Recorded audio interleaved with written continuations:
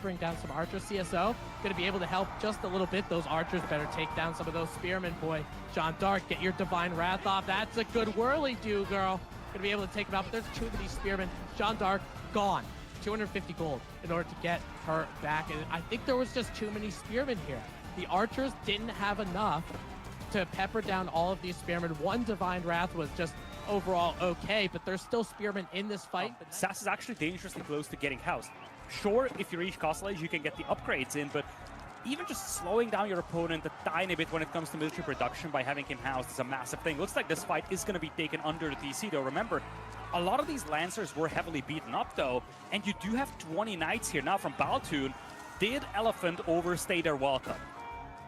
You know, that's a really good question, but as of right now, with those Castle Age units, it looks like they're starting to clean up a little bit. Military count, 76 to 28 in favor of CSO and Louis M10. A lot of Knights don't really want to take a fight. They more so want to get into the bases and do some counter raiding.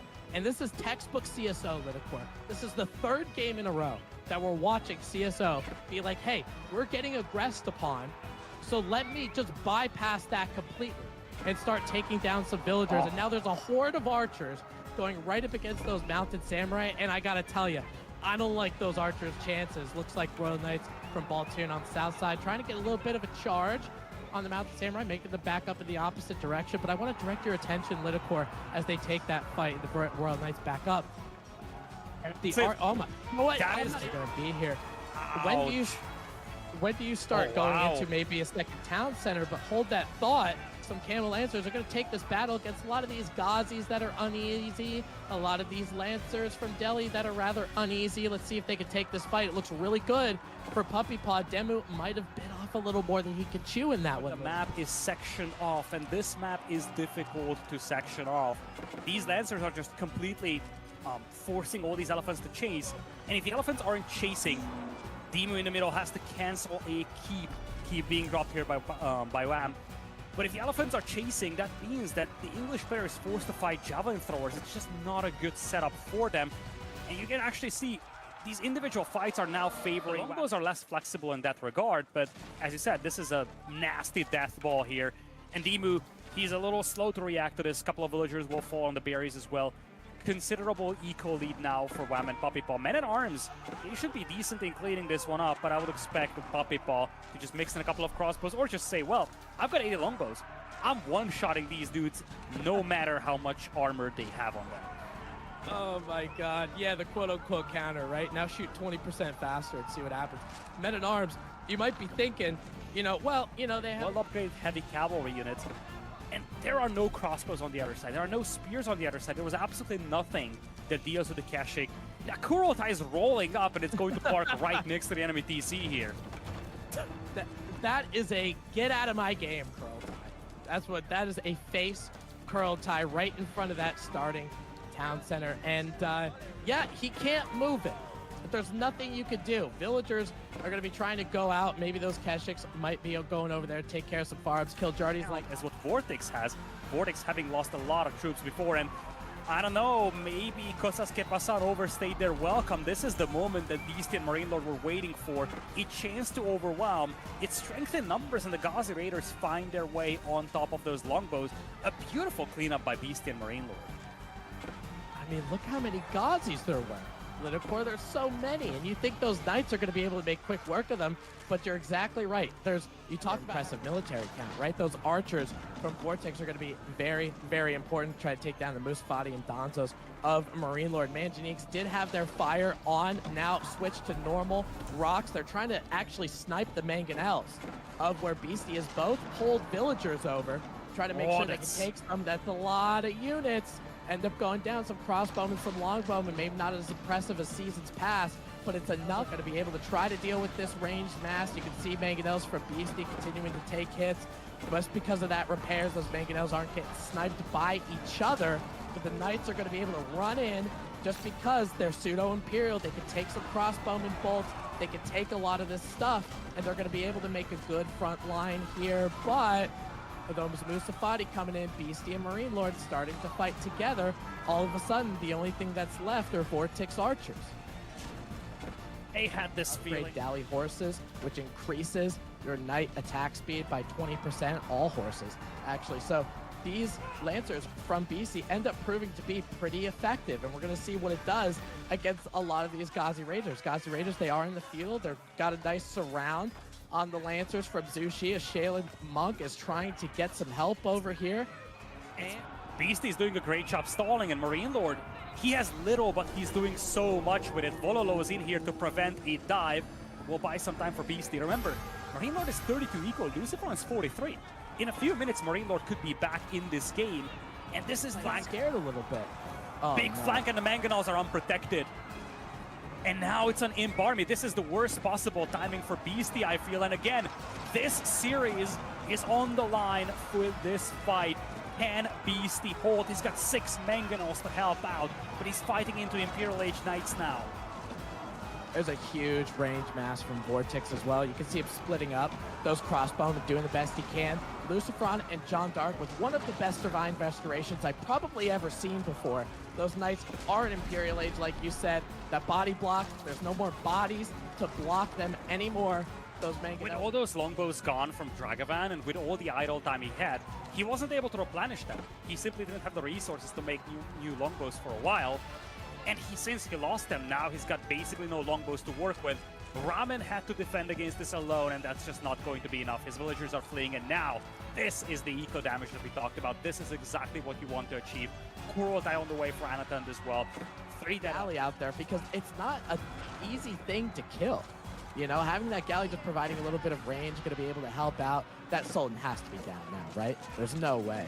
Looks like they're trying to body block it with those Ghazi Raiders, but Spearmen are going to prove to be the MVP here. Springwell Towers from Dragavon as well. Just trying to be as cheeky as they possibly can with this Sultan rush. But now, we saw that first...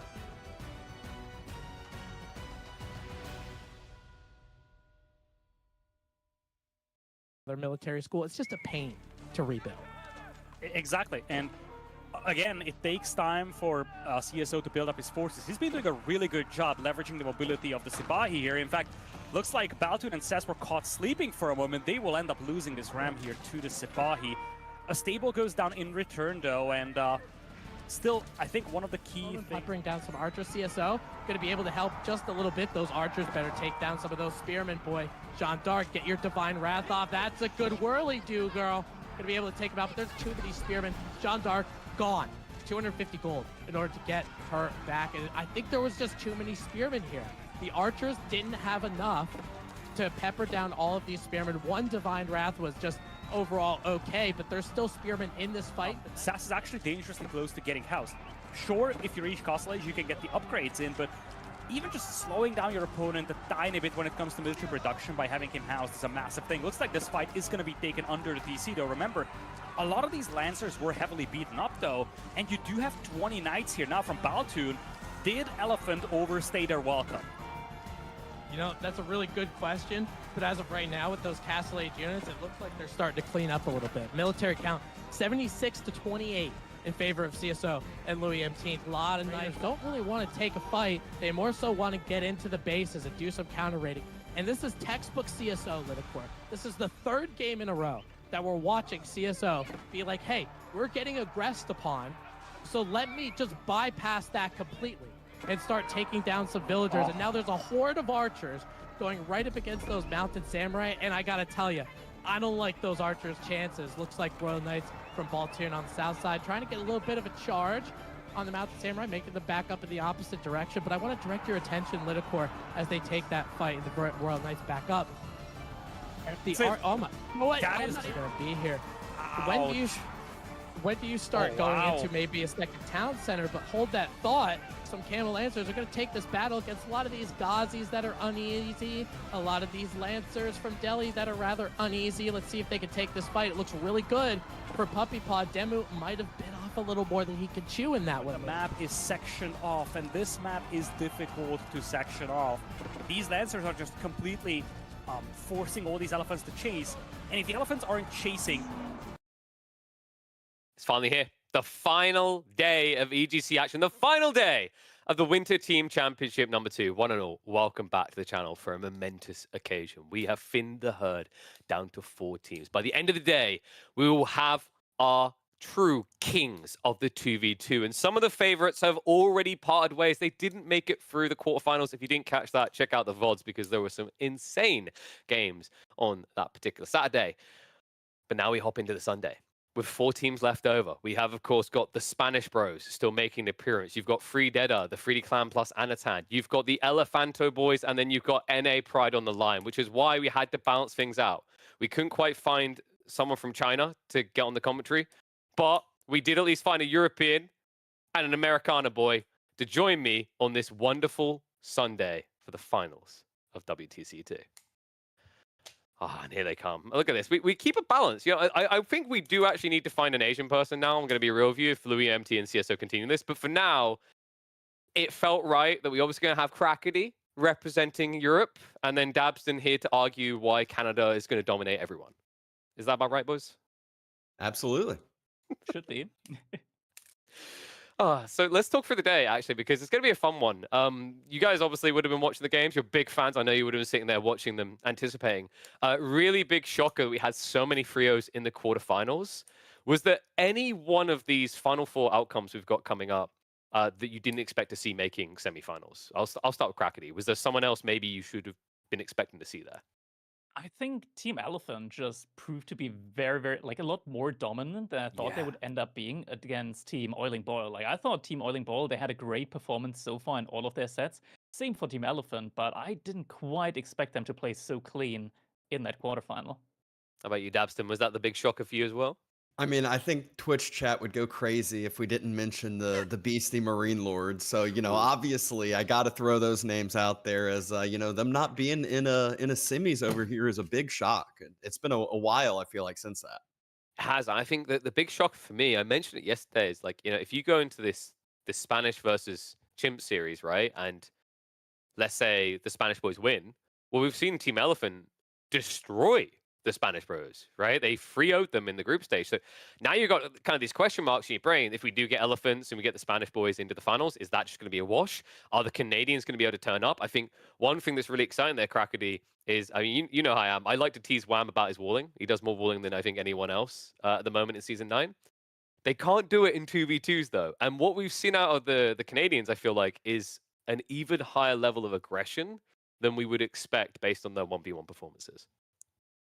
Yeah, a lot of aggression so far. I think in general, what we've seen in the 2v2 format so far, I mean, BC Marine Lord versus Kozak Passan, that's like the prime example. BC Marine Lord, players that historically, in combination, like to play a more passive game. Granted, Marine Lord can also play aggression, but like when those two combine, it's usually more like a late game oriented playstyle. Vortex and Lucifron, it is all in about the aggression, and we could see that kind of playstyle really dominate there. And that's the thing, I think, Dabston. We've seen aggression from every team, right? Even the Elephant Boys that look for that late phase of the game, and especially from these two teams. Costa Passan, you'd come to expect it of Vortex and Lucifron, and gotta give Freededa the credit where it's due. Yesterday, their series, suffocating. They did not leave any space in any of those games. Yeah, I mean, I feel like both of these teams are ones that wouldn't be too surprised to see some under 20-minute games. Definitely from KQP. I feel like their average game time might be 5 to 10 minutes quicker than the rest of the field out there, and just known for those timing attacks, going to attack with both armies together and kind of single out an opponent if they can. Yeah, it's also interesting to think about Crackety because, you know, obviously people don't practice 2v2 as much, and something that I think Vortex and Lucifron have been renowned for in the past is their ability to iterate rapidly, right? That was something that especially was useful when we had the Golden League, because we had those different rule sets, and something that everyone else highlighted is these Spanish boys seem to be a mile ahead on finding new builds. Yeah, exactly. Just being able to get so many practice games in with the relative, I think that's also a big plus for the Canadians. Now in 2v2, finding practice partners can be a little bit more challenging, but being able to just reiterate and able to just have a lot of strategic talks with like with your teammate can make strategic thinking much better.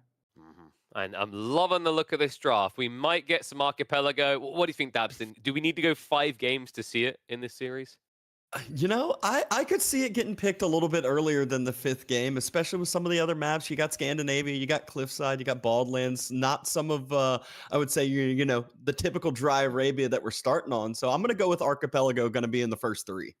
I wonder if that was a free Deader pick, because Kraken knows where I'm going with this. B in particular likes to drop off fish manually at locations. I wonder if maybe a Chinese pick comes in there. Could be, could be. I mean, something that I've noticed, at least in the 1v1 portion of Archipelago, is that there isn't actually that much deep sea fish to go around. So being able to increase the amount of food that you get with a drop-off through that method with a mill and Imperial Official on the shoreline would benefit quite a bit. I'll have to see if that comes up as we get there. But we open up with a very interesting combo here. Usually arch enemies, Jean and Deli on the same side for free Deader. For Cosa que Pasan, they are going to keep it El Clasico, as we know they would. English lightly in the hands of Vortex, Lucifron, possible in the HRE, or we mix it around. Either way, I'm expecting a bloodbath because neither one of these two teams knows how to sit on their ass for 10 minutes and boom. So it's time to begin our explosive semifinals. Game number 1, and it begins on Dry Arabia. All right, let's jump right into our first set here. 3DB and Anatant playing as teal and blue. We got Jean d'Arc and the Deli.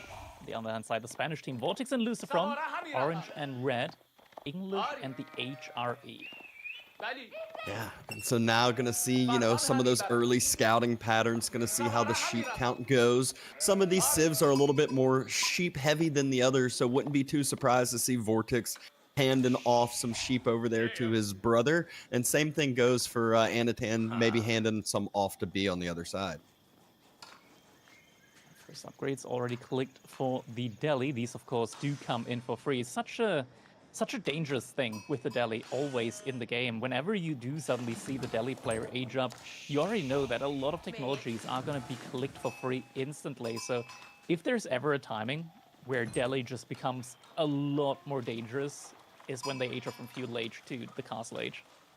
Yeah, it kind of feels crazy. Just some of those little small changes with scholars being so cheap, it really just allows them to stack up that scholar count while still playing feudal age. They're, you know, known for their feudal age, taking the sacred sites. And then all of a sudden, it's what, 10,000 resources they're getting for free once they hit castle? Maybe not 10, but feels like it at times. Definitely a lot of them, and they come in really quickly as well. New Dome of the Faith, I say new, but it's been reiterated time and time again, has had a lot of changes in the past, and currently it's just able to produce the scholars quick and cheap, as you mentioned, and that means nowadays you can find yourself in situations where you age up to feudal age, and by the time you leave feudal age, you're up by like 14, 15 scholars already. Age up's now coming in, Archon Chapel for Lucifron with the HRE. Not on the wood line, but is going to be able to supervise both the food as well as the gold. And that's a big decision here. Going for the Archon Chapel on the gold instead of on the wood kind of tells the story of how Lucifron wants to play this. This kind of tells the story that he might want to go for a fast castle age behind this and not a all-in feudal age play. Because if you do an all-age feudal age play, you would usually put the Archon Chapel next to a wood line to get those production buildings out. Probably not necessary, considering that you do have Vortex playing as the English, and longbows are a very good defensive unit.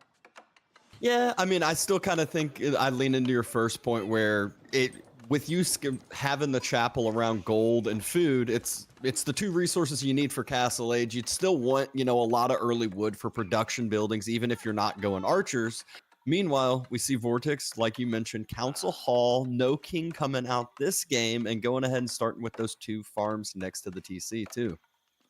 Yeah, nice little double farm opening means that his food transition is going to be coming in very smooth, no stuttery income there from him. Pretty much always going to have enough food to get villagers and units out. More farms coming in on top of that. Very nice economy there behind that with the English. School of Cavalry, on the other hand side, no surprise, Dome of the Faith as well. Looking at the markets, the markets aren't in the greatest spot, but that's where you have an ally for potentially. Like, something that's very nice with both French and Jean d'Arc is that if they fall behind an economy to like another player, they don't need to add another TC, they can just go into trade. Yeah, and that's actually where you'll see French and Jay play this a lot with, you know, especially people who know the team game meta. It isn't always them dropping TCs. It's usually dropping a couple markets and starting in trade behind, especially having that Civ that usually takes that map control, has some aggression with the early knights. And doubling down on that exact thing we mentioned earlier, Fast Castle is exactly what we would expect from Lucifron, seeing an outpost with arrow slits being invested into on his gold as well. Yeah, now there are a couple of nuances with that. When you're playing up against the Delhi, going for Fast Castle Age means that at least for, like, there's going to be a 1 to 2 minute window where you're going to completely forfeit map control. Like, map control is going to be in the hands of the Delhi, and Anaton is very good with them. So we're probably going to see a timing, like 7 minutes in, where we're suddenly going to hear 3 bells just ringing, and all 3 sacred sites are going to get captured at the same time.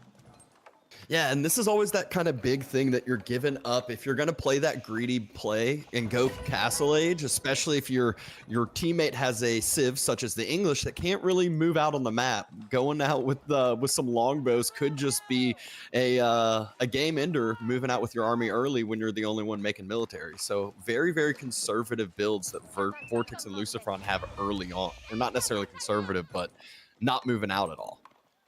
Pro Scouts has come in for 3DB, so we are seeing some deer being carried over to his own base. He did, as a trade-off, he did send a lot of sheep over to Anaton. So Anaton's base right now, there are a lot of sheep sitting there. And you can see Lucifron trying to push some sheep out and about, but like we just had talked about, those Pro Scouts are just going to pick those up. So the deer spread doesn't matter like it does in other matchups. Something that it does do, if you've already shift-clicked onto the deer, if you actually kill them, the shift-click command is going to go away, so you're going to have to retarget those deer with your scouts. Reckness Cathedral now going to be coming in for Lucifron. Only a single scholar still sitting, prelate rather, still sitting inside the Archon Chapel. So no move out yet at this point in time. We are seeing the stable getting prepped or cancelled and maybe re-prepped again a couple tiles further out. Yeah, did not want it in the chapel range of the farms that you... Oh, speaking of, there's already a house taking over a nice little spot there. But stable, it's going to be the night play from Lucifron. He wants to be able to retake that map control that we talked about that they are giving up. And now that we say that, Anatan pumping the archers to combine with B's Royal Knights. Royal Knight and Archer play here, that's definitely what they're going to need up against the army that Vortex has as well. Looking at Vortex, he doesn't have that many military units out at all right now, so I'm guessing he probably has gotten every single economic upgrade that he can get. Yeah, and you can see Efficient Productions working its best. JD going with the couple shots and usually want to go with her abilities. The nice old arrow to finish off the villager, but was not able to get it out in time. Gold is being denied for the time being right after Lucifron's age up finishes. Yeah, second scholar, Prelate again, has come out for Lucifron, but no relics on their way back yet at this point in time. Army from Vortex is going to walk around now to his brother's base, and he will want to at least buy a little bit of room for his brother to start getting some of those relics in First Sacred Site. Capture is coming in now behind all of this, so soon we're going to see Delhi just get a lot of gold influx in there as well. First Sacred Site came in, second one about to be captured up as well. Just a scout right now being there and making sure that the cap isn't going to be coming in as quickly as it could. Another scout once again, and they're like, this is actually a lot of value right now, just being able to deny this capture for like a couple more seconds, like half a minute more, means that your opponent's gonna lose out on like 100 gold. And now we see Lucifron sniping out JD with his knight, but 3DB is coming, uses the heal. JD gets sniped on out, but at least gets a decent amount of return damage. Lucifron, knowing him, will end up pulling that lower health knight back later on and having a prelate heal it back up to full. Archers now coming in as well though, and suddenly this isn't really a fight that Kosa can take, and there we go. A lot of spearmen are going down. Prelates are getting sniped out as they try and take the relic. Yeah, and the English army moves out a little bit too early, like we had talked about. Not enough spears there, not enough knights to be that front line, and units starting to fall rather quickly. 3DB and Anatan have a huge army mass, a huge army lead, as well as the sacred sites behind it. 3 sacred sites. That's roughly 10 villagers worth of income right now that Anaton is getting for free at this point in time. They got all the map control as well, so Pro Scouts is going to mean that there's not going to be a farm transition necessary for either of these players for a long time into this game.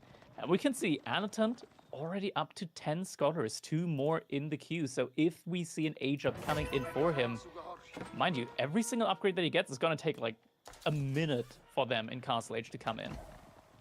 Yeah, and he has done the correct move, starting to make his own spears, knowing that Lucifron's Knights could be the kind of difference maker in this middle parts of the game. So has a defensive unit to allow 3DB to continue the aggression forward, continue this denial, able to start diving Lucifron's base, and they are on the full dive here, going into Town Center Fire, going into TC Fire, but deciding to pull back now.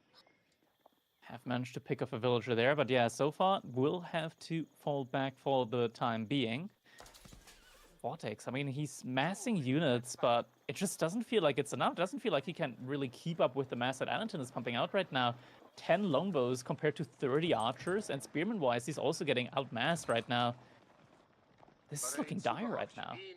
Yeah, I mean, it's just one that the map control given up, and 3DB and Anatan have so much tempo. I think this fast castle play has now secured 0 relics, if I'm counting correctly. I don't think I've seen any actually be able to get pulled on back, but as I say that, we see the first relic start to get taken. A nice old military escort kills one of 3DB's knights, and the first prelate bringing the first relic back. Anatun now, though, pulling his entire army over as well. That's a lot of archers. Doesn't do a lot of damage to these Castle Age Knights, but doesn't need to. He does have the Spearmen, and they're going to be able to deal with that. And in the meantime, B, with just a couple of his own Knights, able to once again deny the relic. It was not escorted for long enough, but does end up losing a villager on the woodline. Lucifron trying to get some return damage in the economy. Knights starting to charge each other, and 3DB, while he has the significant amount of numbers here, Lucifron has the higher tech value here with the Castle Age upgraded Knights. And it looks like 3DB and Anatan are starting to pull back, at least for the time being. Pulling back for now, yeah, but now House of Learning is going to be coming in. Another prelate tries to get a relic back home. One knight No on a way! mission gets the charge in, and a prelate once again gets denied the relic. This is just so demoralizing for the Spanish brothers. It's now 12 minutes into the game. I think Lucifron's castle finished about 7 minutes, and he still doesn't have a relic to speak for. Yeah, this is an issue as well. Like, for every single sacred site that your opponent has, you want to get at least one relic in. So far, not a single relic contested. At least one of the sacred sites got decapped now. But this still feels so rough because Anatun, look at the minimap. I think I already see a lot of little teal dots. I think these are scholars moving out to the individual relics on the map. Never mind, that's just normal military units. But there we go. Now the scholars are coming out to play. They're all getting split up onto the individual relics. We're going to see a lot of pickoffs coming in here shortly, together with a lot of upgrades being researched. Yeah, and this is the timing that we wanted, that we kind of were mentioning in this pregame about Delhi, where all of a sudden you blink, they go castle with the highest unit mass in the game as far as their military, and all the upgrades are going to come through. Knights charging against each other, JD here in support, and this time it's 3DB escorting Anatan with the relic on home. JD is going to snack up some experience here on these knights as they get pinched, but the relic will get denied for the time being. Now, though, Anatun's military is coming through, and I can imagine that veterancy is going to be coming in very shortly. A snipe on Jean d'Arc. Coming just in time. Actually, veterancy still... it's 30 seconds. It's 30 seconds. It's coming in quite quickly. Yeah, and that's, you know, keep in mind he did move out with 5 scholars for those relics. So of the 14 scholars, not all of them are inside the mosques or the Dome of the Faith. So it could be coming in even quicker than it already is. And another relic has been sniped out. We see that we now have 2 relics secured for the HRE.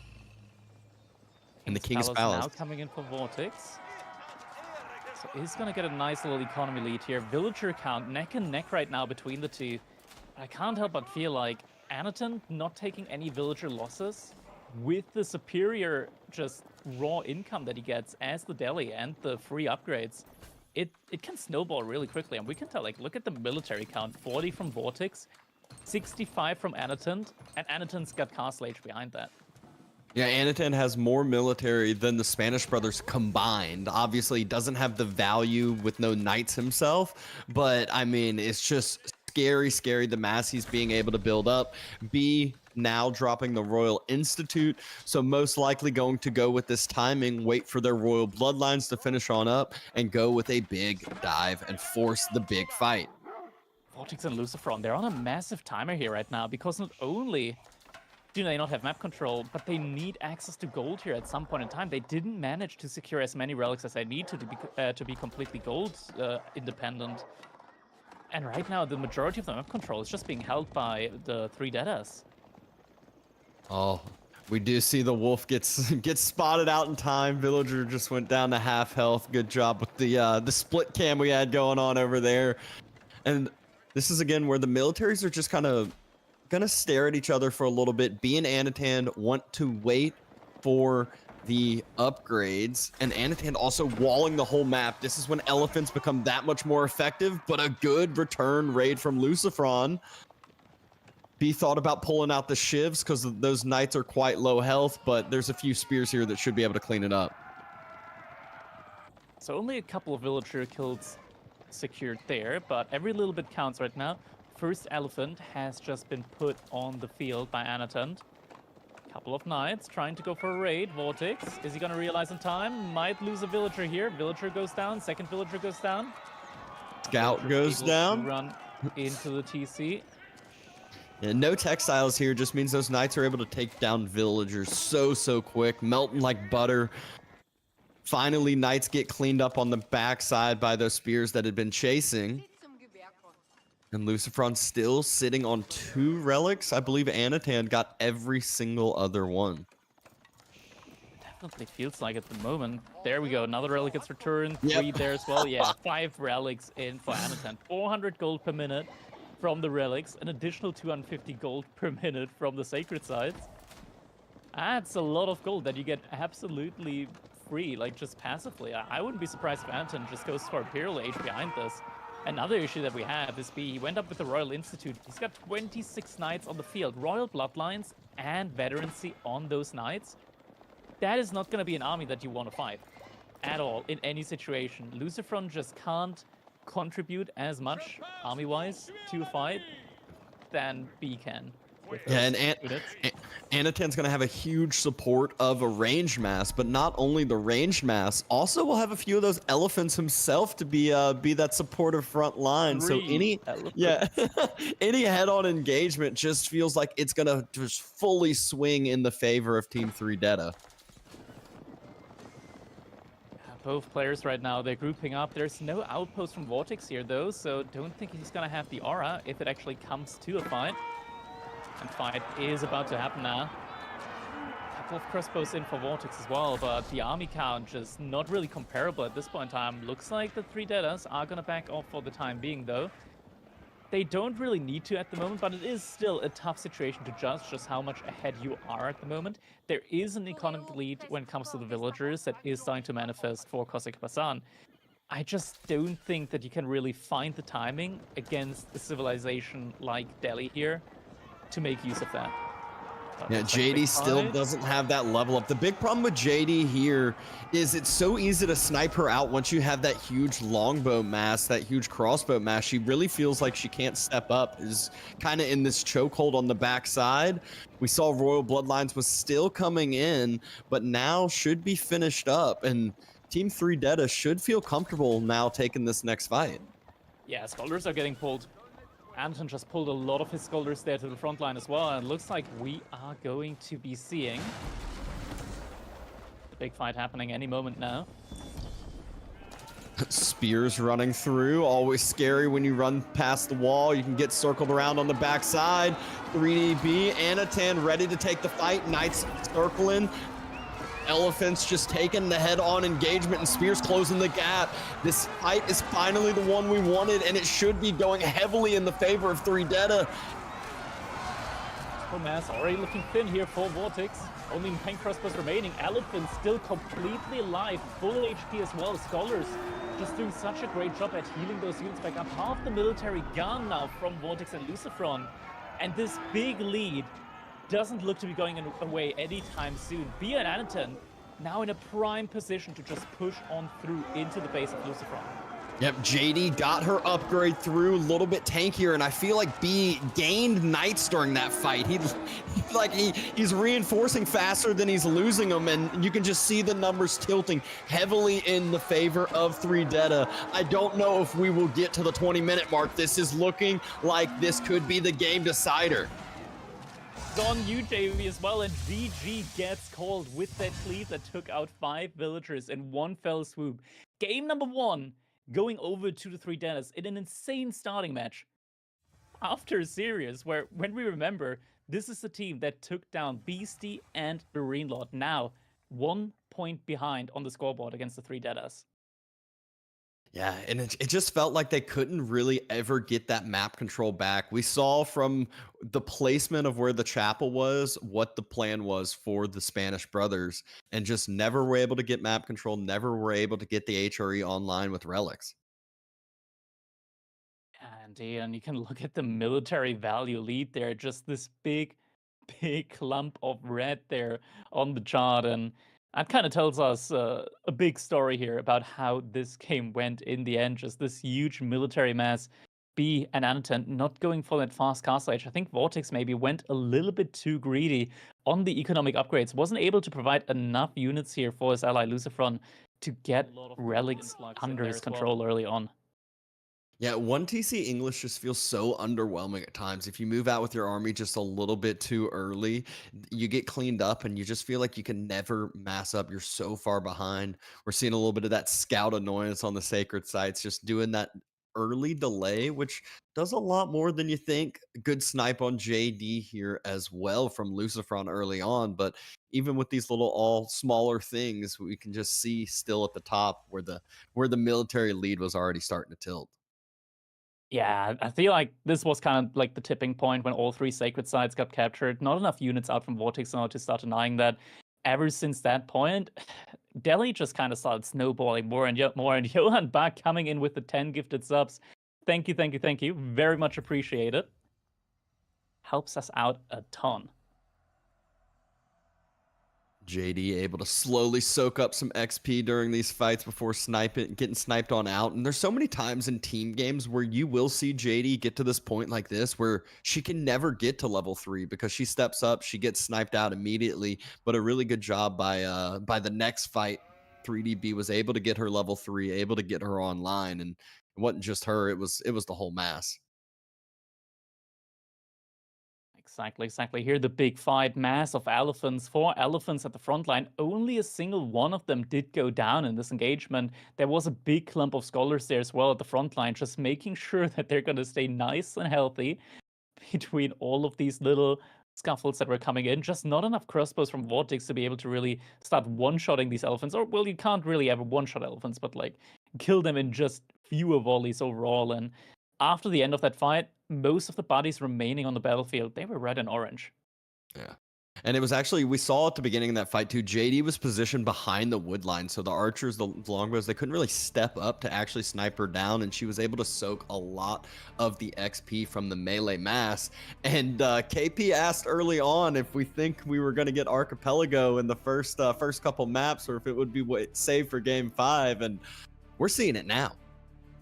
Yeah, Archipelago. We see Ayubit and Abbasid against Order of the Dragon and Marlians. Now, Marlians is an interesting one because they've been changed. They've been changed a little bit on water. So something that Marlians do now is their fishing ships, whenever they drop off food, they're actually going to start dropping off a little bit of gold as well. So it's a nice little bit of a change in dynamics there, where now Mali actually has a pretty nice buff on water as well. They aren't 100% reliant on that early pit mine, which realistically you can't really go up get it up early when you want to also like get fishing ships out. Yeah, there's also the transport ship cheese, although I don't think we'll be seeing that this game. But I remember when Mali first came out and people jumped into their transport ship at the beginning, everyone thought it was the most OP thing in the world. Never forget that you are still idling units inside of the transport ship, but man, Debston, I gotta say, like, we're in that Christmas season right now. We got that Christmas spirit, and coming on here on the final day, being able to cast the finals here on EGC, I just want to say, like, I'm really thankful today, both for EGC TV, but I think most importantly for all of you people here right now in the chat supporting us on EGC TV, being able to bring you guys all of these amazing tournament games, and it's only up from here. Like, we got so much more stuff planned. It's absolutely insane. Yeah, it was fun watching some of the previous series the other weeks, and it was really hyping me up for the finals. I mean, we saw some of, Beastie and Marine Lord getting knocked out by KQP over here, and now they're finding themselves a foothold behind. They're going to try to climb themselves back up, and Archipelago is the map to do it on. It's the map for the people, you know? It's the one the viewers like to see. All right, let's jump right into our game number 2. Redata versus Kozuka Pasan. We got Anatant on the Malian. So we talked a little bit about the transport ship cheese. That's usually something that B or Cat would like to do, but Cat is playing on the Ottoman. So we also have like a little bit of a player switch out here, as B is going to be taking a seat on the back lines here for this one. Yeah, and I love having that team where you can, see some subs get utilized. Maybe we'll get to see Blade get in on Team NA today, and I know he's been grinding some PoE, so maybe it'll work out in the AoE4's favor. Everything could happen. Docks starting to be dropped though for all these players. And the first dock is typically, as we see every single player do, is drop on the backside. You kind of want it safe, secure, have your opponent take a little bit more, not walking time, but sailing time to get back to try to take down some fishing ships if they're trying to be aggressive. Also forces them in between both of the islands and makes it to where it's really easy to get 2v1. Yeah, definitely. I think the dynamic here on the 2v2 version of this map, it's very, very interesting. I think much more even compared to playing this map in 1v1s. You can see already, like, in 1v1s you have 3 sacred sites. In 2v2s, you actually only have 2 sacred sites in the middle here. You also have a lot more deep sea fish around these little islands. I think the 2v2 dynamic on this map is actually just absolutely beautiful, and that's why I really love seeing this map coming out in this team tournament. Yeah, there's a lot of kind of just random strategies that I saw a couple different strategies where someone actually went no water early on and went for a quick feudal into the aggression, and then teammate. There's all these random different. I don't suggest that strategy. I always say when there's deep sea fish should get taken, and so that's where we're already seeing that now. Even seeing a double dock play this early on from Vortex. It kind of makes sense as Vortex to be able to go for the double dock, because as the Ayubits, you do always have the option of going for the advancement wing, where you're not going to need as many villagers on gold or on food because you're spending less resource on the age up. So you can instead use those resources to invest into more fishing ships. Yeah, allows him to be even greedier in this dark age, can kind of vault himself up even further. And both the, Abba over there, his teammate, can drop some docks for quite cheap, and already dropping a dock onto the front side. So maybe Lucifron is the one that's going to try to be the aggressor here in this earlier feudal age play.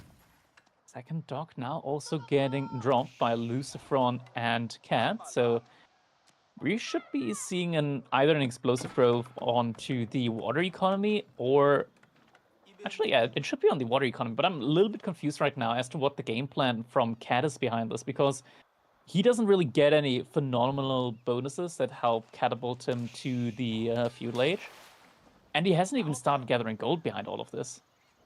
Yeah, I think we just saw him send his first villager over to gold, so it feels like, I guess the one way to look at it is won't be as delayed, because Abba still can't, rush up their landmark, but does have the benefit of having all of those villagers and fishing boats working that whole entire time, so we'll have some extra resources once he does end up going up.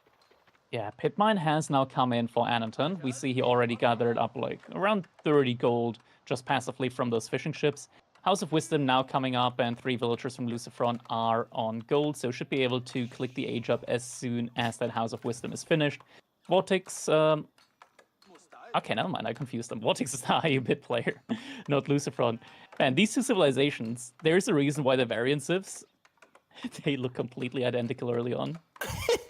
Easy to swap up, and with having purple and pink, not saying it's that easy colors, but it's still easy to kind of swap up those two colors, seeing what age up wing Lucifron is deciding, and it's gonna be culture. All right, Culture Wing makes a lot of sense on water because you are always having like that added opportunity of being able to go for, oh, interesting, to go for a fast Castle Age as well, since you are getting the rebate there, especially on all the technologies. We're actually seeing Vortex not going for the advancement wing here. Instead, it's just going to be the normal economic wing growth. Gives himself an additional 3 villagers.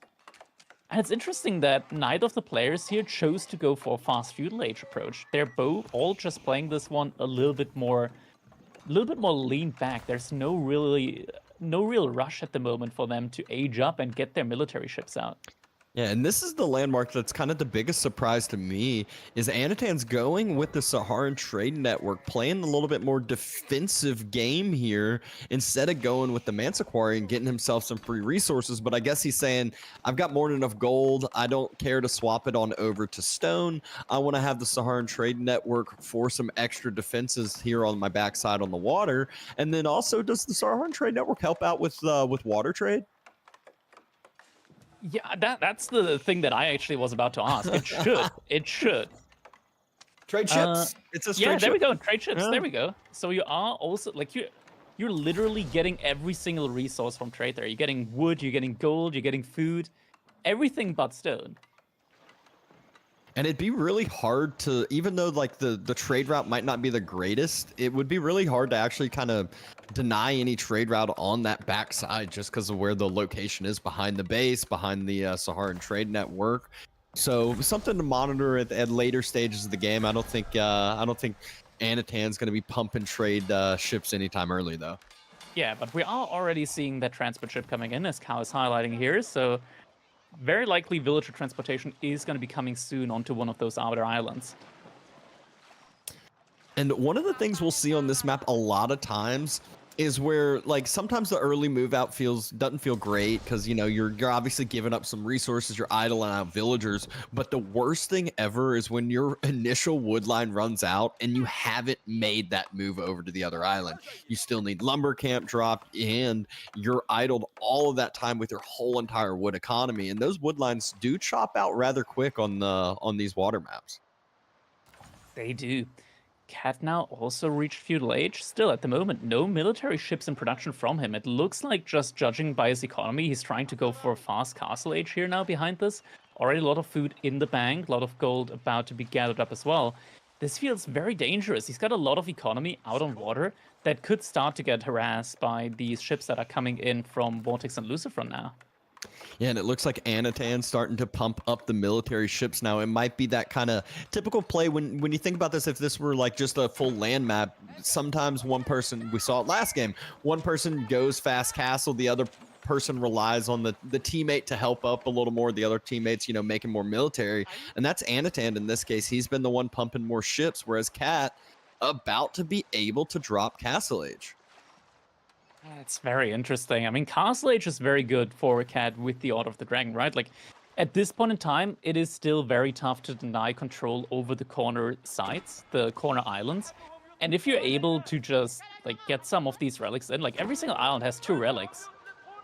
If you're able to just get those relics and put them inside of your docks as well, not only are you going to increase the attack speed of your ships, as that is a bonus that the HRE and Order of the Dragon get, but you're also just going to get so much passive gold.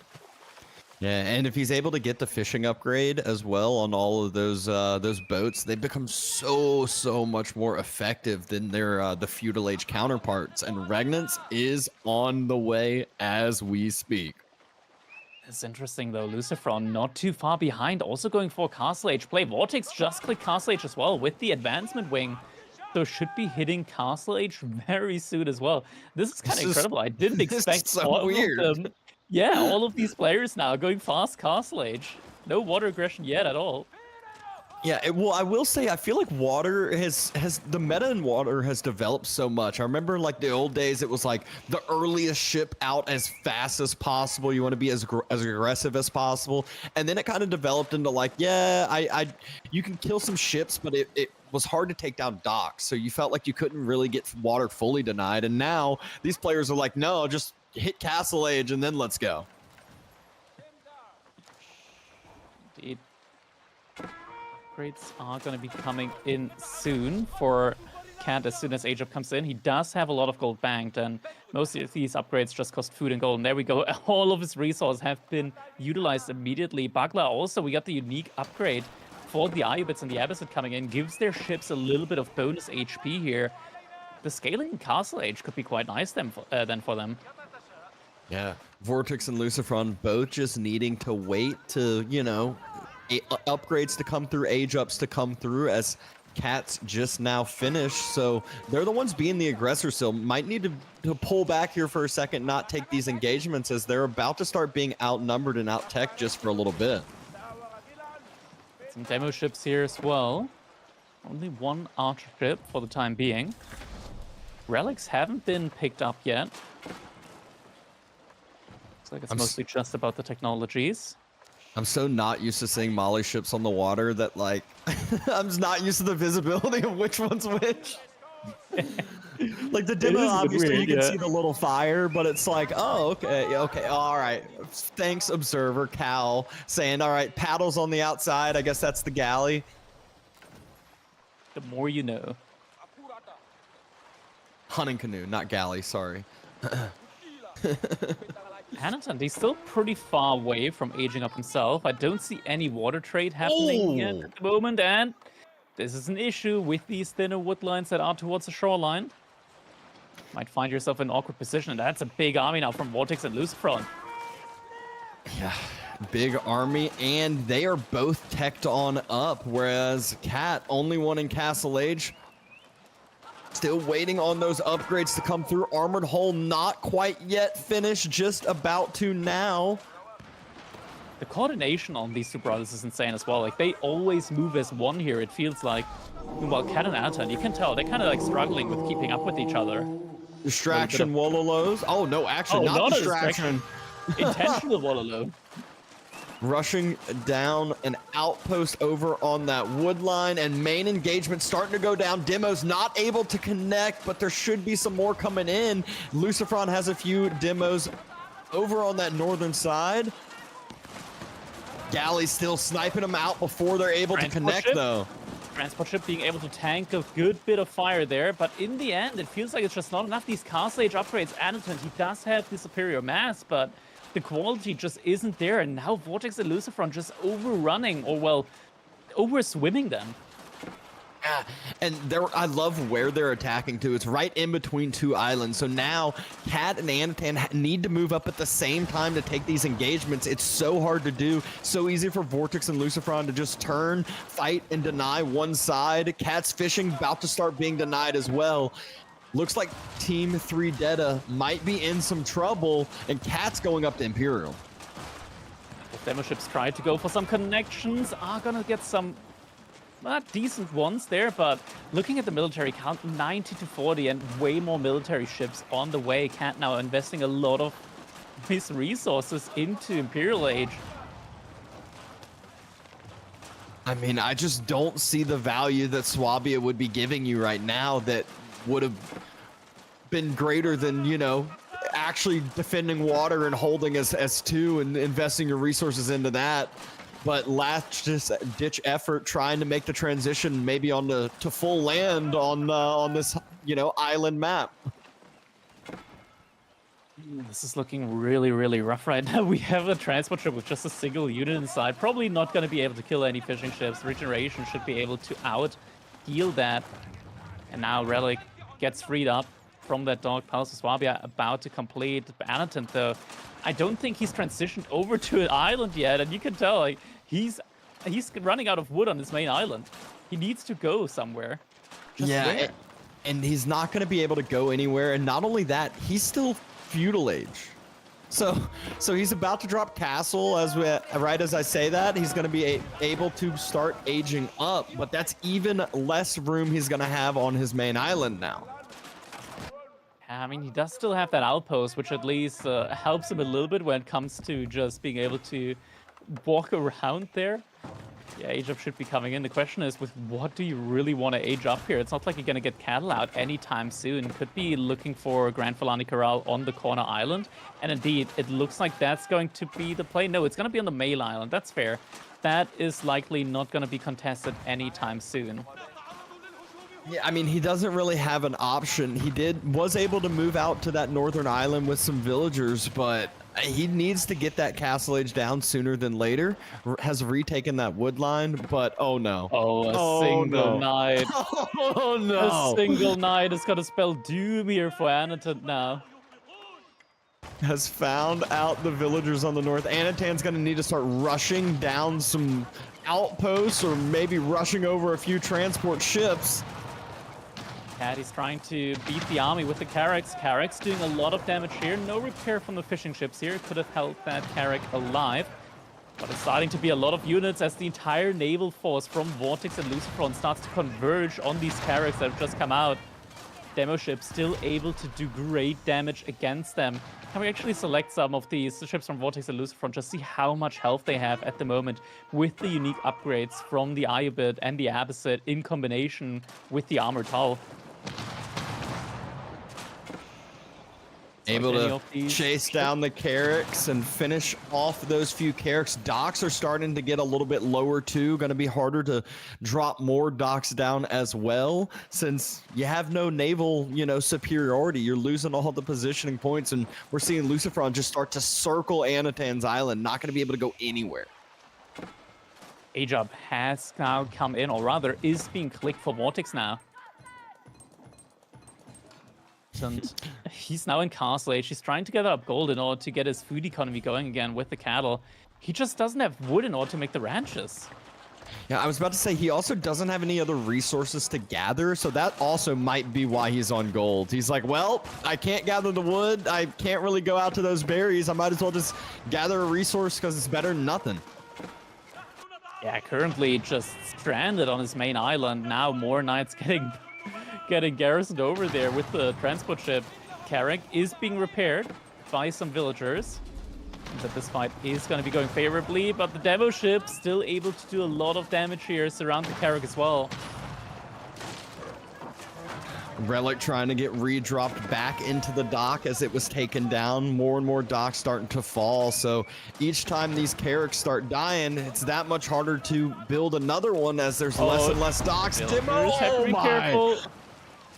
A mass villager pull to rebuild and repair this Carrack, and another demo on the way. Villagers are cheap, so this is fine for the most part. Just pull them again, pull them again. Cat still has enough food to just keep massing villagers here. This is gonna take a while to kill anything. Yeah, as it goes to drop off, it's gonna get healed up, and now that that transport ship's gonna focus something else. Oh no. Oh, no. I see a lot of the villager. Yeah, that kind of tells a story here, doesn't it? Yeah, Cat has Swabby and he's sitting on 52 eco. Yeah, it doesn't feel great at all right now. Cannon placement does come in with a relic inside as well. Without the upgrade, I don't think this is going to be in range in order to start hitting that outpost, but the outpost doesn't feel too safe here. Has a relic inside, but man, this is Northern really Island. A desolate situation at the moment for the Three Deaders. Yeah, I feel like Anatan's about to lose his main island that was his original TC. Lucifron has it fully surrounded. He's taken down all the docks. He's taken down the Saharan trade network. And I don't know how much gold's left in that gold vein, but it can't be too much at this point. Xebex now also coming in for Vortex. 3 already in the queue. Lucifron behind this, also aging up now. So we're going to be seeing double Xebec play here coming in soon. The market has been destroyed from Anatan, and Cat is sending him just enough wood in order to be able to rebuild a market. He's just so... This just feels so bad. It's like the old days of the Mongol Tower Rush where all of a sudden you look and there's 4 outposts all around your base, except it's just you're on an island with ships all around. And finally, Team 3 Deta throws in the towel. It is a tied-up series, 1-1. And these water battles, I really didn't expect it to turn out this way. Like, we had all of these players just suddenly try and immediately rush up to that Castle Age military, though. always in favor of Lucifer and Vortex. Felt like Anaton and Cat were just a little bit, well, not too greedy, but too overzealous, I feel like, a little bit. Like, they made ships, but they never really started attacking. Yeah, and they were. It still felt like they were on the back foot when KQP both went up to Castle Age, and Anatan and Cat were getting attacked, and it was like, wait, it's supposed to be the other way. It's supposed to be, you know, the other side goes double castle, and it's like, oh, now this is free. Now let's push, and it should be an easy time to take down a lot. But instead, they were on the back foot. They got denied some fights, lost some more and more, and you can just see how far that graph just started to tilt in the favor of Team KQP. Yeah, indeed, it did. Total resource guide as well. 15,000 resources difference there between them. Exactly, and getting another water map involved as Scandinavia is the next choice. This is obviously the one with a little bit of this is accessible water on the sides and some deep sea fish, kind of more in tune towards the center of those side rivers, lakes, whatever you want to call them. Yeah, and we're going to be seeing China and Japan from Kozuka Pasan and Juji and HRE from the Data. So both of these teams have some very, very decent civilizations here on this map. I'm wondering how exactly this one is gonna go. I mean, China and Juji, they kind of like even each other out a little bit. I want to say Juji has a good bit more tempo, especially on these type of water maps, where if they get like really good meditation garden spots, they can really explode into feudal age, get a lot of these ships out, and just overall being able to both attack on land and on water, because they can immediately get Juggernaut out and don't have to go for a dynasty. So just getting like 1 to 2 Juggernaut out, having them on the gold, being able to just do a lot of damage to villagers there, it's going to force a major reaction from the opposing player. On the other hand side, Japan, they explode in general when it comes to water. Just very, very cheap fishing ships, and then a transition into Castle Age. That's where they thrive. Mounted Samurai are definitely no joke here.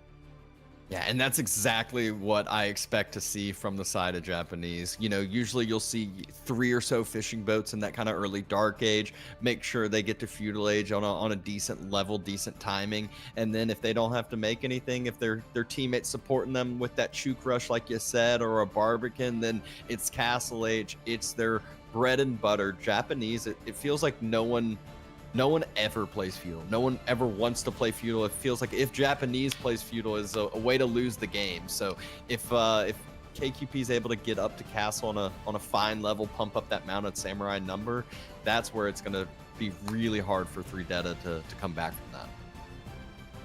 Yeah, exactly. Something that is viable in feudal age for Japan, it's the Koka Township, where you get those Shinobi out, and Shinobi on water map specifically, having that sabotage ability, being able to deny dock production for 30 seconds after getting that sabotage ability out, really, it's one of those abilities that if it comes in at the correct time and catches your opponent off guard, you're able to get into like a checkmate situation where your opponent just doesn't have a way of coming back on water. Yeah, and that's one where in 1v1s, it feels like the Shinobi are underwhelming at times. Like, sometimes the timing plays out, but a lot of times it's like, all right, you know, they kind of delayed me a little bit, and now it was a big flop. With 2v2s, it really, really can mess up that timing. All you need is 1 to 2 of them, and then you don't even have to invest too much resources into it, and allows your teammate to take over the water, fully secure one of the sides. With Scandinavia, it's not about winning both sides. It's just making sure you got one side secured at least. Exactly. As long as you have one side secured, you're going to be able to, like, even as a team, go out with both players onto one of those sides. Something to keep in mind is that there are neutral markets on this map. So fish trade, water trade can be an option. However, it is relatively easy to shut down. You just gotta get like 1 to 2 outposts outside of range of ships, but in range of the neutral markets. That way you're gonna be able to relatively easily kill ships from afar that are trying to trade with the neutral market there. But we've seen it time and time again where people, in the heat of the moment, they might not think about that. And they might let like water trade go on uncontested. If that happens, you could find yourself in a situation where even if you're winning on land, even if you're killing economy there, your opponent still has a lot of economy and water and might be able to come back. Yeah, I kind of, the previous couple weeks when I was casting, there were a few games where I saw that exact thing happen, whether it was one team winning the water and investing way too much in water trade, and 1 to 2 outposts was able to fully deny all that investment they had, or one team feeling like they're in a good spot, and then I look at the vision changes and you see, oh, they haven't scouted the water trade, and all of a sudden there's 30, 40 water trade boats, and they're bringing in multiple resources as well, so it makes things very, very easy as a whole. You get your nice old food from the fishing boats, and then you get some gold and wood from the water trade. Exactly, just overall getting a lot of resources there potentially from water trade.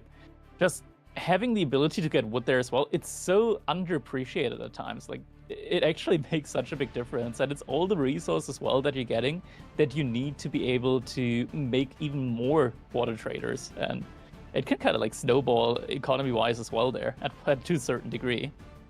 Yeah, my big question is, I don't know, do you think we're going to see any of the HRE Dark Age Spearmen, as we'll see that at times on some of these hybrid maps, but sometimes, you know, people think that Scandinavia might be not enough worth to invest into the Dark Age Spears. It could be good against Japan if you go for it right away, just because you're going to be able to like deny Koka for a significant amount of time. But once Koka comes in, I don't think you can really get any great use out of the Spearman anymore. Just the Shinobi, they deal so easily with Spearman, doing 25 damage overall to melee units. 3 hits and the Spearman's going to go down. Yep. But enough talking about it. We can see the timer start ticking, hits 0. So we should be getting into this game number 3 in just a little bit here. All right, and here we go. Game number 3 between the 3 Datas and Kosa Kapisan. And indeed, we do see actually an opening from both players on the side of 3 Data. No water in mind. They're just gonna go, like, it looks like Anton's just gonna go straight for Feudal Age, and B, with the HRE, it's just gonna mass up Spearman here. Yeah, and meanwhile, on the other side, we see the typical expected play. Hey, both sides are going with the dock to start on off. So let's see when the side of 3 Dedas is when their play is going to be scouted out, and what the Spanish bros are going to do in reaction to it. Yeah, as you mentioned, does get scouted out now by Vortex, so at least he knows what's coming. We do see a little wall coming in from the shoreline over to the wood line. It's actually, I mean, I love this play. It's not too much of an investment to drop that wall. What is it? Probably 30 wood, maybe not even that. And he's actually dropping another additional segment. This means the spears can't get to his dock. They have to burn through the tower, burn through the wall, or run around it and hit the town center fire. And this is really, really solid by Vortex, just seeing, scouting, getting the knowledge that he needs and reacting correctly. It's not about the water denial, though. It's about the outpost rush, as we see a villager getting pulled by B as well. He's not out for the dock, he's out for the gold. And look at where gold is for Vortex. It's all forward. And he's immediately pulling a lot of villagers without a mining camp in order to get gold to secure himself his age up. Yeah, he's going for it now. Spears can't really get into that range. They're trying to get a little bit of damage in, able to get a few pokes, but not before. The TC.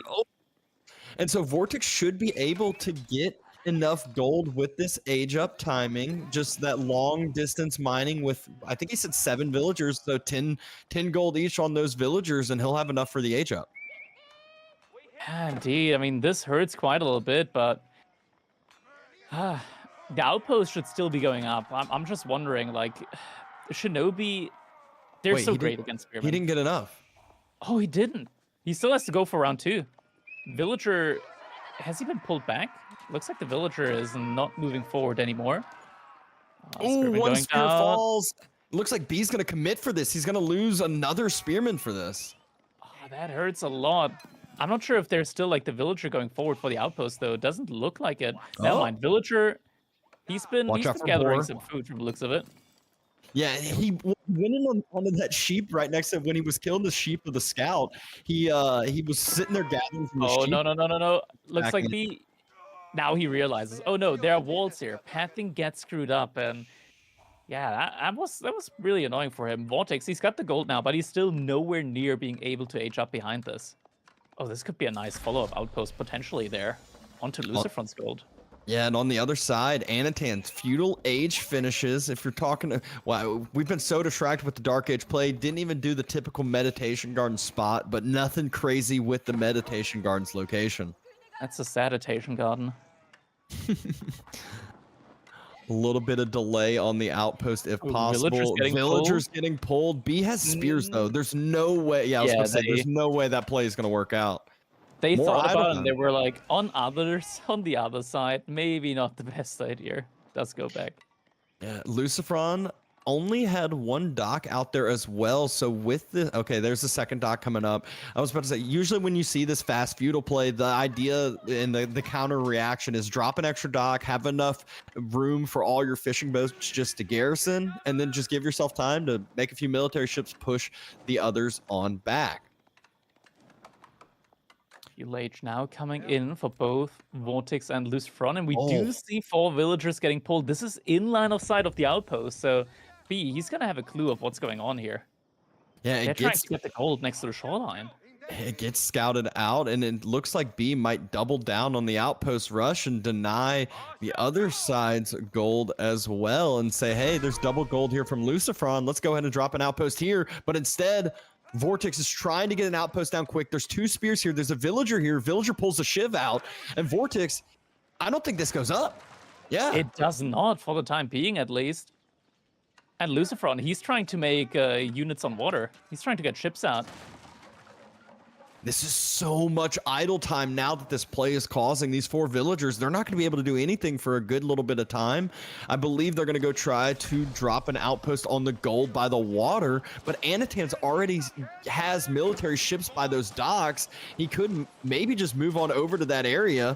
Demo ship on the way. Oh, this could be big. This could be big. If they get control over on this side, they're gonna once again be able to shut down the gold. Demo ship pulls back. Is like, he does know that he right now doesn't have the capability to one-shot that. He's got 2. Oh no, it's the other demo. No. Oh, that's a clean hit. Oh no, that's so bad. But second demo ship. That's gonna be enough. And he can go back to his dock and get those healed on up. Shinobi gets a sabotage on one of the outposts, but that is still something that B can just repair up again. Yeah, and we talked about in this the pregame saying, hey, Japan, they just need to get up to castle and they're in their sweet spot. Well, guess what? We're now almost 7 minutes into this game. Vortex just now able to get back onto gold with 4 villagers, and it doesn't even feel like it's a safe spot to even get back onto that gold for the time being. So Japan has been heavily diminished here in this game from where they want to be. Definitely has. This scout also has done a good amount of damage to the dock in combination with that war junk here. And dock now on fire. Villager needs to get pulled here by Lucifer in order to repair that. Yeah, Anatan could stay in vision with his scout right when that villager tries to move on up. Villager gets pulled, goes for the repair. It's the repair in time. Such a clutch moment here for him. And gold once again gets denied on the other side for Lucifron. Villager has been pulled up to repair that dock. There's military ships here. That villager should end up falling, and the dock is still on fire. This is so bad for Lucifron. Losing that dock now only has 1. That was a demo ship in the queue there. He's gonna get cancelled. Another demo ship comes out though. Has a galley not too far away. Fishing boats can't really gather anymore from a safe location, as we talked about it. Those fish are in the mid-map, and that's where Anatan's attacking from. Has more military ships than Lucifron, and Lucifron only has the ability to make ships out of 1 dock. Once again, this game so far, it's looking really good from Predata. Very unorthodox strategy, but it seems to be paying off at the same time. Vortex also investing a little bit on water. There are fights going on there as B has switched his attention over to the water side from Vortex as well. Injured Springle ship gets pulled back in time. It's just going to get healed back to full. Oh man, Great fishing micro ships from just Anatan. repair. Yeah, the fishing ships are continuously repairing the war junks there throughout the entire time. Demo ship tries to go for the shot, doesn't quite get it, but could takes the fishing ships down. And during this, look at Lucifron's wood line. 3DB, he's moving that outpost rush up, and it's about to, I think he's about to finish a outpost on the wood line of Lucifron. That being said, Shinobi able to jump onto the gold, able to take down a few villagers, and oh no. Oh my god. This is going to be huge if he's able to get this up, able to finish this. Very cheeky play there from him. That's going to be a lot of denial. He sees the spearman, doesn't see the outpost yet. And this is going to allow Anatan to win that water fight that much easier. He's going to cause more denial from Lucifron, cancel out his wood gathering. They got the line of sight. So you can just put the units inside and you're immediately going to be able to deny half of the wood line. Oh. Shinobi trying to do as much damage as possible, forcing a pressure tower on out. Oh, you have They to could cancel jump that on top of outpost. that again. Yeah, you got to cancel that. Sabotage could instantly kill that outpost. He needs a couple of archers at the very least. Outpost did go up. It looks like there was a slight idea to maybe pull the villagers to burn it down. Does think about it twice though. Yep, villager ends up falling, and I believe what B is going to do is just circle around to the other backside, drop another outpost, and have that wood line full denied. Villagers trying to get an outpost up. That's not going to happen. Gets cancelled.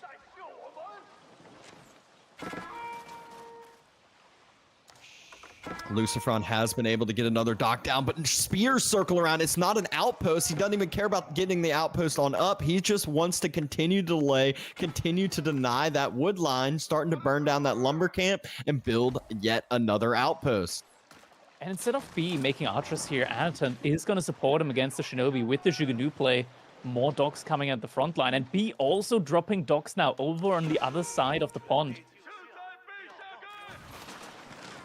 And Anatan has slowly been moving up further and further with this mass. Spears decide to dive the villagers, dive the wood line fully. Only one spear left after all of that, though. One of the outposts looks like it has been sabotaged before. B slowly but surely. Actually, he doesn't have anybody on stone right now. Probably will want to get some emplacements. Demo ships get some great connections here. Demo ships on the other hand side, though, as well. Archer ship is starting to get focused down. Anatan splits his demos on up. One demo gets sniped on out. Second one gets focused, not before it's able to take down a sprinkled ship. Overall, pretty even trade for the most part, but Anatan will take the even trades as Lucifron has been the one getting denied on the land. Yeah, this wood line now completely denied. Lucifron, he had to switch over, but now there's Jugunu out on the map, and no real answer other than some Yumi archers so far from Kosaka Pasan. Yep. Outpost got taken down, though. Outpost did get taken down on the gold. Vortex has plenty of food into the bank. He could be looking to make that castle play here in the near future. Looks like he did a great job of denying quite a bit of B's side. B hadn't quite gotten to be able to do exactly what it wants to do, and Vortex has a good amount of fishing boats going undenied. I like B's play behind this. So he wasn't able to, he didn't play with the Archon, right? But he is instead making prelates every now and then. He's got 3 prelates out, so he's going to be able to inspire roughly 30 villagers just even without the Archon. Oh no, this could be a great pick. Doesn't kill a single villager. I don't think I was about to say, I don't think he killed anyone, surprisingly there. Looking up at the economy numbers, though, you can see how far diminished Lucifron's been. He's been the one being focused constantly. That outpost rush ended up circling around and hitting his wood line instead of the original, focused gold of Japan. And then all of a sudden, he's sitting at 35 economy. Everyone else in the mid high 40s, and his brother in the low 50s. Fishing boats, hello? Hello? They're having a little dance there. They're trying. Pathing issue. Okay. Yep. I know how much that's going to annoy Cal. He's going to consistently look back at it and just be like, how have they not fixed? How is this not fixed yet? Come on now. Literally me when I'm walking in front of somebody and we're both dodging to the same on the same side on the side. Oh yeah. House slowly getting torched down. Chooks, though, are now starting to roam on out, which should push away not only the Shinobi, but also the Yumi. But Greedy B, he said enough of that. I want to have some map control. We know how he loves his horsemen. He's always been a proponent of the horsemen, even though everyone complains about him. They definitely have their pathing issues. They don't feel like they do a ton of damage because of that, but they have mobility, and mobility is king. Look at that, Castle Age coming in, and it's going to be the Mount Lu Academy here from Anaton. So Mount Lu Academy, you're not going to get Shaolin Monks, but what you do get is a passive bonus, which means that your Imperial officials are going to drop off taxes, or rather are able to gather up taxes twice as often as they usually are able to, and you get some really cool unique upgrades, like for example, increase supervision speed from 150 to 300%. And that's the first one that he focuses on. Yeah, that's the first one he focuses on. It's not too expensive of an upgrade, pays itself off so quickly. And we see both sides of the water where B and we talked about it beforehand. You only really need to secure one. B and Anatan fishing on one side. Lucifron now dropping docks, probably going to go start fishing on the side that Vortex has secured this whole time. B trying to do some horseman raiding. Circles around a mounted samurai. I'm pretty sure that mounted samurai is going to win the 1v5. He probably could. I'm not gonna lie. Mounted Samurai, they kind of build differently, and there's already 5 of them out on the field. We are now getting mass crossbows coming in here from Anaton, and once that upgrade comes in from the Mount Lu Academy, he's just gonna be able to explode into a big mass of those crossbows. And whenever Balchin criticizes me for having like 15 units in queue with only like 3 production buildings, I'm like, hey, stop. It's not 3 production buildings. I'm supervising. These are like 10. Speaking of like 10, we might see like 10 villagers go down from these mounted samurai raids. I see maybe 4 or 5 on the ground. Mounted samurai do end up getting cleaned up.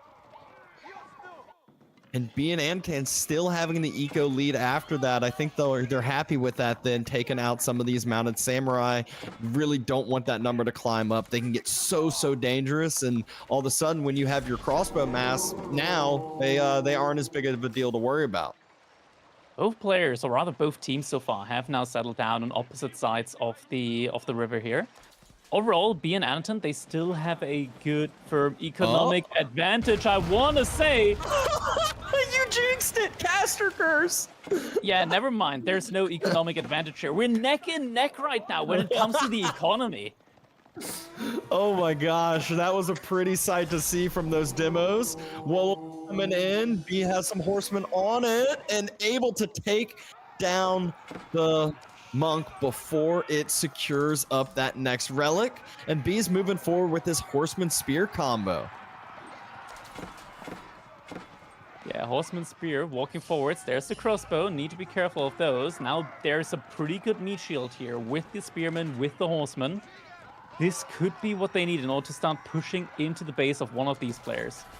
Lucifron, he's very far away from Castle Age at this point in time. B, not that far away, actually. Yeah, and they're doing a great job still splitting the Spanish brothers. That outpost still splits them, but still where they're keeping their militaries together, grouped in between the 2 bases. Demos pop out. One's able to get a good connection, but without the second follow-up, doesn't end up getting the kills that it needs. And B is dropping Regnants. I see a couple easily securable relics for himself, especially with the way that their armies are. They have the map control. They should be no problem sitting on 3, maybe 4 relics, and Anatan might even have some to deliver on over to him too. Some invisible horsemen in water there. Lucifron losing a couple of villagers on gold. At the same time now, there's a dive coming onto the outpost, onto the gold over here from the 3 Deadas. On Vortex's side, army tries to wrap around, but the horsemen, they're going to find the Zhugedu and the archers. And this is where we talked about the armies getting split. The archers, they can't move forward. This allows the crossbows to just spire untouched to the mounted samurais. They can't take the fight they want. Archers can't take the fight they want. Meanwhile, 3DB and Anatan, they are happy to see all of this. More outposts going down. Castle H has finished, and a huge win in this fight where Japan is now getting denied off of gold yet again.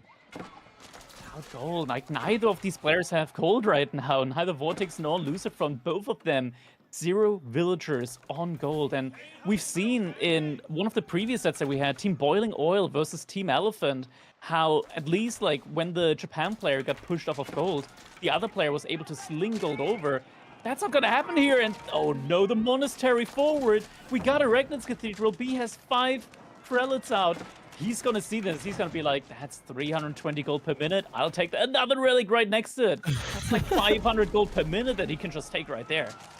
Yeah, and the 3 relics that were on his side of the map disappeared from the mini-map rather quickly, so wouldn't be surprised to see B starting to secure up, 6 relics here with the Regnants. And there's the yeah, waypoints. There's the waypoints that we're looking at.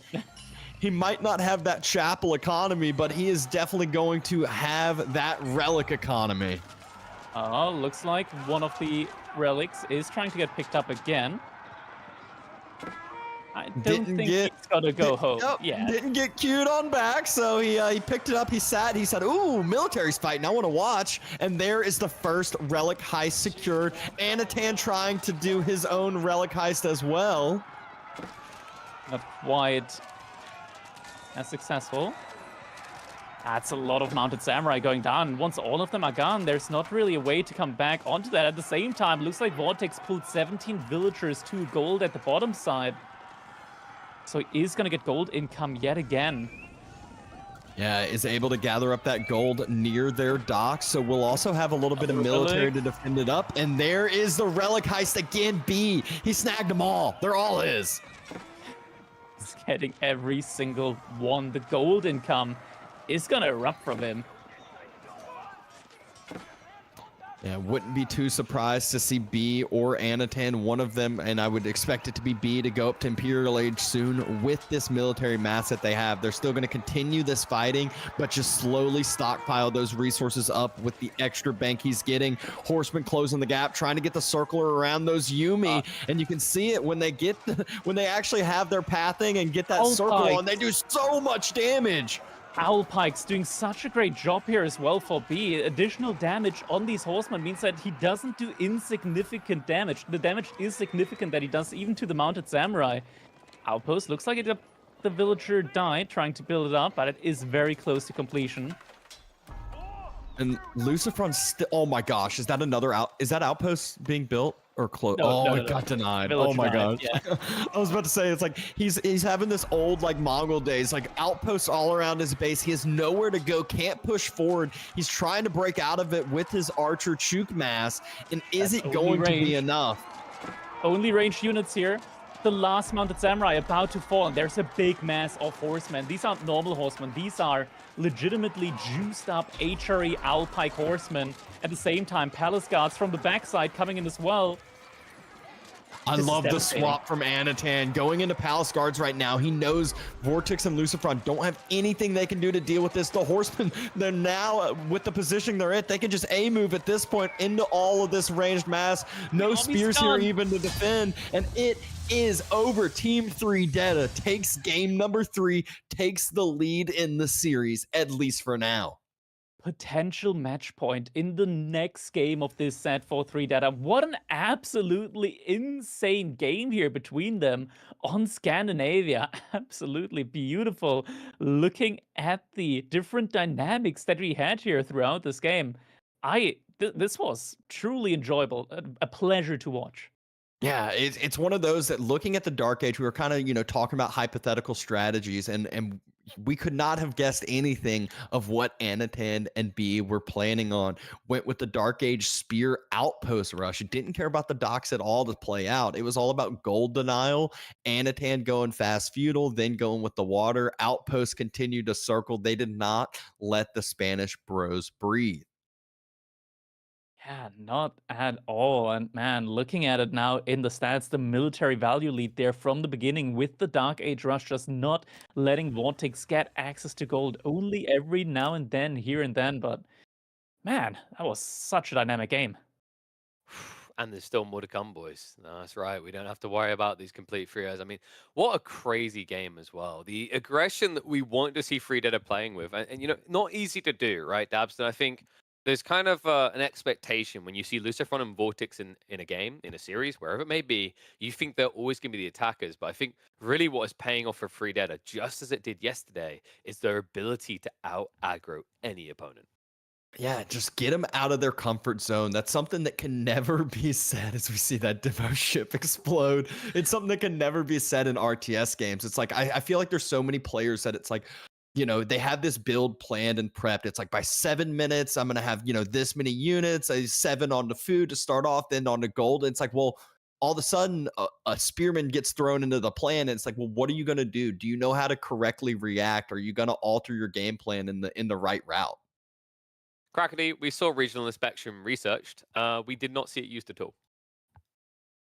I think it got used. Just see how many of I was how many counting. Telescouts I came was out. legitimately counting the seconds between units queued and produced. He didn't supervise anything. There is the thing, yeah. So there is a little bit of a mechanic where if the upgrade comes in while you're supervising a building, you need to Yeah. re-supervise it in order to actually get the benefit in. Yeah, that can happen. That can happen. But when the Palace Guard switch came in, I'm quite certain Yes. that one He did used get it here. re-supervised. He didn't Yeah. use it at all for the crossbow massing, despite how meta crossbows are. But you're right. It's like you know, I've quoted it multiple times. 'Cause I know you've been excited about that build, but every time we've seen, I think Anatan in particular does it a lot. And every single game, reminder folks, if you want to try to implement this yourself, you need to click off the building and supervise again. Because if you don't, apparently the Imperial official didn't receive his software update. He doesn't understand how to compute 8 cores instead of 4. So a little tip there for the future. I think the funniest thing about that game, Dabston, is like I've talked about in the past in these type of scenarios, you know, who gets the relics? And I was sitting and thinking about it. If this game had gone any later, like maybe there would have been some internal discord there because you'd think HRE Regnit's relics, but then Pagodas? I feel like they were racing against each other. There was no cooperation to grab those relics from Lucy's base. Well, you know what? They answered it. They made their job easy because what they did is they said, hey, we'll just take the other 3 relics that the other side secured and we'll have those are your pagoda relics. I have my Regnant's relics. We're not going to bash heads over here. We're just going to bash the opponents. Yeah, I think they were bashing heads right at the end. Like, you know, there was a moment where Anatan's like, oh, I'm here to pick up a relic, and B just pulls the entire army back. It's like, oh, I see how this is going. But, boys, we've still got 2 more games potentially ahead of us. Free Dead are on match point now, but, you know, we've got Cliffside, we've got Boldland, Pure Lands. You know, Lands, an environment where both sides, I want to say, have kind of proven themselves, right, Crackety? Like, you know, we talk about Dry Arabia as an opening, fantastic for Free Dead, and then you have this kind of water hybridization. Does it feel like with the score as it stands and the maps we've been on, Free Dead should have the edge with the maps remaining?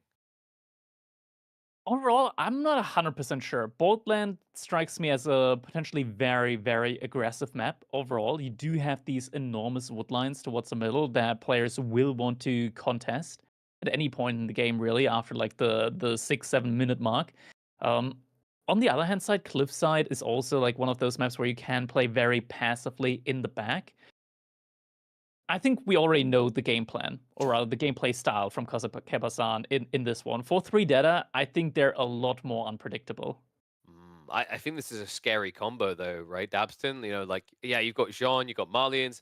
It almost feels like KQP are going to defend us, though, because when I look on the other side, Free Data with French and Chinese, I mean, you get Zhuge Nu, you get Knights. Are there really many more scary units you can build in Feudal Age in AoE 4?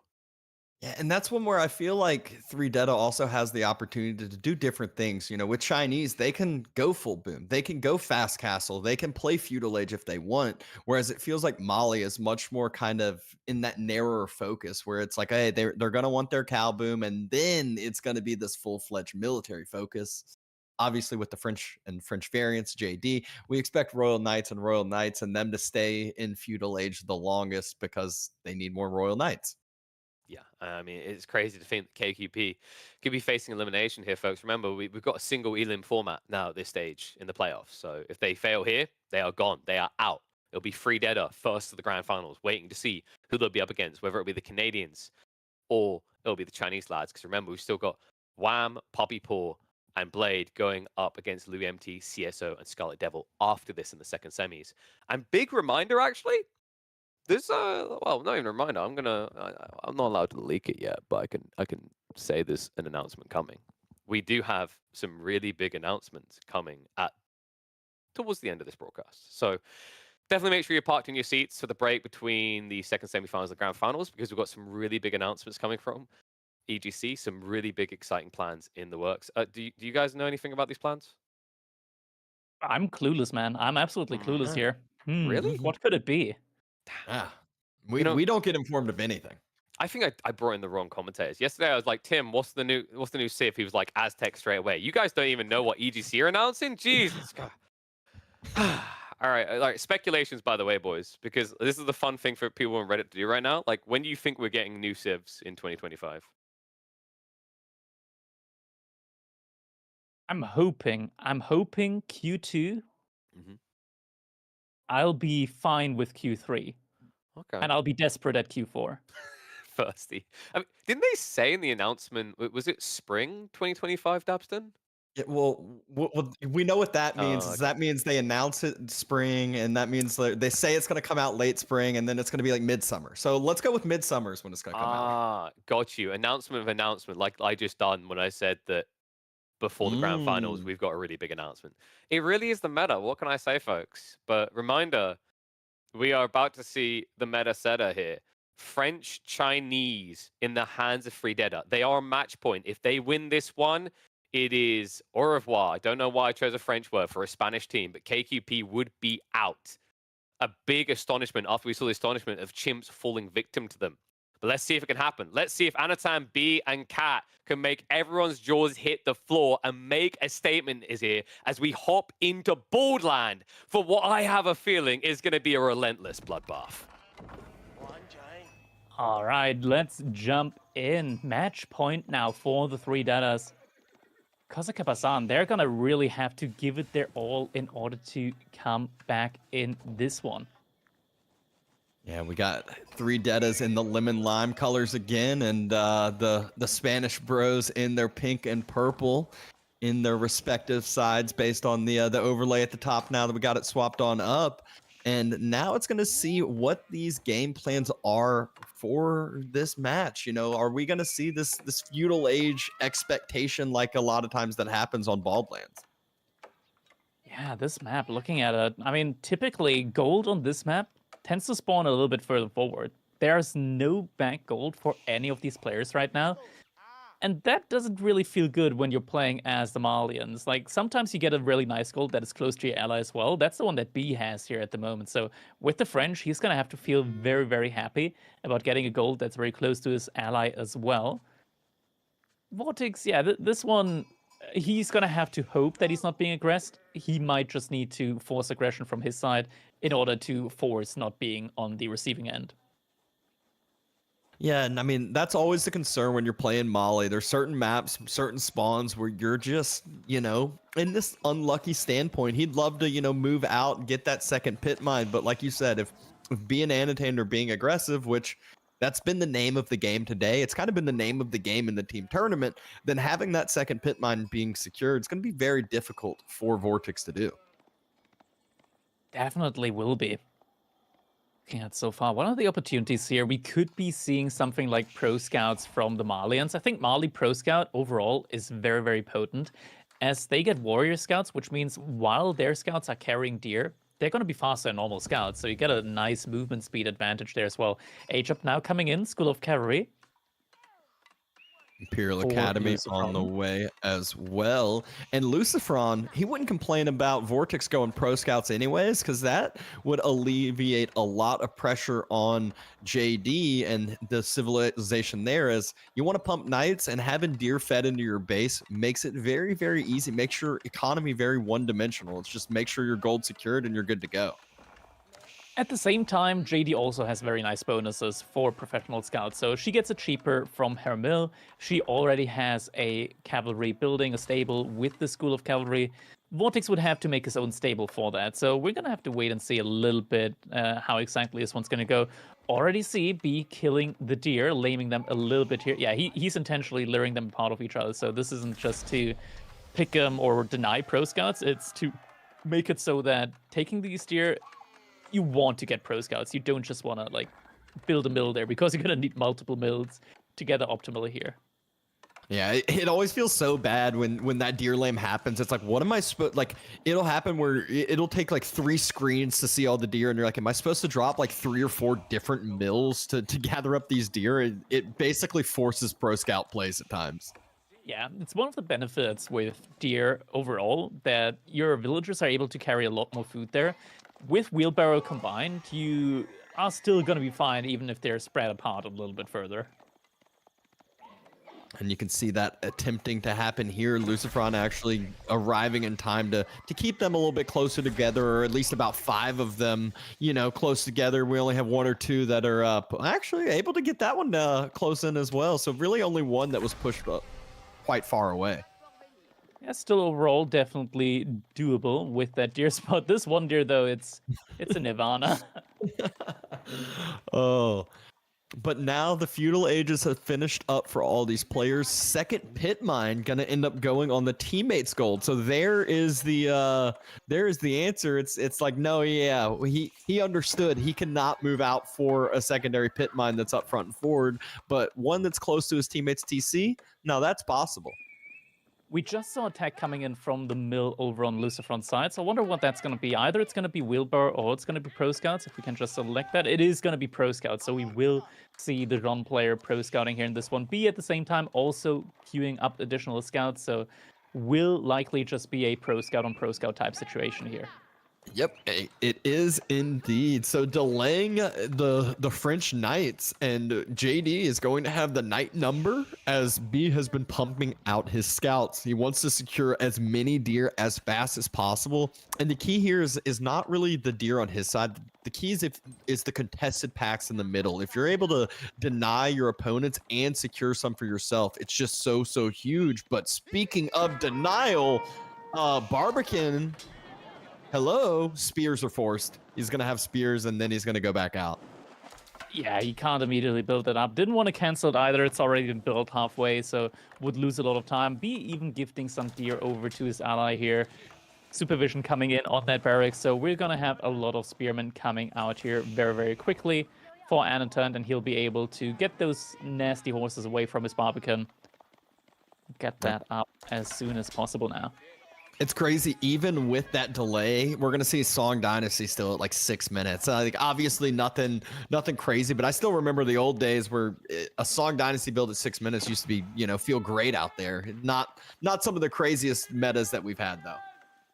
Yeah, I mean, players, there's always potential to improve as time goes on, right? Like you start min-maxing build orders more and more, and that's when we can get some really insane timings in. And look at that, Vortex double mill right now. He's gonna go for a hard cow boom now. Yeah, he's ready to pump those cows up fast. No production building in sight for him yet. Meanwhile, Anatan's been pumping those spears, and B has the Knight. So they're gonna have more than just the Knight on Knight battle to worry about.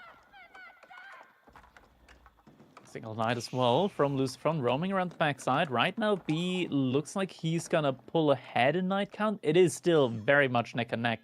As the French, because you get more villagers in, throughout the game, you should be able to pull ahead in Knight numbers to a certain degree. Lucifron with Jean is able to consecrate buildings. I don't think there's a consecration stack in yet. Yeah, there's no consecration stack in yet. So once that comes in, suddenly Jean is going to be favored when it comes to massing Knights. Yeah, it's kind of this bouncing back and forth. Both French and JD have their own, you know, respective bonuses themselves. But right now, it's going to be all about this deer fairing. Who is going to get secure of those middle packs? Spear gets fed on over to JD. Happy to secure some of that. And the Knight looks like it got taken down right there, right as we glanced on away. So Lucifron loses a Royal Knight. Yeah, now B with the French is going to start pulling ahead, and he could force Lucifron off the gold now. Force him off the gold. Force another Knight fight. Although, be able to... Oh my gosh. JD almost snipes down that lower health Knight. Knight charge there. Can... Oh! Gets the charge in. 3DB was a step away from tanking the charge with his Knight, but Lucifron able to micro and able to take down the Knight just in time, getting chivalry in himself as well. Yeah, definitely want to be able to get those knights back to full health here, as there are a lot of really beat up knights at the moment for him. You can see the economy behind all of this, so scaling up a lot for B and Anaton. Anaton with the Song Dynasty, and B with just being French. At the same time, though, Cows pointing out, there are cattle, there are cows. Not just in the production room, but also in game.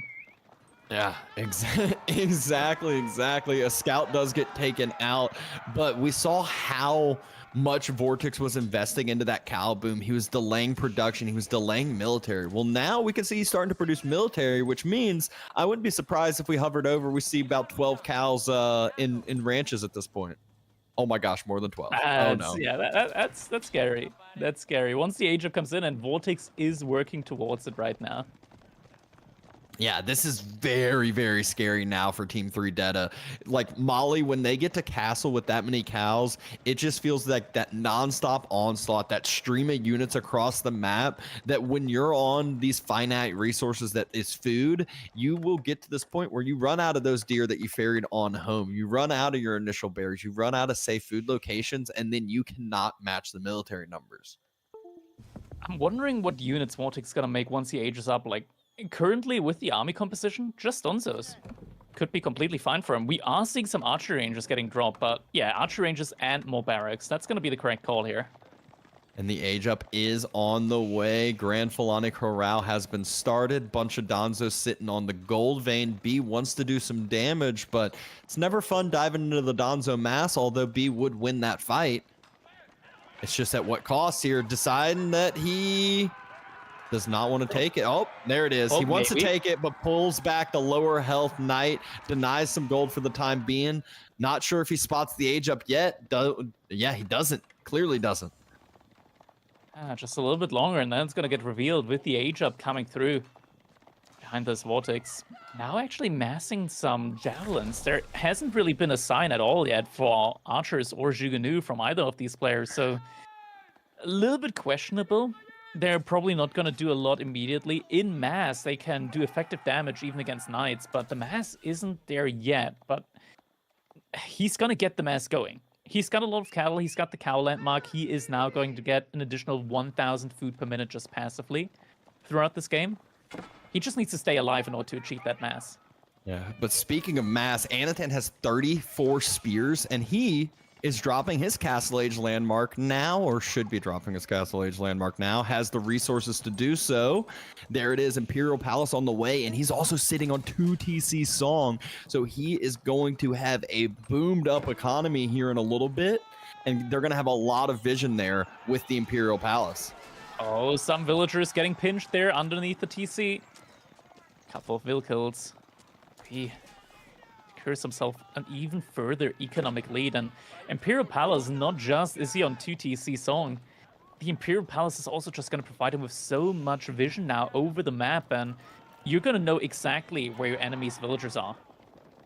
Yeah, exactly what they're doing. If there was any, secondary TC attempt, if there's any, straggler vills going out to gold, going out to, other resources. But now we can actually see B getting a little bit exposed with where his army positioning is with that knight group.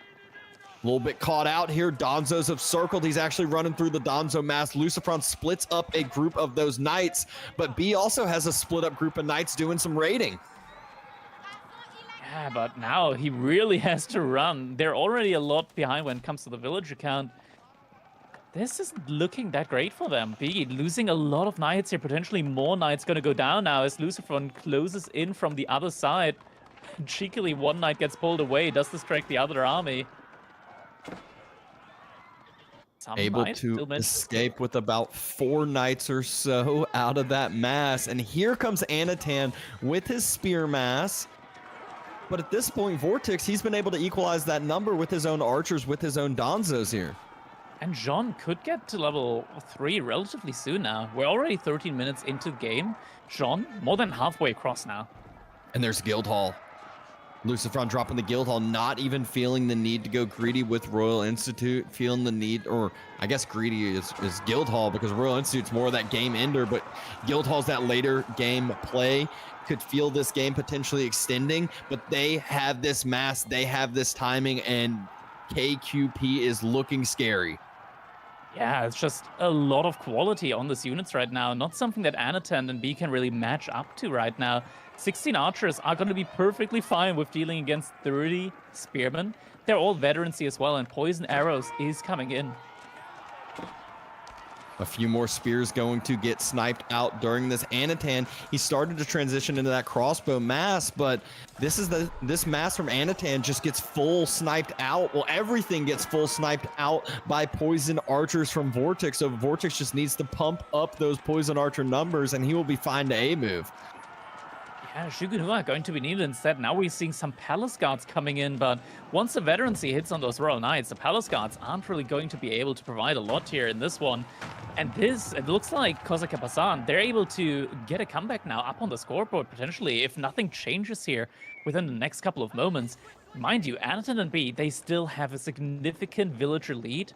What they don't have, though, is a farm transition. Speaking of farm transitions, that's probably something that Vortex and Lucifron want to do at some point. I mean, we just looked at how few villagers Vortex has on food. Then we looked at the actual income.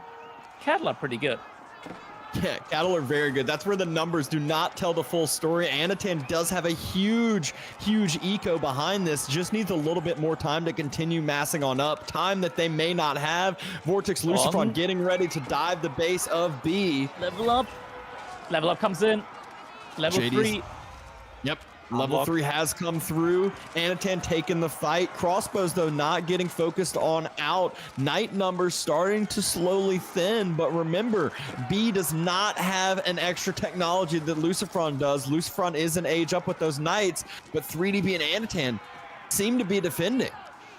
Yeah, able to hold here, and that was pretty clutch at that point in time. They do still have that economic lead, so if they're able to keep holding for the time being, they're going to pull ahead more and more. They're going out to the outer resource right now, though. If Kozak Pasan starts circling around the space, it could get very dangerous for them. Yeah, B somehow has 9 more Knights than Lucifron after those fights. They've been very, trading back and forth here, but we just saw how many of those villagers moved out. Lucifron has an idea, but this might give B and Anatan the knowledge. You can see the villagers starting to run. There's so many villagers running here. Knights closing the gap. There will be some losses here. Army's going to try to reposition from B and Anatan to not lose too many. Oh, the army is coming in now. Looks like Anatan and B are going to be able to save the majority of the villagers there. Only like 2 or 3 went down there. So overall, not bad losses for Anatan and B, considering they already have a major economic advantage. And now mass walls are coming up. I love this reaction from Anatan. He's like, all right, you know what? The way that we lose this game now is walls, because he's feeling good. He knows he has a huge villager lead because he's been on 2TC Song. He has the extra economy to be able to sacrifice some eco for some walls. Not only walls, he's going to try to secure this location up with the keep, but Lucifron and Vortex, they're about to be ready to take this fight again. Villagers, they're going to commit to this keep. They're going to continue fighting, and B is still feudal age, and Anatan crossbows are going to be the key during this fight. Does he have enough here? Lucifron and Vortex falling back. Yeah, with the keep up now in the front, that's not necessarily a fight that you want to take it. What is B doing here? The scout, the pro scout, goes through the base. With Vortex there. He's just showing off a little bit. He's like, look, these deer are mine. We got a little bit of some mismatched walls over here from B and Anatan, but they know they need to wall up their base. They've seen it at this point. Lucifron trying to get some damage into B's economy, but just doesn't find anything. Can't find the vills and doesn't want to overstep, as they know another army is coming from B and Anatan. Numbers, though, heavily favoring the Spanish brothers. Not only numbers, B is still sitting in feudal as well. Yeah, this is going to start getting really, really dangerous. This army mass from Vortex, it just is unparalleled at the moment. There's only 20 crossbows. No more spearmen remaining for Anatan. They can't hold this. If they just commit now, they can't hold this. And look at the reinforcements streaming across the map. That Yeah, is this- a huge army coming in. Yeah, this is what we talked about with Mali earlier on. It's like, yeah, at first they're going to have a ton of food income. They're going to continue this onslaught, but it gets to this point where the berries start running out, and Anatan hasn't been able to make that granary transition he needs. He has nothing in military production. Meanwhile, Vortex is non-stop producing units. Now French farms being idled, French TC being idled. This is looking good for KQP, looking like they are going to tie this series on up and put it into a match point game number 5. Vulture is trying to run away for B, getting picked off though one by one by the javelin throws. And he's gotten 3 relics, but the granary transition, as I said, it's only just now coming up there in the north, but it's not going to be in time. They don't have any food in the bank. Meanwhile, Vortex and Lucifron, they still have more resource to spend on troops, and that they will, and units just continue to stream across the map.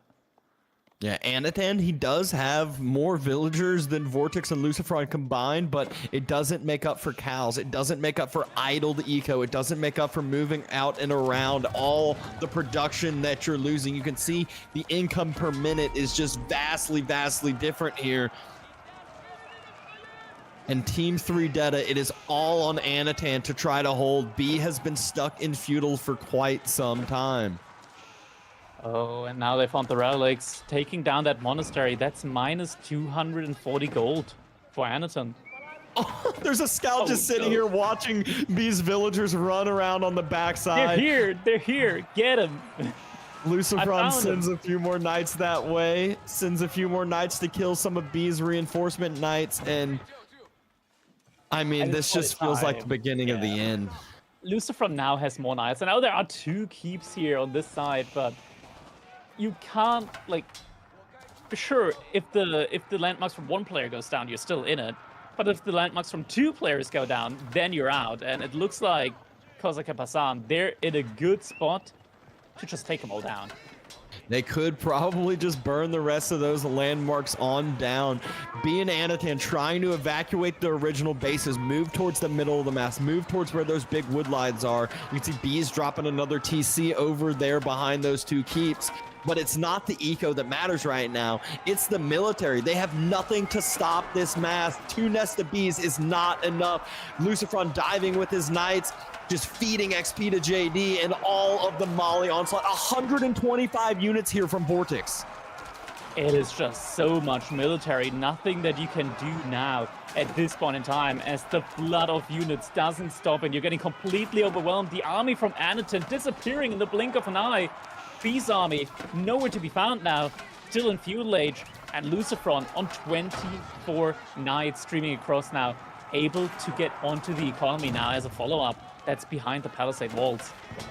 Yeah, B and Anatan might be almost doubling the eco of Vortex and Lucifron, but Vortex and Lucifron have 150 military units out. They're burning down the landmarks, and there are not many landmarks left. I think it's just the Imperial Academy, Imperial Palace, and TC all inside of each other. The School of Cavalry is still up. That's where the units from Lucifron are going right now. Yeah, they're just going for a landmark snipe now. They've seen it. They know they can end it here now.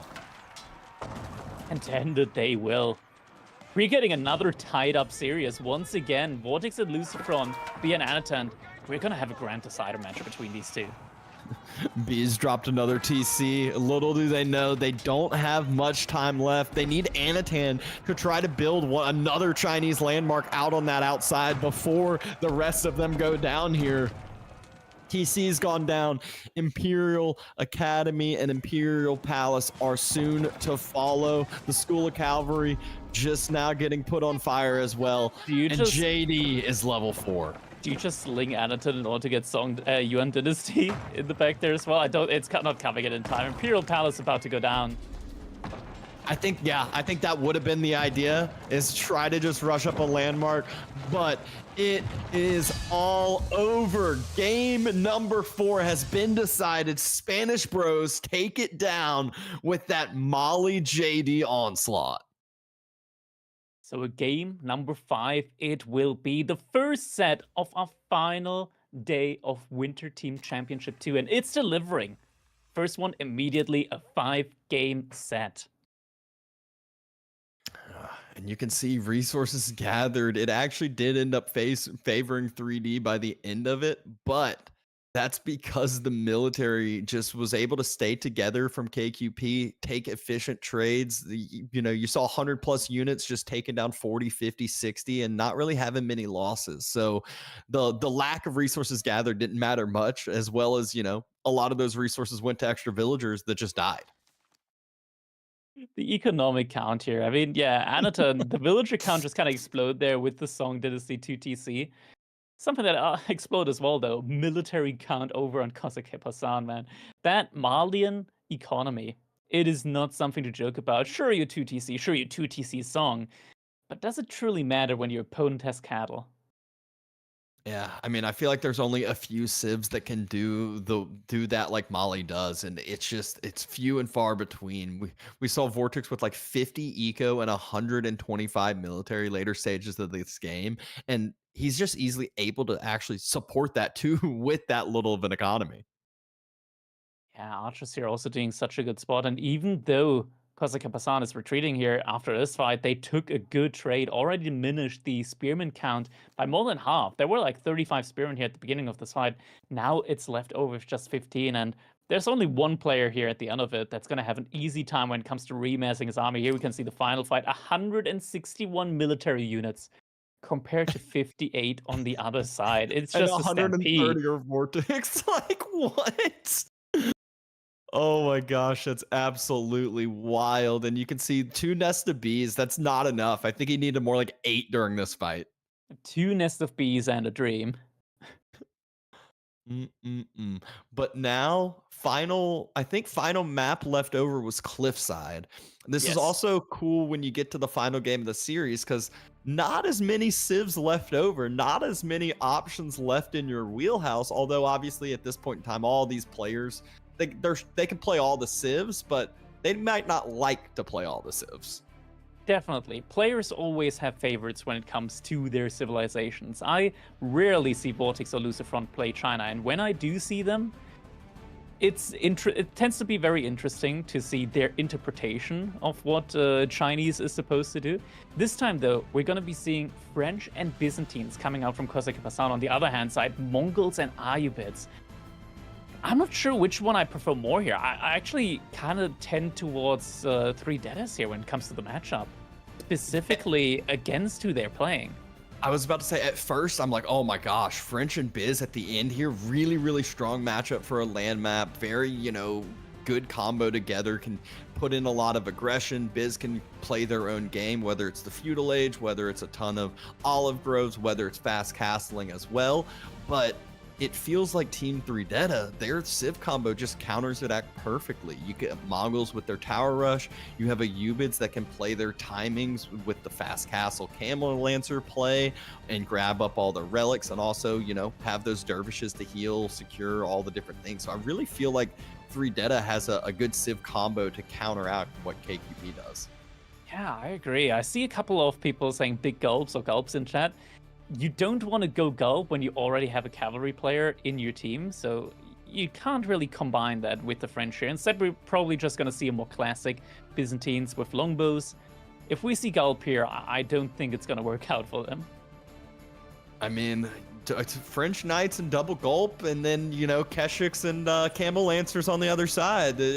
We'll see how it goes, if it's that all-cav play, but I don't think that's what we're going to end up seeing. I think that you'll also be forced back, whether the outpost rush go, because I would expect a good old tower rush. I don't know if it'll go for French or whether it'll go for, potentially Byzantines berry / gold as well. Yeah, I think going over to the Byzantines probably makes the most amount of sense. They can have the most explosive growth when it comes to the mercenaries. That's really what you want to deny. On the other hand side, being able to deny knights as well can feel really good, but you already have a way of dealing with the knights with the Desert Raiders.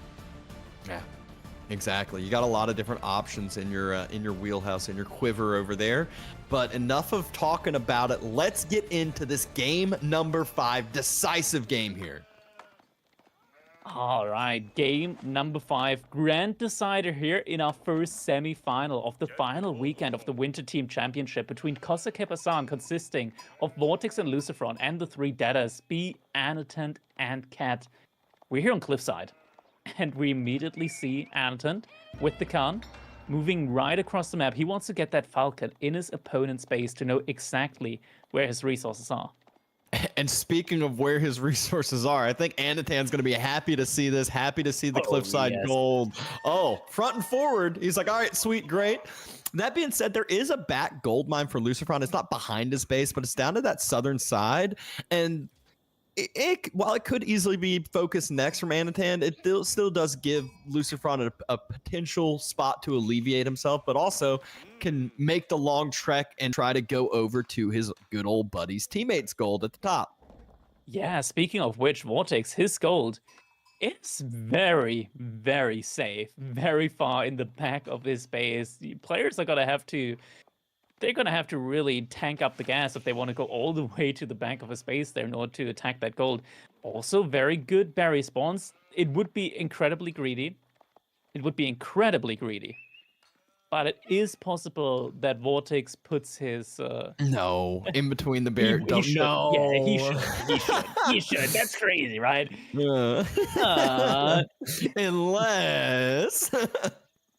But yeah, Vortex does have a very safe base, and it's not only where the gold's located, it's also where his wood lines are located. It makes it to where the pathing for the spears have to make a long walk around either side of the wood lines, whether they want to go to the north or south side. And then he can always drop a short wall next to that other wood line on the back and make it to where there's no pathing through. Exactly, and there we go. Age up happening. Okay, so it's going to be the conservative Grand Winery, not the insane one that we theorized there earlier. He could have had it, though. He could have had it.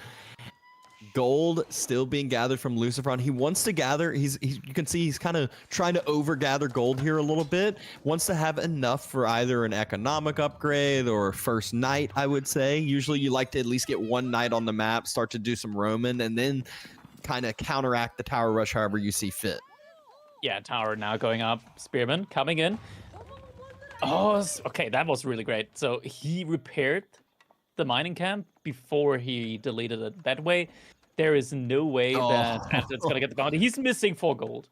4 gold, but that'll be All 2 right, tabs we're going each back. villager. We're going back, fellas. We want to get the gold. There we go. Gathered it up. Now we can go home. Gathering a little bit more gold, so either he just wants to get the full drop-off, or maybe it's for wheelbarrow. Yeah. Or it's, I mean, either way, it's like, hey, look, you know, we got some extra gold. We're gonna need gold later on, but has 112. So let's see what his decision will be with that little bit of gold he was able to gather. Age up not quite through yet. Outpost about to be finalized. Now double production batch of spearmen, so he's gonna be able to fully kit that outpost out. Anton also went off of wood, so there's probably not going to be another outpost around the other side of the wood line coming in. He is just going to retreat now after that. And looks like we did get the... No, wait, what? No, what? That's not double dervish, that's advancement wing. Did he go advancement? I feel like this is too late for an advancement wing play. No, right? He went advancement. He got age up in before 4 minutes. That is... Oh, okay, yeah. Advancement. Okay. Why though? And he's doing that in order to get an additional scout. Is this Ayubit Advancement Wing Pro Scouts that we're seeing here? It is. That's crazy. Only That's 3DV. crazy. Only 3DV is going to be doing stuff like this here. Oh my god. I'm so confused. This is like, what? Yeah. All right. A little bit unorthodox coming in here from 3DB. Outpost did go up from Lucifron, so he has managed to secure himself another gold mine there. Yeah, and this is the exact kind of play that I was expecting from him. We talked about him having that back gold. It's like, all right, you know, able to just react correctly, go drop an outpost, secure up the gold vein. Now he has that initial knight roaming out and about as well. Yeah, behind this, Deerstone's coming in for Anaton, so he's going to have a nice boost to mobility for all of his villagers. That's going to also give his economy a very good production boost here. A lot more income from those villagers, especially on the wood line. Khan, going to be a little bit annoying here on the gold over from Vortex, but Vortex, he already has enough oil at this point, I believe, in order to start getting some mercenaries out. So Limit Knight and mercenaries, that's usually the kind of composition that you want to see from Byzantines. I'm guessing it's gonna be longbows. I would be very thoroughly surprised if we saw something like javelin throwers in a team game. Yeah, I mean, the only time I would really expect javelin throwers is if it's certain Civ matchups that you're going against. And with the Ubids, while javelin throwers feel, pretty decently okay against Desert Raiders, it still is just not enough of a reasoning to go into them. Yeah. And it is longbows. And we are seeing a lot of Desert Raiders now probably coming in for B. I'm still just very surprised from B's build order here so far. And I'm intrigued at the same time. I want to see how good this is going to be, or if it's actually going to be any good at all in the first place. He might have that one scout just securing up deer for Anatan as well. So I love this team play aspect. It's not only going to boost his own eco, he's going to be boosting up Anatan's food eco as well. Makes it to where Anatan might not have to, drop some early pastures. He's also on deer instead of sheep, instead of berries. Night raid from Lucifron, able to secure up a village. Oh, no, never mind. Doesn't get it. Jumps inside the outpost just in time. Goes over to the wood line. Will take a little bit of return fire damage, but no actual kills. Just idle time there forced by Lucifron. Idle time coming in for sure, but not a lot, and he's going to easily be able to recover from that. Unit-wise, I'm a little bit scared because longbows, they're just able to deal so well against the Desert Raiders overall. Yep. Knight's trying to dive in on that Desert Raider, get some extra damage in, but now we're at the point where Feudal Ages have kind of, finished on up now for a good little bit. We're starting to see what the strategies have been, and we're obviously seeing a strategy that no one you could have given me 30 guesses, and I never would have guessed Pro Scouts a Ubid is what B decided to come up with. It is kind of crazy, the advancement wing with Pro Scouts. That's not something we would typically anticipate at all. At the same time, like Lucifron, he didn't go for Pro Scout this game. So food could eventually run out for these players out on the map, and they might not even have the option of going on to deer if they've just all been taken at that point in time. Yeah, initial berries just ran out for our Byzantine player. We know that Byzantines, they don't complain too much if they, just have to go on to their initial berries and maybe, like we see here, a second berries. But usually they are fine with the big olive grove transition. French, however, they want all the deer on the map. They want to be able to move out for those pocket resources and not have to make a farm transition. Seeing a mass Keshik play right now from Anatan. He's got 7 out already, but now his Uvu is going to be under attack. And, I mean, sure, Keshiks are great against the longbows. There are 14 Limit out there as well, though, and 5 Royal Knights. That's not a fight that you can really take, not yourself, nor with the 8 Desert Raiders, I want to say. Yep, we see some buildings trying to be evacuated next to that Uvu, but Uvu does fall. There is another stone next to his TC not too far away that he might be able to just move on out to and drop another Uvu. This is going to be interesting. As soon as we're going to see this fight, like with the mass Desert Raiders, oh man, you got to be so careful with these guys. They are not cheap. 180 resources each, and now Goldmine's going to have to get evacuated by B. Yep. Anatan going for a raid on that French gold that he knows Lucifron went out to. There's more villagers here than outpost spots. Great raid here from Anatan. Late reaction from Lucifron as well. So 1, 2, 3 villagers falling, but at the same time, they have other problems that 3deta needs to worry about. Vortex dropping rams. Lucifron and Vortex both burning down as stables that's pumping out Desert Raiders, but they're having their own outposts getting burnt down. Yeah, Kira now coming in as well, so that's going to be an immediate hard aggression here on the infrastructure from 3DB. And, I mean, sure, like, this isn't as bad because they're actually getting fire armor against the Kira, but the bonus damage kind of makes up for it, so 2 volleys of the fire attack and the outpost is going to go down. And we saw almost all of those villagers from Lucifron get taken down. He was able to escape with 2 of those. Another return raid, this time from Desert Raiders from 3DB, able to take out 3 villagers on the Byzantine berries, burning down an outpost there as well. And they're fine. They're just saying, burn down the House of Wisdom. That thing is tanky as could be. We got plenty of time to let this play out. Your eco's starting to get hurt. We're still massing up more military behind this, just waiting for their timing to make this hold. Yeah, what's also really interesting behind this is that they killed a lot of villagers here earlier, Vortex and Lucifron, they had a sizable eco lead of 3-4 villagers due to having the French bonus. Vortex has lost more than 13 villagers. Yeah, we're seeing Keshik raids everywhere, circling the wood lines, hitting the gold. Villagers, there's not enough room into the TC, dives the olive groves, and just staying under the TC fire, fine with taking this fight. Vortex pulled out of the TC early, didn't jump inside with all 15, so even more damage going down. He's down to 19 economy. This is devastating here. 3 Deaders looking absolutely insane here so far. Still, eventually, they're gonna have to deal with this aggression that is coming out from Vortex in the base from B, but Anton even sending some gold over to B as he didn't have gold in order to keep making any Desert Raiders. There's still 9 Desert Raiders alive, some archers now as well. They are starting to get to that mass where they're able to take that army down. Yeah, I feel like, and their army's the mobile army, so they've been pushed forward. They're trying to make Lucifron and Vortex pull back, react to the masses in their base, or else more and more villagers are going to go down, and then continue to mass up, wait and take this fight when both armies are together, and it looks like they're about to do that, just not overstepping, not taking the fight before they need to. More gold getting traded over. Yeah, Anton, he's got a lot of villagers on gold right now. Oh, Desert Raiders need to be careful, though. Getting pinched there by the army from Vortex and Lucifron. Grades are coming in, and B suddenly massed up a lot of archers now behind this. Pure Siphons with the military, though. You've got to be careful if your units are stuck between the fire and the Kira Siphon. You're going to be in for a bad time. I have seen so many villagers, so many spears, archers just run through the fire and get torched on down. Speaking of torches, the houses are starting to fall now.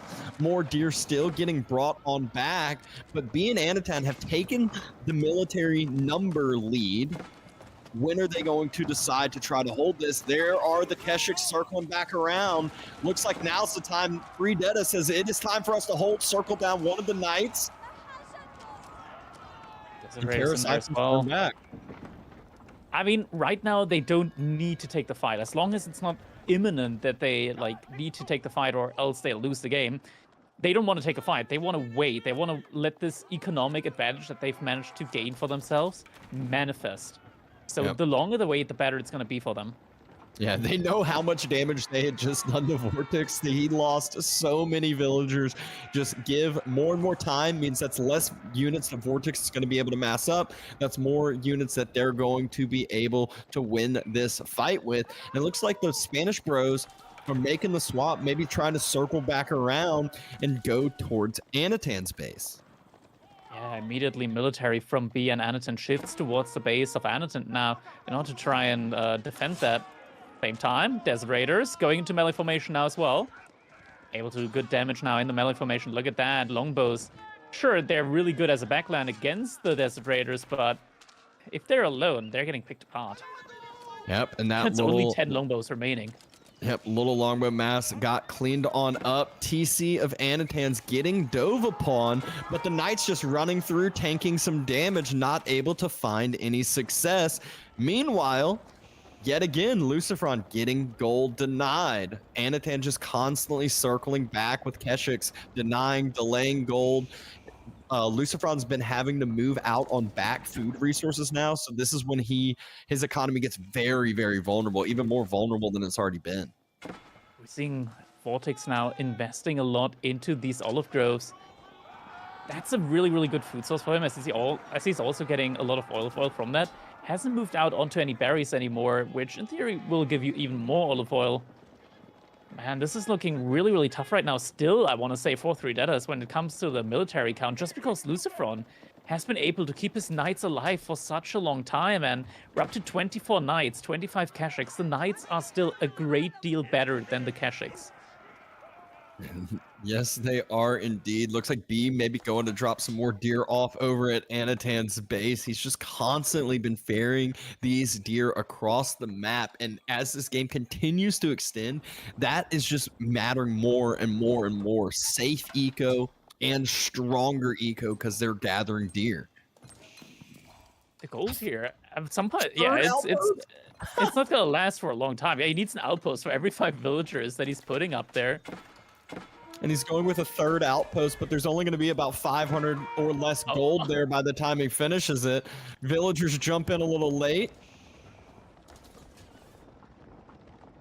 Yoink, one of them did get sniped there. And now we're at the point where that military count is starting to show. The economic difference was there for a good little bit. Anatan and B, they've been able to climb their military lead up now to about 25. Villagers doing a little bit of a dance around there next to the House of Wisdom. B wants to repair the House of Wisdom. He just got it up repaired, and I think he immediately aged up. Now Royal Institute coming in as well for Lucifron. Man, Royal Institute, if that comes through with 26 knights, like anything could still happen in this game. Absolutely anything. Yes, indeed. But speaking of anything still happening, they look like Team Threedetta wants to dive the base of Vortex yet again. And they said keep kicking him while he's down. He took a lot of damage earlier. He's going to take even more damage again, at least have more idle time. And the Keshiks and Desert Raiders can just run on through. Age up has come through now for Lucifron behind this. Can we take a look at B, see how far his age up is looking right now? I think he went for the age up. Kurultai coming in behind this now for Anatan. No age up actually. Instead, he slung resources. Yeah, he slung resource over to Anatan, so Anatan gets the age up in with the Kurultai. Kurultai does not only affect your own units, but also those of your ally. And also, he has so many Keshiks. Yeah, they might not be Royal Knights. Yeah, they might not be able to get Royal Bloodlines, but Keshiks get so much more effective in Castle Age compared to Feudal, especially when it comes to tank and TC fire or archer fire. Yeah, not just that, but I think it's mainly about the archers getting the damage upgraded as well. Oh my god, huge raid! Is it gonna be enough? Oh my god. I'm still scared. 15 bills? I'm still very much scared here because these knights look scary. And they're headed to the base now.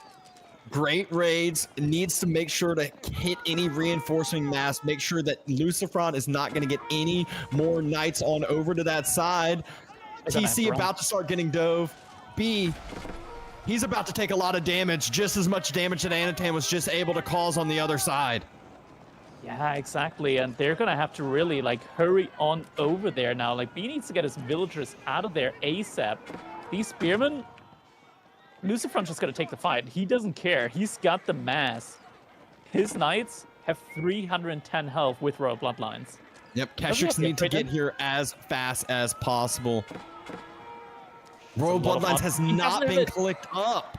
That's so devastating to have missed. And there's the Keshik mass, or at least some of them can at least hold for a little bit, be that front line for the archers. Doesn't look like Vortex's army is all here yet. And they're on the way. They're running. In. Where's the Kurultai? Kurultai's unpacking. Kurultai's unpacking, and the rest of Anatan's mass is almost here. This is going to be the key factor. This is when Threedetta is going to take the fight. All that B needs to do is thin out the spear mass, thin out the Limitane mass, and Anatan's taking it. Here we go. Great fight is coming in. I don't think there's +2 Pierce armor as well, so these archers with the Kurultai buff should be able to do great damage. And the army is getting completely right. No Royal Bloodlines in, and all the Royal Knights are going down. Archer mass significantly reduced for B. By the end of the day, it is going to be Threedettas with more than double the military. And GG gets called. It's Threedettas that are going to go through to the final against Kozak Kazakhstan. Just too many Keshiks with the Kurultai, with the healing. Great timing defense, great raids behind all of that, all of the damage that they were taking, and able to hold on for long enough. Threedetta takes it 3-2. Absolutely crazy game here. Now, the military value lead, it looks a little bit deceiving. I don't think oil units really count into that into that metric there. They are a little bit bugged sometimes, but man, this army value lead here, it doesn't really tell the whole picture because there was a window, there was an opportunity. Lots of raids going in. We can tell by the eco loss graph here. Vortex losing 25 villagers, Lucifron losing 24 villagers. And at the end, it still looked close. If only Royal Bloodlines would have come in as well in time. I feel like that fight could have gone so many different ways. Yeah, I mean, what a crazy, crazy series to watch. And think about that. That's after KQP just took down what I would say was the potential favorites of the tournament. And now KQP gets taken down 3-2 by Team 3 Deta. And what a fun series. I always love watching the raids go down, all the craziness that happened during it.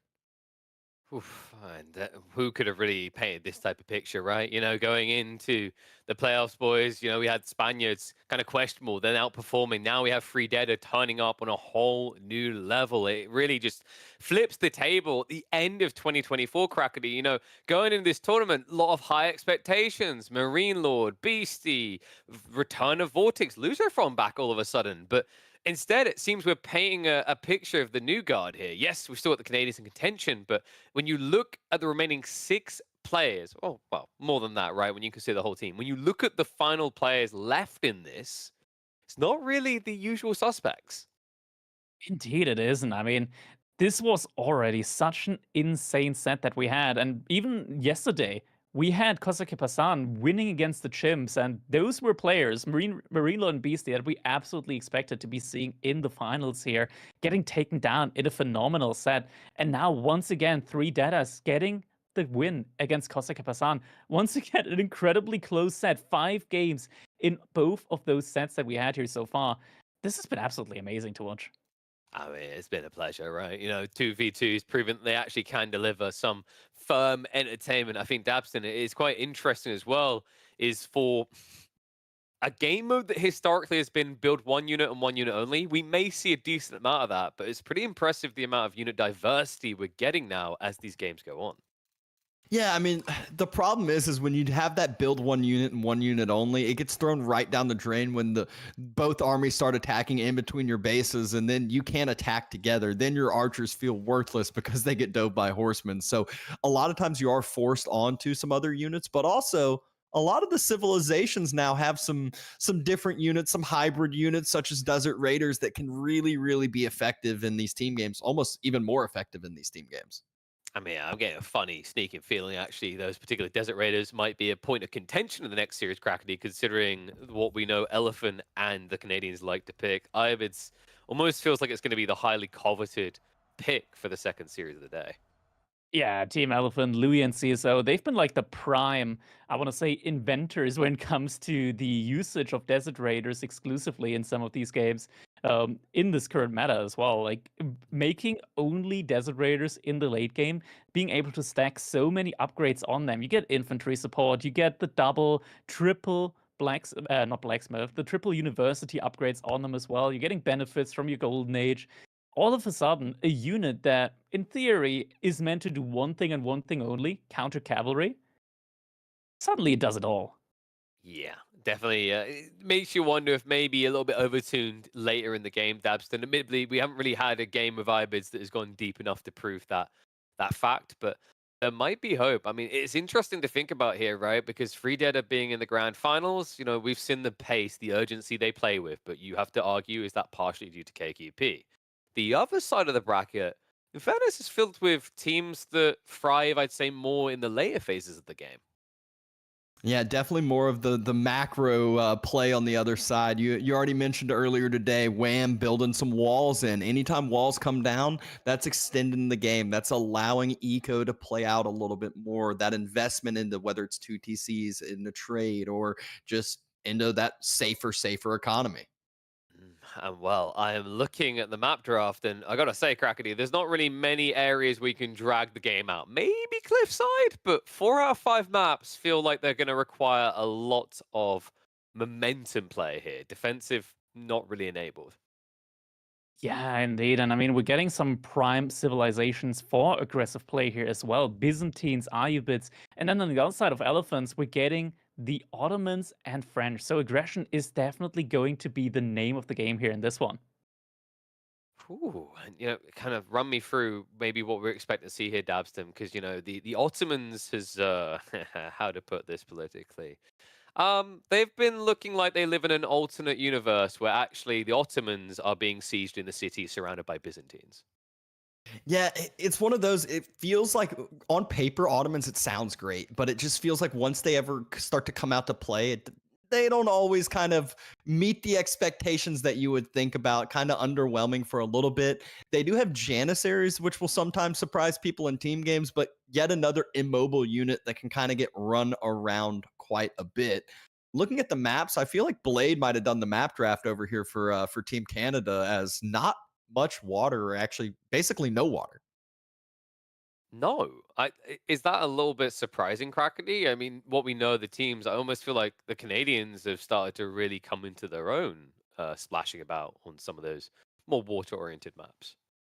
Yeah, hybrid maps in general definitely feels like that's like the home territory of the Canadians there. We've seen them time and time again on these hybrid maps just absolutely dominating with their ability to micro on many different avenues at the same time. That's one of their strengths, but it's not all that they rely on. Granted, I would have definitely liked to see it here, but I think on the opposite side, Louis and CSO, I think they also definitely don't want to play on water maps. So maybe there was a little bit of vetoing going on, and they somehow managed to go like scrape by luckily here and not have to get any water maps in. Well, we've seen some Scarlet Devil in these series so far, Dabston. Is it finally time for the Canadians to accept some help from south of the border? You know, Blade, he's been ready and waiting. He's been practicing his Path of Exile grind. I mean, he's mentally prepped for this series here. Whether it's might be from the sidelines, he's mentally prepped for it. Got it. So in the event, well, this is kind of awkward actually. He's going to have to be overly prepped because, you know, in the event that a tree falls on their power line, you actually lose both members of Team Canada's active roster. So I don't know if you've been prepping this, Blade. Probably been playing some AoE 4 with one hand, Path Exile with the other. I need you to start practicing that double Age of Empires build. One hand on each mouse, no keyboard gamer. But folks, we are just 30 seconds away from the second semifinals of the day. Reminder, before the grand finals, we have a humongous announcement. There's just so much to go over, but we'll get to that in due time. Before we do, we need to see who will be challenging Freedeader. They are right now sitting in the grand finals, waiting for a challenger in a best of 7. But before that, we get a best of 5 between NA and Asia. And it all starts in the baldest of lands. All right, and here we go. Our last semifinal for today. Starting us off, we got Team Canada consisting of Puppy Paw and Wham. On the other hand side, Team Elephant representing China, CSO and LuMT, French on Ottomans. Yeah, and we are going to see that early military school opening for the Ottoman player. There's been a lot of kind of times in the recent meta where you'll see a lot of players just skip that, but in team games, especially in a map that's very open, having some extra military units you can't ever complain about, and it'll continue to be pumping units throughout the game. Yeah, free military is definitely not something that you would typically complain about. Not just that, but you're able to use those spearmen as well, just to be able to lure in deer.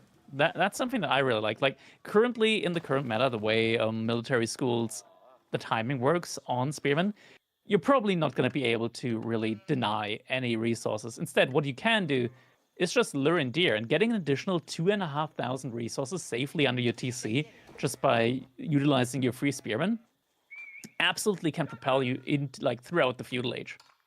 Yep, and that's where you mention it, and that's really where we see that first spearman, second spearman go. Nice old deer pack behind the base to push on in for himself. So we'll see if Puppy and Wham decide to have some words to say against that. Go do some deer spreading, kill the deer on out before the spears can push those on in. We can see Wham dropping his good old House of Wisdom. We'll see what age up he is going to go for. I'm guessing it's not going to be advancement into Pro Scouts. I'm calling it now. Advancement into Pro Scouts? Is that what we're going to be seeing? We're going to have to... it doesn't look like it. Wham's already overgathered for that. No, we're not seeing it. That was my call. We're not seeing it. Not seeing. Okay, I see. I gotcha. That's a nice Grand Winery spot. I mean... yeah, it's nice. It's nice. I'm not going to say anything bad about it. It's right next to the TC. Fits in perfectly to the corner of the TC and into the berries. Exactly. Some nice safe spots to gather from. You don't have to move too far out. Those first olive groves you get are going to be very close to your TC and in where you want them to be. CSO about to be dropping the School of Cav here in just a second. And there it is. And we're really going to see this. This is one of the maps that it's all about these middle wood lines. If it starts to get to this kind of later stages of feudal, early mid castle, it's just the game can completely fall apart when it comes to those mid wood lines. Yeah. Twin Minaret Madras coming in for Louis here, so it's not going to be any passive gold generation. Instead, he's absolutely going to have a fun time when it comes to his food income. Spearman looks like he also managed to lure in one of the deer, but now he's moving forward. So moving forward, not just with the Spearman, but also with the villager. Early walls coming in from Puppy Paw, man. I'm telling you, the Canadians, every time I talk to them, they're like, oh yeah, I'm an aggressive player. This doesn't strike me like an aggressive player. This strikes me like a boomer, man. I 100% agree. This is a boomer move for sure. They're walling on up. This is minute 350. Like, come on here. But this will make it to where the Knights don't really have spots to go to. Oh my, it's a villager walking on forward with that Spearman. So wants to get an outpost up. And then not only will it be an outpost up, it's going to be Knights to follow up. So it's not like you can just go, oh, let me, drop a range, put an archer out. It'll deny the tower rush. It's like, no. You need something more. But instead, it looks like Louis did not get there in time. Yeah, Louis like, oh, you got the age up in? Okay, never mind. I'm going back. Walls? Yeah, no, I'm not dealing with that. Yeah, walls and age up, decides to run on home. The villager, he just said, we wanted you to get some extra steps, punished him a little bit. Maybe he got caught stealing some bread. Yeah, but now this is like the point where it's a little bit awkward. The Spearman timing is always awkward for the Ottomans, just because it comes in so late. Louis managed to lure in one of the deer. That's fine. Like you're getting some bonus food income there. Actually doesn't have any more sheep under his TC, so now is absolutely going to have to move out onto those free berries that he's generating. I mean, if he's got the time, he can maybe still go for the lure there. And there's already an outpost coming up for Wham on the gold as well. And he's just going to be sitting perfectly safe inside of his base. We can already see him microing his villagers over there onto different berry spots. Make sure not to fully deplete any of them. Yeah, he'll have a very nice timing for himself. He'll also have some nice support here from Byzantines as Puppy went with those few limited. That's disgusting. Oh, what a dirty dog. Oh my gosh. Deer luring. This is like one of those when you first see someone do it with like the Gur and you're like, oh my gosh. And then now you start to see someone do it with the Dervish, and how many more times we're going to see players do this on the ladder. Yeah, I mean, it's very smart. It's very smart. Still, I'm looking at this as a civilization like Iowitz, and I remember the times I tried to kill a villager with the knight, with the king from the English, and there's like two dervishes there out healing my king, and I'm like, all right. It out heals the royal knight too. Yeah, it's one of those mood situations where you're just like, is this not entertaining enough for you? Like, I'm hitting you. Go down. Oh my god, that's a quick age up. That is a quick age up. Yep, and it's economic wing too, so I love just like that extra villager boost that you get from it. And meanwhile, they haven't taken any damage. They have a nice, safe economy with their walls up. It's very, very condensed, and it really feels like French. They don't get to play their game, CSO definitely went with his own pro scouts. So he's going to try to, take a lot of this mid-map deer. So same things we talked about in previous games.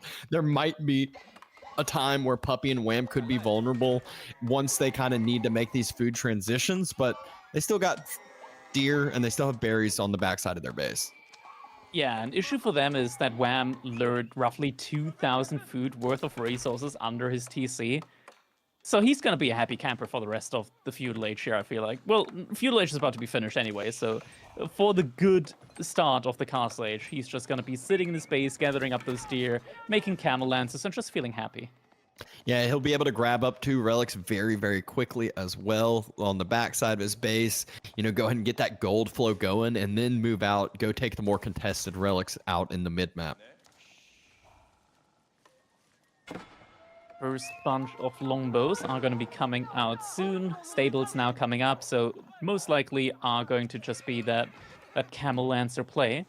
We're up to 4-5 Royal Knights so far from the French, but this just feels like as soon as the Age of comes in, like all the berries are still up there. We're gonna be seeing 7 villagers immediately coming out from Wham onto those berries.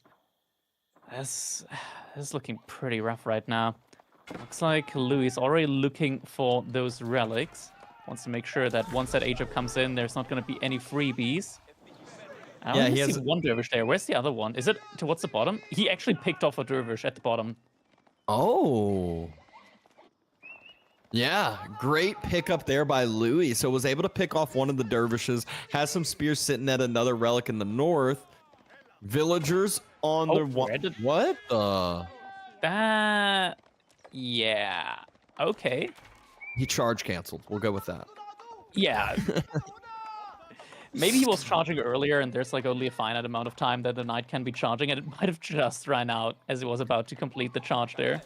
Maybe he charged the winery? Oh man.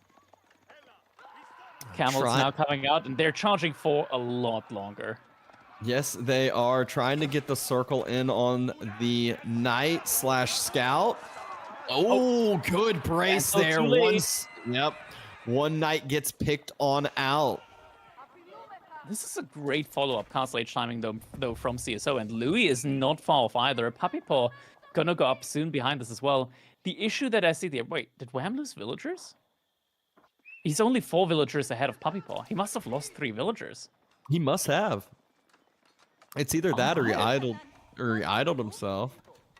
No, I don't think that's it. That would have been not typical for him. Like right now, looking at the economy count, like they're even. Yeah, and really shouldn't be at this point in time. All castle ages are coming out, so forget about this more of a open map. Oh, there's gonna be some feudal age aggression. Yeah, no. We're just talking about, you know, castle age aggression. 10 minutes, everyone's gonna be 11 minutes. Everyone's gonna be castle age. Relic hasn't been scouted from Puppy Paw and Wham there. It's right next to their base. So it looks like there was a little bit of selective scouting going on, and a dervish has just been found out and will probably be going down here. These guys, it's actually disgusting just how quick dervishes are. Like, it's a religious unit. Move slower, damn it. My knight can't catch up to you. And now the Camel Lancer's starting to circle. Louis just still has his main mass trying to deny that relic on the central point near the wood lines. The MIA has finished. The Golden Horn Tower about to finish as well. So everyone's castle, we're all on equal footing here. Economy's dead even. Military's basically dead even. Just about as even as it gets. The Wham is still in a position to gather up some relics. Second dervish now in queue from that, from the mosque that he has.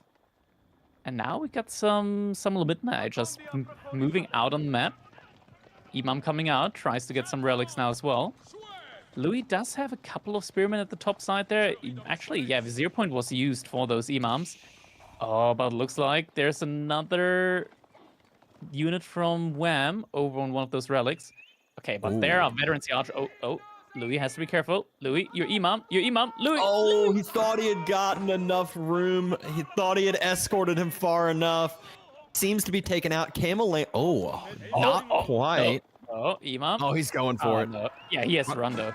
Are there any spears here? There's like 1-2 spears here in this mix. Other than that, Camel Lancers, they're going to have a heyday here. Knights here in reinforcements, and now Wham circles back on away, and another Imam falling. The 0 point pretty much completely neutralized. That is devastating, and Wham just took the relic. A good pickup here for Team Canada, Team NA. Behind the CSO, he's trying to get a keep up. A lot of villagers on stone. And he did go up with the Royal Institute, so his knights, they're a lot stronger than the Camel Lancers in a one-on-one. Yeah, that's one of those where you definitely will get baited into this fight thinking, you know, oh, equal numbers, Camel Lancers counter Knights. It's like, yeah, Royal Institute Knights still can win those fights very easily. We still see some deer getting shuffled back on in. And we saw earlier when those Limitoné were moving up to the north, Puppey and Wham had not scouted the relic in the north side. So there's a reason why they have not moved out to those relics. Yeah, so overall, still 3 relics remaining on the map. I don't think Louis gotten any of them so far. Or has he? I don't think so. I think there's like 1 red dot on the southern side that is moving slowly, a little bit further to the right, Car. But there's an outpost going up as well. Oh, no, that's one of those you shift clicked it and he came back home with nothing, and you're like, dang. Yeah. All right, didn't get it. Are we seeing any Janissaries? First couple of Janissaries are now going to be in queue. Janissaries are always a field's Batman, though, when you're up against a unit like the Lombos. There was a really cool patch recently, well, a new season update pretty much, that also changed the way Janissaries deal with most ranged units. So nowadays, only archery-type units, or specifically archers, are able to do bonus damage against Janissaries. No longer crossbows. But what does Puppey Paw have? Not crossbows, it's gonna be mass longbowmen. Yep. Ooh, this is Camel gonna hurt. Lancers getting another pickup. Not only that, they saw right as the Mangonel pops out, and what a good timing, or moved forward. What a good timing, a good pickup. Not only that, some villagers back on the wood line having to run out and about. So these Camel Lancers are causing mayhem in the economy of Louis EMT. Yeah, this is starting to hurt quite a bit at the moment. Still more relics going over to Wham as well behind us. Well, right now he's just carrying it there, but surely it's not gonna, like, die to that one spearman, right? Surely. Oh, nice pickup by CSO, able to take down a Camel Lancer, able to take down a Dervish, and it looks like CSO and Louis want to start grouping up and maybe moving out together. But meanwhile, Puppey Paw is thinking the same thing. They haven't seen his army in a little bit. He's grouping up, and the Dervish is just outrunning him. Yep. I'm Nothing to looking see at, here. Yeah, I'm looking at this. I'm like, developers, please, no, stop him. He can't keep getting away with this. Yeah, And that's he does relic indeed counter. get away with this. Louis pulled back his units. We can see one single solo relic in the bank for Louis right now. Yeah. Behind this, Louis has a great amount of archers. No one scouted this other one. So you're telling me there's still a chance. 2 relics for Louis. For sure. Potentially, For sure. by the end of this game. That's an insane amount of units from Puppey Paw right now. 70 military units. Louis, who's playing as the Ottomans, that's like the mass military civilization. He's lagging behind, and his units aren't as strong. He doesn't have longbows. He doesn't have Limitoné.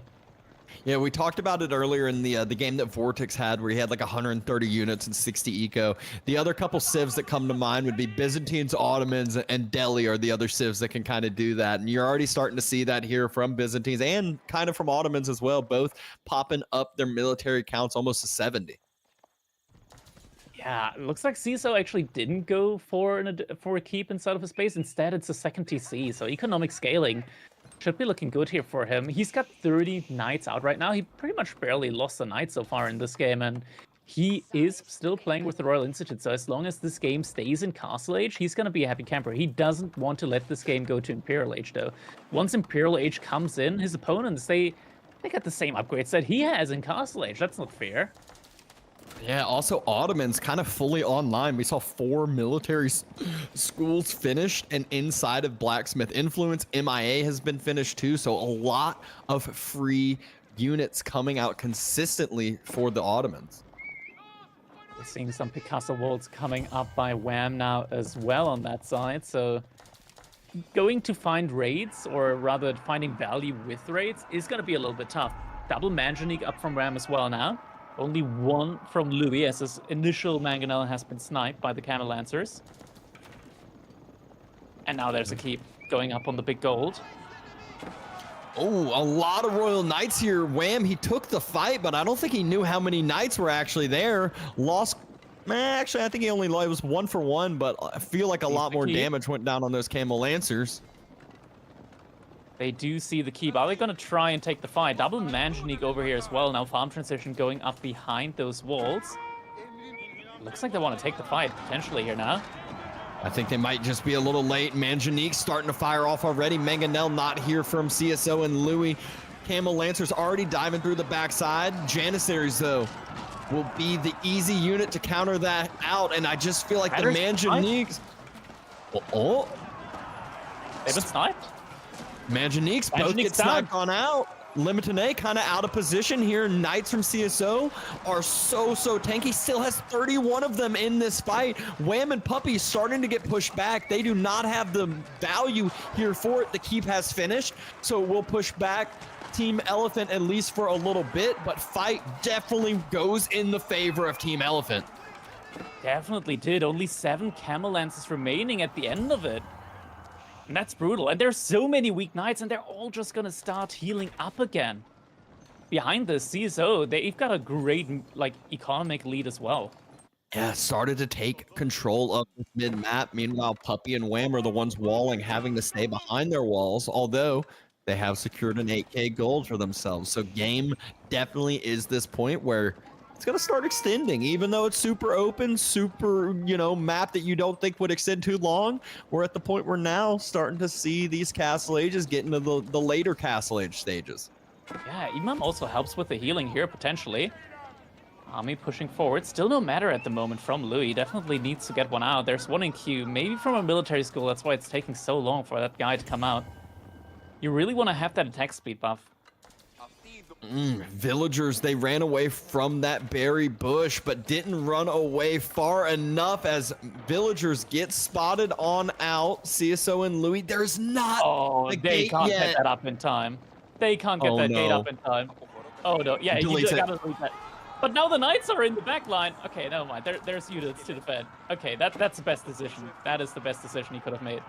Yes, it is. He would have had devastating losses. Walked them in and actually is able to pick up 4 Knights for that. So that could have gone a lot worse there for Puppey Paw and Wham.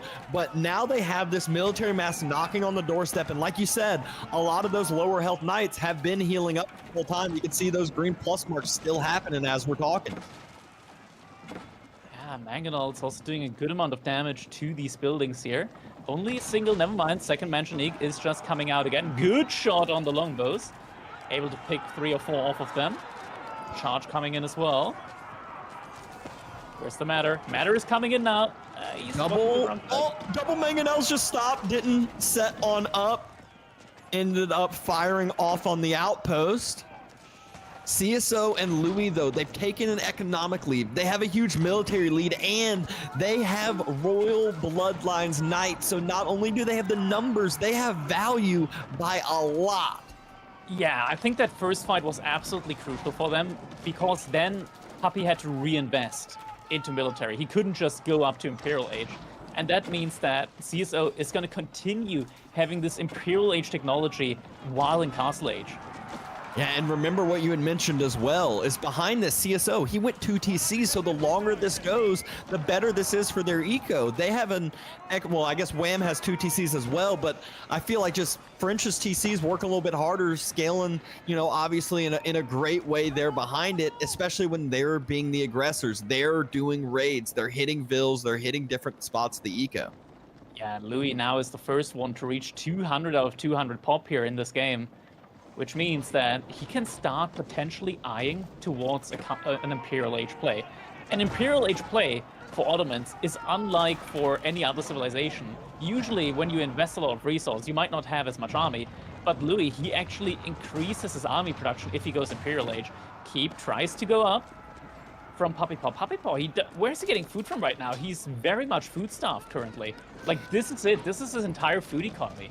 Yeah, he doesn't have any other food economy. You ask where is he getting it from? Remember how many villagers we saw on those berries? He never made that massive olive grove transition that you expect from Byzantines. Hasn't been able to be on these olive groves that are around the winery either, with the way that the army is posturing from Elephant. And houses now being burnt. Team Canada, Team NA, they're in some trouble here. They are. There's not that many longbows out at the moment. 77 archers compared to 20 longbows. Granted, there are also Mangonel shots. No, God, that was a great one from Wham. Finding some good hits there. Louis, he's still glued to that 200 out of 200 population, though. Yeah, and it's actually how one hard where it is now. it's actually one where as military units fall, he actually might get some extra villagers on out. But right now, it's all military for him. Yeah, also whenever a unit dies, like units are just held up inside of those military schools. As soon as the unit dies, it just comes out of the military schools. Unless there's like a big fight, Louis can definitely like reasonably lose a couple units here and there and be fine still. Mangonels trying to take down the Mangonels on the other side. I wouldn't complain if they started taking down the Olive Groves. We know how bad that food situation is for Puppey. The crossbows cannot step up for Wham. They're too scared, especially running through the choke points that are those production buildings. They could, at any point in time, can just take a massive shot. Crossbows are setting up. Mangonels, though, shoot at the longbows. Careful, shooting at the other Mangonels. Never mind, good shot now on the crossbows. Good shot onto the crossbows, not onto the main mass, but still off to one of those side masses. TC trying to focus down the Mangonels, but there's villagers here trying to repair them. Another huge Good shot! shot! God! Devastating hits coming in. Villagers that were repairing have been picked off. Louis now pushing in, and CSO splitting his Night Mass. Another Goes around good his knife. Mangonel shot. Army numbers just still continuing to climb for CSO and Louis. They're continuing to take these fights under town center fire, not allowing Puppey to get on these Olive Groves. Now you have those Royal Bloodlines Knights circling. You see the picture-in-picture, but that's only one of two, maybe three different groups of Knights now splitting, and you cannot deal with those easy. This might be going for the throat here from Elephant. They are wanting to finish this now. Louis losing his own Mangonels. He's diving a little bit deep here right now into the base of Puppey Paw. In the back, more Night Raids coming in, finding the gold from Wham at the same time. There are just raids going on everywhere right now. Still, there's a good Night Mass here at the front side as well for a potentially big fight. Shield Wall has been activated. Once Shield Wall comes in, that's when the Knights can really start taking some good engagements as well, as the Spearmen lose the majority of their attack speed. Louis needs to be careful with those just now Mangonel gets shots. spotted out. Look at the teal villagers on So the many ground. That's not villagers just going one down. spot. It's everywhere. Wham's down to Look at the 47 eco. 90 to 187 villagers in this game, and GG gets called. It's a domination. CSO with the raids. Game number 1 going over to Elephant. What a wild game number 1, and I think a lot of the viewers might be surprised here thinking, you know, Team Canada should be the favorites, and we know that, you know, Team Elephant, they've played together for a while. They are team game players. They're used to this and showing out in game number 1. Man, oh man, this could have been an entirely different game if Canada managed to get Imperial Age at one point, but no. Elephant playing it smart, keeping Team Canada up in Castle Age. That means that CSO, he's always gonna have this incredible advantage of having that Imperial Age technology in the Castle Age. And Wham and Puppey Paw, they just don't really have a good unit to compete. Sure, there's Mass Limit Knife, sure, there's Mass Crossbow, but there's just so many archers and good Mangonel shots coming in as well. Eco loss, 61 for Wham, 32 for Puppey Paw. Immaculately played by Team Elephant. 0 losses for a French side. That is crazy to think about, and especially considering he ended up going 2 TC, and you could see that on the economic graph. He dropped that second TC earlier. He was able to climb up those numbers earlier and just really affected those resource play. And this is one where there were just a lot of fights that ended up slowly, I feel like, building up for CSO and Louis. They picked off a few units here and there. I feel like Wham and Puppey were trying to do the same, but then all of a sudden, the Night Mass was too big. Yeah, Night Mass, just absolutely incredible. Having so many different group of Knights. And the thing is, against Knights, you always have to pull more units to defend against them than there are Knights attacking you. You can't just pull 1 Spearman for 1 Knight. You can't just pull 2 Spearmen for 2 Knights. You're gonna need to pull more units. So as the game goes on and CSO just building such a large Night Mass, you cannot reasonably react to so many raids going on at the same time with enough units. Yeah, and this was really just the game-deciding fight here. You can see that Louis and CSO just continuing to just take this fight under the keep that finished. CSO started that fight, I want to say, with like 31, 33 knights, something around there, ends it with 26. So didn't really lose any. And then they continued the onslaught, continued pushing through, and Wham and Puppey just couldn't deal with the knights. Here we had the last great fight, and behind this, so many raids going on. You can just tell. Look at the villager count there at the top side. So many villagers just losing their lives. 110, suddenly we're at 100, suddenly we're at 95. It just keeps going down. So many individual groups of knights picking off villagers left, right, front, and center. And that's when the GG ultimately comes in, as not only can they not beat the military mass from Team Elephant, but they also can't keep up in the economy department either. Yeah, what an exciting start to this series. Exciting game number 1. And we're following that up with the classic Dry Arabia. And we have English and Zushi versus HRE and Delhi. That is an interesting one. So I would guess we might be seeing some Pro Scout Fast Castle play coming out of Juji. And then English just does the normal, okay, I'm English, I'm gonna provide longbows. And this might be one where you actually see a good usage of Juji as a knight civilization, because they actually do play fairly well as a knight civilization as well. Yeah, it's they're not always thought about as that fast castle knight civ, but they really do have their prowess in doing it themselves. They can have a really clean timing. They also have a great way of securing up those relics to then help support that knight count. But on the other side, they're going to have to deal with HRE and Delhi, two very, very strong civilization when it comes to team games. We've already seen Delhi, take map control, take sacred sites, and then all of a sudden go up to castle with 15 scholars, getting all the techs, getting all the relics in. Exactly. I'm really wondering how exactly this is going to be played. I'm guessing Puppey will likely play Juji. I know Wham doesn't like English, but I know Puppey is a China enjoyer, so I could see him play Juji. Yeah, it'll be exciting to see. It's always exciting to see what style HRE goes for. We saw, I think it was Lucifron went for just the straight up OG fast castle HRE play. They've really developed into a lot more of that infantry feudal civilization because of marching drills. But enough of hypotheticals. We're starting to hear the sounds come in. Game number 2 is starting now. Look at that. Actually, it's the opposite way around. I know Wham likes to play as knight civilization, so just him being the Juji here tells us that this is going to be a knight-style approach for the Juji's legacy. Yeah, and we saw the two farms on either side. He'll probably connect that up with the forward mill, but still weird to see that was the choice of the layout and the locations there for the farms. Yeah, you're getting like one less farm overall, but the farms that you do get are going to be very, very safe around your TC. Forward berries there from CSO and the Delhi. HRE forward gold as well for their side. A wood line next to it. Like, this is a great Archon Chapel spot. Yeah, it really is. He's going to get, all the nitty gritty resources that you want, with the primary one being it tucked up right next to that wood line. Wow, I'm not going for the village opening, instead choosing to make a house here. Okay, interesting. There is the play where you start off with your villagers on a straggler tree, then drop off at a supervised mill to get some extra wood in. Having a mill means that long term, you're saving up on a lot of wood. You're only paying 125 wood for population space that's worth 4 houses.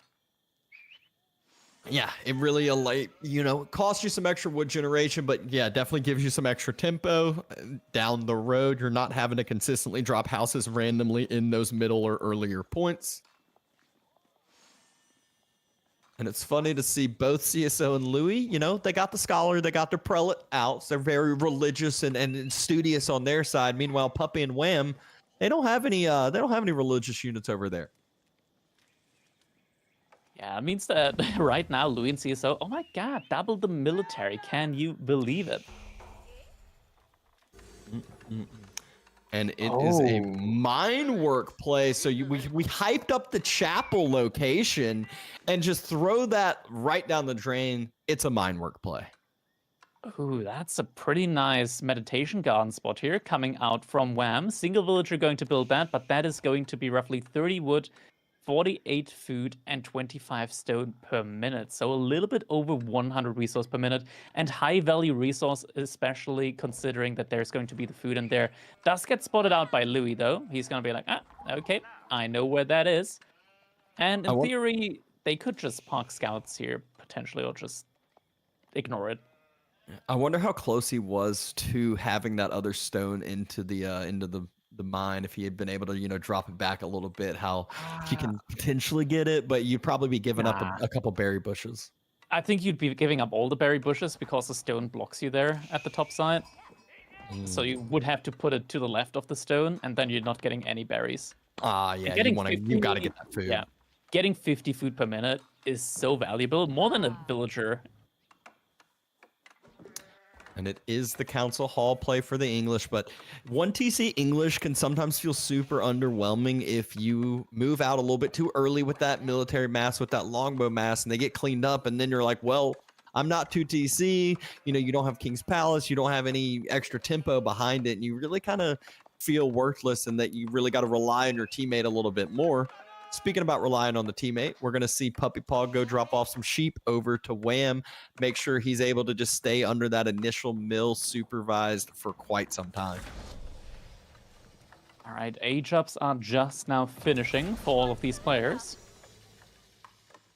No Faith, no big surprise there, so we're going to be seeing some mass scholars coming out soon. Wham, already 3 villagers on gold.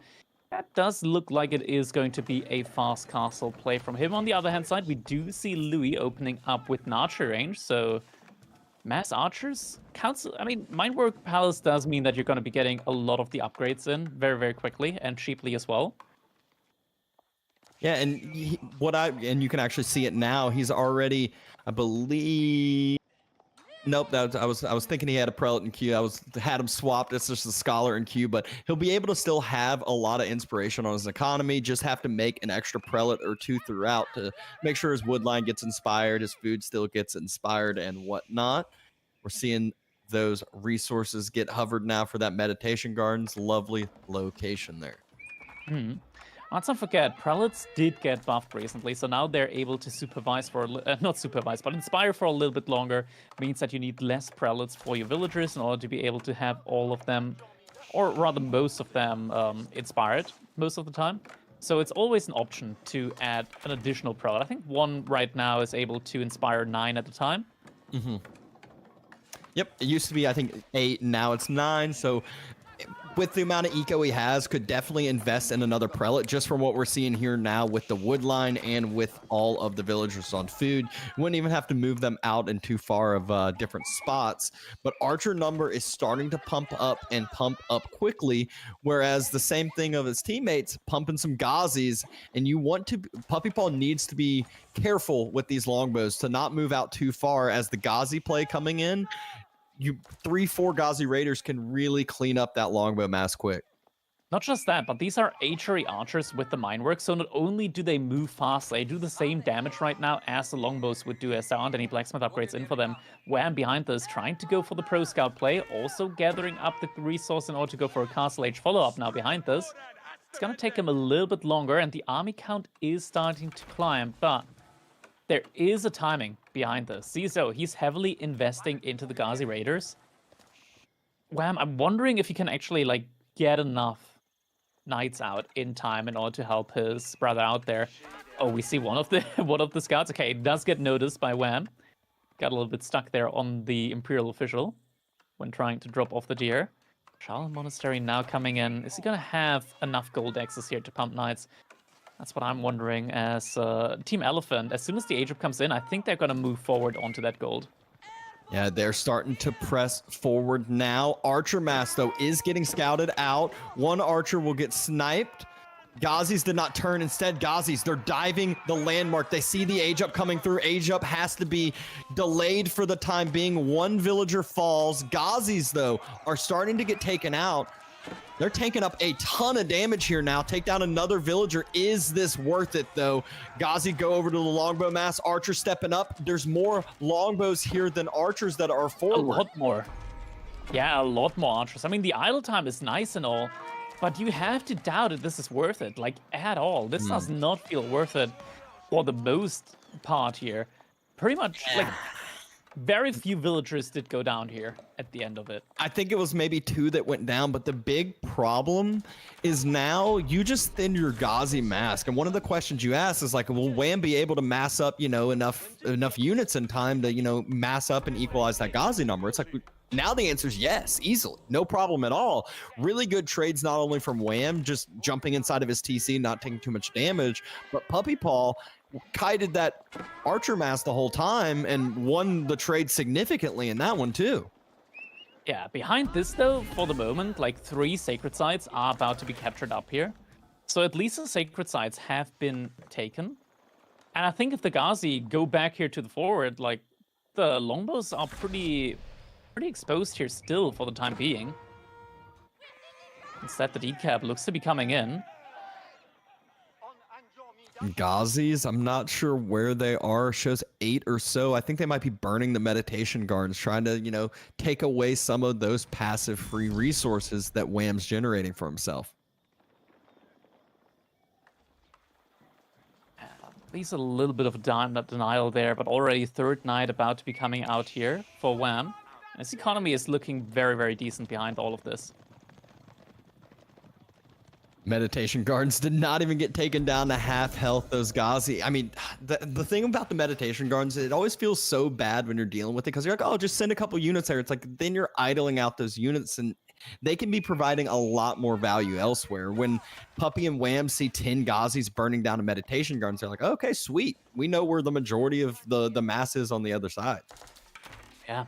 Behind this, Wham still out on the prowl for more of those deer out on the map, getting the pro scouts in. So he's still gonna have a very, very good amount of food income here for the foreseeable future. Now Lancer's going to be starting to roam, going to be starting to raid.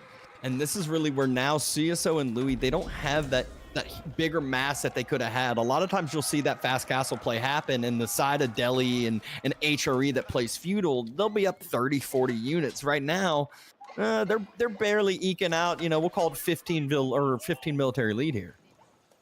Yeah, this is looking rough. A very big longbow mass now going forward. Louis is definitely going to lose that one villager forward here. Does at least notify him. He just wants to send more villagers out to gold. Yeah, that is not something that he can really do right now.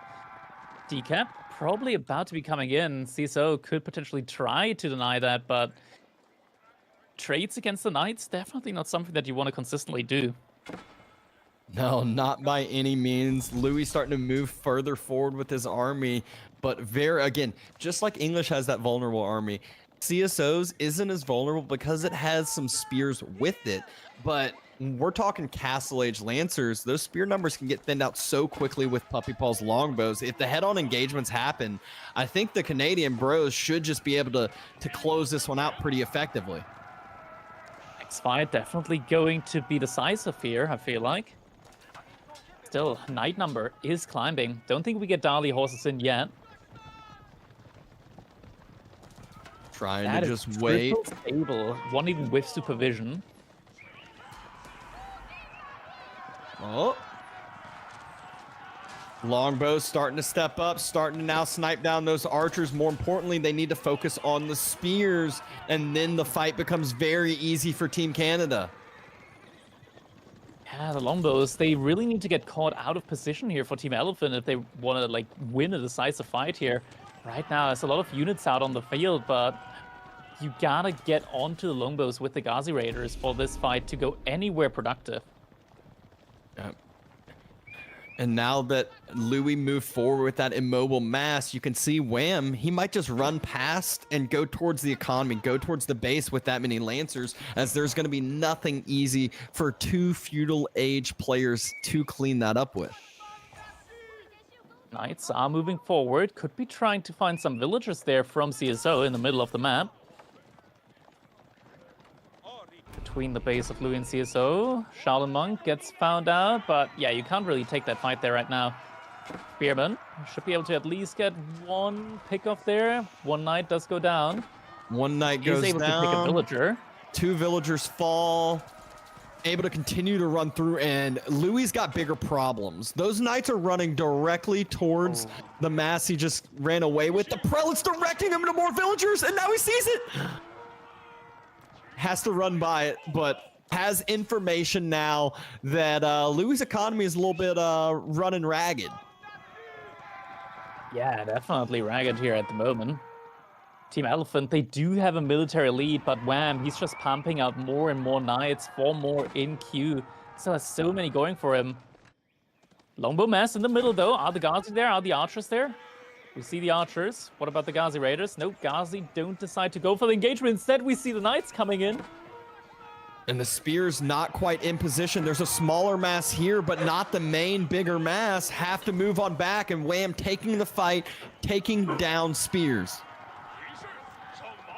Definitely most important here right now. Still so many longbows out as well for Puppy Paw. About to reach the mass now. Compound of Defender is about to come in. Ghazi Raiders don't take the greatest engagement there. A lot go down.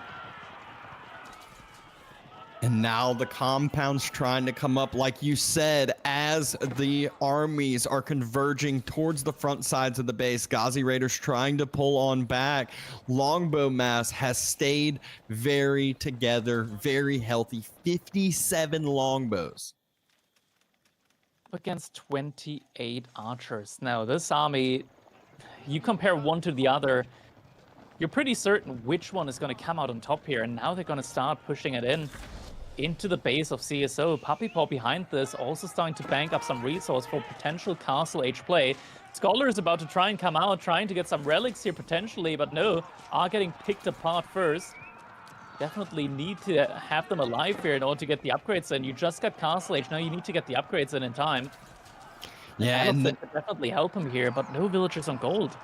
Team Canada hearing that age up come through, that is their trigger point to go, all right, time to dive the base, and dive the base they do, burning down the TC. Longbows kiting forward, continually taking down every unit that steps into their mass, and the Lancers are just going to burn CSO's TC to the ground. And wham, just a single Knight looks to go for the berries at the bottom side of CSO space as well. Just trying to run around, trying to find potential resources where his opponent's on. And is ultimately going to be able to find some. Trying to stay in between the two bases. There were a few spears there. Spears should get cleaned up, but gives the villagers enough time, enough space for a little bit. But there was another Knight or two there. I think by the time we look back, CSO's losing that whole mass. In the meantime, Puppy aging up. He did click the White Tower. And yeah, he changed it over to the King's Palace. Ghazi's, though, diving the base on the other side. Yeah, diving the base, but it's an English base at the end of the day. Not something that you really want to dive, I feel like, at this point in time. Now, villager losses are starting to add up. 103 to 84 economy now for Elephant up against Team Canada. And still more Knights streaming across the map. And these Knights with the +2 Pierce Armor, it's so tough to take them down. Even the TC fire doesn't really do a lot here. Oof. More villagers getting pinned. No. More villagers just not knowing where to run, not knowing where to go that is safe for them. Wham is up to 31 Lancers now.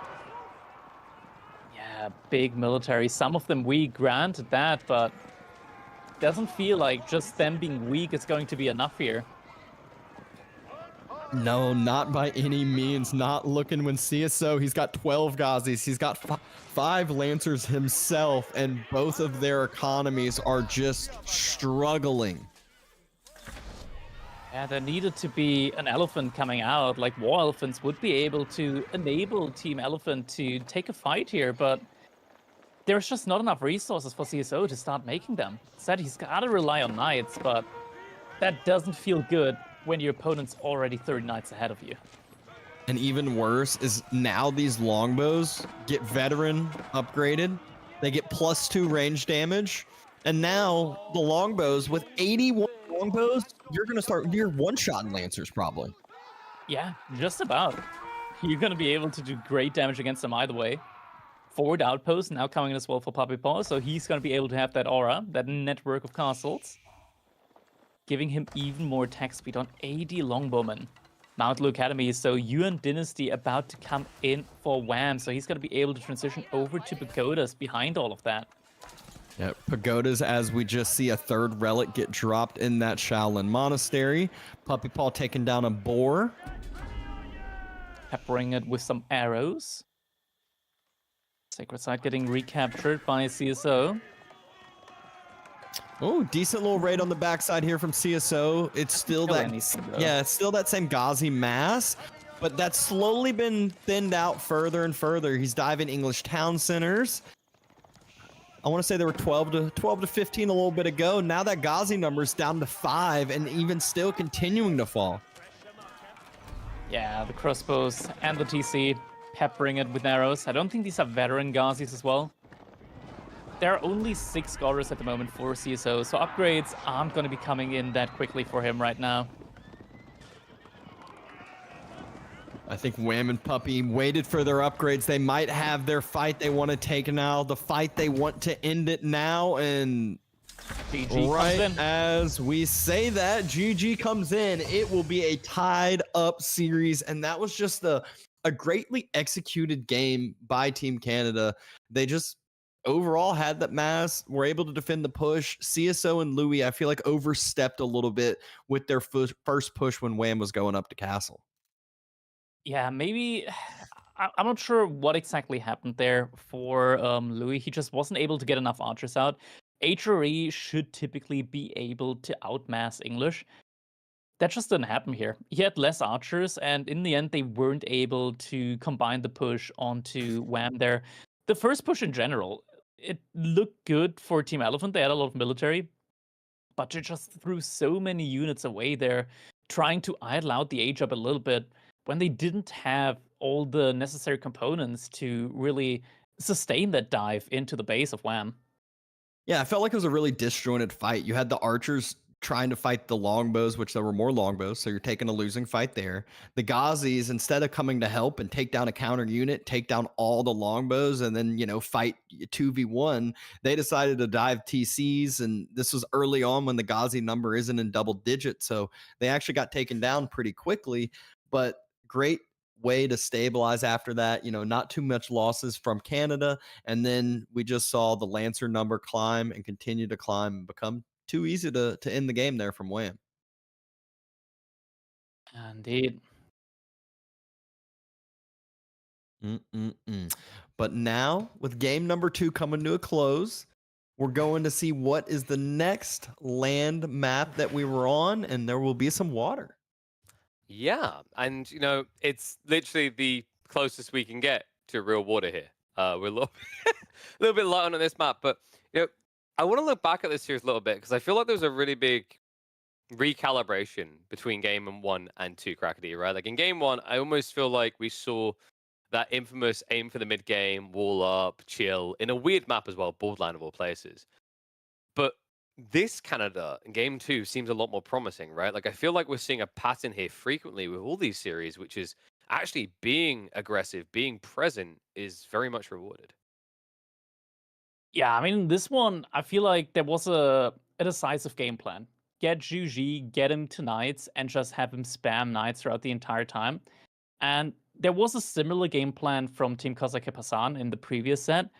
However, in that one, I think Lucifron, or was it Vortex who went for the English, he just got too many economic upgrades in and wasn't able to keep up with the longbow mass. In this one, Puppy Paw just pumped out longbows non-stop, and he was able to hold the push. If there were less longbows, like a lot less longbows out there at that point in time, that could have been a lot more deadly for Wham. But in the end, had enough longbows, managed to defend his ally, and then the Nightmask just kept scaling on and on and on. Does that feel like we're going to maybe see that kind of momentum focus continue here in game number 3, Dabston? Like looking at the draft, it feels like you could argue Roos H3 can be greedy, but I think H3 at least has been quite present in a lot of the games we've been seeing so far. Yeah, it's kind of funny. We see the same combo that CSO and Louis just played. So we have Wham and Puppy say, all right, wait, let me show you how it's done here. We'll let the big boys play. And so they're ready to turn this right back around, going down 0-1, and they're ready to just finish this one on up, get their foot on ahead on a level note, and then try to close it on out on the game number 4. The thing I was kind of thinking about here, Crackety, is like, I don't know, Ottomans, we aren't seeing them too frequently, but I feel like they're almost always winning. It's an interesting thing because in 1v1s right now, Ottomans kind of feel like the biggest meme, but there seems to be something about these team environments. I think not just in team games. Overall, Ottoman in certain situations are like very underappreciated. Um, Overall, they got a really interesting mechanic change with the way Janissaries have changed overall as a unit that no longer gets counted by anything ranged, but only gets counted by archers from range. So now Yeah. they're actually in a pretty decent position overall to be like your bread and butter backline, even when your opponent has crossbows. Mm. I think the challenge is like in the hyper late game still though, right? Because I think that's where they took a DPS hit really compared to all the other gunners at the moment, right? Yeah, I mean, that's one where all the other gunners, I think all the hand cannoneers got a 3 damage upgrade to Yep. every single civ. Janissaries still feel like that one that, yeah, they're great against Cav, but they're not that unit that you're like just mass only Jans. You really feel like you need something else with them. Look, masterful strategy, just force a feudal age for 30 minutes and then get your great bombard and you win the game, right? Like, I've mastered it, Crackety. I mean, it is a bit weird because there's a lot that's still underexplored with all these new Vizier options. Some of them do feel a little bit weird, though. I've talked to a few players, and like Pax Ottomana, for example, sounds OP until you actually do the maths, and then it feels like one of the biggest memes in AoE 4. Yeah, there's still like the main Vizier points, right? That you kind of always want to get. And some that got combined as well. So the one that boosts up your production and the one that allows you to make other units like knights and janissaries as well from your military schools. These are still like obviously like you go to Vizier points that you want to go for. Also the one that gives you like an additional 10 sheep at the beginning, 2,000 food, nothing to sneeze at. On top of that, 15% bonus gather rate on gold. Very good Vizier points still in there. And Ottomans, they do definitely have their spot in the game. Delicious one as well, because I remember they actually buffed it after they nerfed the sheep, right, to actually balance it out, and realizing the Ottomans are maybe having a little bit of a sad time. But folks, just a reminder, this is our second semi-finals. We have a look at the brackets, we can see how things have painted out so far today, because a really big surprise happened in that first series. If you didn't catch it, I recommend going and checking the VODs or waiting for it to appear on YouTube, because we did see an incredible performance out of Freedetta to overcome Lucifron and Vortex. Lucifron and Vortex, who prior to that, overcame Beastie and Marine Lord. That's right. Like, if anyone's going to come in here in the next few hours, go, when's Marine Lord play? When's Beastie play? When's Vortex play? They've all had their play, all right? The limelight, or the spotlight rather, has shifted. We have got new generations coming through. Some of them known Canadians, just really partying up recently in S-tier tournaments. But we've been seeing it. We've been saying it for a while, Dabston. You know, in the East, there isn't just the CIS threat with likes of Anatan now raising up. But Louis MT and CSO have always been creeping there, and I think they're proving that in this tournament. Yeah, I mean, they really feel like that comfort zone. I feel like with a lot of the up and coming players, let's pick on Anatan early on. There was a time when Anatan first kind of was getting his rise, and it was like he's going to make 100 units and he's just going to dive your base. Like that was what he did every time. Now he actually has all the different kind of tools in his toolkit. That's kind of how the same thing over here from Louis and CSO both, where they don't just play one type of game. It's not like all boom up and macro, that's all they do, or all they feudal all in. You got to worry about a lot of different things. I think it's also the complementing nature of those two, right? Like obviously we've seen a few games from Scarlet Devil in this tournament, Crackety, but at the core, it's Team Elephant. It's Louis MT, it's CSO. And I think something that's really impressed me is Louis MT for a long time kind of got all of the attention, but CSO has proven prominent. And I think there's that beautiful partnership of CSO almost like a Vortex and Louis MT almost more like a Lucifron, right? One's more your all-in guy, and one's more your calculated playing for that later phase. Yeah, CISO by no means like lesser player I want to say than Louis MT. Like he's up there. He's up there. There have been I recall like the Warchief clubs or other tournaments where CISO even took down players like Marine Lord, so in multiple games. And he's a really like impressive player. We just don't see a lot of him. He usually hides behind like different accounts or mostly plays team games. But when he plays, he really shows up to play. And, it might seem like I'm focusing a lot on the elephant people here, folks, but that's because I've already blowed enough smoke up the Canadians' asses for them to send TP signals to Native Americans, all right? We know Puppy Paw. We know Wham. We know their capability. Puppy Paw, who basically wins practically every single week he turns up for these weeklies at Start. Wham, who has basically been always the bridesmaid, never the bride for practically every single week of those. They are making back-to-backs every single time, and we're going to see if they can do it here, because we are about to split the difference. A best of 5, only 2 more points to win. Will it be Team Elephant, or will it be the Canadians with a sprinkling of America? Let's get to it as we break the tie with Himiyama. All right, serious tie it up. Here we go. Game number 3. Team Elephant versus Team Canada on Himiyama. Yep. Don't see any villagers moving out to take the water. It's more going to be Louis that's going to go for a outpost rush, I would assume, and Wham going to be ready to defend any sort of outpost rush and any sort of early spears that are going to be coming with his own HRE spears. HRE spears that do walk quite a bit faster than your average spearman, walking all the way across. Wait, where is he going? Huh. He doesn't have the scouted yet, so he's probably just clicked through the fog of war.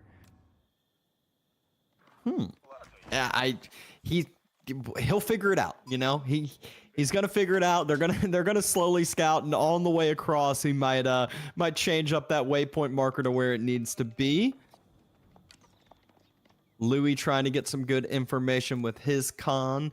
And this is one where the players, you know, they might have a strategy in mind, but they still need to react to anything they might see and change up the strategies. You know, if one was going for water, might be a whole different game plan here, but hard to go drop a dock when you got spears from both sides on the map. Yeah, I'm right now on those trailer trees, trying to get more wood in for those spearmen that are coming out. Louis MT, can we take a look at his base? There's no spearman yet in queue for him. Did he make a barracks? He did make a barracks, but this is a very good spot for him overall on the map. He has gold on the opposite side of his TC. That's a little bit unfortunate, but definitely a nice back goal to defend for sure.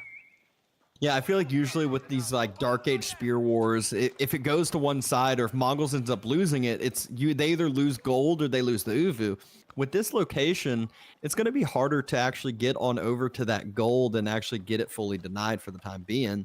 But Louis just going to be able to play that defensive game for the time being because he doesn't have to spend full resources for his spears. He's getting them doubled up. Yeah. On top of that, Louis, he's kind of stopped gathering wood right now. So he's only gathered up enough wood to go for like 3 more spearman patches. We are going to see a Kremlin coming out here from CSO in a very good spot.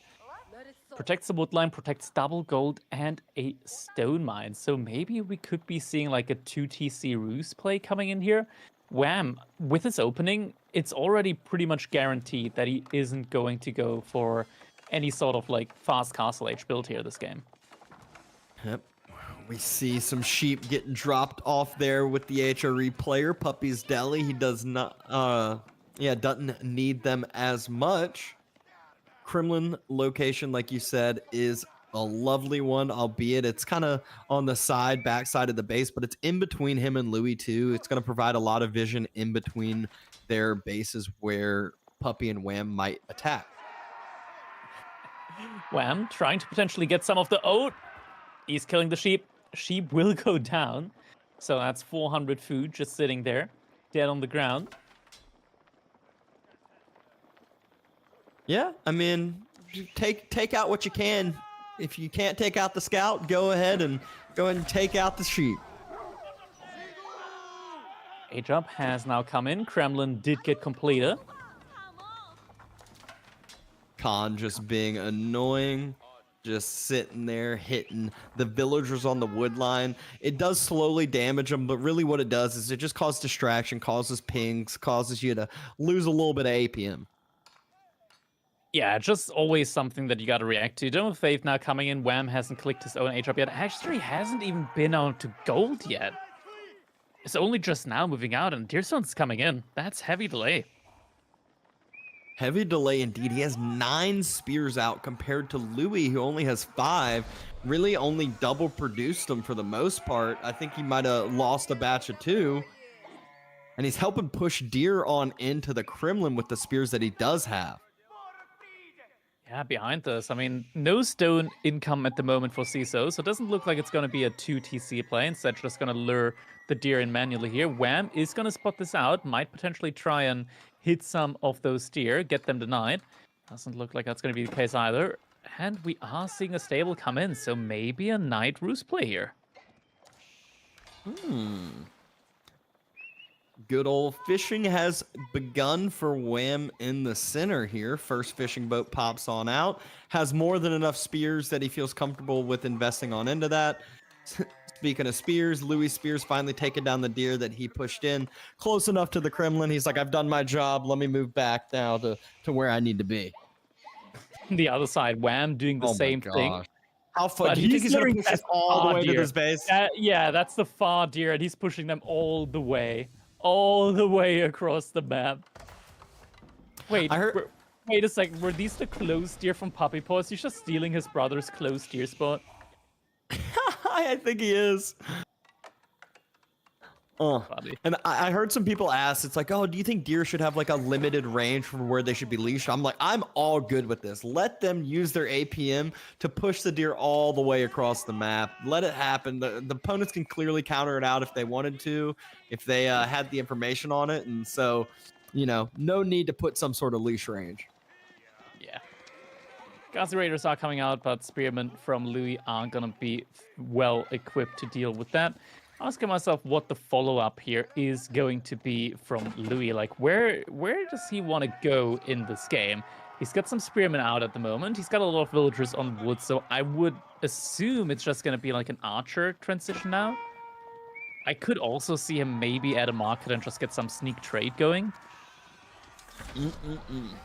Yeah, I feel like trade's been something that we've talked about a few times today, and it's something that I feel like even the high elo players don't really decide to go into trade until like way later stages of the game where it's already like walled off and already set up for the most part. Even if, you know, you have a Mongol player, it just still doesn't feel like it's ever really a main focus. Yeah, Wham, now finally 7 minutes into the game, gets his own fuel age in. Chip probably haven't had enough time yet to pay off for themselves the fishing ships there, but are going to slowly start doing so. And there's a lot of food in the middle to be gained. Wham Walt's behind this as well, coming in. Khan trying to kite out a Spearman using that arrow, but doesn't want to run on into the TC. Once these walls come through, Wham's going to be feeling a lot better about all of that economy. Can kind of just stay closer to that center of the map. Saves up some back berries. Might actually move out to some back boar if he wants to as well. Yeah, behind this, also looking at CSO's game plan, he's just continuing to mass up knights at the moment. We already reached that point in the game where ideally Puppy Paw already has scholars out onto these sacred sites and starts capturing them up.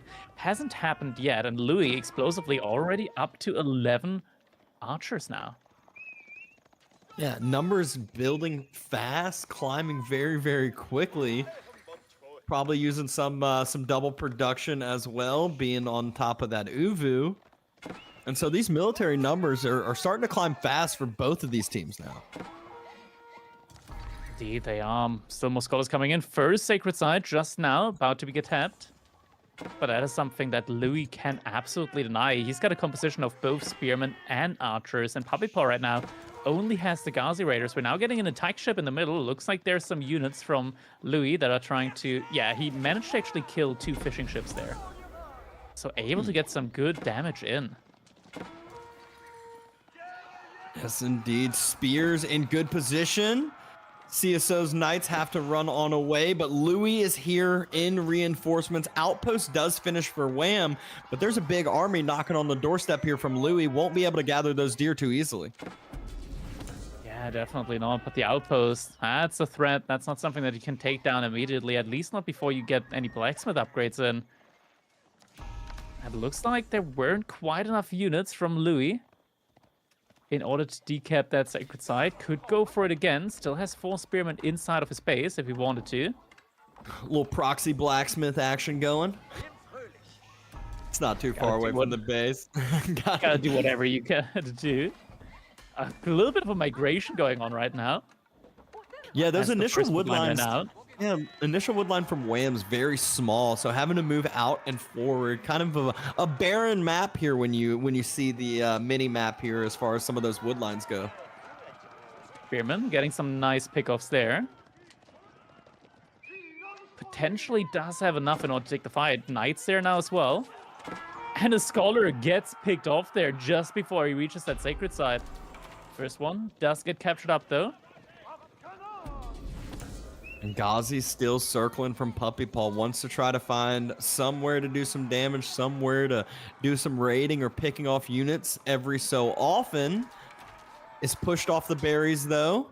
And that's not just a few vills on those berries. That was like 25 villagers. That's so much of Puppy Paw's economy. And CSO and Louis see that, spot it out, and so they are deciding to attack that spot together. Yeah, now Wham also moving over to that. Does have the H3 mobility, so isn't going to take him too long in order to try and get over there. Behind this, though, Archermass is looking very, very much in favor for Louis compared to what Wham has out on the field.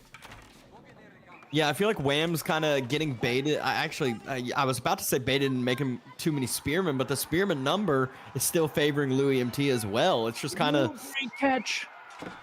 Oh, 3 knights going down. 3 knights going down, and some damage on the other one just shows you that movement speed of Ghazi's and the scout to follow up in 2.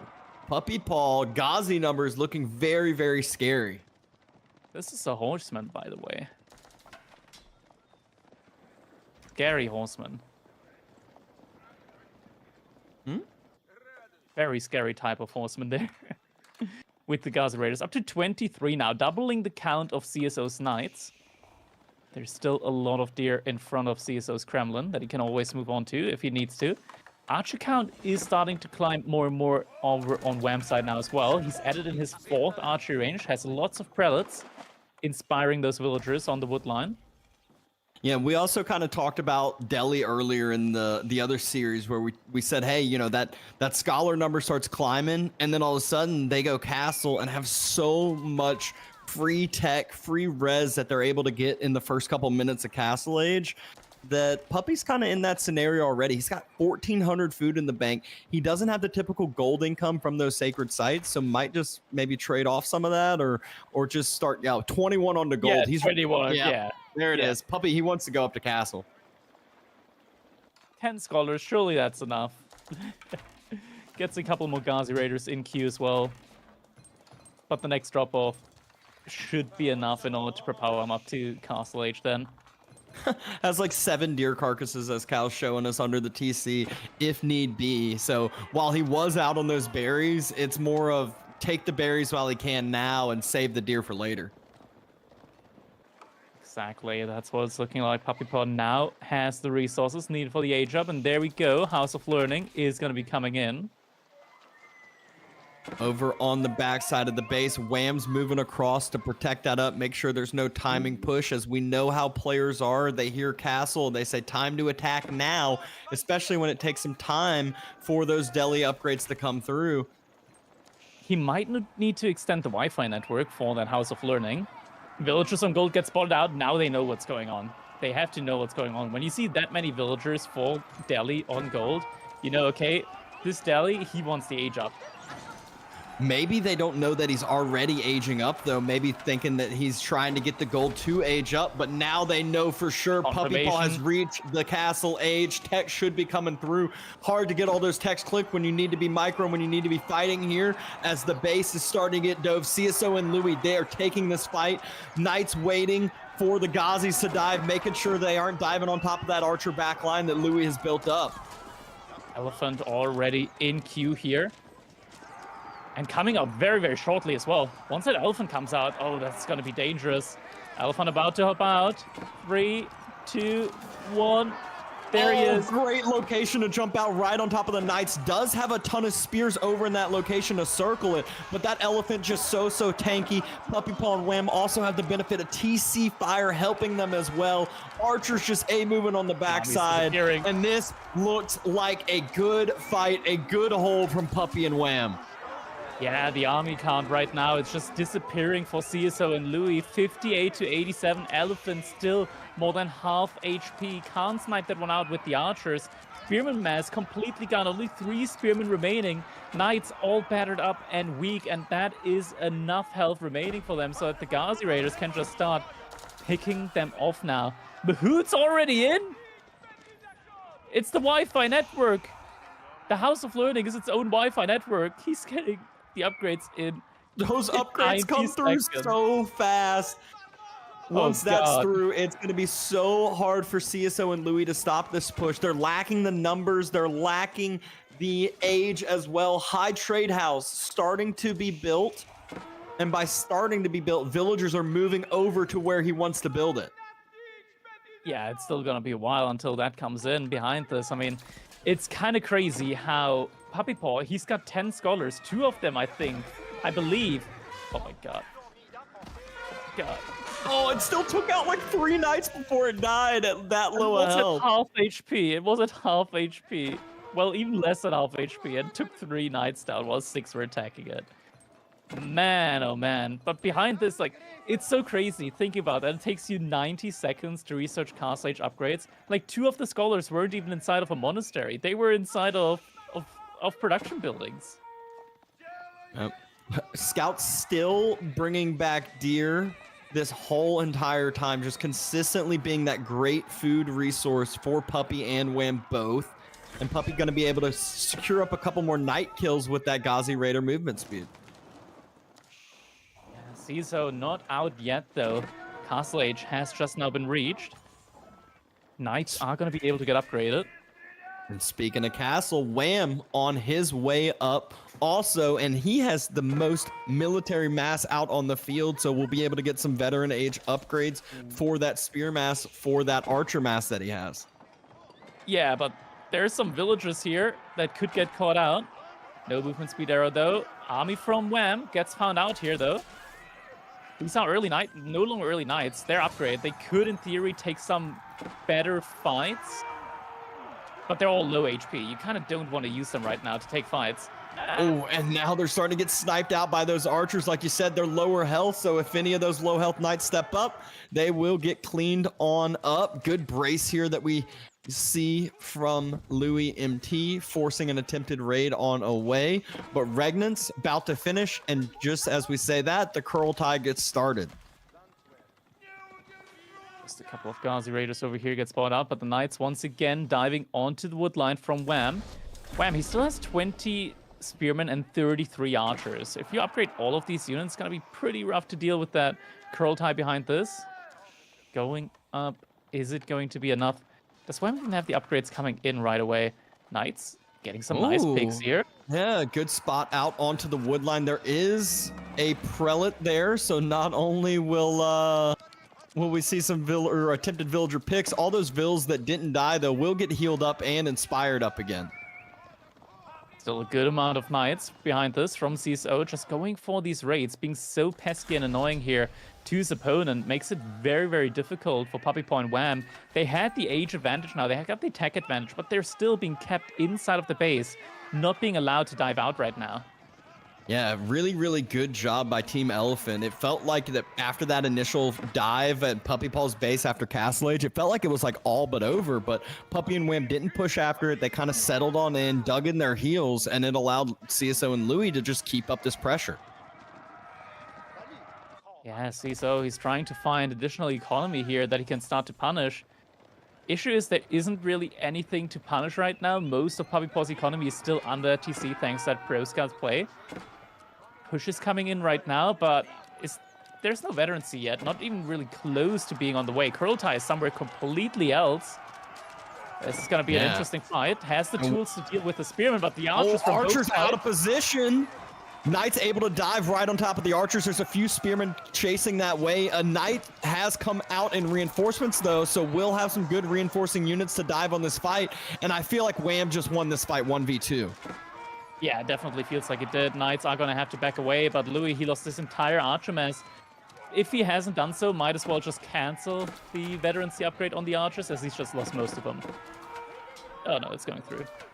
And the Knights basically got cleaned on up from CSO. The army mass from Louis basically got full cleaned up. He's the infantry mass. He's the one that's supposed to have 40, 50, 60 units out. He's just dropped to 15. Yeah, 36 to 72 military now. And this looks like Team Canada is thoroughly in the lead now in this situation here. Archers now with the Kurultai buff. Trying to get some pickoffs here, but it's a lot of Knights. Up to 21 Knights now. Puppy Paw, he's rivaling the Knight count from CSO. While Wham still has 43 military to 17 on the field. Yeah, and the big problem for Louis is he's massive Spear Archer, but there's just too many Knights to deal with for Spear Archer. He's got 8 spears, and you just said 20 plus Knights out? Like, how can 8 spears deal with that? He needs crossbows as well, but then he loses the Archer battle, because then Wham can just A-move again. Good pick up over here, but still, CISO has to be very, very careful. Oh my god, all upgrades in already. And it's oh, yeah. Yeah. Yep. No comment. Yep. Delhi and just Delhi doing Delhi things. Puppy has enough of a Lancer mass to just go in this game, it seems like. Has scholars behind this, has his brother behind this to help home. The Scholar Q!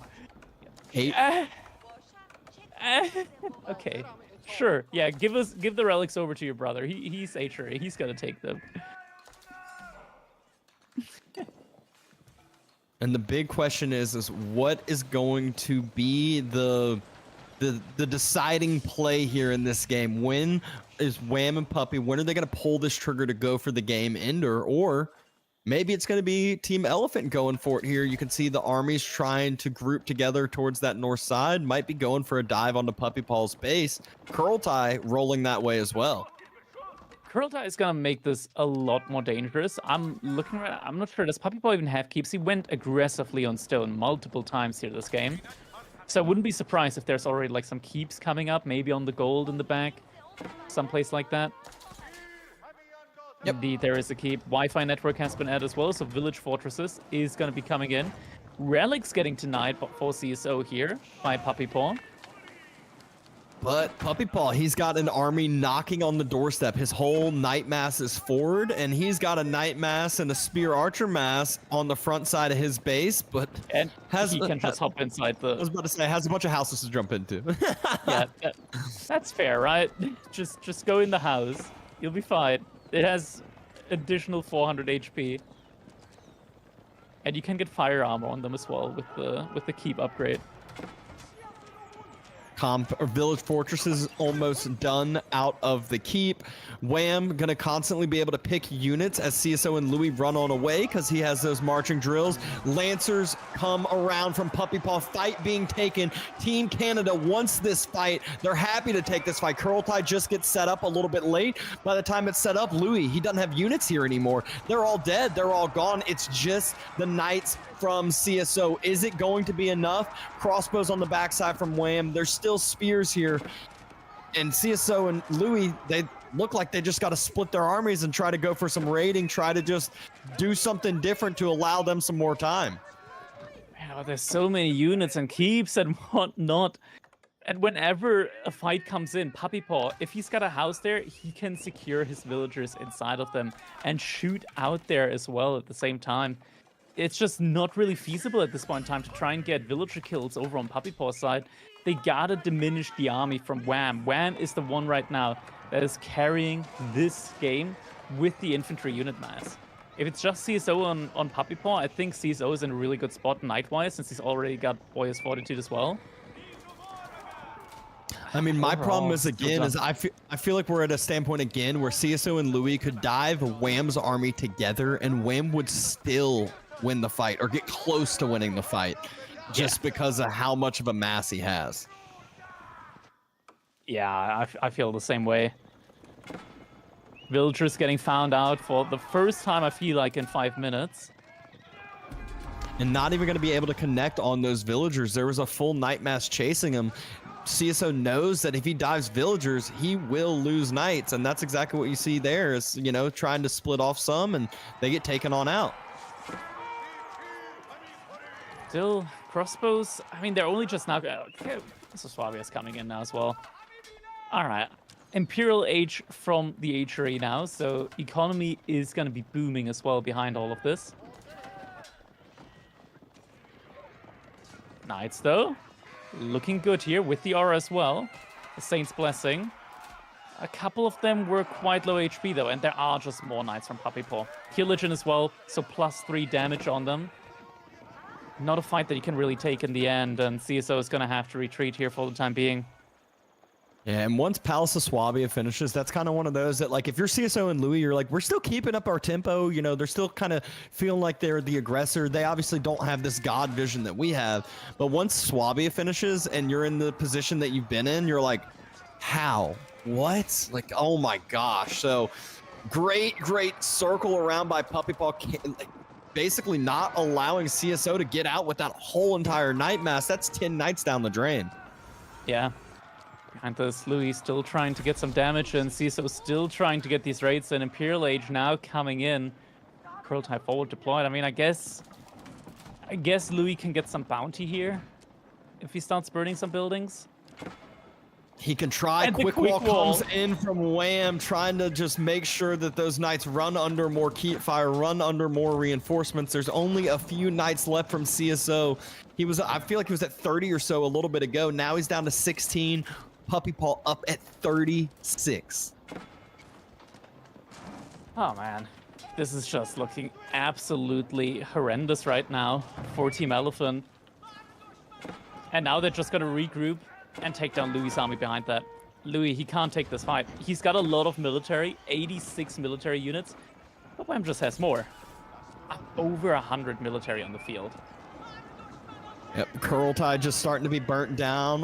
Wham is headed on over there with his mass, and Team Canada yet again ready to take another fight, and another fight that they should win substantially here.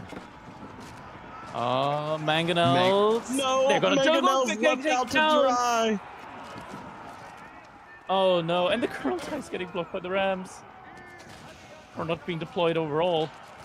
Outpost being burnt, so the Springald emplacements that were invested into worthless. Next outpost burnt, losing more and more vision, losing more and more map control and information. And this is where the onslaught will just continue. Rams getting taken down. Puppy's gonna head to the base with that many Lancers. Louis, he still has a large army, but just not able to make use of it at the moment.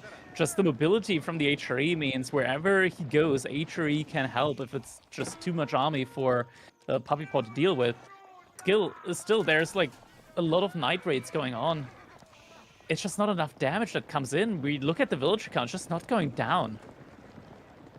Yeah, we see the CSO, he'll pick up 1, 2, 3 villagers, but then you have to keep in mind, Puppy, all his keeps that he has now are producing villagers. That's also damage that those Knights will take running past those keeps, so it just slowly all starts adding up. And now is the typical Mongol problem in team games. We see it a lot in FFAs too.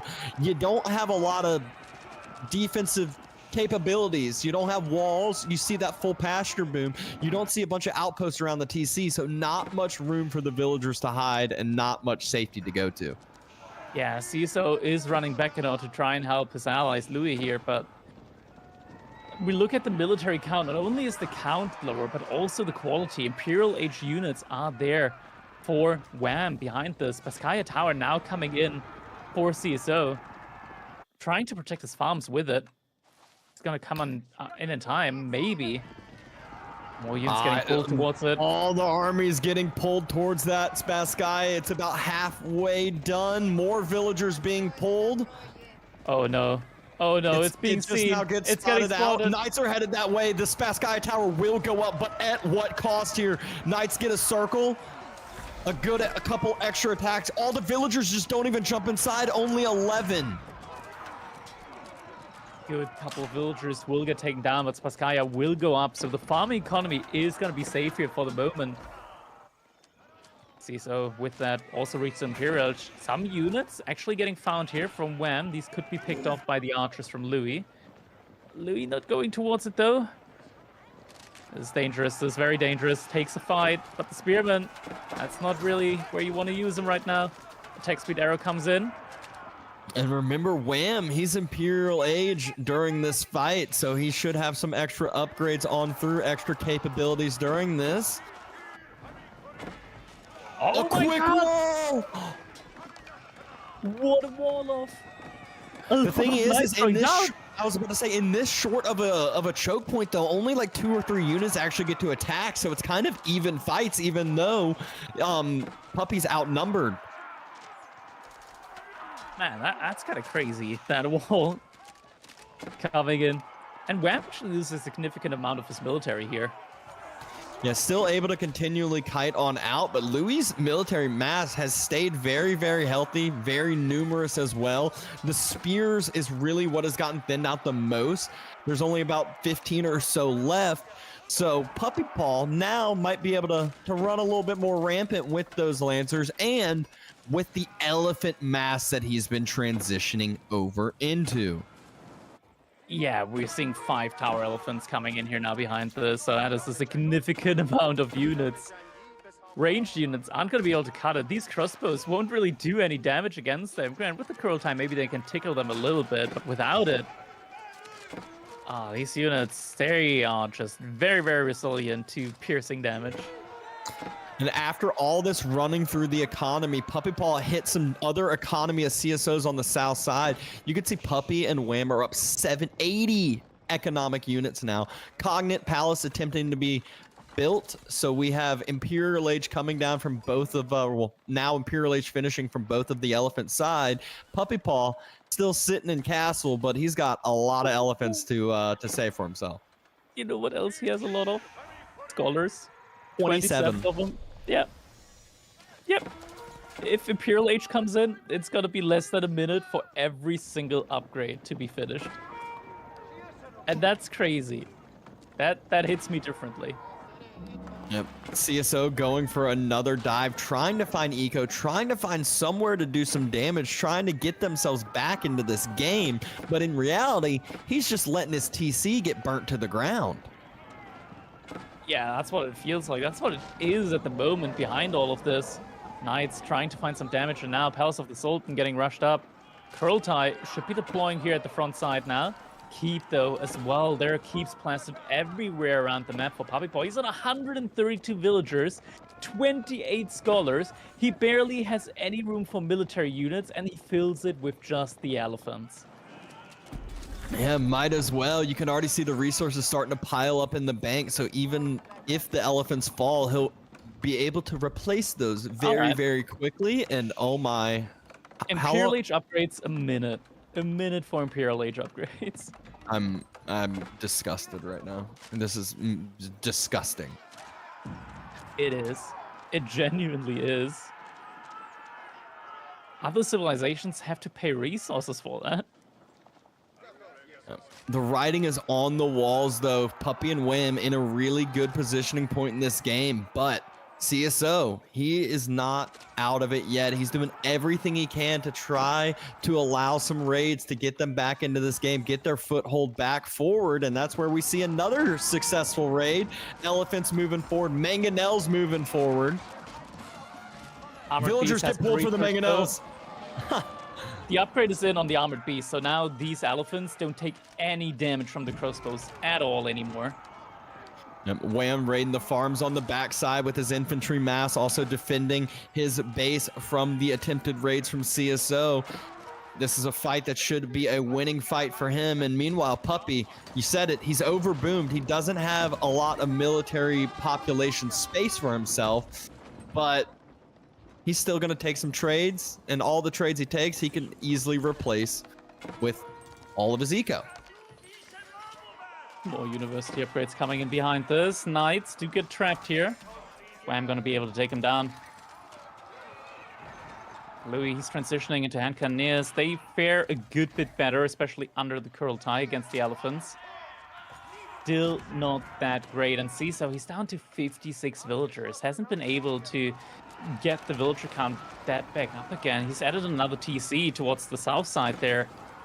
There's just already so many keeps out everywhere on the map. It's really difficult for Team Elephant to get any decent fights going right now. Their bases are pretty much completely open. Meanwhile, their opponent's base, it's all keeps everywhere. Yeah, Puppey has 5 keeps finished. Those all can make villagers if he needs them. I say if he needs them because he does not right now. He's got 126. That number has gone down a little bit since we spoke last, and he needs that number to keep falling. Yeah, Knight's still trying to look for some type of potential damage avenues here. That's enough pestures. And a fight is happening. The Elephants, they're immune to range damage at this point in time. No way to take them down. 13 ranged armor. They are laughing in the face of the mass that Louis has, which is mainly ranged. There's 32 crossbows. There's some hand cannoneers. There's some, I think, some Khan Hunters mixed into there as well, and a Hui Hui Pow. Finally, we see the circle from CSO with his Night Mass. Mangonel should get taken down, but Wham will be pushing into Eco. Wham has his own army here too, and wants to press forward with this fight. Army Mass now being tripled. Yeah, it looked good there for a second from CSO, but the Knights disappeared. They vanished. Suddenly, there's only 20 remaining, when I felt like it was 40 charging in at the beginning there. Losing their front gold, that positioning point, and we haven't really talked a ton about the golds on this map, but the rest of the golds here are all going to be forward into the mid map, and so CSO and Louis losing that gold opportunity. This is right when everyone loves gold units the most. Puppeypaw's got 5,000 food in the bank. That's what happens when you just have 36 scholars, barely any room to make units population cap wise. You're just pumping out elephants. He's got 27 Ghazi in queue and has 6,000 food. 30 Ghazi in queue. So really, I mean, this is just absurd with how many resources Puppey has. He also drops a keep on CSO's secondary town center on those wood lines there in the south. So that little pocket expansion that CSO had been going for is no longer. But there are even bigger problems on Team Elephant's side, as the Mongol base is now an elephant base. Yeah, they can no longer get pushed out of this one now. The Elephants, they just reign supreme here. Mind you, 36 of the military from Puppeypaw isn't actually military, it's scholars. But it doesn't really matter. The Elephants make up for it. Yes, they do. Very kind of pop efficient. The biggest drawback is they're just quite slow at times, but Puppeypaw doesn't have to worry about the slowness when he is all inning the base of Louis MT. Villagers under the town center trying to still gather sheep. Hand cannoneers massing up. Louis doing everything he can to hold this position, but there's other TCs going down. CSO losing the secondary TC expansion. Puppey and Wham are winning fights across the board. Indeed they are. Finally, a couple of night raids do find some value here. But it just feels like it's too late. At this point in time, Puppey and Wham, they probably don't mind losing villagers. It just opens up the avenue of making more military, more keeps, still going up for Puppeypaw. It's just keep after keep after keep after keep in this one. And every single one of these keeps is a potential town center for him as well. An avenue for him to put farms around and just have safe economy wherever he goes. I honestly would love to see Puppey delete 30 vills right now. He has 62 Ghazi in queue. Just imagine if he had 30 extra Ghazi out on the field. Like, they're already being dominant. They're already winning fights everywhere. That would just cause so much more mayhem. Not that he really needs it, but we need it. The viewers need it. The casters need it here. Man, I'm surprised that they're not just ending it at this point in time. Like, surely they must know that they're in a completely dominant position. It's kind of crazy how this game snowballed for the Delhi in this situation, considering that Puppeypaw was denied sacred sites for the entire early game until he reached Castle Age. Yeah, I mean, that just shows that Delhi, though, he still was able to go up with a ton of scholars in the bank, got so many free resources, and the game finally comes to close. That had some writing on the wall for a little bit. Team Canada, Wham and Puppey, able to take the lead in the series 2-1. So that means the next one is going to be a potential match point for Team Canada. Looking at the total resources gathered, that's a slight discrepancy. 40,000 resources additionally gathered by Team Canada. I'm telling you, man, these guys are boomers. That they are. We've seen some walls early on from them, and I mean, that game was one that as it just kept extending, they kept getting in a better and better and better position. Eco lost. I mean, that's high on both sides, but still, towards the end of it, you can look at the economy count. It doesn't feel like it really mattered. Like any villager that Wham and Puppey Paw lost there just got instantly replaced again. Mm-hmm. What a fun game that we just saw. And that's just the third game of this series. Now we have the potential match point, potential game decider. Will Puppey and Wham be able to make it on to the finals, or will they be moving on to a game 5 and have an elephant and everything on the line? Oh man, looking back at the instant replay here, it looked for a moment like the fight was gonna be okay for Louis and CSO there, but they took the fight before the upgrades came through. So many archers here not vetted up at the point in time where that really was needed. Fight taken a little bit too early, and we can see on the minimap, like the Kurultai was on the completely different side of the map here. Louis MT getting caught out of position, still no Kurultai buff. Fight getting taken without it, and the backline from Wham, just so many range units here pushing CSO and Louis back across the entire map. Yeah, and that's kind of been the story of this series. I feel like it's just been a lot of it culminates with these big fights, and a lot of times they've gone the way of Puppey and Wham, other than the one game where CSO and Louis just had too many royal bloodlines French knights to be able to deal with them. Yeah, here we had the moment where the Spasskaya tower did go up. Looks like we lost around like 10 villagers over on the side of Team Elephant. Did manage to secure it up though, and that did protect the entire farming economy. Ah man, this was a rough one. That was a really nice quick wall there from the side of CSO, just decimating the knight count there at one point in time. Yeah, From Puppey Paw. it's so hard to deal with knights when they're just running back behind your eco throughout the map, and that's where some of those short walls behind woodlines do wonders there. Obviously, you don't always expect a full wall out, but yet another good fight taken by Puppey and Wham. Puppey's just moving forward with that elephant mass, and Team Elephant couldn't deal with it at all. So game 3 came to a conclusion, and now we already see the setup for game number 4. Game number 4, the potential match point now for Team Canada. Team Elephant really has to give it at all, and I'm looking at the civilizations, and I know these are comfort picks for them. We're getting the Ayubids, we're getting Jeanne d'Arc. These are like their main civilizations. Over on the other hand side, Rus and the Mongols for Team Canada. Yeah, and that's one where, when you'd think that right off the bat you see Mongols and you're like, okay, Tower Rush is coming.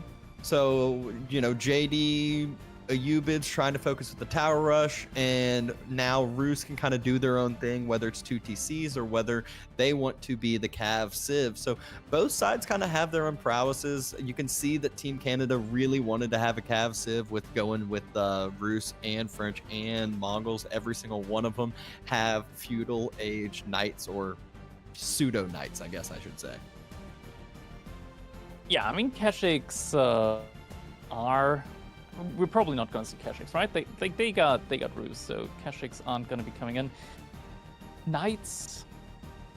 I'm looking at Jeanne. I'm just looking at Jeanne. I'm just thinking, man, if we're getting to a point in time where we're going to see, like, mass Jeanne's riders coming in as well, like, these guys are so strong. You get them in Feudal Age, and they're absolutely ridiculous for Feudal Age units. Like, their 8 health pool rivals that of Knights in Feudal Age. They barely cost any gold. You can make them out of the stables, and you can like get the big discount on them as well.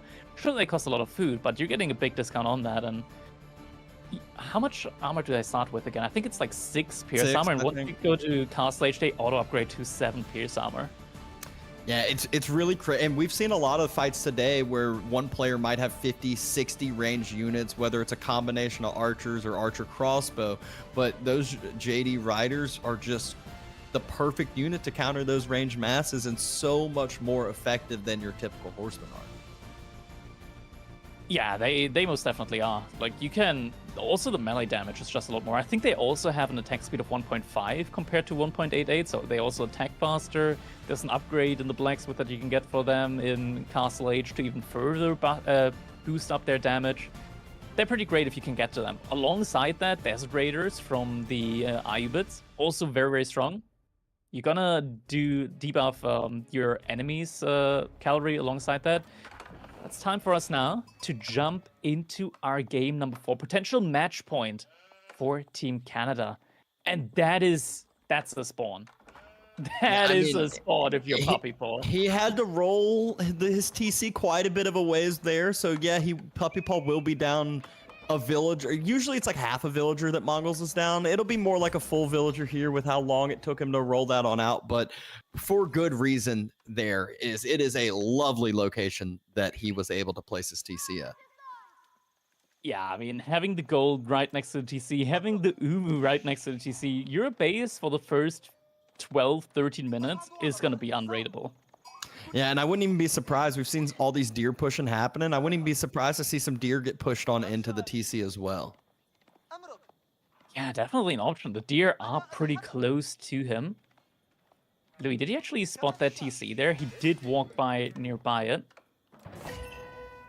Oh, he didn't see it. Not quite, at least. Oh, he's walking right by it. This is such a weird spot to have your base in. Like, nobody would expect the base from the Mongol player to be there. Just because you know how Cliffside spawns, right? Like, you know that he shouldn't be there. He should be further to the right side of the map. Yeah, and that's also one that Mongols is where you'll see players lose scouts the most, because you're used to knowing where TC is going to spawn, and you're like moving your shift click and your scout around, and all of a sudden it's like, why is his TC there? I was not ready for that at all. Indeed, behind this, Wham already getting the second scout out. While he's playing Roos, he can get those scouts out from the hunting cabin, so not gonna have to sacrifice a villager for that. So seeing this game now starting to get some feudal ages being dropped here in a second, Wham will see that Kremlin location, or Golden Gate, as I know that he doesn't complain about going Golden Gate quite often. And it is Golden Gate. Yeah, it's coming in here for him. On the other hand side, Ayubit is aging up, and it's going to be the economic wing growth for him. Falcon does come in from Puppy Paw, so they will know which wing it is going to be here. And now the Spearmen arrive. Spearmen arrive, should be able to force Louis off of that gold, try to start burning. Oh, what a quick delete. As the torch was coming, I was about to say, at least get some bounty bonus. He didn't even focus the vills. He went straight for the mining camp, and Louis just, what a quick reaction. Yeah, very, very good reaction there from Louis. Doesn't give over that additional 50 resource towards his opponent. School of Cavalry is coming in, and CSO undenied on gold for the time being here. Spearman now gonna have to walk all the way across the map. And in theory, we could just get Archer Joan here, and she's gonna be able to deal with the Spearman no problem. Actually, just Melee Joan would be completely fine as well.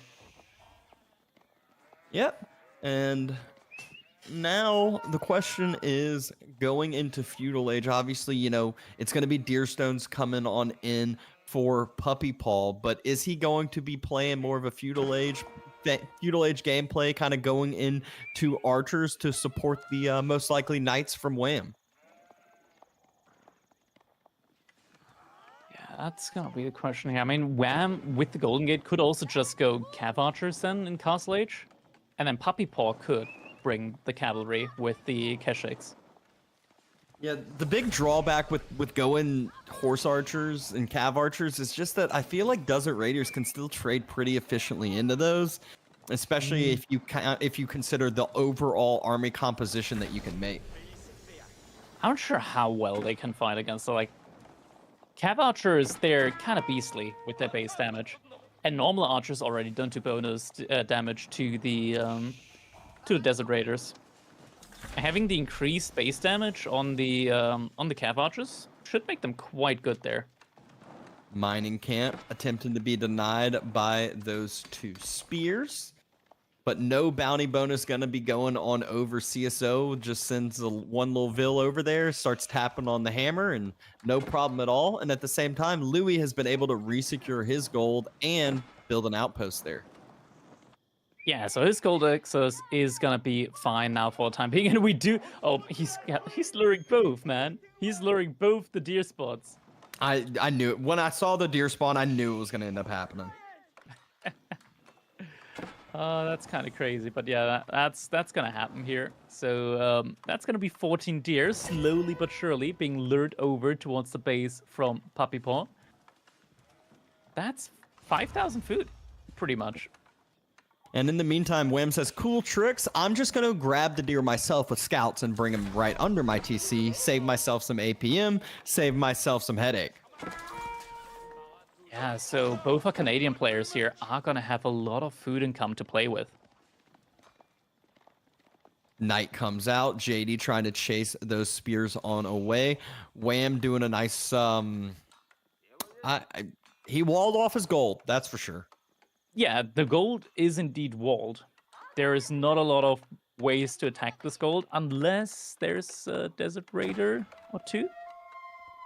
Yeah. That would be like, nice walls, man. I don't mind. JD going ahead and getting that boar, securing up some extra experience for herself. And that Desert Raider is trying to get closed down by the spears, but instead the spears will just get laughed at by the Desert Raider. Yeah, I mean, he's just way too quick. That camel is gonna do a nice little 180 there. It's gonna zoom on out of there. There it is, the Great Deer Pack, the Great Deer conversion over towards the base of Puppy Paw. Yeah, and now what is next step? Still gonna be Wham has yet to. Okay, there we go. Double stables. So now that he's getting the deer in, that gold, like you said, was not able to be secured fully. Yeah, now the question is, double stable, what for in the end? He's gonna have to rely on Puppy Paw. He's making archers, he's making spearmen. Without that mass, he's not gonna be able to go back out onto gold. And CSO and Louis, they got a good villager lead behind all of that. Yeah, like you saw that one Desert Raider literally just sitting on the gold. Like, all right, I'm doing my job. You can't get gold, and it's gonna be a while before there's anywhere that Wham can try to like move over and get gold to. So he's really got to, like you said, rely on Puppy or rely on the Golden Gate, rely on Bounty, all these different little things. Puppy Paw's a reliable fella, though. You can already see he's coming across. He's gonna be able to help his brother out. Yep, and I love this. He's not just moving across with a few archers, because that's what he needs to, you know, ultimately defend up. If he just had a few archers inside the walls, Desert Raiders couldn't do anything. But he can't get across with just archers. He needs to escort them with the spears, so Puppy making sure to not lose, you know, units for no reason. Yeah, it's a big army clump here at the moment. Louis and CSO, they don't quite have what it takes in order to take this down. I mean, sure, Desert Raiders are nice, but they can't really deal with the Spearman front line, at least not quickly enough. Like, you need a lot of Desert Raiders, and you gotta make sure they don't just get sniped immediately. Yeah. Oh, snipe goes onto the wolf, not the Desert Raider. But Puppy has now moved across the map with his whole entire mass. CSO and Louis are a little bit vulnerable here. You just spot out the boar that was being gathered. Louis just clicked up to Castle Age. Desert Raiders are taking a fight against some knights. Wham trying to pull back the lower health knight. Wasn't quite able to get out in time, but all four of those Desert Raiders are very low health. Villager is trying to run away now. actually do manage to survive. No Yammer means as well that they're not going to get picked off there. John also is able to run away in time. Are those walls finished on the backside? Yeah, they Even if are. they aren't, Oh, no, they're they're not. not. You just run. You just run. But Puppy Paw did a great job. He split his unit mass on either side of the wall. So now even if the walls do get finished, there should be some vills that at least take some damage here. They are just spears on this side, not archers. So gonna try to cut off the location. Great job getting in between the villagers, getting the most effective damage there and trying to mess up with some of the pathing. One villager will go down, but the majority is going to be able to stay alive here. Archer's also getting found out. So overall, I mean, looking at the military count, it still looks kind of grim for CSO and Louis. They gotta really get some unit mass going here soon. I'm imagining, yeah, it looks like Louis is just gonna go into mass archers now. Wham, he's gonna soon be able to click up to next age. Yeah, I was about to say, it's like, well, nice. It's like, yeah, you expect this when Louis' castle. It's like, well, Wham's dropping castle now. It's not like he's gotten some crazy timing. Wham can also rush this up if he wants, contest relics, get upgrades on his knights that he has. And so those archers from Louis, they need to surely do a lot. Yeah, so expectations right now are pretty high on that side. We did get culturing logistics in, so there we go. 3 dervishes now coming out, immediately getting rallied over to different relics. Let's see if they can actually get them in. That's going to be the main question here towards the end of it. But as the age got confirmed, Puppy Paw now with a massive amount of military, just so many archers and spearmen going towards the push towards Louis' base. Yeah, and while they're, you know, CSO does have some knights. He's got 8 knights out on the field. 17 spears as that front line will be more than enough to help deter that knight mass away. Louis also is a little bit out on some berries. I think he's about to have some villagers get taken down. Those villagers are at risk. That's only one single outpost. Plenty of spears here to start burning that down. Woodline also starting to get focused down. Late reaction by Louis, loses a villager there. So that's about 6, 7, 8 villagers that just fall. Wololo to push some of those knights back away as the initial relics start getting brought back. But really good timing from Wham and Puppy here to try to punish this castle from Louis. Yeah, punishment definitely dealt out now. Archers might be getting the veterancy upgrade, but doesn't feel like it's quite enough at this point in time. With veterancy, that's still not a good fight for you to take.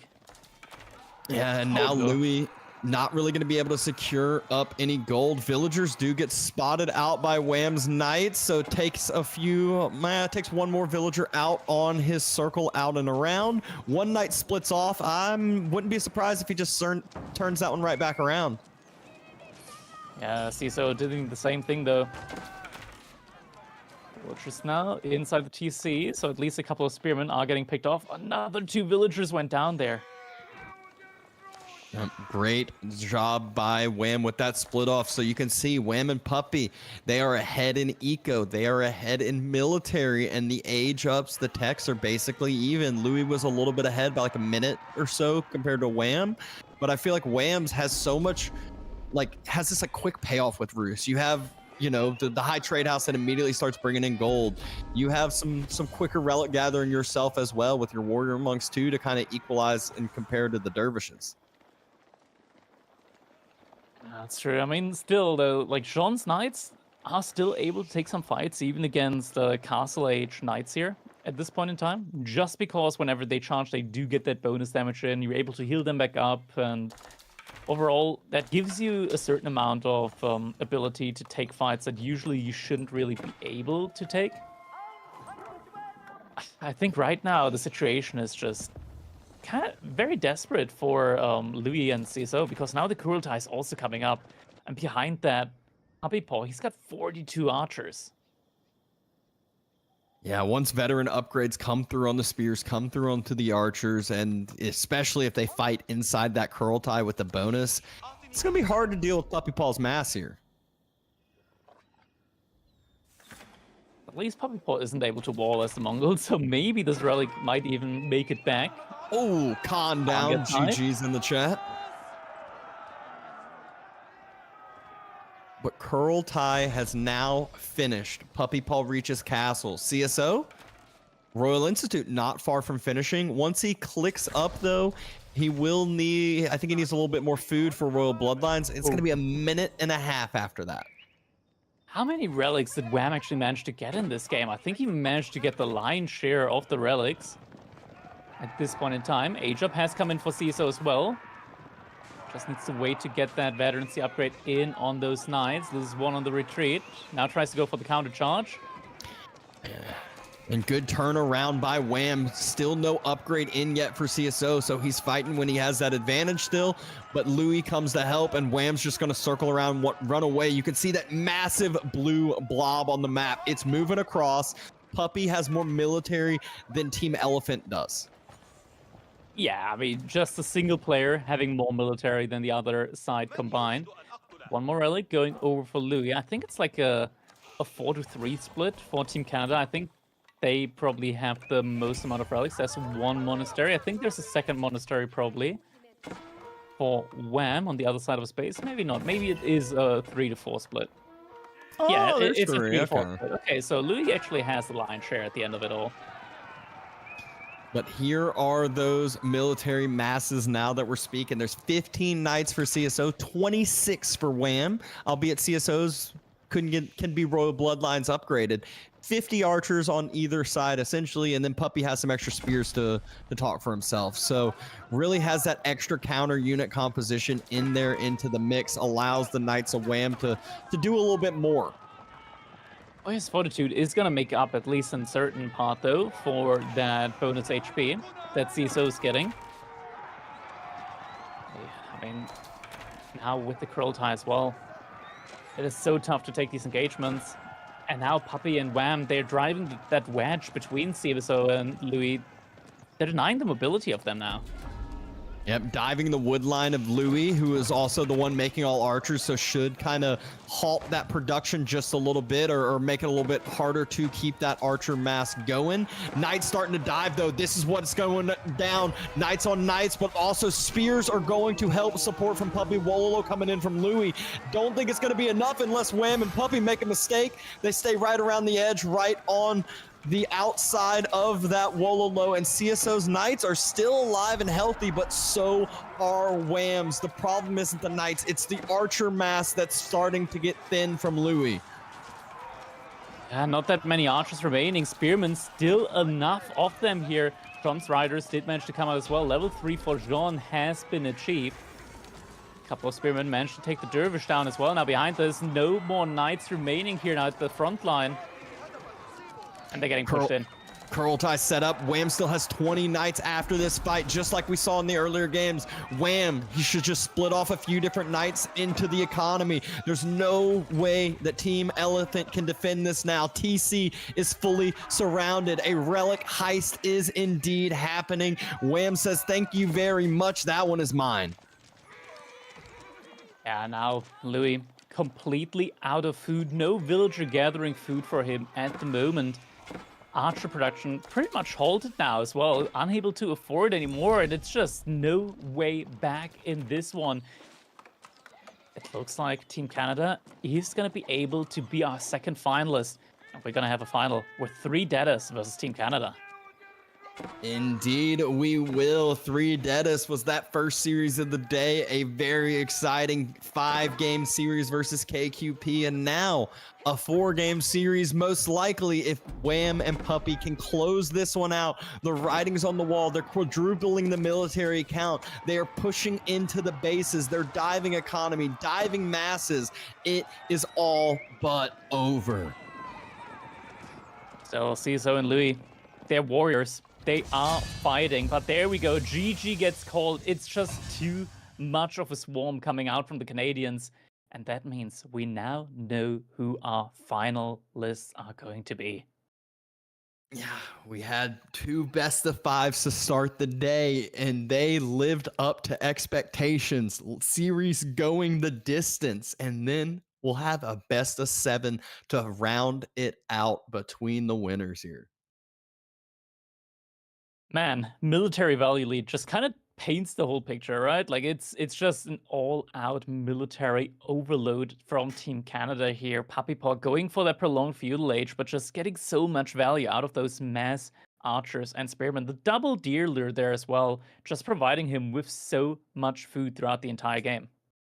Yeah, and this isn't one of those graphs where we get to try to make some excuse where it's like, hey, well, their Byzantine oil units don't. No, this graph is it painted the picture as Team Canada had a significant military mass lead throughout the middle and kind of rest of the points of that game after it.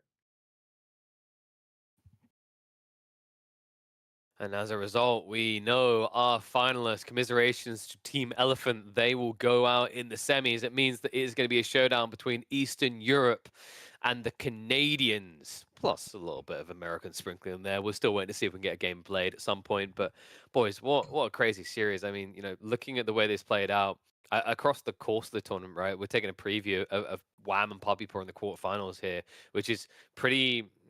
I think it's pretty important to kind of look at the consistency to start hitting these more aggressive timings. The crazy thing, though, is how they were able to play into the later phase of the game up against Team Elephant, where we kind of expected Team Elephant to be a little bit more scary, right, Crackety? Yeah, indeed. And this one, it just felt like Canada always had the correct answers to whatever Team Elephant was trying to dish up on the table for them.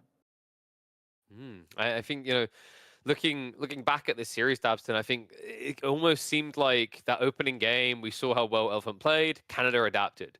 Did it really feel like we saw that same level of adaptation from Elephant to what Canada were doing in the later games?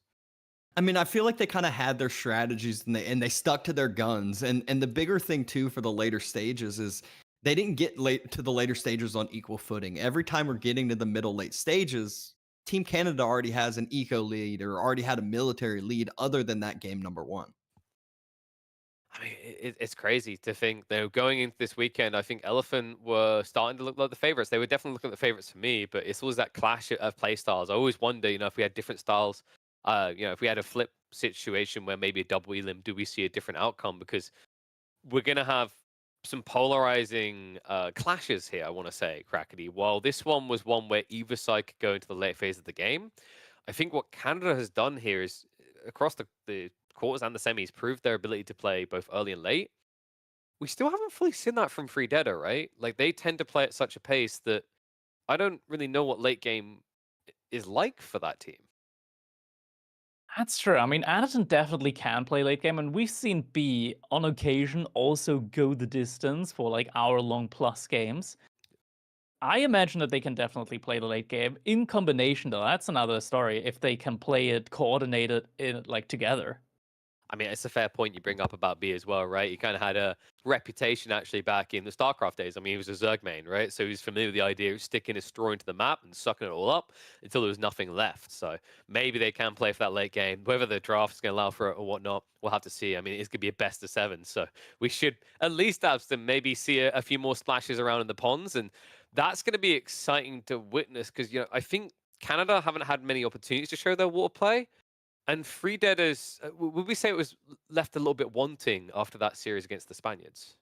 Yeah, I mean, well, they had the different strategies when it came to, what was it, Scandinavia. They kind of just completely came out of the woodwork and said, yeah, y'all can take some water. We're gonna go spear tower rush your gold and then fast feudal and drop dock. So it's one that I'm all interested to see some potential change ups in the typical gameplay, which is dock, make fishing boats. Now we're feudal. Now we're gonna start, the military battle on water. Well, I'm excited for it, lads. I'm going to let you stretch your legs quickly because I need to have a talk with the chap. You can get yourself refreshed and ready for what might be an epic and long best of 7. So, thank you very much, boys. We need to talk, folks. I promised announcements, did I not? And now this is where I actually bamboozle you. I'm like, 20 gifted subs in the chat if you guys want big announcements for 2025. Let's see if this works. I'm going to give it a few seconds. Because remember, EGC aren't going to finish in 2024, right? They're not retiring to StarCraft 1 or going forward to Age of Empires 6 or trying to make an Age of Empires mobile tournament. No. There's plenty of things on the horizon around 4. All right, I see my power has actually dwindled. You should sub anyway because that best of 7 that's coming, I've got a feeling it's going to be tighter than you'd expect here. No, EGC is going nowhere. They have got big plans coming up in 2025. It is my pleasure, my privilege to announce that not only events Q1, Q2, going through to Q3 and Q4, I'm proud to present the EGC Master Series. This is going to be what has been missing. I know how you guys feel. An event finishes and you're like, what's next? GG, do I unfollow the channel? Is it coming back? There you go. King Smurfy got in there. Joke's on you. I meant on my channel to do those gifted subs. But, you know, this is the thing. In the past, we have been given teasers. We've been given tasters of upcoming events. We've been seeing this situation where, yes, there will be an upcoming event. And I don't know about you guys, but I've been in esports for half a decade now. Jesus, I'm starting to sound old. In that time, I love the idea of these stories, these interwoven environments where you feel these events feeding into each other. And this is going to be an important change going into 2025 of EGC. We are going to be having a system that feeds into bigger things. So, of course, we are going to be returning at the start of the year with the EGC Masters. In fact, we have a graphic to run you through this. So, yep, an oversized graphic of that. There's just so much to show. Look at the bloody size of those logos. We've still got a question mark, which you're going to have to stay tuned to find out more about. But we're seeing a lot of Age of Empires 4 here. It begins with EGC Masters Winters, which will start mid-January. That will be the first EGC tournament. And then the prominent return of the most popular event today in March. The Elite Classic will be running it back for the third time. But not just that. EGC Masters continues through into the summers. And this is important. The system we've created here is that people will be earning points. They will be earning placements into a big, all-out, ball-up major that will be happening at the end of the year. And by qualifying and participating and doing very well in these EGC Master events, it will allow you to actually see that progress, kind of what we saw in the early days of Age of Empires 4, right? You guys remember back in Red Bull World Law Legacy when essentially other tournaments are used to qualify people into slots for that tournament. That's exactly what we're looking to do here, and we could not do this without, of course, the continued support of World's Edge, because these are all going to be official events. So incredible to think that we're not only going to have these individual tournaments, but we're going to have bigger things. You may also notice another little Age of Myth in there. If we happen to have some of the people, the Mythites, who have been loving what EGC has been doing there, they will be returning in 2025 to your community as well. But yes, a lot of 4 and plenty more on the horizon. Everything is locked in going through the first half of the year. We're ironing out the details for what is going to be coming in the second half. But as I said, I promise you, we're going to have an incredible major event to round out this year. Or rather next year. I forget, we're still in 2024. I'm just getting ahead of myself because this is what's been missing, right? Between what has been happening with shuffles around the scenes. You know, I'm going to stroke my own chin here and go, you know, we created the weekly midweek musters to kind of create that baseline, create that anticipation, weave stories. Now we're seeing that movement on the bigger level with EGC TV and the major events where they are going to support each other and they're going to feed into each other. So now, instead of just hopping in and wondering what the hell happened with your pros, where was the story? We're getting those legacy stories that I think really build scenes like Age of Empires 4 into something much, much bigger. So hopefully you guys are excited about that news. I mean, you didn't think EGC was going anywhere, right? Of course we're not. Plenty of events to come. So bare minimum, we're going to have, what was my count there? Like 4 events, possibly more. So let everyone know about those dates. Let them know there's a place to be, because I've noticed before people come in, they're wondering, oh, I didn't know this was happening. Now you have been informed well and truly in advance. But, you know, that's 2025. We still have to round out 2024 with this team tournament. Who knows? If the reception is great around this, maybe we return for a Winter Team Championship number 3. I mean, Elite Classic made it to the 3rd. Let me know what your favorite tournament is you're looking forward to. Let me know what kind of thing you'd like to see as a twist. I know EGC is always looking for community input on what they believe could maybe be the cool next big thing. I think it's been refreshing to have a 2v2 environment instead of just all the 1v1s. But yes, I can promise you there will be a lot more 1v1s. The purest RTS requires at least 3 tournaments are going to be focused around that. But it's incredible to see that we're actually getting to that stage. I hope that this helps a lot of people kind of build that baseline that they're looking for. And I imagine there'll be other tournaments happening outside of EGC's purview. They'll be looking to maybe be part of the system in one way or another. 2025 is looking bright. I mean, you got to keep in mind, we've also got an expansion coming possibly some point, hopefully not too deep into 2025. So that's already going to spruce things up. And I think the cool thing now is when a lot of people come running back to AoE 4, they're going to have big things to look forward to. So they'll be able to keep you company. But folks, I've talked about the future, macro, far off, in the vast world of 2025, but we still have one more series of EGC action here in 2024. It is time for the grand final showdown, a best of 7 between Team Canada and Free Deader, and we are about ready to get into the draft. Welcome back, boys. Hopefully you're feeling refreshed. Hopefully you got enough time to celebrate. Big plans for EGC in 2025. What event are you looking forward to the most, Crackety? I'm really excited for just the next Winter Series, but most importantly, like we're getting a big return, right? Yeah. A big name coming in again with the classic series coming back to us. That's what I'm looking forward to the most. I mean, it's the best received Dabston. I don't know if we're gonna get a Golden League 3. I wouldn't mind that, but I think it's been proven that sometimes people just like the most pure essence of AoE 4, and Elite Classic was definitely delivering that. Yeah, if you would have asked me, it would immediately been Elite Classic. There's a reason why Classic's in the name. It is a legit classic. Great tournament, always lives up to the expectations, and I'm sure the third one coming around is gonna do the exact same thing. Now, speaking of classics that we like to put our own spin on, how are you feeling about Archipelago now that we've seen a little bit of Crackety? Like we have our normal archipelagos in the game. Now we have EGC Archipelago. I know there was maybe a little bit of concern at first for players because they hadn't experienced it. Now that we've seen it, what do you think? Is this a better version of Archipelago 1.0? Definitely. I think it's way less random, much more predictable in the way it spawns. And it's just got a really nice twist on it. One wood line in your base, then you have to move out. Players are going to have to move out. You get some interesting potential plays there with trying to move out first onto the other islands. Get like island control advantage, something like that. And overall, it's just the best version, I think, of Archipelago that we're probably ever going to see at the moment. I agree, and I love the way it changes as well, right? Because when you play some 1v1s, you start in the corners, so it's very different dynamic. And Davston, I don't know about you, but I absolutely love the water stealth, and I love the fact that they're consistently slathered around the map.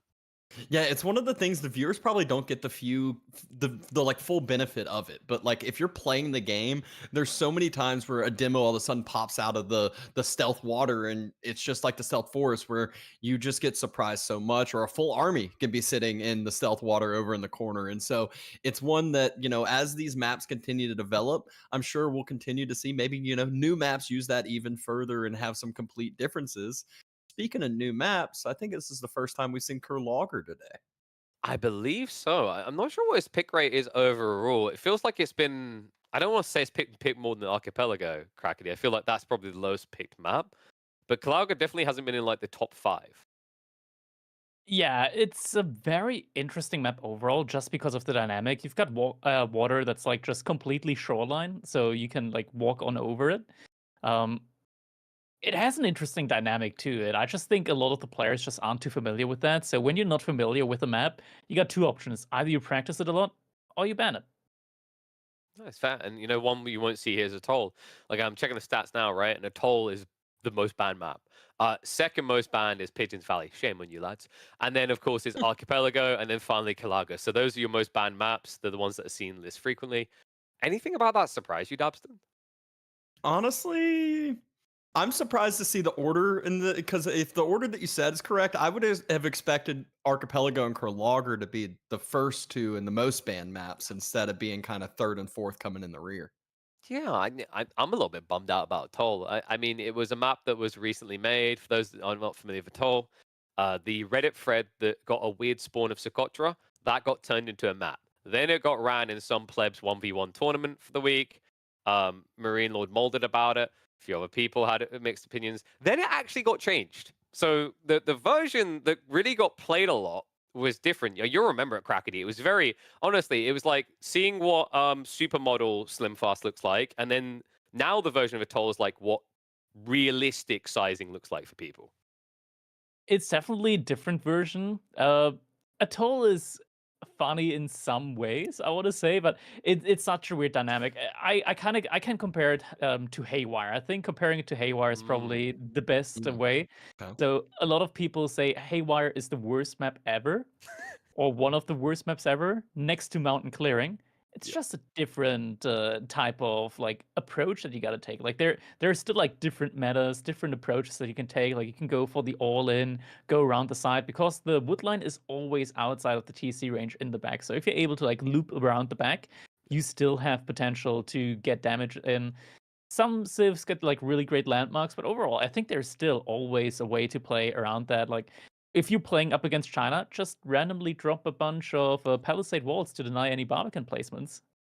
I mean, well, the big problem with that map is Ruse on Mountain Clear, not Mountain Clear, on Haywire rather. I can't. That map haunts my nightmares because of that particular civ. It's tricky though, you know. It's not easy to make maps unique, but I mean, I've got to give a particular shout out to Caillou actually, because I believe 3 of the maps here are his. I can't. Or was Avali Baldland? I think Avali might have been Baldland, right? No, it was Caillou. Yeah, So that sounds right. 3 of the 7 maps we're seeing here made by one map creator. That guy's phenomenal. He grinds non-stop. Guys, learn to appreciate the few map creators we have left because they're very talented. I think Avali, Caillou are probably the most standout ones, but there are other people on the side that have been working hard. There's a guy coughing in my ear right now that I won't talk of. I mean, his map isn't good enough to even make it into a grand finals, right, Dabston? He loves trying to push it though. He will try to push it in anything he possibly can. He'll continue to mention it. He'll continue to try to get it in anything, but every single time the feedback is just it's not quite there. It's just not quite there. It's not quite there. It's not ready yet. Oh god, that just sounds like the person that doesn't want to have a confrontation with all the yeah, but it's just not your year. Next year though, you'll be there. But no, in terms of things we have got here, I remember Himiyama has been slightly altered as well. Honestly, I think this version of Himiyama Krakody, I don't want to say it's fully there, right? As much praise as I give Kai, because he actually laid the adaptive version at EDC Himiyama. I like the idea though, which is that they wanted to change the map so that it doesn't block you with tree lines from placing your docks, right? However, definitely in 1v1s, the outcome has been the pond is so tiny, it's comical to watch people fight over it. I mean, it's not just about getting the resources, I feel like, with the Mhm. middle pond. It's also about just getting a lot of vision with your dog and just having that little bit of map presence or rather presence there overall. Having a single archership there means that your opponent can't really march infantry the direct line over to your base. Whenever they march infantry over there, they're going to take a lot of damage from that archership. I feel like Himiyama, in many ways, is just fine the way it is. It's a very open map. Is this mostly like for 2v2 or 1v1s as well? So the 1v1 version of EGC Himiyama makes it very tiny to make sure you don't have that dock placement issue. 2v2s didn't really have it as much, so it was more for a 1v1 overhaul. But you know what? We spent a lot of time talking about the maps. We really need to hype up the players because Free Deader have exceeded expectations. And I'm going to make the American eat the sock here and not be able to talk about the Canadians. He has to big up Free Deader for me. Dabson, talk to me a little bit about this team because I think going into this weekend, no offense against the players, I don't think many people had these boys coined to make the grand finals. I mean, it's one that they've played together for a while, so like that's the only like one positive thing you can say. But B, we'll pick on B. He's playing every single RTS out there. I feel like I think he popped up in like a Stormgate tournament, even though people I don't know that game's still being played. And it's just like you don't see him playing a ton of 1v1 tourneys and grinding AoE4 all the time. He's balancing out a ton, and at the end he is more on on the grind. Cat, he's not one of the the top 5 top on the ladders out there, so they've really been able to just come together, play correctly, have some really cool strategies as well, as we've seen a few today that we were appalled at seeing. So that's really one of the things, that it's the different game style as well. What do you think, Krakody? Have they proved enough compared to the Canadians? I mean, the Canadians, we keep going on about defensive guys, but they seem to have found a way of leaning into that aggression here in the 2v2s.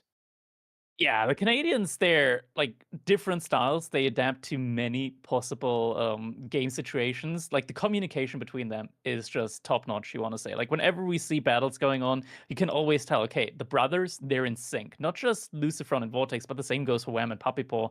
Whenever something's going on, you can tell, like, whenever units start to move, they all move at the same time. I think it's about time for us to jump into our game number 1 of our grand finals here. That's right. Winner takes all. Remember, folks, there's no forgiving anymore. $22,500 on the line. Who wants the lion's share of that piece? Is it going to be Freedetta or Canada? We kick off on the purest of all, Dry Arabia, to see who can take the lead in this best of 7. And here we go. Game number 1 of the grand finals begins. Anatan and B spawning in the northeastern side. Mongol and Ottomans in the color red and orange. And on the other side, have the Canadian brothers Puppy Paw and Wham playing as JD and Zhu Shi in the color blue and teal. That's an interesting opening here from Wham. He's got 2 villagers on wood, so I'm guessing that this might just be a barracks opening here from him potentially. So we'll be probably seeing a lot of Dark Age Spearmen coming out from the Zhu Shi. And there we go, barracks is getting put up. So we'll have an answer to the Spearman coming up from Anatan, I want to say, but I can already see Spearman in production from B. Is that the military school? It is the military school. The question is, now he's already on over to gold. I was about to say, there's sometimes where you'll see the military school and the spear opening just to double up, but now that's just going to help support Anatan's early opening. Just have one extra little number that's going to make it that much harder for Wham to match. Yeah, exactly. I mean, that's like one of the main strengths of Zhu Shi. They're always able to match the amount that the Mongols can put out when it comes to the spearman production. But getting an additional 1 or 2 spearmen in from B, that can suddenly like turn the tide there a good bit. So we'll have to see as well if B is actually wanting to go for that. We can already see that he knows where his secondary deer spot is. So maybe he just wants to lure the deer as well. That could also happen. Yeah. I mean, it is funny us saying that it's like, it's crazy how much one spear can do, but it is crazy how much one spear can do, especially when it comes to these Dark Age Spearman battles, where all of a sudden, you know, 1 gets ticked down, 2 gets ticked down, and then gold gets fully denied, and it's just that quick snowball of a game. Right off the bat, we're going to see a little bit of idle time. Actually, shivs get pulled out, get a little bit of good damage in early. Yeah, and already enough spearmen here in order to deter the army. Anton falling back now for the time being. He has invested a good bit of resource into the spears here so far. Ooh, and Wham's choosing to take the fight. Little does he know, B is on the way with an extra spear as well. So numbers about to be favoring side of 3D, but still not yet. Reinforcements just take so long to run that far across the map. Micro comes out from both players here. And just Wham with Zhu Shi Legacy Supervised Spear. He's gonna be like very far behind his own age up. But I feel like so far this has been worth it. And Wham looks like he's also been just trying to maximize the tax here a lot. So he hasn't even been out to gold, but already is getting relatively close with the gold when it comes to being able to age up. Yeah, and that's where he's going to not only have the tax gold from the mill, he's also going to have the barracks and this lumber camp now that he's building. There's a little bit of a mistake going on for him, though. He's housed. Oh, he doesn't have... Wait, never mind. Wait. Oh, no, we were on the view of a different player. For a second, it looked like he was housed and didn't have enough wood for another house there.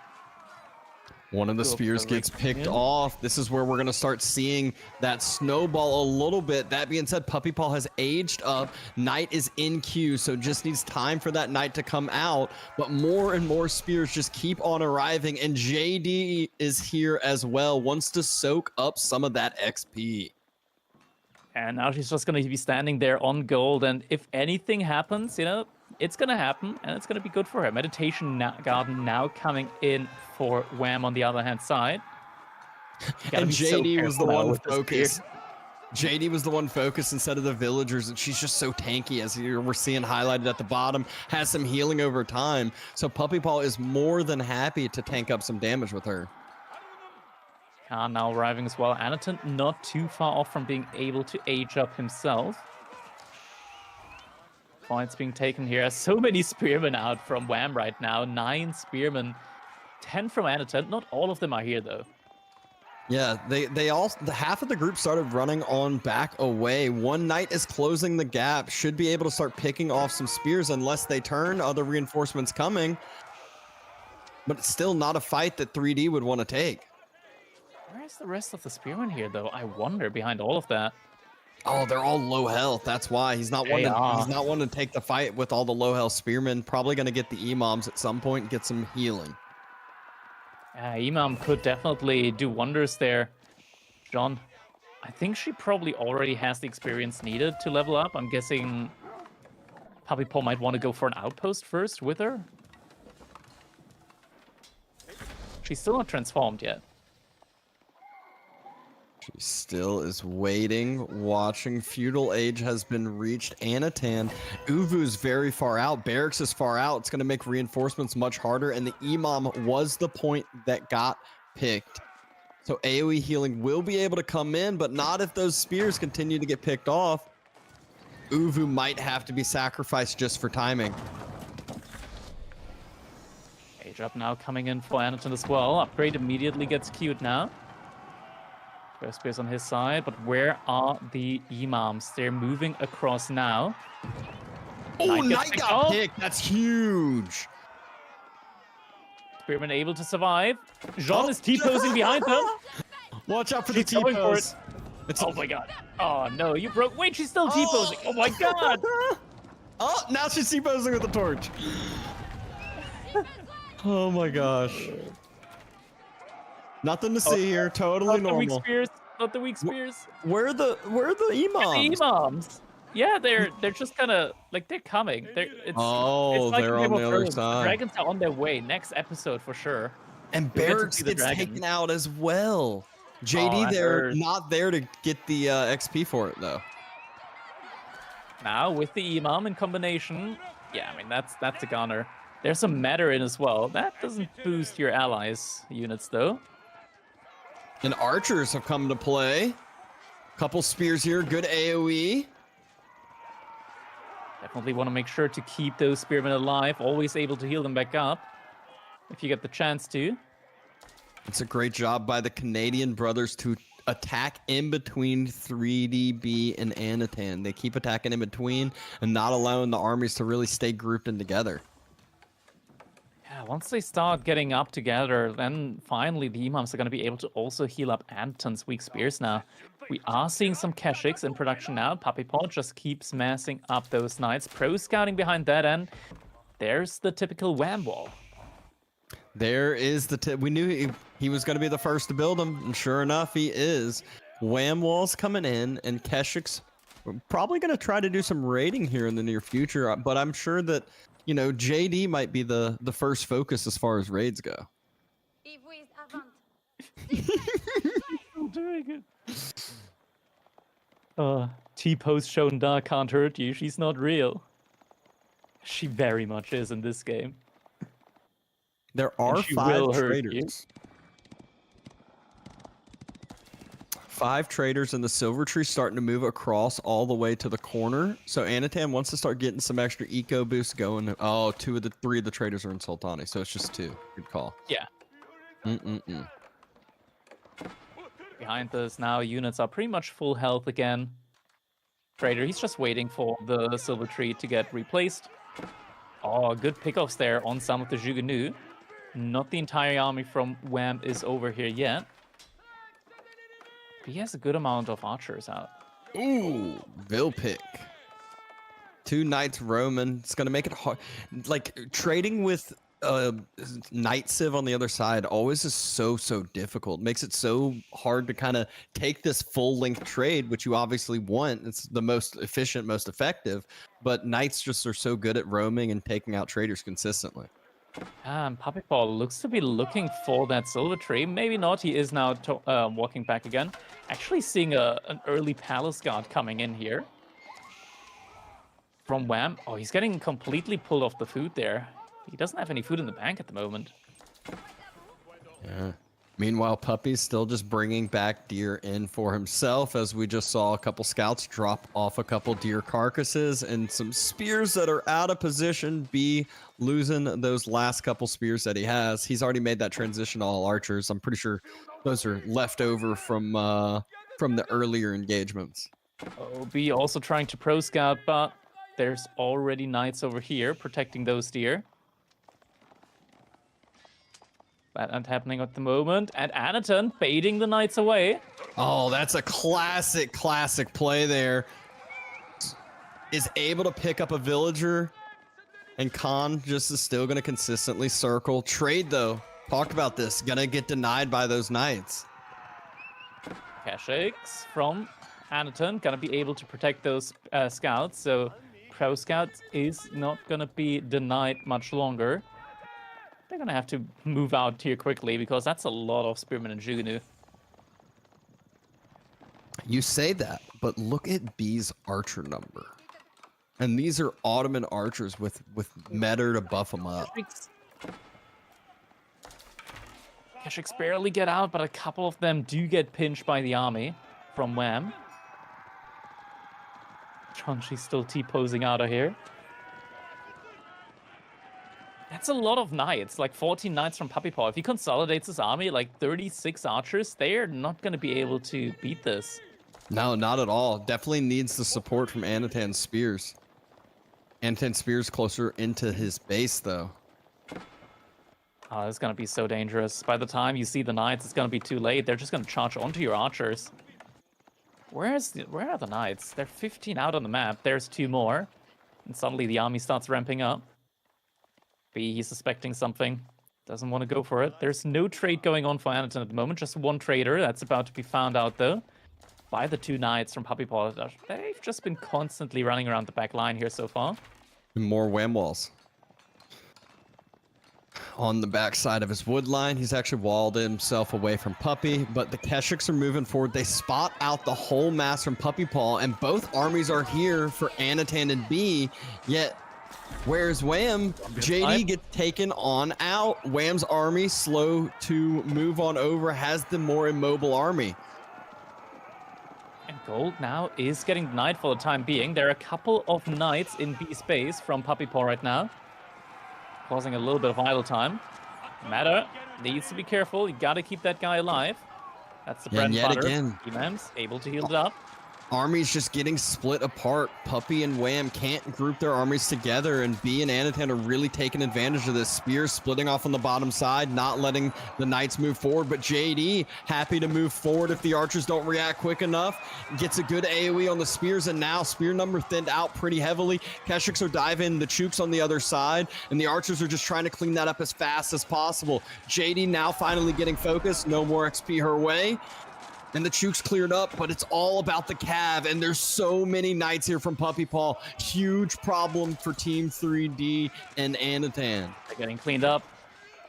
Military getting completely cleaned up. Just so many knights, and every knight that you're not killing here is gonna heal up to full in just a matter of minutes. Yeah, even though they did a great job splitting them up, the big problem was JD got a couple AoE cleaves on the spear mass, and then all of a sudden the spears get demoralized, and knights are just too numerous now for Puppy Paw with the extra heal too. 19 knights gonna run across and take advantage of this. Yeah, still more Keshiks coming in, but Keshiks, they're just a budget knight here in this situation. Yeah, like you So said, a many lot of knights, those they're all knights low are, HP. needs to pull back some of those low knights and just let them heal up for a second. And heal up they will. Chivalry isn't even in yet, but it's gonna come in. Like, there's no way that 3 Data can take a fight anytime soon right now. Actually, Keshik count is already back up to 12 and 6 more in queue. The issue is that the Jugunu count is also very high, and that's not something that we can match right now. No, not at all. You could see they tried to focus on him. They tried to thin it out a lot, and it didn't do enough as the knights cleared out the archers much quicker. And now the Chooks are taking the straight up engagement. Anatan gonna try to take out reinforcements, it looks like. Yeah, but they're grouping up, and now Royal Institute with so many knights still alive, healing up again.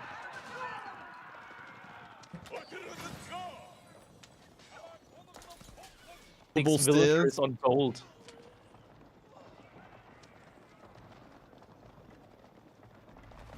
Forces Puppey and Wham to react to this.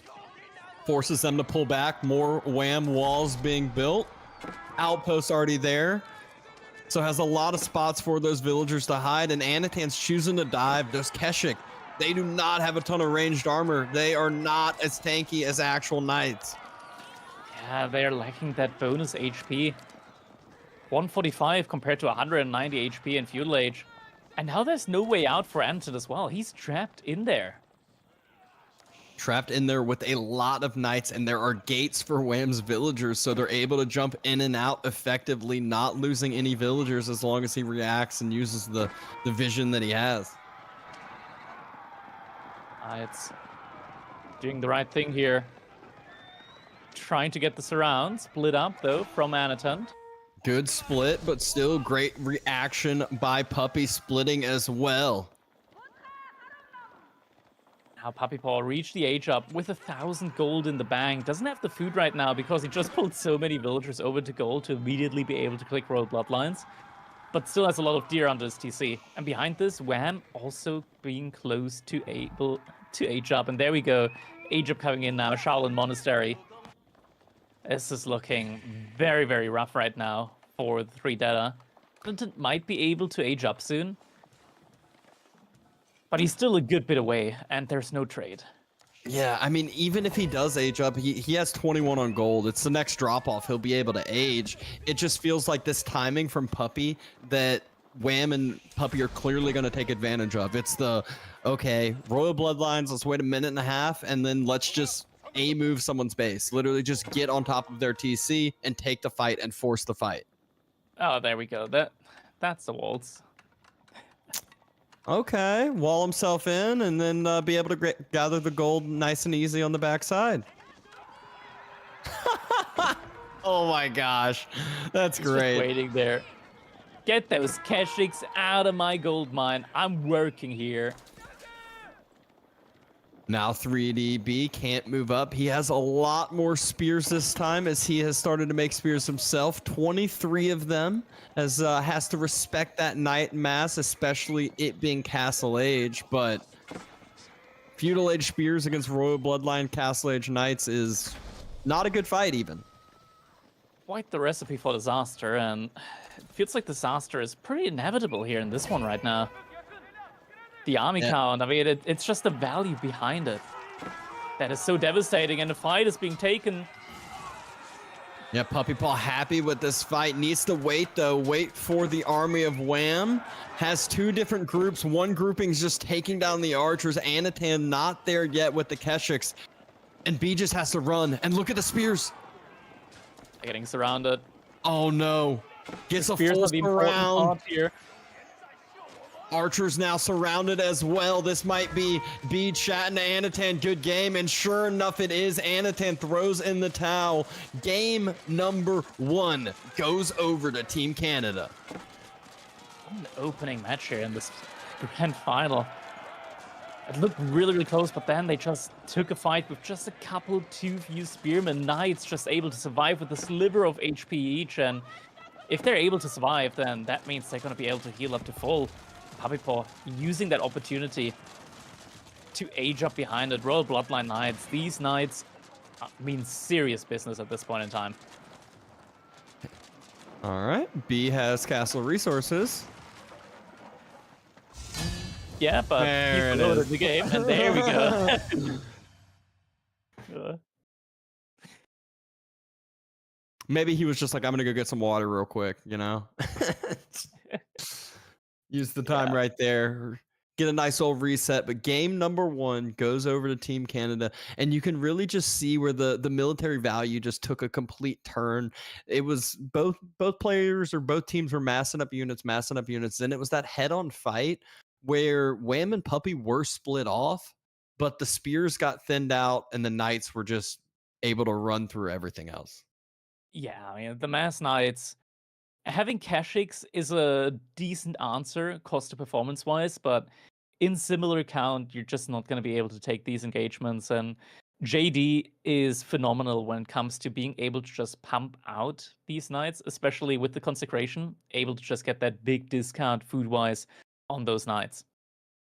And you can actually just see that eco loss. B was the one who took the most damage eco wise. Anatan still had that one trader up, but never had more eco at all. And so really just felt like they were lacking in that regards as the other side. A little bit scarier civs there when it comes to feudal age. JD always going to be one of the upper echelon. Yeah, rough one here. I feel like at this point in time, maybe they should have just tried to snipe out the weak knights. Just make sure that all of these like really low health knights do go down, because in the end, Puppy Paw being able to survive this with like 15, 16, maybe even 18 knights and being able to heal all of them when so many were low HP, that's just devastating. If there were like 5 more spearmen here, this could have definitely gone the other way. Yeah. And that's just one where it's just, we talked about the early game Dark Age where one spear could be the difference. It's like, that's the exact thing. In those fights, it really snowballs on up. They could have a few more spearmen. And it really felt like that early game Dark Age fight, a lot of the spears were like disjointed. They never really got to full heal, even though the Imam point was the first point clicked. And at this point in the game, this is where we talked about Puppy just had too many knights at this point for the other side to be able to do anything. Yeah. The final fight happening here, and I mean, Anatan doesn't even take the fight. He already knows, okay, this army, I'm not going to be in time, and GG got called at that point in time. Great job by Puppy there getting through the units. I always love seeing the players of the Cav do that, where they'll make sure to run through the units, you know, mess up their pathing, get the most damage down possible. But enough of land maps. We got water right now. Yeah, and we're going to be seeing Japan and Ottomans against no PNG found from 3 data, so that's going to be an interesting one. Yeah. I wonder which no PNG is going to get banned. Looks like all of them got banned. So no civilizations for 3 data. They're not allowed to. Abbasid and Juji, okay. So we got confirmation here. Abbasid and Juji, I mean, that's interesting. I really wonder if we're going to see any player, like, if there's anybody that does the play where on this map, you got an early transport ship out and you build the meditation garden on one of these outer islands, I think it's going to be 3 Dedas. Oh, yeah. No doubt in my mind, if anyone's going to do it, it is them. Or do some weird stuff where, like, somehow they try to, like, I do not think this would work, but, you know, fast feudal and then go for, you know, denial military ships. But at that point, you're just going to be so far behind in the fishing. But, you know, they are ones for some weird strategies for sure. That's what we want to see after all. That's how they managed to win so many games here so far in, like, really an odd manner that we haven't ever seen before. Just recalling that fast advancement wing into pro scouts IUBIT build, like, those are just kind of like these wild strategies that you don't really think about, but then it gets pulled off and you're like, man, that can actually work. Yeah, I mean, it's that, and the only person who's going to come up with strategy like that or have the guts to try a strategy like that in the semifinals of a tourney is B, I feel like. You know, a lot of other players, yeah, they might try out some strategies on ladder, I mean, customs, things like that. But in tourney games, he's like, yeah, I'll try it out. I don't care. Exactly. Japan and Ottomans on the other side. I mean, Ottomans, they can be really scary once you get to Castle Age. Like the Ottoman Castle Age ship, the Grand Galley, that's no joke. That's no joke of a ship. That's almost like a Bao-Chan, like Carrack type level ship that you can get in Castle Age. Very expensive, but on top of that, you can also turn into a military school on water. And recently it's been fixed. Recently it's been changed. So now the speed that you do get the units in is the same speed as a military school under the influence of a blacksmith. So now you can actually get the units in very quickly from it as well. Yeah, and I mean, you talked about the Grand Galley, and it's what we saw earlier today on Archipelago was fast castles coming out from almost everyone. So if we see that again this game, that falls right into the hands of the Ottomans, like you're saying. That's exactly where they want to be. Yeah, at the same time, it's like It's kind of difficult getting to that castle age position though with the Ottomans. But then again, the last time we saw Archipelago, players have been playing it kind of chill. There hasn't been a lot of aggression going on. Not sure if they can afford to play chill here, considering that there's an Ottomans in the game, where there's always the looming threat of potentially a Grand Galley coming out. Yeah, I mean, Otto is paired with Japan, who is one of those civilizations that's always talked about being, strong on water. They have not only the cheap fishing boats, they have the free stone that they slowly get over time from mining gold. So usually that can kind of turn into dock emplacements or, some other bonuses as well. Just kind of a combination of some different things. Think about transport shipping a shinobi over to an enemy's island. Now we're talking. I mean, if we had Japan with 3DB or Anatan, now we might be seeing that out. But with Wham and Puppy, I feel like they're more of the play the OG style, play the quote unquote correct style.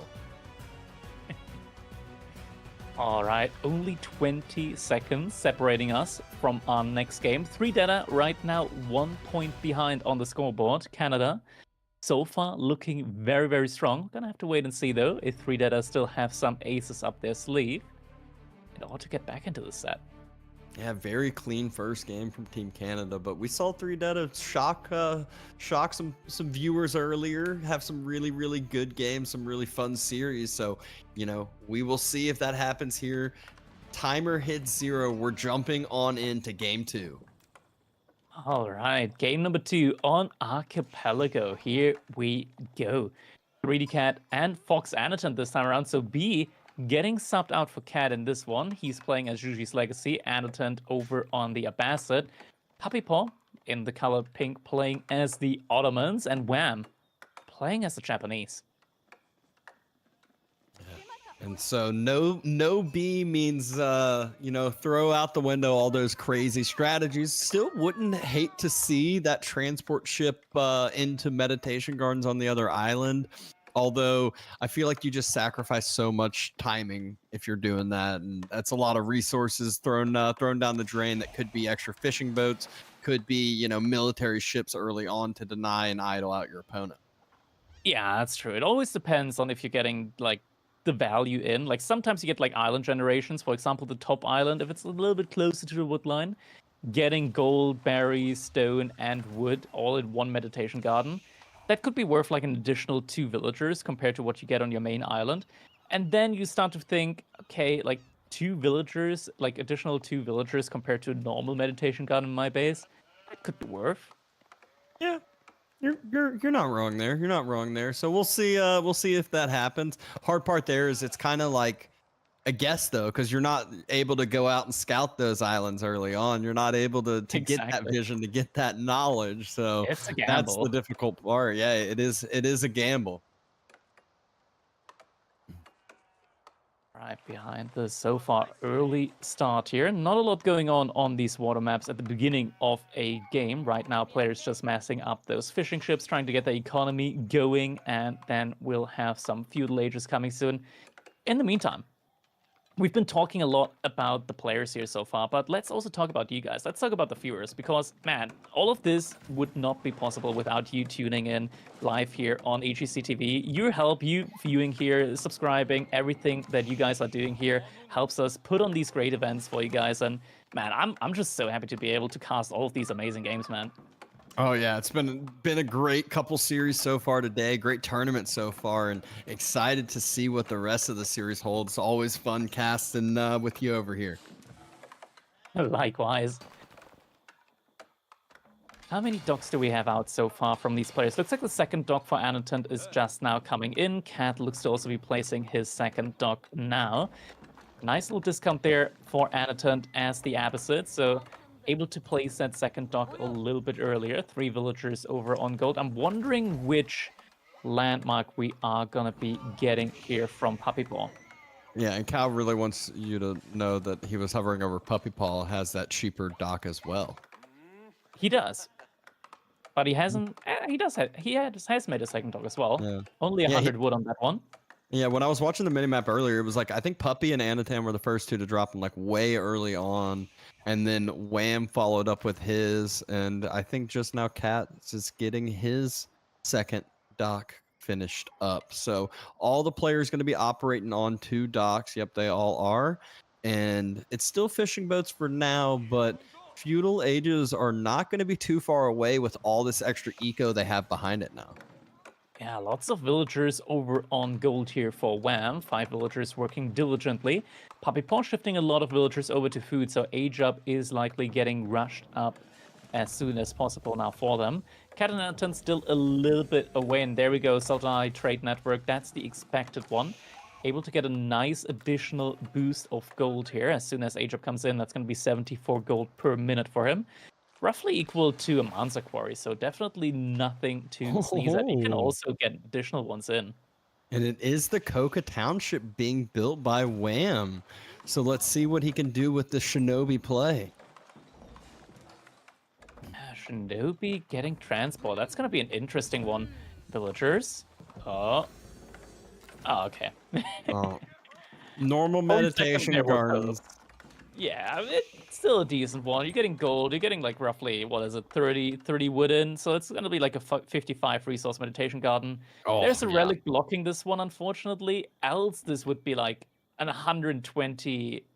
No, this would be 150 resource meditation garden. Like, then it would be definitely worth it. This one as well, looking super, super good.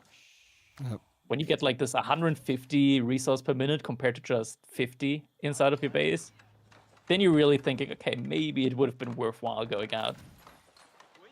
Well, Feudal Ages are finally finishing. First one has come in from Puppy Paw. Immediately queues up a transport ship. Is that what that is? Yeah, I think it's a transport ship. It's coming in for Wham for the Coca Township play. Ah, okay. Ah, there it is.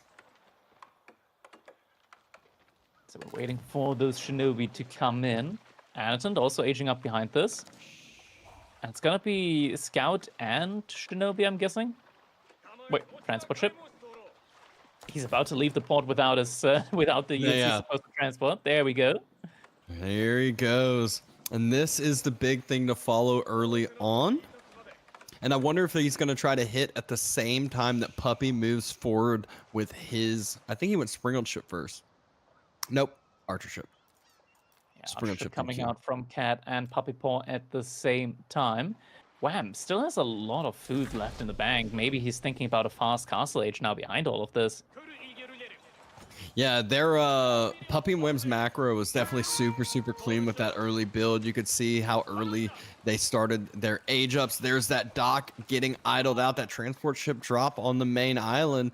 Now it's time to circle around, go try to... Actually, they're just going to start torching down this forward dock, just get as much damage down as possible. Looks like it. Scout is getting put inside the dock. No, he's just going to go somewhere else. He's going to try and look for damage somewhere else now. Anatan moving around with his scout on the island, making sure to follow that transport ship, have good vision, good knowledge of that, and so many fishing ships. Oh my gosh. Yeah, looking at the economy, if it wasn't for the 3 bonus traders that Puppy Paw got as the Ottomans, they would be like a good 5-6 villagers behind right now. Yeah. Now you're going to start seeing Cat build up his military prowess in the mid-map. Question is, you know, once you see that first Shinobi drop, you always have to have that in the back of your mind, though, that it could be coming. And speaking of what you said earlier, Wham is indeed playing that fast castle. And oh, the Camel Archer takes down the Shinobi. Yeah, that's the added bonus damage that you get with the Camel Archers as well. A little bit of a costly investment there for Anaton. If it wasn't for that one, he could pretty much already be aging up now to the next age. But now, in theory, everyone's aging up. Everyone's gonna age up. Everybody's going for it. Yeah, it's dangerous. Is this the new thing? Like, apparently so. I mean, if everyone does it, it's like it's not a problem. But it's like, I'm so confused. I mean, demo ship as well. Anaton's gonna have to pull back. That forward dock is being focused down. Camel Archer is now kind of worthless. Can't do too much unless he tries to do a transport ship drop with that. Demo ship. Oh, okay. It was a slow reaction from Wham, but was able to react in time still as Anatan pulled it back. And They're Cat, still getting messed up. yeah, Cat and Puppy both are just kind of massing up, waiting, not overstepping, you know, making sure to kind of play this defensively. And Wham, Getting knights. here we go. We're getting knight drops. Oh, that's gonna be so annoying to deal with. But we're getting camel riders. Easy. Maybe? He knows. This is so That's an weird. interesting mechanic. Shaolin Monastery. There's the MIA, so we're gonna have some free siege over time, you know. Not just free siege, we're gonna be getting the Grand Galley. And the Grand Galley Springled ship wars happening. I missed the spin to win days. It was so much more interesting, but not really that much more interesting. A little bit interesting, but also not interesting at the same time. Forward docks coming in from Puppy now. He wants to get those reinforcements there even faster. Also could potentially, you know, get some stone over time and maybe get some arrow slits and placements. Although when you get this many Springled ships, it's makes that Springled emplacements on your dock not that effective. Yeah. Castle Age about to finish now for both Puppy Paw and Anatan. Not being able to rush your age up here does hurt you a good bit with your timing.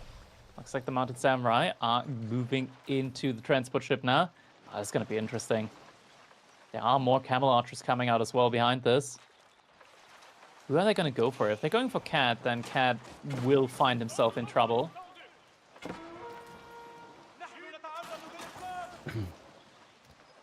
I'm not sure where that transport ship is. It might be the one that's split off in the middle up top.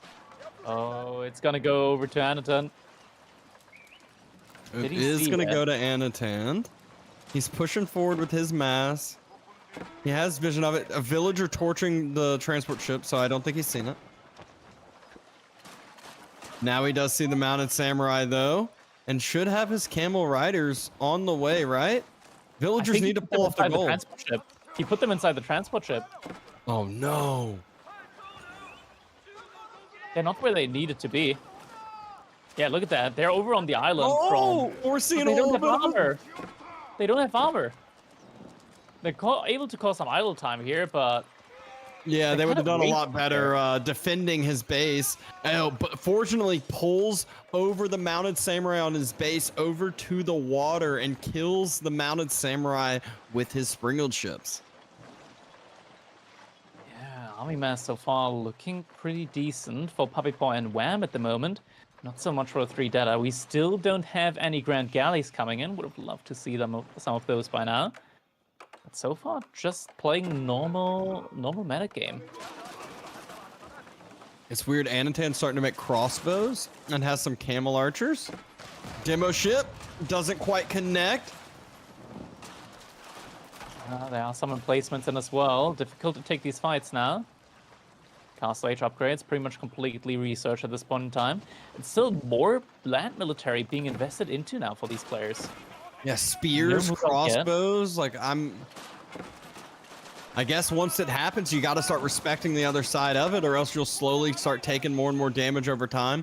Front wood line starting to be a little worrisome. It might be time to start transporting some vills over to the island. Chip still taking some good trades here. Some good trades. Anatan actually. just took down so many ships. It was Wham wanted to take around. the fight because Puppy was on the way. It's all the military fights together, and in his Puppy and Wham, they have to take this fight now, and they seem to be outnumbered. They are outnumbered. They're going back to the dock that has the emplacement on it. But this is looking like a very, very good fight for them at the moment. Demo ship moving on forward again, sniped on out by the galleys. Another Springled ship almost taken down. A ship Demo! soaking up the fire. Demo!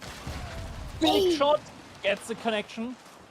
On a weak health ship though, but still good shot. A lot of demos together from Cat. He's doing the I got 5. Some of these are going to end up connecting at some point.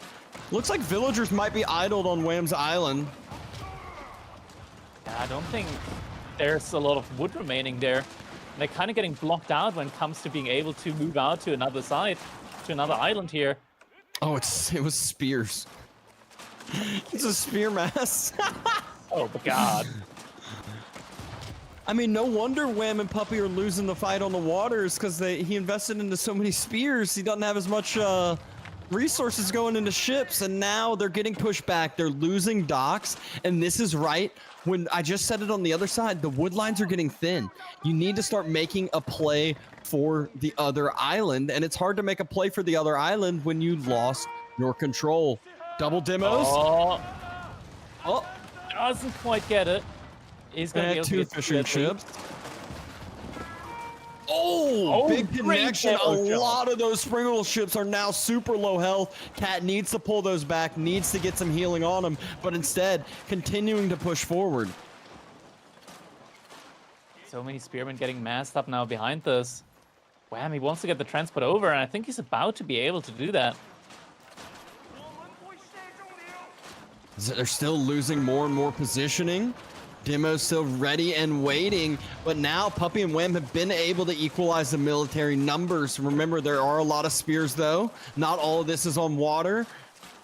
Puppey slowly losing positioning, slowly having to fall back, but that makes it more beneficial for him, closer to his reinforcements. Lots of demo ships right now, though, for Puppey Boys. Up to 10 demo ships behind this. Anaton's also investing, and Wham is raiding Anaton on water now. On his land, I mean. On his island. There's a lot of spearmen on the island from Anaton. Getting the picture Spearman drop has happened. You can see the picture-in-picture. Jumps inside the TC, though. Getting some TC fired down. Tons of idle time coming in, running towards that wood line. Villagers are at worrisome. There is a camel archer trying to help on out clear the spearmen. And on water. Oh, the demo ship! Anaton. Oh, Anaton distracted by what's happening on land. He just lost his whole entire Springled ship mass that was up front and forward because of the land distraction. This is why that's effective. Oh man, that really biting him right now. Wham, he hasn't moved out yet onto any of these islands. Captain needs to do that soon. He's running out of wood. This is a big problem for Wham. If he doesn't do this sooner, he's got to get to this point where all of a sudden you're idled for a significant amount of time. You got to, have multiple trips with the transport ship. That's all military that he has there. He needs to drop off the military, get some villagers in there. Oh man, that much military though. Like if he lands on Anaton's side again, it's gonna be really tough for him to deal with that. More transport ships coming in for Wham now, so should be able to have the capacity to move all of these villagers out. Anaton's going Gulams. Interesting. Doesn't really do a lot against the Mounted Samurai, and right now they just need more ship mass. Looks like Cat wants to age up to the Imperial Age. If he manages to get there, Bao Chance could turn the tide here, but Puppey Paw, the first Grand Galley, is coming in. Oh, and getting some demos onto the backside, trying to connect with some demos like we saw in the earlier games, killing 14 or so fishing boats with a couple demos. Anaton just needing to split. Puppey says, it's not worth it. See, great splits by Anaton. Now Galley's able to connect. Oh, Puppey just needs Puppey just needs to explode him. Oh no, Anaton. There's 4. Yeah, he's moving good forward. connection. Good value. All right, Cat about to pull the trigger on the age up. There we go. Temple of the Sun now coming in. But as soon as that age up comes in, Puppey Paw and Wham, they're gonna pull the trigger. They're gonna go balls to the wall against Cat and Anaton here. And there's the double. A great bombard we see here point. A great bombard and a bunch of mangonels as well. So a ton of siege that they have on out. That's interesting. So we're gonna see a lot of these, like this siege. He can drop it in theory on one of the sacred sites. That gives him a nice forward position. That's gonna be really hard to deal with. And look at that. There we go. Ships now turned over into mobile military schools. I mean, don't drop them on the sacred sites. Just drop them on the island base. with the spears and the mounted samurai. There is not going to be enough to deal with this. Just There we game go. over. Take down all the docks, take down all the ships, everything.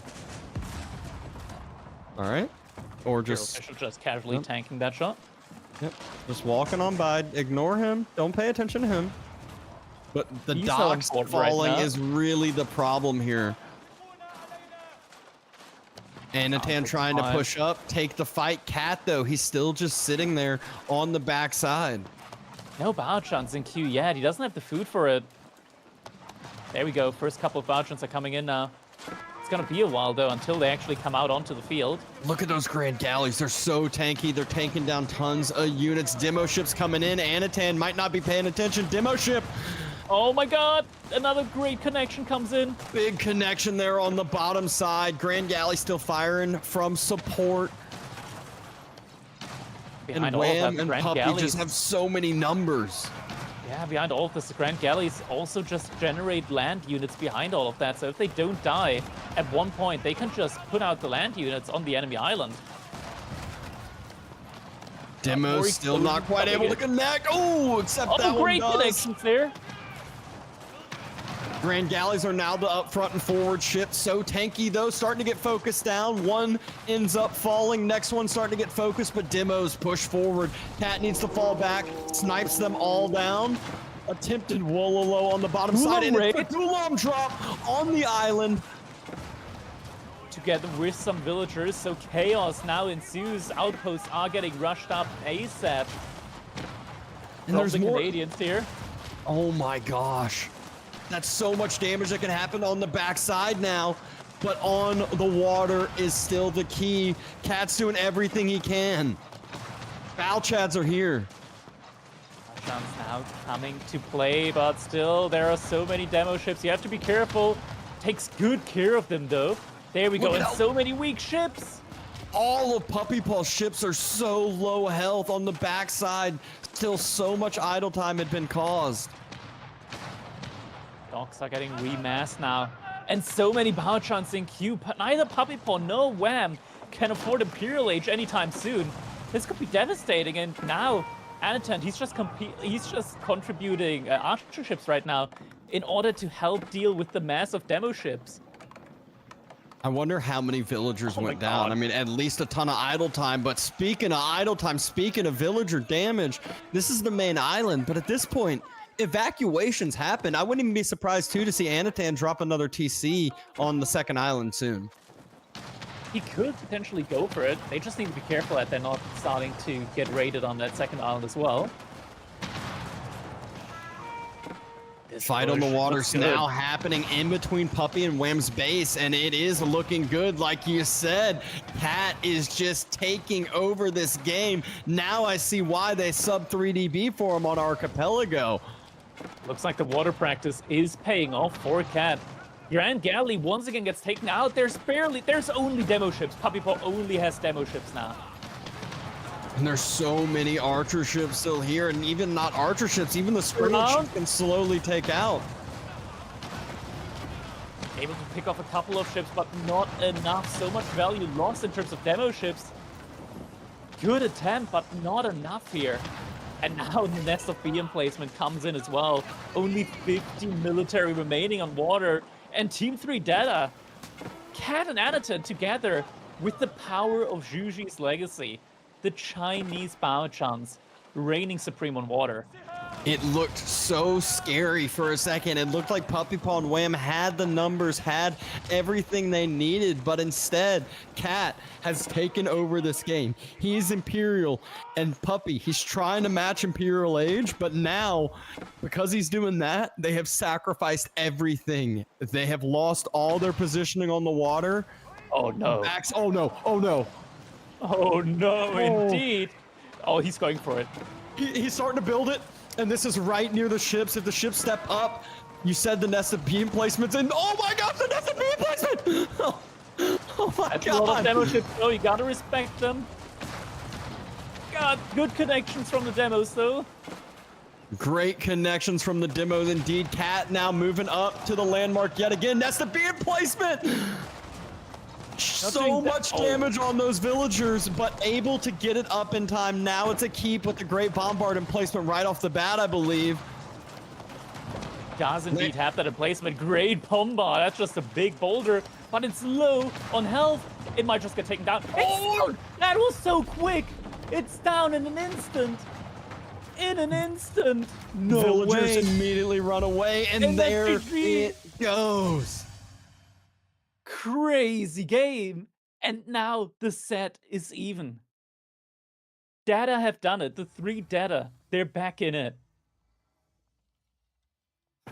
Unbelievable game. What a shock there. It looked so good for a bit for Wham and Puppey. It looked like they had the leg up on Cat and Anatan, but instead, sure enough, the Imperial Age was not agreed play. It was calculated. The Balchads just took over, and there was nothing that the Canadians could do to stop it.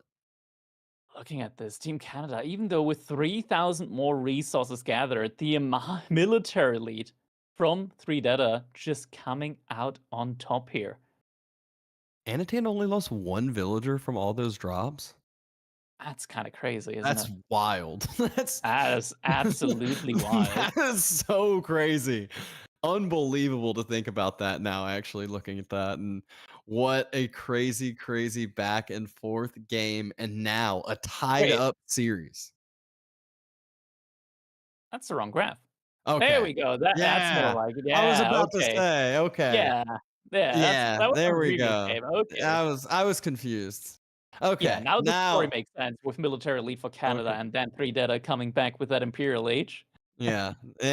Now we're normal. I was just looking at the left side and I wasn't even thinking there. Okay. Oh man, that was a crazy game. Like Imperial Age Bound with the Nest of BM placement absolutely carried this one. And what do we take away from this one? Just not enough Grand Galleys.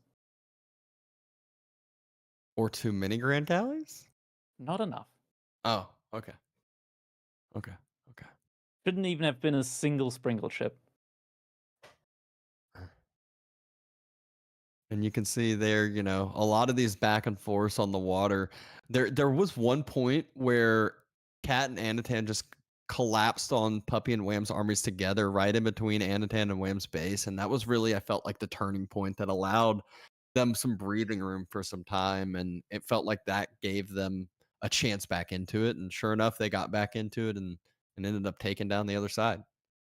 Yeah, Cat found a great moment to be able to age up to Imperial Age and then being able to hold out for long enough, getting those couple of just power chunks in, just managed to absolutely help them dominate these fights.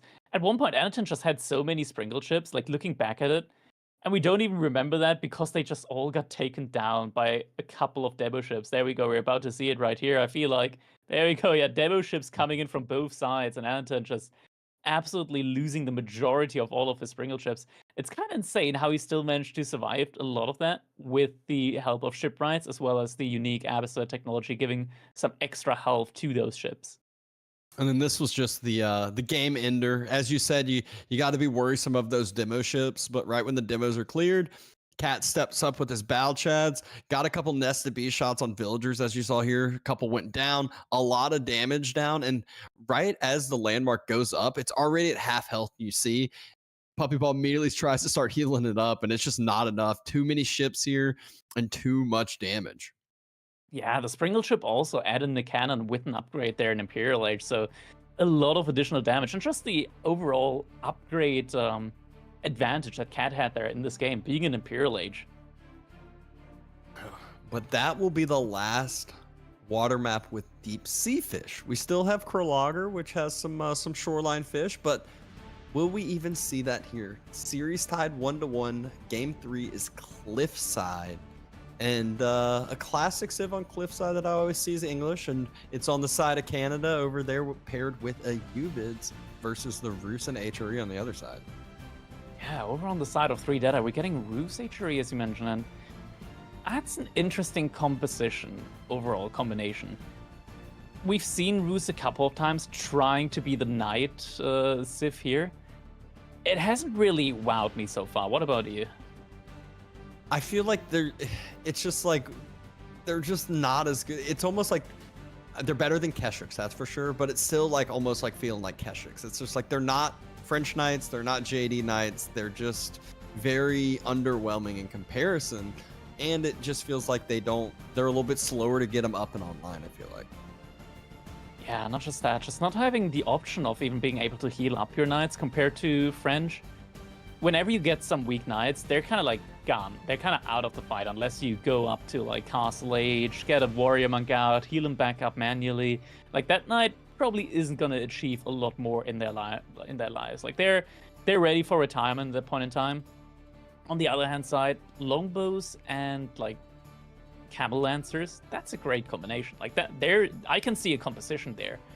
Over on the side from Team 3 Data, I'm still kind of like wondering what their game plan's gonna be.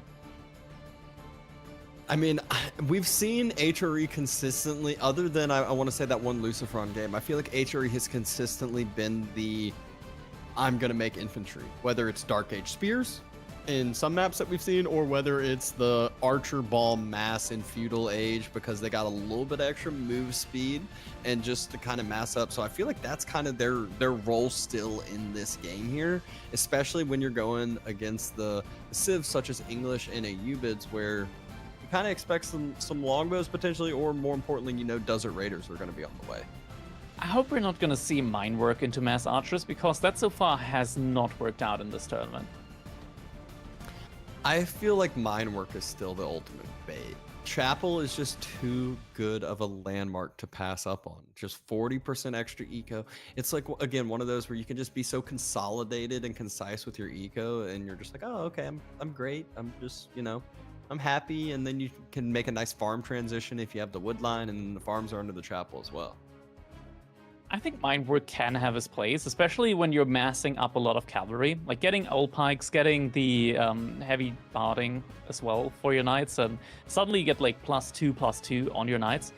They become so tanky. They can take battles against crossbows as well, just because they're getting an additional 2 damage reduction.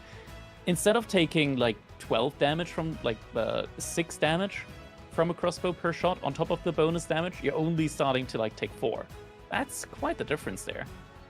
Yeah, and definitely it's crazy how much the blacksmith upgrades end up doing when combined with other sets of upgrades, whether it's like you said, the steel barding, or whether it's English upgrades, like you can get the chatted arms upgrades and get the extra armor from the men at arms. There's all these different things, and once it feels like a few extra upgrades come on, it feels like they just turn into full tanks. All right, less than a minute remaining for our game number 3. The series is tied up right now. We're here in the grand final. It's best of 7 between 3 Data, consisting of Anaton P and Cat, against Team Canada, consisting of Wham, Puppy Paw, and Blade 55555. 5. Uh-oh, I feel like that was a few too many, but it's okay. And we are guaranteed at least 5 games, having the series tied at 1-1. Indeed. I mean, this could be a perfect setup. Maybe we're going all the way to 7 games. This so far has been looking like a really, really amazing set, and I'm excited for this next game. We're about to jump right into that one. Indeed, we are. Game number 3 starting now.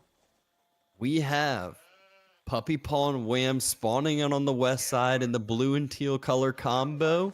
English and UBIDs are their civs. And on the other side, the east, we have B and Anatan orange and red combo with HRE and Roos. All right, double hunting cabin opening here for B. So it's going to be able to get some great gold income here early on in the game. He's going to need to... Wait, did he not move out yet to... Never mind, he did move out to the Straggler Tree, so has enough for a house there. Not going to get house. No Dark Age Spearman Rush from the looks of it so far. Nope, nothing too crazy. Looking like some more ordinary openings. Puppy Paw has been a fan of this 2-farm opening like we've seen. And last time we saw this, he really went heavy into the longbows and then allowed Wham to go fast castle. So Wham is on a Civ that can go fast castle very, very easily, has a very clean fast castle. So let's see if we see that again here. Yeah, it could be fast castle. I would imagine it to be fast castle. Maybe even a faster fast castle. We'll see how exactly that's Faster gonna work. fast castle. What would Even that faster. that would be like Puppy dropping a market and slinging him some resources or something? That allowed? That's kind of dirty, man, thinking about it. Imagine you having an HRE sling you with the bonus resource that they get from the Archon. I did see, I think it was someone on ladder. They played HRE and they got slung resources and they like finished their age up at like 545 or something. That could be a jiggly build. No, there's no. I mean, I guess you can go knights once he's castle, but I don't know about that. You sling the Byzantine to castle and then they pump out cataphracts. Oh, okay. You only need one player making cataphracts to win a game. And it is not going to be the mine work for Anatan. He is going with the chapel. It's going to have That's berries, gold, even going to have his wood line for the whole entire wood line because he can drop a lumber camp right there and always have the villagers dropping off inspired. So really, really nice chapel spawn. Yeah, definitely cannot complain about this one. Golden Gate going up for B behind this. Could we be getting like a double fast castle here? Economic win growth for Wham, so he's going to be getting a lot of resources in for his own fast castle age play. Puppy Paw, I mean, we've seen it so far what he does, right? Council Hall, he's just going to mass up a lot of crossbow. And eventually age up once he reaches like, not crossbows, longbows, but like once he reaches like 70 longbows, I think that's when he starts to consider aging up. Yeah, 70. That's the number you're. Yeah, I will say in the earlier game today, I want to say it was probably 50 to 70, somewhere around there. By the time you aged up, it was like 85 probably. So, and once you get all those upgrades on those longbows, it's just absolutely nuts. It feels like they're machine guns. Some sheep donation happening here. Puppy Paw giving over some sheep to Wham. He's just going to be happily farming, so isn't going to need those anytime soon. And so now that we get these feudal ages finishing on up, the big question for me is Anatan's game plan. Where do these villagers immediately move to? Is it all going to be over to the wood line? That makes me think it's more feudal age play for Anatan now. Would make sense. Definitely will want to have that wood income for some additional production buildings. And we are getting the mill. Okay, it's actually going in a different direction than I thought the mill was going to get placed. Yeah, I thought it was going to be to the top side, but there we go. Council Hall coming as well. Nice little base building at this point in time from Puppy Paw. Yeah, it's you know, and you can even see he's got the house even positioned where he can drop the last farm, you know, all tucked in together next to the TC. Real cute base building for Puppy Paw. Makes a lot of people feel good about themselves, I'm sure. 100%. I mean, that's really just a nice, beautiful NPC base at this point in time that you're getting there. The AI base building coming in. And both of them are just moving out now onto wood. What is this going to be for? So B, I'm guessing he's pro scouting, just judging by there being 3 scouts. And indeed, pro scout is coming in. Knowing B, I feel like no matter what civ he is, now just assume he's pro scouting. He loves it, and he's always going to do it. Behind this Wham, he almost has the resource to be able to age up. Archer range is coming in from Anatan, but he's only just now making his first archer. Meanwhile, Puppy Paw already has 3 on the field. Oh, and Wham is going with the advancement wing age up, trying to get this timing, worried about the timing, I guess, and wants to get it down very, very quick. Yeah, I mean, this age up is going to be very quick. The question is, can B and Anatan get the right units out in time to deal with that? Right now, Anatan's heavily investing into archers, but they're going to need spearmen. The issue is that spearmen, they're kind of allergic to longbows. Yeah, that's a good way to put it. They absolutely detest taking those fights, but you feel like you're going to have spearmen, and so then that combination's hard, and then the spearmen get run around the map as well. This is going to end up being an awkward position. We're now seeing the stables come in, so B probably just now going to start investing into some knights as well. Pro Scouts are already getting some of the deer across. We are seeing some yeah, I mean, this time at least, it's Wham Walls from B as well, at pretty much the exact same time here in the game. Lots of villagers getting pulled for those as well on both sides. Yeah. Wham is going to have his walls up first, though, a little bit closer. B's walls are rather aggressive, but once he gets those up, if he could get those up, which he can't, because... Oh, no, I lied. There's Anatan's archers. Yeah, he'll be able to get those up, and... Once he gets those up, that's very, very good positioning on those walls, especially being cliffside. Super hard to get across, and they should be able to pick off that villager or Whams. Yeah, if they do notice, but they're going straight for the gold. But stable's already finished. Wham has reached Castle Age, and now you just gotta retreat. Indeed, you can't stay there. You do. Oh, we're about to see some quick walls coming in from Wham, aren't we? Nope. Villager just gets sacrificed. Other villager took a nice old run around, but a good job by Anatan splitting up the archer grouping, able to pick off another villager, but will lose an archer for it. Yeah, one archer is going to go down here, but now the camel lances are going to be coming in, and behind that, walls have gone up for Anatan as well. Looks like B wants to... Looks like B has a mission in this game. Looks like B and Anatan share that mission at the same time. Is that walls? It is walls everywhere. We're seeing some classic Valdemar onions coming up right now.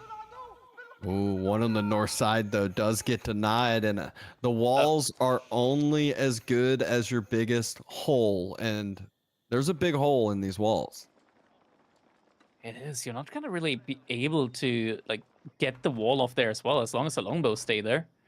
More walls coming up behind all of this. So, I mean, at least the I'm gonna say mobility advantage with the Camel Lancers isn't gonna be able to be utilized right away. Ragnar's coming in behind this now for Anatan, so at least there's the potential of maybe getting crossbows or your own Castle Age Knights in. It is still only longbows from Puppy Paw. I feel like that's enough. Like, what else does English really realistically need to provide? That's exactly what he did the other game, and he's just going to roll with it. Just keep massing longbows. If your opponent doesn't have a bunch of knights, which there's 3 knights on the other side, then you should be all good to go. The Camel Lancer number is starting to climb and is starting to build now. Yeah, we're already at as many Camel Lancers as there are normal knights for B at this point in time. This is getting a little bit worrisome. Walls have been denied, so now the floodgates are open. Yeah, and those walls, it's not like you can like sneak out and finish those on up. There's just constant units running on through. You can see Puppy Paw. There's a bunch of different blue units on the map.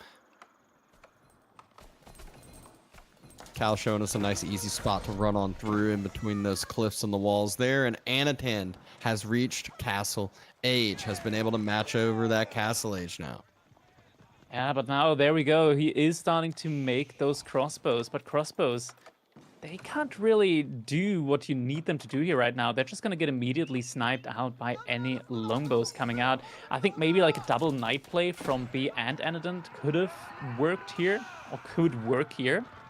Sure, there are Camel Lancers, but you need some armored units. Maybe in like just men-at-arms could work as well.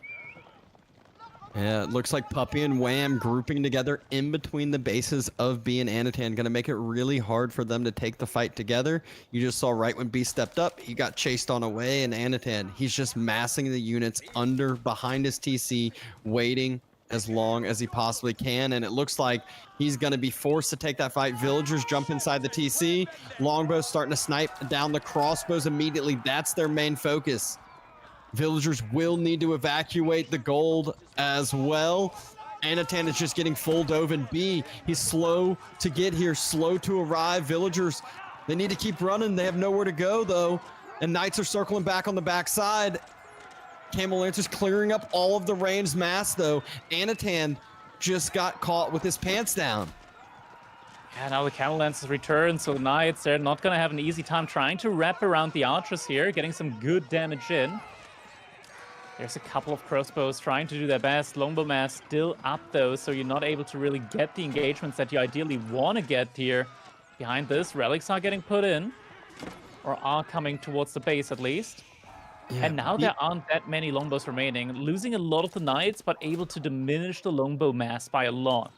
Yeah, B did a really good job just diving through the Camel Lancers and just focusing down the longbows, but just Camel Lancers still providing that debuff on all of those knights, and Tower and TC helping take down those units as well.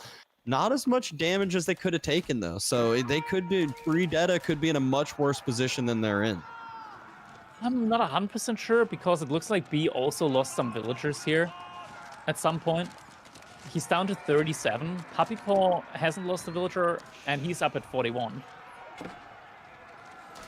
Yeah, you must have lost them somewhere, but they've cleaned up. Oh, there's the little split unit mass onto the gold. So great job by Puppy Paw just having a couple different raiding groups, even though it's, you know, longbows and spears that he's raiding with. Yeah. Knights being able to defend here. Garrison comes in. Is going to lose one villager, though. Unfortunately, didn't garrison that in the wooden fortress. Sometimes the AI just loves to torture us in weird ways with the pathing. One Camel Lancer falls from the TC fire. 3DB and Anatan finally able to group their militaries together, but I feel like it's just too late at this point. Wham starting to reinforce extra eco behind, dropping TCs, and I'm pretty sure he probably has 5 relics, if I had to guess. Definitely should have a couple. Anatan managed to sneak in quite a few as well. I think Anatan might be at like 2 at least, maybe even 3. Oh, then if he's at 3, then Wham. He's at 2, okay. And there's still 1 in the back of B space. And Anatan actually has a decent mass now. He doesn't really need to be too afraid here. Looks like they are debating on the dive again.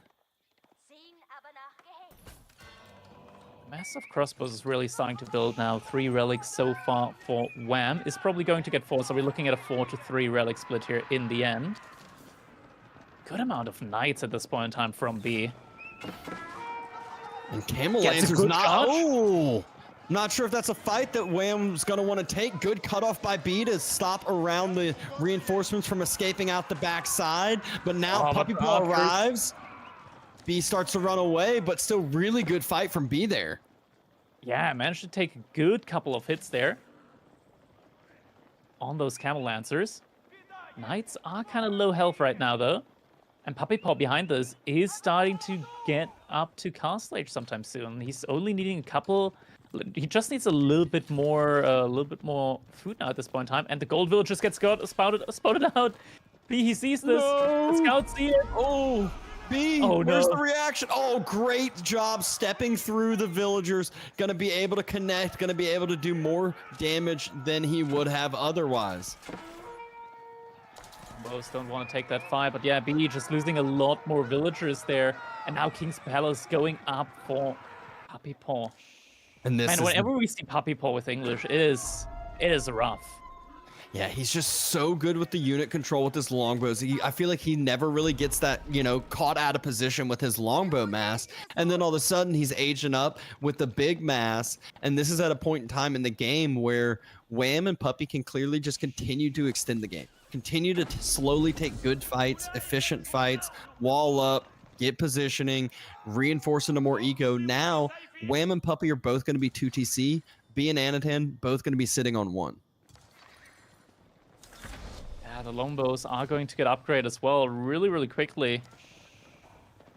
Once you get that longbow mass up with the veterancy, like the crossbows already don't feel great here. But once it's against veterancy, it's going to be even worse. Yeah, and I mean, I feel like crossbows are that like one unit fits all unit. Oh, If you're no, gonna make one unit to make, it is crossbows. Like they feel the best, but longbows is like the perfect unit to counteract that statement.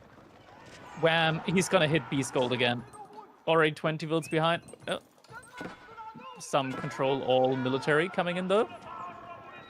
Knights continuing to step forward. Wham's there with his Camel Lancer mass, but military numbers a little bit more even than expected. Camel Lancers diving in. The longbows need to make sure to focus the crossbows. If not, again, this is actually the whole time Wham and Puppey just running away, slowly losing units. Yeah, this was a pretty good fight for Anatan and B. They now have a military lead. B still very deep into feudal age though. Reinforcements getting picked off here. I think Anatan might still be open on that wall side. No, he did manage to close up that wall. Yep. And I think they were able to pick off maybe a few more Camel Lancers trying to run on back. Still really good pickups by Team 3deta, but is it enough? They're still clearly behind a significant number. And again, the longer this goes, the worse this gets for 3deta. They're down a TC each. They are indeed, and still B only in feudal age. He's committed to making knights only at this point in time. Committed indeed. 4 knights in queue. It's at the point too where he's making so many knights that at any point in time he could just cancel his knight queue and age up. Yeah. Camel Lancer, he's going back over to that gold mine. And he's gonna find villagers potentially. No, it does help at the gold mine. There's still Camel Lancers now splitting off into different spots, going to a different gold vein right next to some walls, but Wham's economy is starting to get just as scary as Puppey Paws now, if not scarier, because he has extra relics as well. But Puppey does have that farm transition probably fully done, and just going to be that English non-stop push with now extra villagers pumping too. A couple more knights are getting found out by the Camel Lancers, and just the Camel Lancer mass right now looking so strong. And I mean, there's no age up inside anytime soon for B. At this point in time, it looks like Anatan might reach Imperial age before B gets to Castle age. You're not wrong at all. That might just be their exact game plan. B is the one making the sacrifice. Stay feudals, just keep trying to raid, keep trying to make as many knights as possible. You're the front line, and Anatan's the backline damage. You can only be frontline for so long until the tech advantage just becomes too big. Another fight about to happen here in the midfield. That's a big army from both sides. Are they going to be able to take the fight? I think they're going to have to. No, they're backing off for the time being. Palace of Swabia now coming in for Anatan. That is like a big investment into the Palace of Swabia at this point in time. B, he's down so many villagers. 59 for Anatan and 43 for B. I think Swabia is a death sentence, and they are starting to push in. Wham and Puppey have the military lead. Last time we saw this fight, B and Anatan took the fight, and then they were up 20 military. And then now they're down 20 military. You can see how much this eco is now coming into play, coming online for Puppey and Wham. It's just all turning into military. They spot out the Swabia as it's being built. That's always a good feeling when you know it's coming up. You know exactly where you need to attack. Or, more importantly, you know the timing. And now instead, they're looking to just mow over B. Because B cannot defend himself, not by a long shot. Yeah, and those Roost Knights get shredded by those longbows. So much additional damage coming in there. Just one volley from all the longbows is probably going to be enough in order to one-shot these Knights. And yeah, it's just a full-on dive now onto B's economy. Yeah, and you can see, yeah, you just called it. Those Knights just got a volley is taking down each of them. Every single Knight that gets close just falls. And that's so many resources down the drain. B is still stuck in feudal, nowhere close to castle because of his Knight queue. Outpost now getting rushed up by Puppey Paw as well. Once again, it's always the longbows taking the engagements against crossbow. Oh no, that's a misclick. Not an attack move, no charge coming through. Knights getting butchered, and all the Camel Lancers just getting healed up by the mass of dervishes that is still there. Reinforcements getting picked off by our longbows. Aura there as well, so lots of bonus attack speed for them. And now Puppey and Wham doing damage in the eco, having extra eco behind themselves producing. Puppy's even just taking the berries there because why not? Even though he's English, who cares? Starting to burn down the TCs. They're diving behind, trying to find as many villagers as possible. This game is all but over. Canada wants to take back the lead 2-1. They said, no, no, no. You might have tied the series, but we want the whole entire match ourselves. Anatol, he's putting up outposts in the base of B. He tries to get them cannon placements in, but it's too little too late. The mass of camel lances, 52 camel lances, 52 gold cavalry coming in now. They are knights, 52 knights inside of your base, and you're an H behind with half the units. Yeah, crossbows trying to step up, trying to kite through. Surrender comes through, and Team Canada goes up 2-1. Yeah, lead now eked out by the Canadians in this one, and B and Anaton, they gotta go a little bit back to the drawing board. It feels like a couple of times we've seen Roos now, and they try to go for the all-in into Knights, and then they miss the transition of going into Castle Age.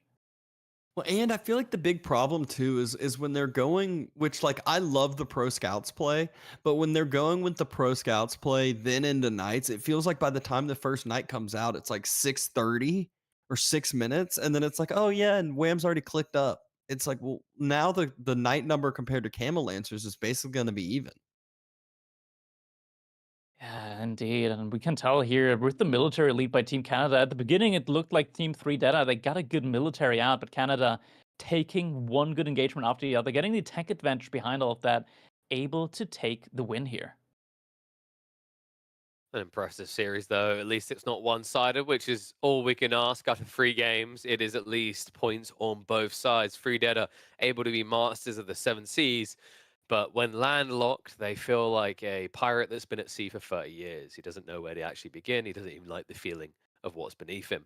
But this game, an interesting one. I'm kind of curious, like, where did this really go wrong, Crackety? Because it almost feels like B and Anatan are looking for that aggressive opening, their signature play style.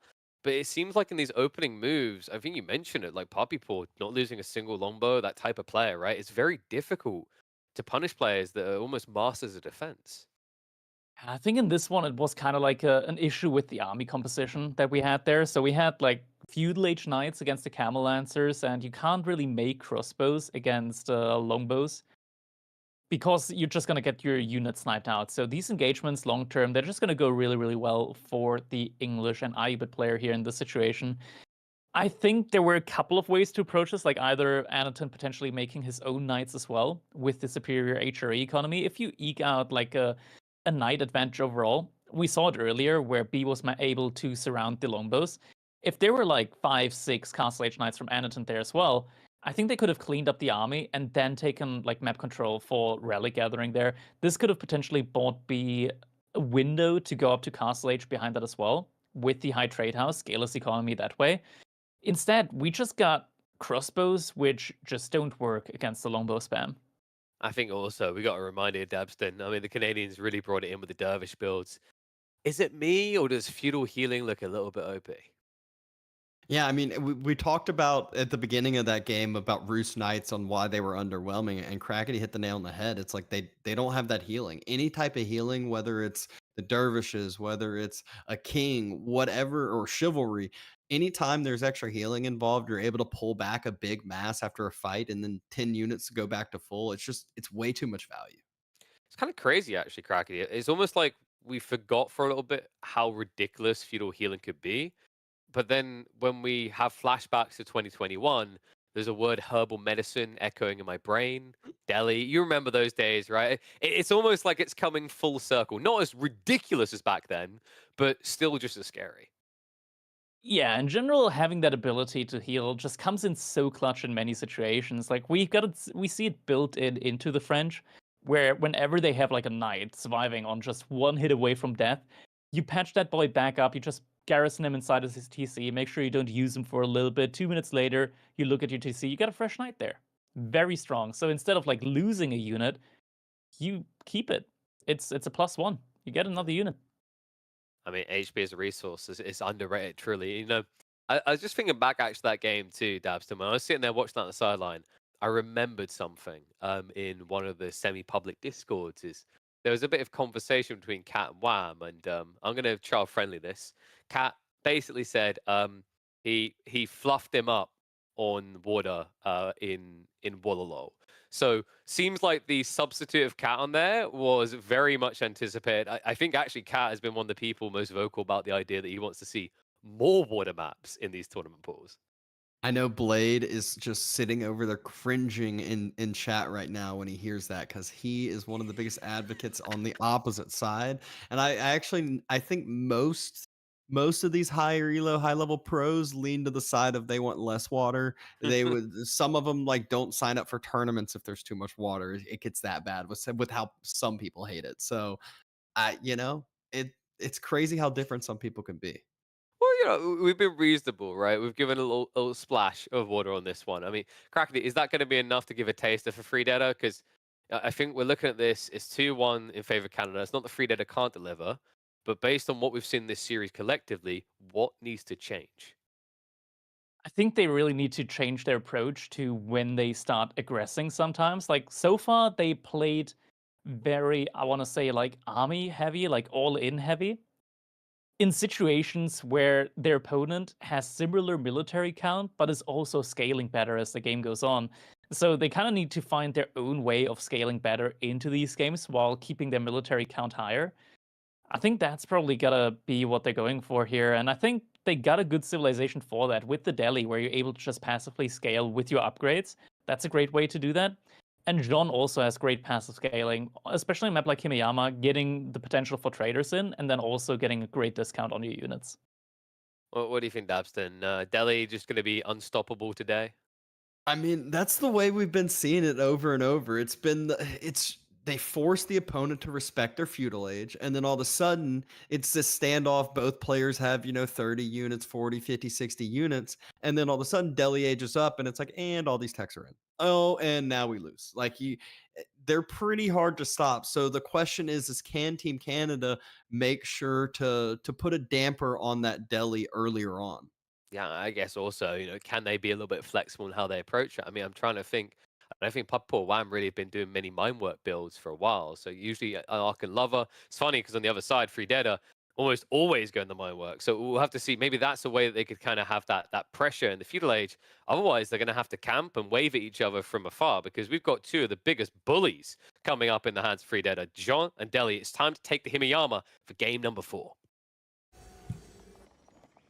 All right, let's jump right into that one. Game number 4. We got Puppy Paw playing as the Mongols, Wham playing as the HRE, Dark Age Barracks, already being built, Anatant in the red playing as the Delhi, and B playing as Jean d'Arc. He's the Knight player once again in this one. Yeah, so are we about to just see like some double up on some Dark Age aggression from both Puppy and Wham? Could be. I mean, both players just going for that absolute mass of Spearmen. There's potential for that. Yeah, I mean, it feels weird, but it also feels like it would also make sense in a way, especially with, seeing the HRE being the one to already drop the barracks and not the Mongol one makes me think it would be that way. But maybe Wham just says, "All right, my spears are faster than yours. You can just go on up. You can go ahead and get the quicker feudal." Yeah, Puppy Paw, he's already got all the gold that he needs for age up. He's already at 200 gold. He's already done with that. And I guess funny. Yeah, I guess that is going to be the exact game plan over there.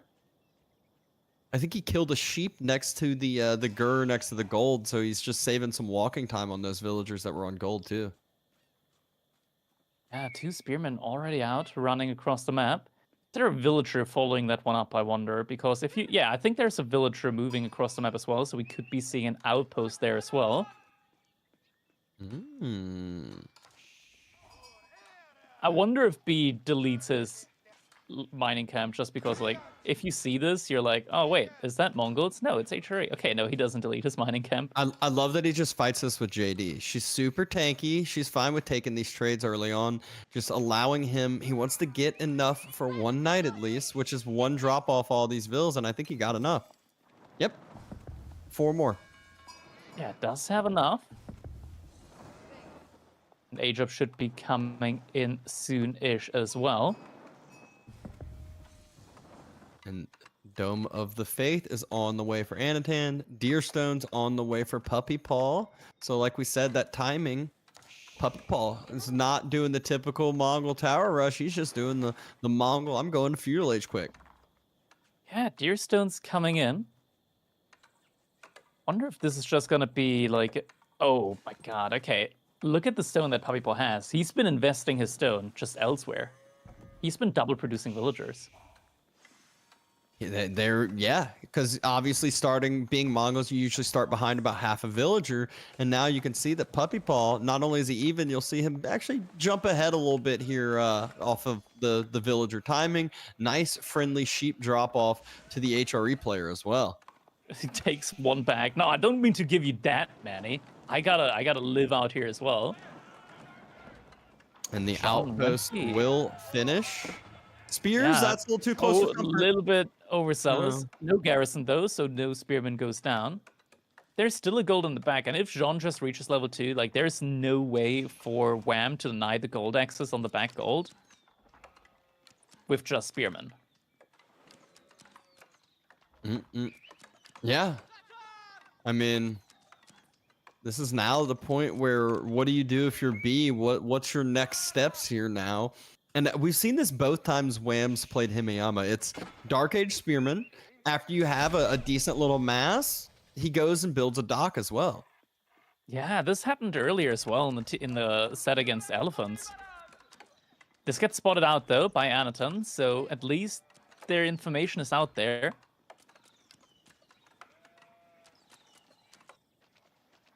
And Scout trying to do what he can to be annoying, but not really going to do anything in the longer term runs of this game. Yeah, the dog definitely is going to go up. Wham behind this has a lot of villagers on gold, but I think this is mostly just going to be for upgrades. He still has a lot of villagers. Well, not really upgrades. He's still in Dark Age. He needs the gold just to be able to go up now. Oh, and Villagers, one that's of all. those. Yeah, That's- only one spear. Yep. Shivs get pulled out. Spear goes down to about a quarter health. But now this is one where you can kind of bait and switch sometimes. You can see Puppy Paw has left that outpost initially. Or Wham, sorry, has left that outpost initially, and no one's there. B needs to pull, react, and go burn the outpost down. There's no one there to defend it. He could do it. Doesn't go for it at the moment, though. Dawn's still not level 2 yet. If you had her at level 2, that would be the perfect opportunity to move out with her as well. Get a cleave in on all of those spearmen. Osman needs to be careful. Looks like he invested the gold into a wheelbarrow instead of a knight. Able to It's fine. reallocate those villagers quicker, move out to that gold quicker per se, or do some different things. And Villager from Wham's coming back. He wants to make sure that outpost stays up. Might want to double down, build another outpost. Yeah, in like typical fashion of how these sets have been going today, we're now seeing Mongol Pro Scout as well. Yeah, why not? And great body blocking by Puppy Paw with the con here, making sure JD isn't able to close the gap quicker and get another spear killed. Anatan was coming to try to help with his own spears, ran into the outpost. There's no archer clip coming in yet, so maybe these spearmen can get a pick up on... There's the Wham wall. Can get a pick up on that dog, but it doesn't look like they're moving towards that. Nope, not yet. Looks like, I think they want to just, B is able to move back to that goal, but it looks like Anatan still wants to kind of maybe just group together with B and have a timing where they push and kill this tower together. Potentially, but I'm not sure if that's really worth it right now, as B does have access to gold. Pro Scouts is getting spotted out. So if the spearmen move over here, could potentially stop some of that. Not moving towards it though. Instead, we're now seeing a dive onto the outpost. Double Yeah. scholars there as well. No outpost in placement.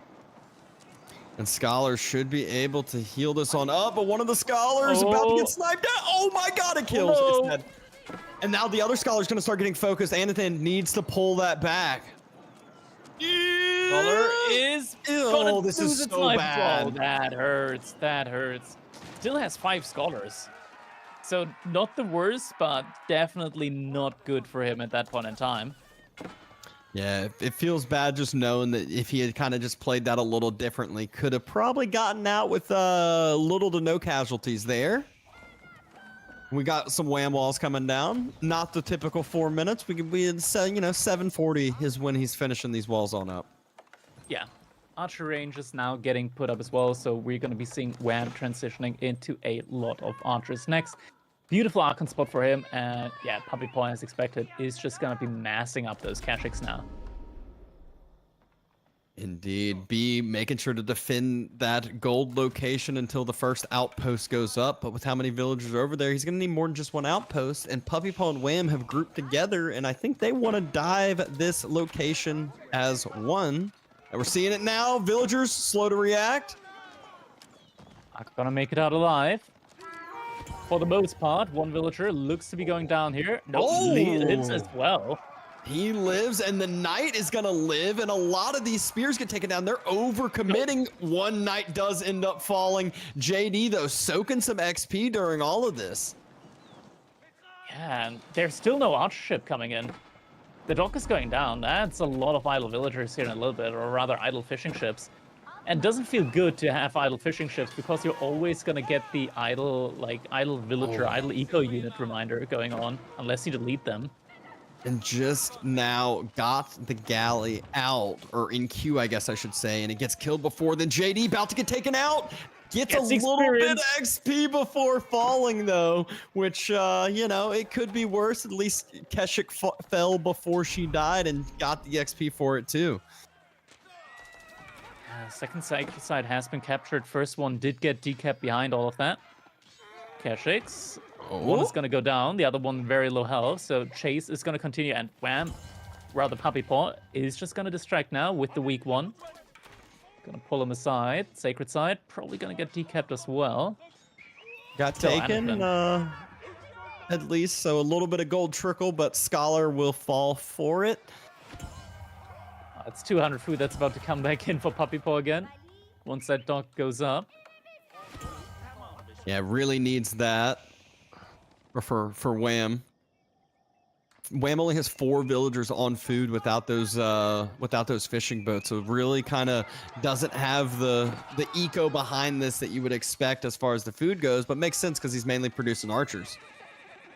Spearmen not gonna take the greatest engagements here. Are gonna at least pick off one of the Kashyyks there. But now big infantry mass from Wham approaching the base of Anatund. He's gonna have to be careful there. Needs to pull the villagers back. Woodline villagers are getting pulled back, are getting focused, though. Archers, as they're starting to get produced, are getting taken out. And Anatan just hasn't been able to start producing that archer number like he needs to yet. Was just slow to make archers. Yeah, behind that, I mean, Wham, with the HRE, with the bonus economy that he gets on water there, just able to make so many units. And this economy is going to last him until that wood line right to the right side of his Archon runs out, which is going to happen very soon. But until then, like, his wood income is going to be absolutely massive. Yep. We're seeing Puppy Paw trying to burn down the wall. B pulls some villagers on over to heal it up and sends knights that way. And Puppy Paw has to run on away. B's knight number up at 8. Meanwhile, Puppy Paw has 12 Kashyyks and 4 more in queue. Yeah, it is a lot at this point in time. A little juke around there from Puppy Paw. Ooh. Looks like there's a pause.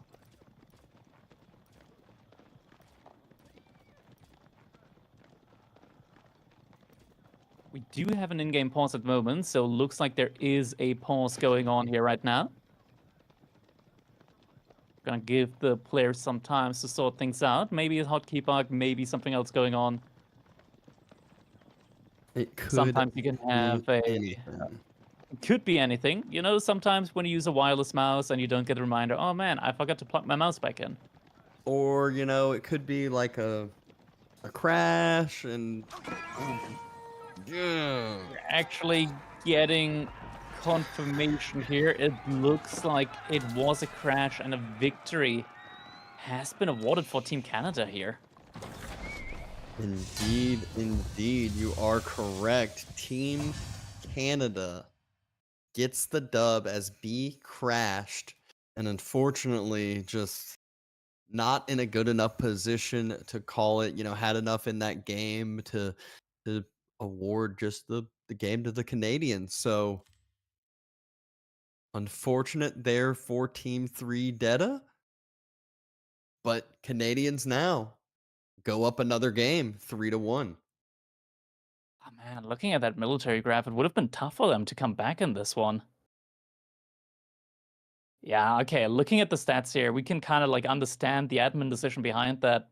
Team Canada, 5,000 more resources. Like that's kind of absurd. 33% more resources. At that point in time, like there is an incredible lead there that realistically, this game was probably going to go Team Canada's way. Yeah, and I mean that's one where this early on in the game to have that many more resources is crazy. If this is a 30-minute game and we're talking 5,000 more resources, yeah, whatever. We're talking about a 12-minute game, under 12-minute game, and that's 5K more resources. And it was just, gonna continue to get worse. It shows you the power too of the chapel and just having that 40% extra eco. Yeah, indeed. I mean, having this much more eco, this much more military out on the map as well, that's kind of tell a pretty big story. And looks like we're gonna be going over to Kalagar now. 3 Data, they're really gonna have to pull everything now because Canada is now on match point with this. Yep, match point indeed, but there's water involved here, and we saw that the last main water map, which I wouldn't call this a main water map, was when 3 Deta was able to take out Team Canada. So let's see if they got some interesting strategies for Kurlogger, can change up some game plans, can get Wham and Puppey on the back foot and not make them feel comfortable. Indeed, looking at the replay here, I mean, a couple of mishaps, right? Like the Scholars going down there for Anaton, losing both the Scholars, at least able to take the outpost down. But at this point in time, like, at this point in time, it didn't really matter. Like, B was already cemented on the outpost and gold in the back, or was about to. At the very least, like, he had that position pretty much secured.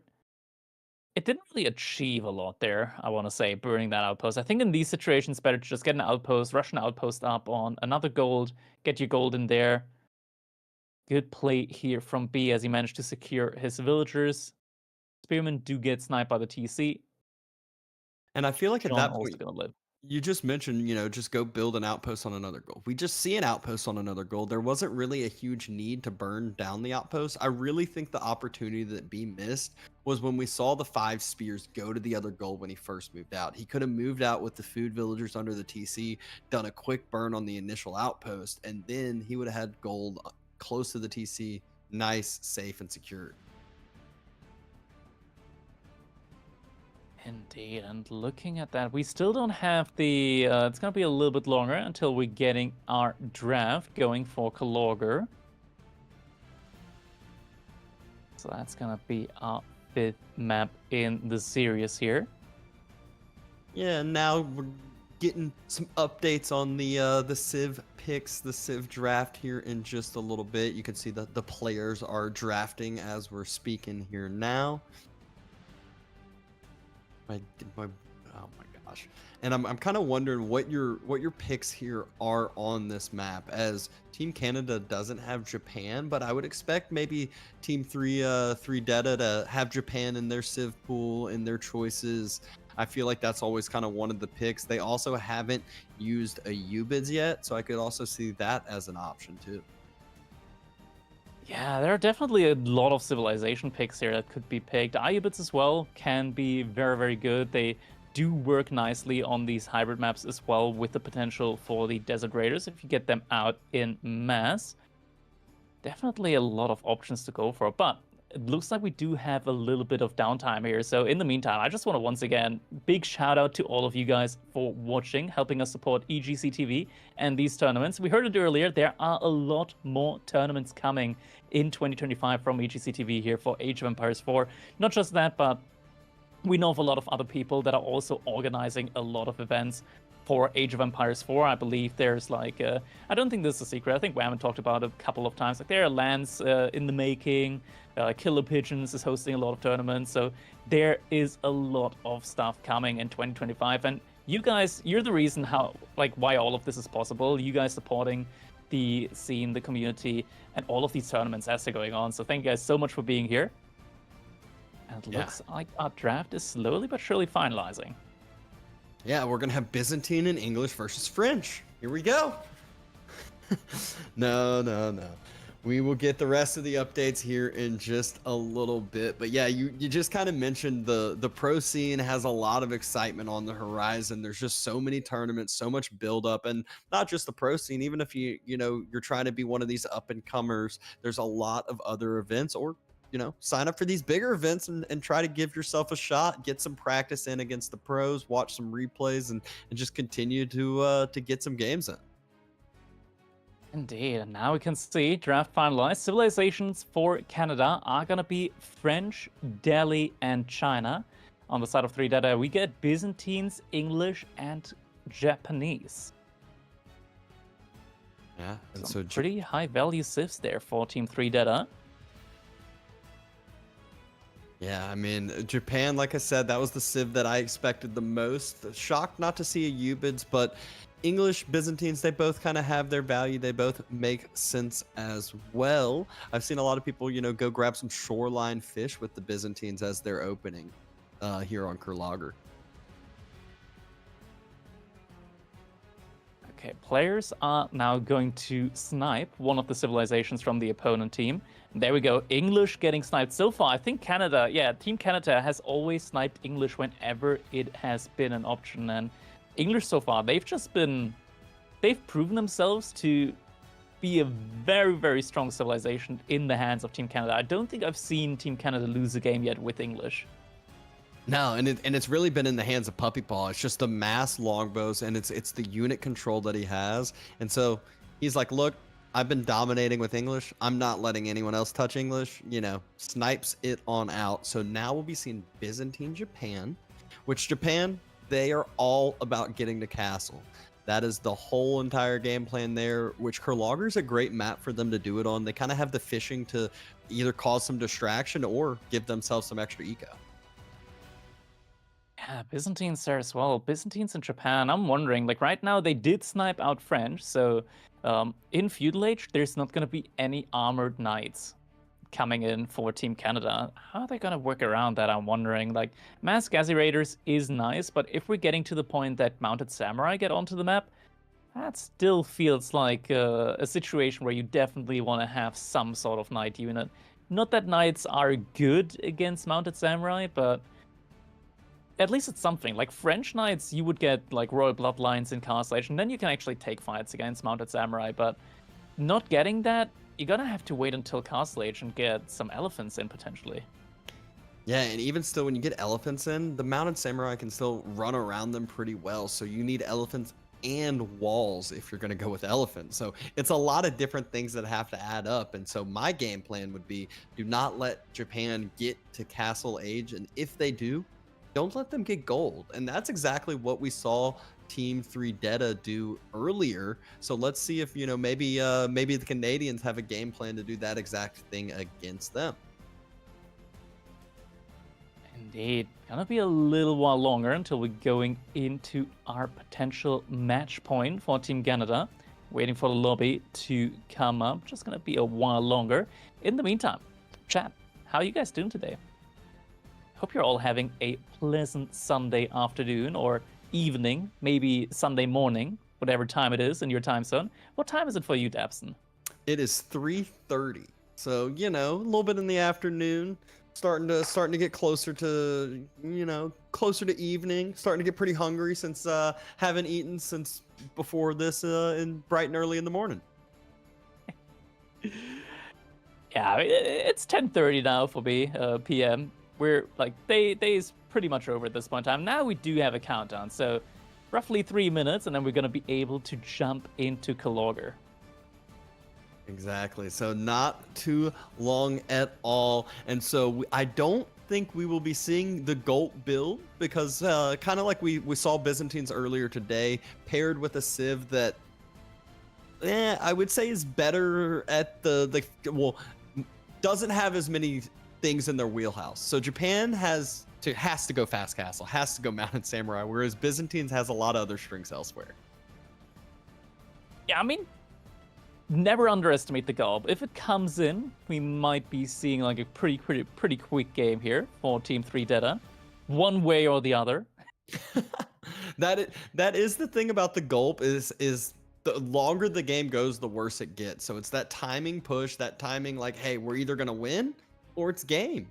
And at this point, match point, what do you lose? You're gonna lose anyways. You might as well, go all to the wall and go for it all. Yeah, go ham or go home. That could be the plan here. But Byzantines and Japan, definitely some high-value civilizations on Kalogr that we're going to be seeing here. Like getting longbows in as the Byzantines, or maybe even javelin throwers. If you get javelin throwers in, you got a very good unit to combat water with land military. That makes it so that if your opponent invests into fishing, you're going to have a very good tool to take that down from land. Yeah, I always feel like fishing on this map is like, it's such a bait. Like you want some, but you don't want to sit there and have like 7, 8, 9 fishing boats. It just doesn't pay off. You end up running out of that shoreline fish. I feel like it's usually like 3 or 4 is kind of like the sweet spot that you go with. You're like, hey, I just got a little bit of extra umph with my eco. Longer this goes just means you're going to have, more military units, more eco upgrades, whatever you want to use those extra resources over that time for. Indeed. Less than a minute now remaining until we're going into that map, Kalogr. It's an interesting one. Every time I look at Kalogr, I'm like, okay, this map is huge. Like in 2v2s, it doesn't at all feel like a normal 2v2 map. I feel like that map is more like a 3v3 map size-wise. Like it is a very, very big map. Lots of opportunities for you to get some raids in on opposite sides and just run around the map with cavalry. Yeah, it's I think it came from AOM is where Age of Mythology is where the map got snagged from. I think was Avely the creator of this one. Oh, it was another car. Okay, just all the maps are Avely's Are you making all of them? Yeah, Avely's been slacking over here. So Damn. shout out to Karyu again, but enough of that. We are into the potential match point of this tournament. 3DB and Anatan are down 1-3. They're spawning in as Japan and Byzantines. And Puppy Paw and Wham playing China and Delhi up 3-1. All right, and looks, are we getting like a double dock opening here potentially? Wham still on the straggler tree, even after his first drop off at the same time. Puppy Paw already opening up with that dock. Even if you're going for dock play, yeah, there we go. Dock is also coming in for Wham. So double dock play here early on. B also opening up with dock. And Anatan, he as well with the Byzantines. I mean, you are getting oil in from fishing ships. It's just not a lot, and it is very, very little, but you are by definition getting olive oil. Yeah, it kind of surprises me that every single player goes for a dock opening. I feel like a lot of times when we've seen this, it's been a change of pace a bit. It's been, not always the same old, but Puppy Paw, there we go. Ship coming on out. And everyone going for some early fishing. Yeah, it's just going to be shoreline fish, so no insane gather rates on there, but every little bit counts, every little bit helps you out as the game goes on. Wham. He did make his dock, yeah, there we go, fishing ship just now came out. It's a little bit difficult playing as the Delhi when it comes to like min-maxing your build order on water, because you still want to get all these free upgrades, right? So you do still want to get that mill in nice and early. And on this map, you actually spawn with a lot more straggler trees than as usual.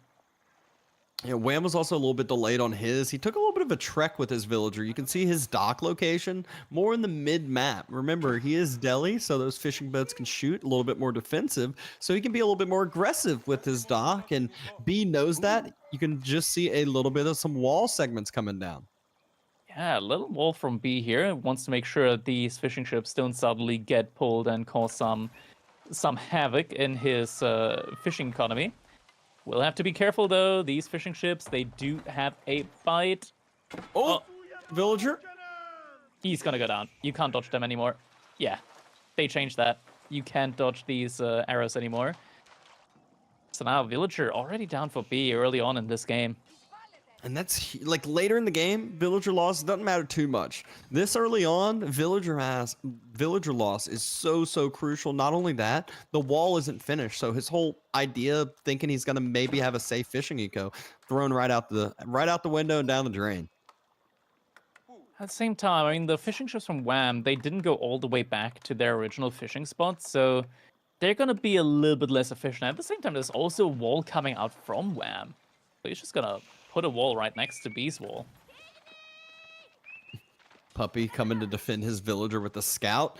It's funny, like you think that, oh, just keep focusing the villager, you'll end up killing. No, the scout will go down before this villager dies, I'm pretty sure. Yeah, it's gonna be 10 more hits, and I think it's only gonna be like 4 more hits that the scout needs to kill Anaton's scout, so yeah, you gotta retreat from that. But the villager is low and could potentially be sniped at some point in the future. Imperial Academy now coming in from Puppy Paw behind this, and Coca Township is going to be the answer from B. Yeah, and wall's still not going to be able to be finished, so maybe Coca Township can allow B to, retake some map control for himself, but those Delhi ships can easily, snipe down those Shinobi decently. Another wall coming in now from Anaton as well. Nice berry spot. Gets the double berry spot there with the Grand Winery. Beautiful, beautiful location. Imperial Academy now finishing up, so the first couple of Imperial officials should be making their way onto the map very soon here. Wham not yet aging up. Delhi on water is a little bit slow, and he did idle his fishing ships for a little bit, right? And they're not the most efficiently positioned right now, taking the far away shoreline fish. And looks like B managed to get that wall up in the end. Yeah, feeling a little bit safer now about his fishing, and that's where I would expect B to try to just make a few Shinobi and then vault himself up to Castle Age with the Shinobi as a distraction, forcing more reaction, forcing idle time, forcing damage, all the sort. Dome of Faith gonna be the name of the game here. As we pretty much do you even see Tower Victory anymore? No, it's not that Tower Victory is a bad landmark. It's just Dome of the Faith provides too much value to pass up on. Yeah, exactly. But the first I think Shinobi... the only player that I still see making Tower Victory is Firehick whenever he streams, and I think it's just out of spite.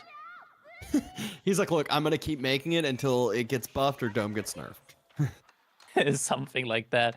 Outpost getting rushed up now from Wham on the gold. It's a little bit interesting to see Delhi with so many villagers on gold.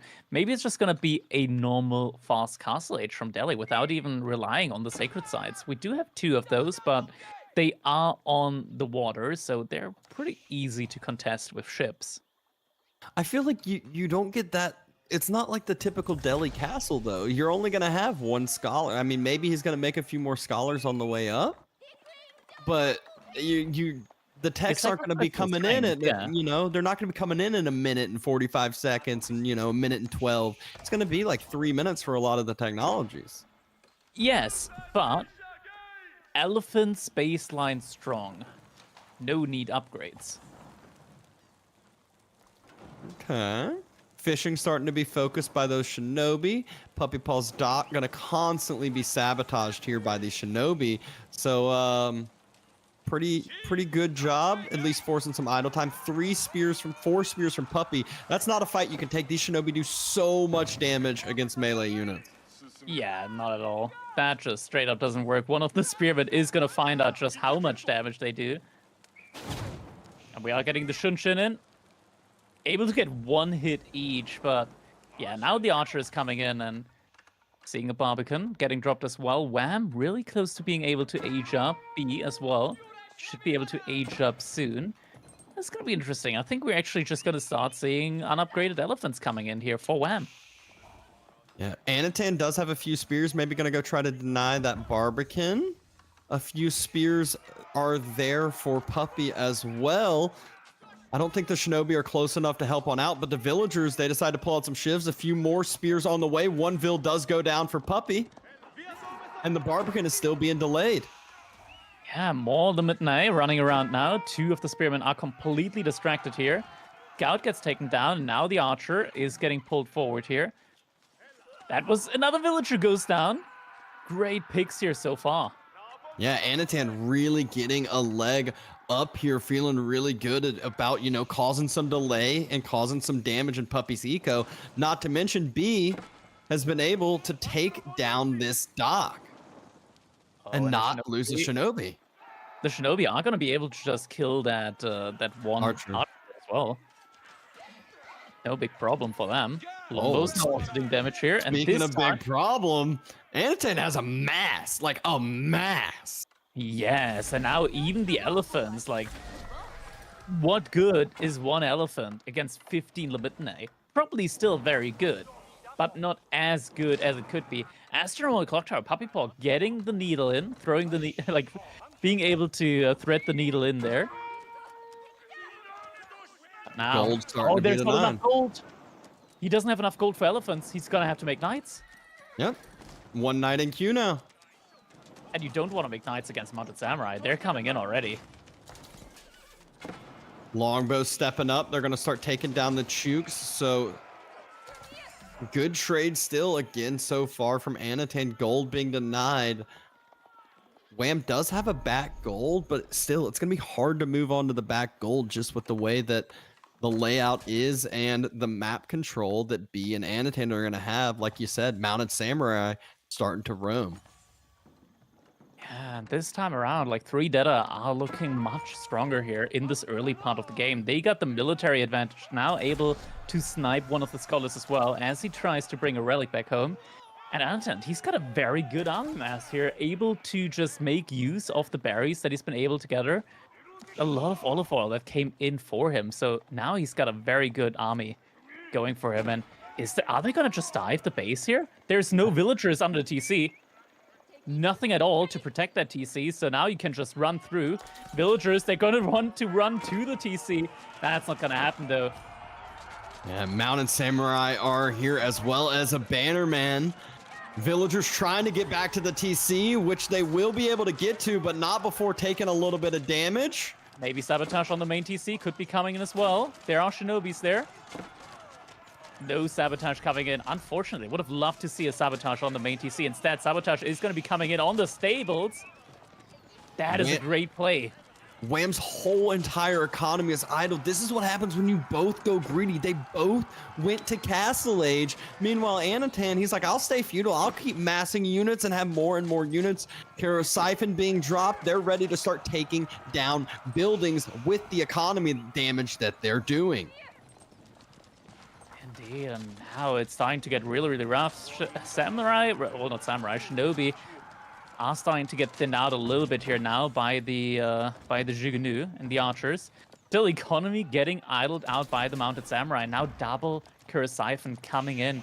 And all the infantry that Puppey Paw makes is just going to get so much, like, devalued by those longbows from Anatan. Yeah, and I love the focus. Like Wham, he goes fast castle. They know he can't get the upgrades as quick because he went so greedy with his fast castle.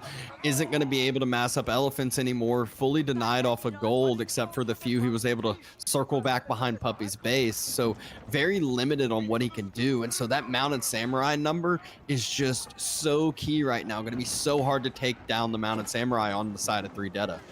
Here we go, Siphon doing a lot of damage to that Barbican, and now once again gold is being idled out here. Looks like Whammy's trying to trade out for some resources with the market. Nest of B is in queue for Puppey Paw, really wants to get some siege out now. This is not looking good for them. Mounted Samurai, they do have that deflective armor, could take a fight. A charge trade there. They wanted to. Wants to just fight with Anatan's army as well. Wham overstepping a bit, wants to take the fight, but doesn't want to take the fight with Anatan's army there. And the Barbican gets taken down. Nest of Bees trying to step up, trying to do damage, immediately starting to get focused. Berry villagers all headed home And now Puppy Paul's the one who has his ult eco idled. Perfect surround there by 3DB. He's continuing to push forward, continuing to press into eco, and Puppy Paul is in some trouble. He's needing help from his brother. He's asking for help, and those villagers are falling, and they call it game over. 3deta take game number 5. And this is how it needs to go. This is the way for 3deta to still climb back in this series, in this set. Now getting another point on the board. 2 more, and they're back in it. Yeah, what a great game plan, perfectly executed there by B and Anatan. Just were able to kind of diminish Puppy Paul's early push. Barbican got delayed a little bit, and Wham and Puppy got punished for both going castle at a very similar timing. Yeah, looking at the stats here, total resources gathered. I'm not sure if Olive Oil really counts into that one, but overall, a lot more resources over on the side for 3deta, and they didn't just invest that into the age up, they invested that into military units. That was the main difference here. 2 players just going up to Castle Age. You don't have enough units to defend against the Byzantine flood that's coming your way. Yep. They both focused on Puppy Paul. Puppy Paul, you can clearly see the economy count. There's a red line that is significantly below the other 3, and that was exactly the game plan from Anatan and B. So getting closer to tying up the series, but still have a ways to go. Down 2-3, and will we see a potential Game 7 matchup down the road? Yeah, I mean, all the options are back on the table now. It felt like 3deta potentially, like, after getting a loss like in the previous game, it can hurt your mental. 100%, that can happen. But it looks like they managed to recuperate and now getting a great win here up against the Canadians. So they're probably back in it now. Yeah, really fun game to watch there. Really good, like I said, good execution. You could see first they focused Wham, then they started diving Puppy Paul's base and just forced the Canadian bros to call it quits. Just really, really good game there. And that is the last map with any water at all. It is only pure land maps left. Yeah, only land maps from here on out. I mean, this was just absolutely brutal. The way that B managed to just surround that nest of bees there, Puppy Paw trying to retreat back into the choke point, trying to just make use of the repair and try and like keep that nest of bees alive.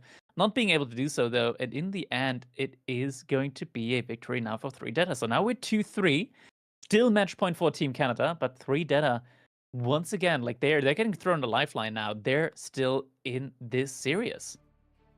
Yeah, little game under 14 minutes. You can just see it. They did that much damage that quick. There was no coming back, no end in sight. But now it's a classic 2v2 team matchup. It's Gorge, which I always love watching the Gorge game plans. It's another map that these all-in strategies can work very well on. Yeah, civilization that I like to see on Gorge that we've seen a couple of times recently, it's Malians on Gorge. So maybe we can see Mali coming out from the Canadians or 3deta. I know the Canadians, they like Mali. They like the cow boom. They're not going to go for anything unorthodox like Firmba Garrison. They just see cattle, they see cow, and there's a little smile forming on their lips. That is not Observer Cow either. That is Mali Cow. And oh no, I mean both. Oh, and sure enough, Canada has picked Mali. Roos to go with it. First civ we see from 3deta is French, which, if you've noticed so far, every time they've been picking French, it's kind of been sniped out for the most part. So let's see if that continues to be the path that Canada is keeping on. Just continue to snipe French every time it gets picked. French, China, and Ibid. So it's an interesting army composition here. But Malians, Mali are good. Mali are a good civilization, and you can't take that away from them at the moment. Like, they can do this really, really safe boom up where they can just gradually choose just how much they want to invest. They don't have to, like, balls to the wall, invest 750 resources to get the TC up. No, they can be like, now I invest 100 resources into the ranch. Now 90 into a cow. Another cow. another one, and another one. And they can just Another. ramp that up as more like in like these little increments. That's what makes Mali, like the Malian boom, so dangerous. It's very hard to it's very hard to stop that boom and get the correct timing in. Yeah, exactly. But we'll see if Mali will even be allowed, as we still have the snipes, and French is allowed this time. It's going to be Chinese sniped on out, and Roos does not want to be allowed either. So those are the two options. We're going to have Biz and Mali versus French and Ayubids. Seeing how Roos hasn't really performed that well anyways today, I'm a little bit surprised that it's getting sniped out here over a Malian snipe. Now, not only do you have one civilization that can make javelin throws, you got two civilizations. You're not wrong there, but you at least have had a lot of French snipes, and maybe that's where, you know, they've done some scouting. They know B or Anna, probably B wants to be on that French civilization, so might be going with the pro scouts and a bunch of Royal Knights out. Yeah, I mean, the snipe on China does kind of ruin the army composition a little bit, I want to say, for 3-Data. Like, now, Ayubids is going to have to go mass archers. Not that it's necessarily, like, that bad of a thing for them, but it's definitely not the prime situation that I want to see themselves in. I think, like, if it was a French ban, then you're going to be very fine because you get, like, the infantry civ with China, and you can just fast castle with the Ayubids. That's not going to be the case here. Instead, we're just going to see a lot of knights, maybe some desert raiders, and then probably eventually transition into archers, I would assume. Yeah, I mean, that's one where a lot of times, I feel like the whole entire idea of this game, every time Mali gets picked in team games, I feel like it's always like, did you let the cow boom happen? If they get Grand Fulani up with the cow boom online, they just feel unstoppable. I guess that's the same for ones too, but I feel like in teams, it just kind of has this extra added effect because they never have this time where they need to make this food transition. It's always there. It's passively coming in. Exactly. Usually in like 2v2s and in team games, you can make a lot of things happen by raiding. But now one of the players having the cow boom, like, what are you gonna raid? You gotta actually like burn down the cattle ranches. Otherwise, you're not gonna like do any real eco damage to them. Yeah, especially on a map like Gorge, where, yeah, you got your initial resources. Yeah, you got an initial deer pack, too, that you'll see these players push into their TCs. But then after that, all the resources is outside of that initial valley. It's much, much further. And so that's where Mali has that extra added advantage. Indeed. Now, just a little bit longer till we get the countdown. A little bit longer until we get the announcement of when this game is going to start. Ah, exactly. It's a big day about announcements. Everyone's all about them. Yeah. Big announcement. This is a best of 7. Did you know that? Huh? There are 7 maps that we see as we see here in chat. Thanks, Chum. So yeah, I mean, I guess that is what makes the most sense here. But maybe we can get some games added on. Maybe we'll change the structure here at the end. Force them to play a best of 21, or no prize money. For no prize. Yep. 24-hour Dabson and Crackety Cast, says Jiggly. You gotta order me pizza then, Jiggly. There's no way I'm holding out without pizza. And burgers. The entire package. I heard Jiggly is rich. He can afford it. But there we go. We finally got our countdown coming. It's 2 minutes. And this, again, we said potential match point, and now we got another potential match point here. I guess it is match point, as 3-Data is going to have a chance to tie up the series. At the same time, the Canadian Bros have a chance to send them on home, secure up the team tournament victory and the winner team championship too for themselves. It's so rare that we do get like these high value, high production 2v2 or just in general team game tournaments, and when they come in, they always deliver. Like, I'm just looking back now at all the different sets that we had so far throughout this tournament, and man, we've had a lot of just incredible sets, one after another. Three Data earlier today performing incredibly in their set against Kozak Kapasan. That was an absolute banger. Then yesterday we had Kozak Kapasan against the Chimps, another banger set. There were so many great matches overall this weekend and last weekend before that. All these weekends, and this is the culmination in the end. Three Data versus Canada. And we are getting close to a potential, like, even... Like, now it's a match point for Canada, but Three Data, they're not far behind. It's 2-3. It's still anyone's game at this point in time. And not far behind it by any means. And Gorge is a map, they can make something happen. It kind of plays into their playstyle. If they have this all in timing, Mali won't have a problem getting other resources because they'll have their Cal Boom go on. But on the other side, Byzantines, yeah, they got to have this Olive Grove transition. They got to have villagers out and about a little bit more often, especially if they go castle, they're going to need their gold. So a little bit harder for Canada to go exactly with a game plan. Also, you know, wham walls on this map are going to be a little bit more difficult too. So Three Data You already has know that he's just going to wall to the cliffs in the middle. It's just going to be a straight line. We're going to get that straight line 2 minutes into the game. just all the way across the map. Just a lot of You're going to pull Hey, 10 villagers for that. It is worth it. But here we go. Game number 6 is starting now. Wham and Puppy spawning in the southwestern side. They have Mali, they have Byzantine, and they are in the blue and teal color combination. On the other side, it's 3DB, it's Fox Anatan, and we have French and Ayubid's orange and red color combo. All right, let's see how this one's gonna go. Puppy Paw with the Byzantines as well. Getting that Cistern drop in nice and early. Pit mine already built on up. That's gonna be a lot of passive gold income here, as you do start with a very large gold mine here between the two players. Yeah, and Puppy Paw made sure to not build the mining camp in the middle of the gold vein, made it to where it was, you know, off kilter to the side, allowing room for all of the houses to circle on around like you're seeing here from Wham. Yeah, just a little bit of that extra investment, but you're just gonna get so much more gold early on.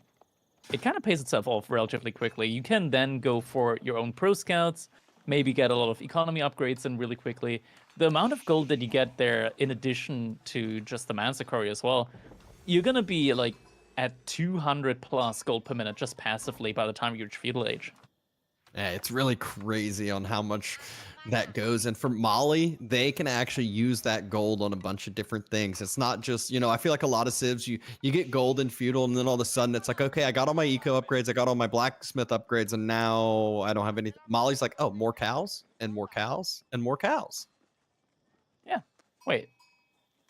We're leaving the base. Where are we going? Are we going to the deer? Deer? Whoa. Wait, no way.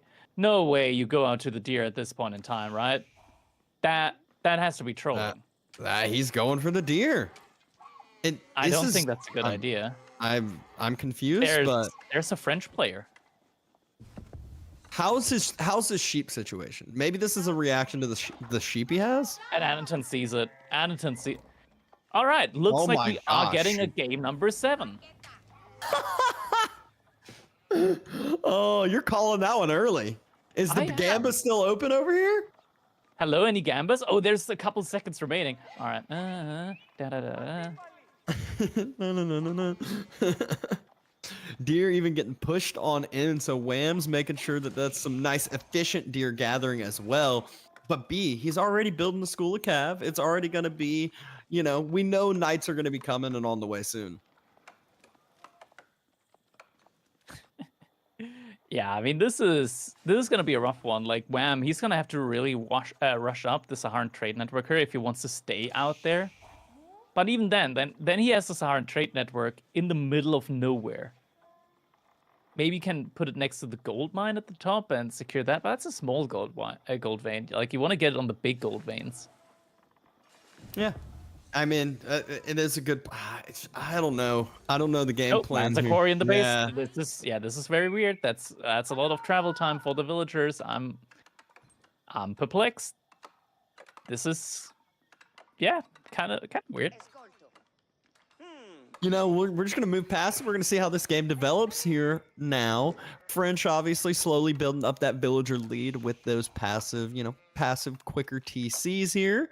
And more importantly, Knight should be in queue soon. But first, we know B, it's not going to be Knight. It's going to be Pro Scouts and a few Scouts in queue first. Damn it. They saw where the villagers are. Ah, no, let them gather the deer. Actually, go steal the deer now that we're talking about it. Man, this hurts. They saw the villagers out there. That could have been a great night timing. Yeah, now Wham sees that Scout just leaving that skill carry. He's going to be like, huh, I'm going to be safe. I'm not going to get punished for my greed. Anatan went with the Dervish early on. He's going to be the aggressor. He's going to go. Yeah, I don't know. You need military units for that. That's the archer range.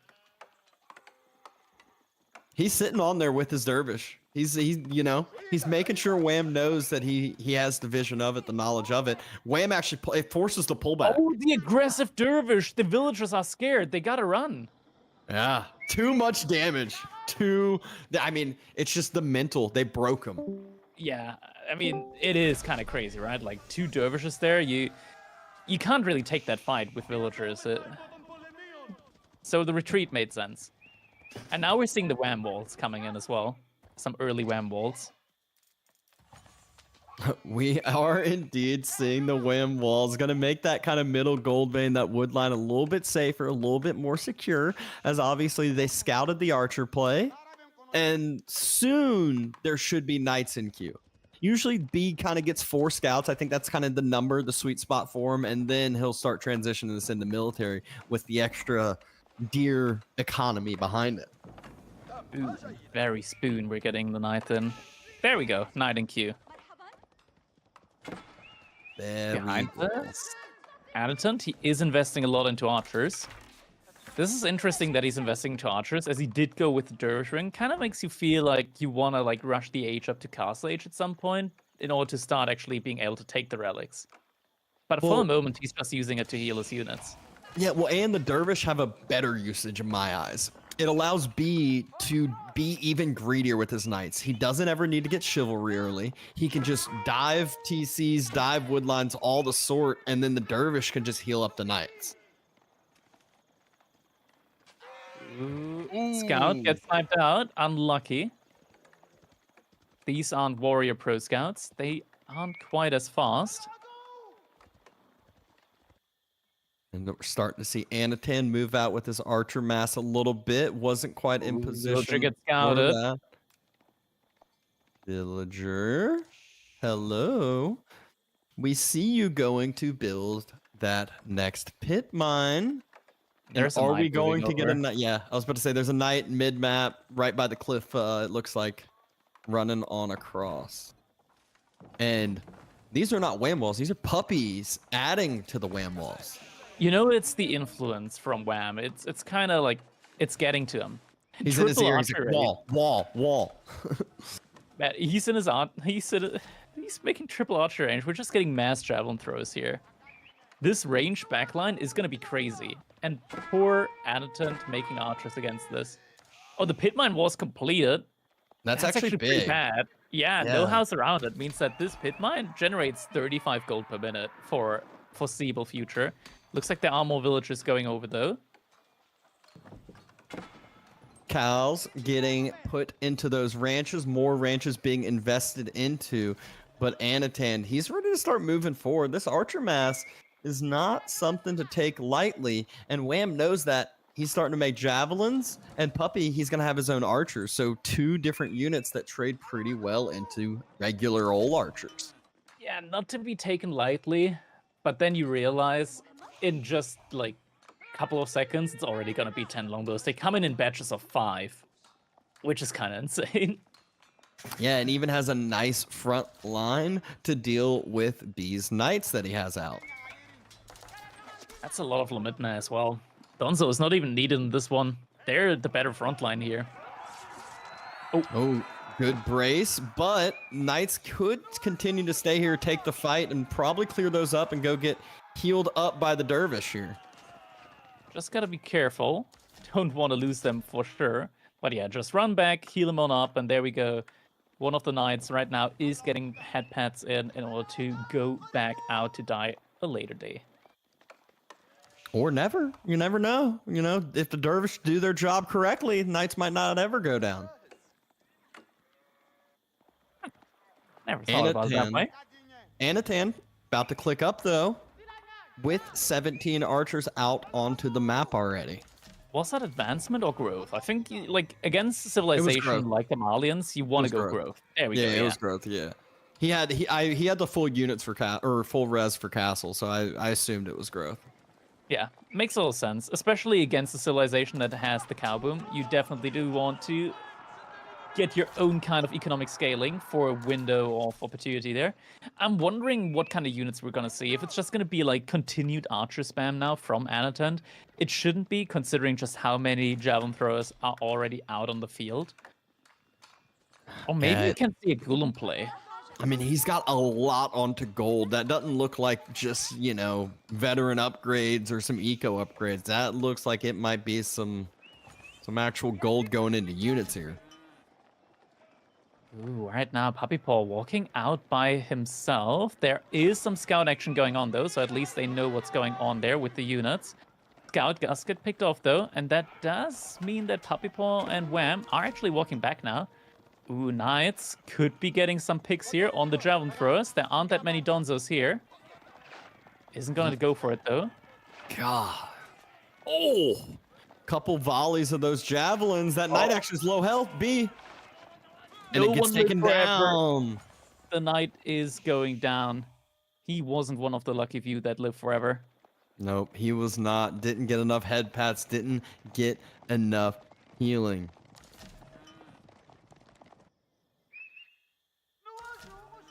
Dervishes are positioned at the relics, so that's something that is going to want to go for. Villagers. These are Molly villagers. Wham doesn't even care if they die. Not really. But we finally see B getting a couple picks. He doesn't want to keep diving or else he will get way out of position. The walls. This is where Wham walls come into play. He is getting some nice picks. The army is very slow at this point. He can dive out the front side. He can dive out the front side. B, you gotta leave. Oh, he didn't realize there were walls. Oh, we're gonna see continuation of the walls. Some more quick walls coming in. Indeed, they are. Actually gets another villager and doesn't lose too many knights. 2 knights, 3 knights, I think, went down. But he caused a lot of idle time and a lot of dead villagers. Wham, he is still getting up to Castle Age sometime soon here. Yeah, that could have been a lot worse. That delays Wham's Castle Age a bit, though. You can see the gold starting to be a little bit higher. Another group broke off of B's Knights. Circle around the backside. Puppy Paw spotted it already. Villagers moving off the woodline. Villagers jumping inside the TC or running around the TC here. Knights get another villager. And should try to run on out again. As he knows there's walls now, he needs to run away. B, what is this movement with the Knights? He's so greedy with wanting to go out the front side there. Yeah, this time he's definitely going to lose more than just 1 Knight there. 1 goes down, should be another potentially going down. There's some weak Knights there. Actually manages to still pull out with 3 out of 6 Knights that he pulled up with there. And he still has like 21 Knights in total. And meanwhile, Anatan, he should be securing up the relics behind this. I'd be interested to see if he's up at, 4, 5, or 6 or so. Nah, I still see 4 on the map, so he's only at 3, I guess. Yep, bringing the 3rd in now. Going to grab up the 4th, but he's gone Mangonel already, and his archer mass is up at 36. Yeah, veterancy in on them as well. If he's able to get some incendiary shots on the cattle ranches, that could be huge for them. Knights trying to get picked off, but it's the Limited Nag getting picked off as there are not enough there. B deciding to take that fight, maybe get a little bit of extra damage on in, but does not want to overstay his welcome.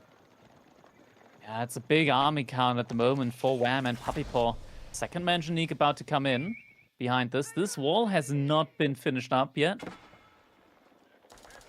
Looks like Royal Institute play. They're going to go for this timing again. B already has enough resources for Royal Bloodlines. So once Royal Institute finishes, 1.5 minutes is the timer that they are going to be going for.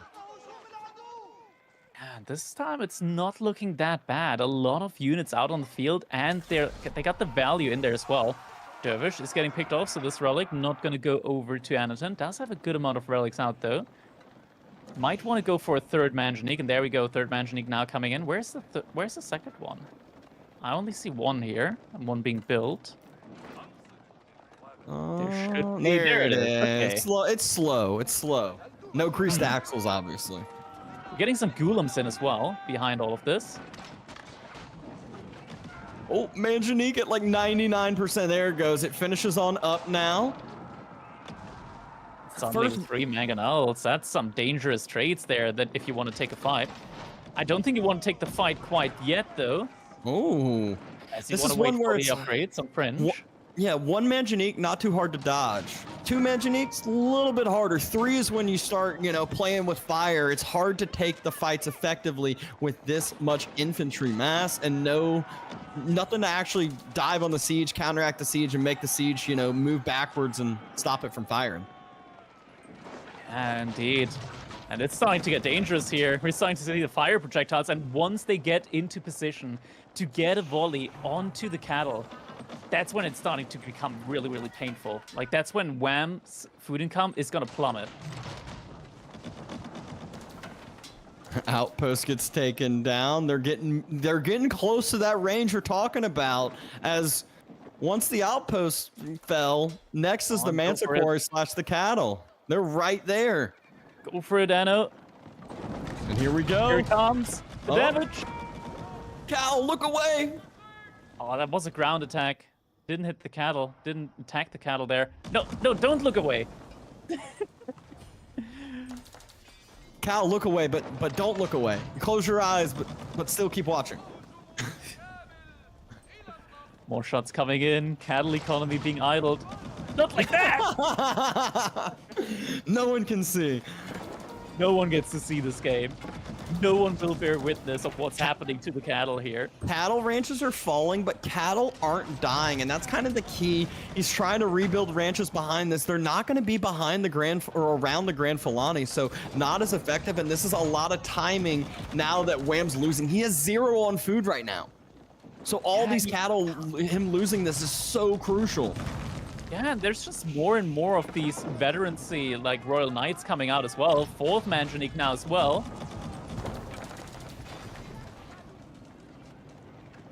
Villagers repairing the Manjaniques. Then they just turn back around. Just more of that damage coming on.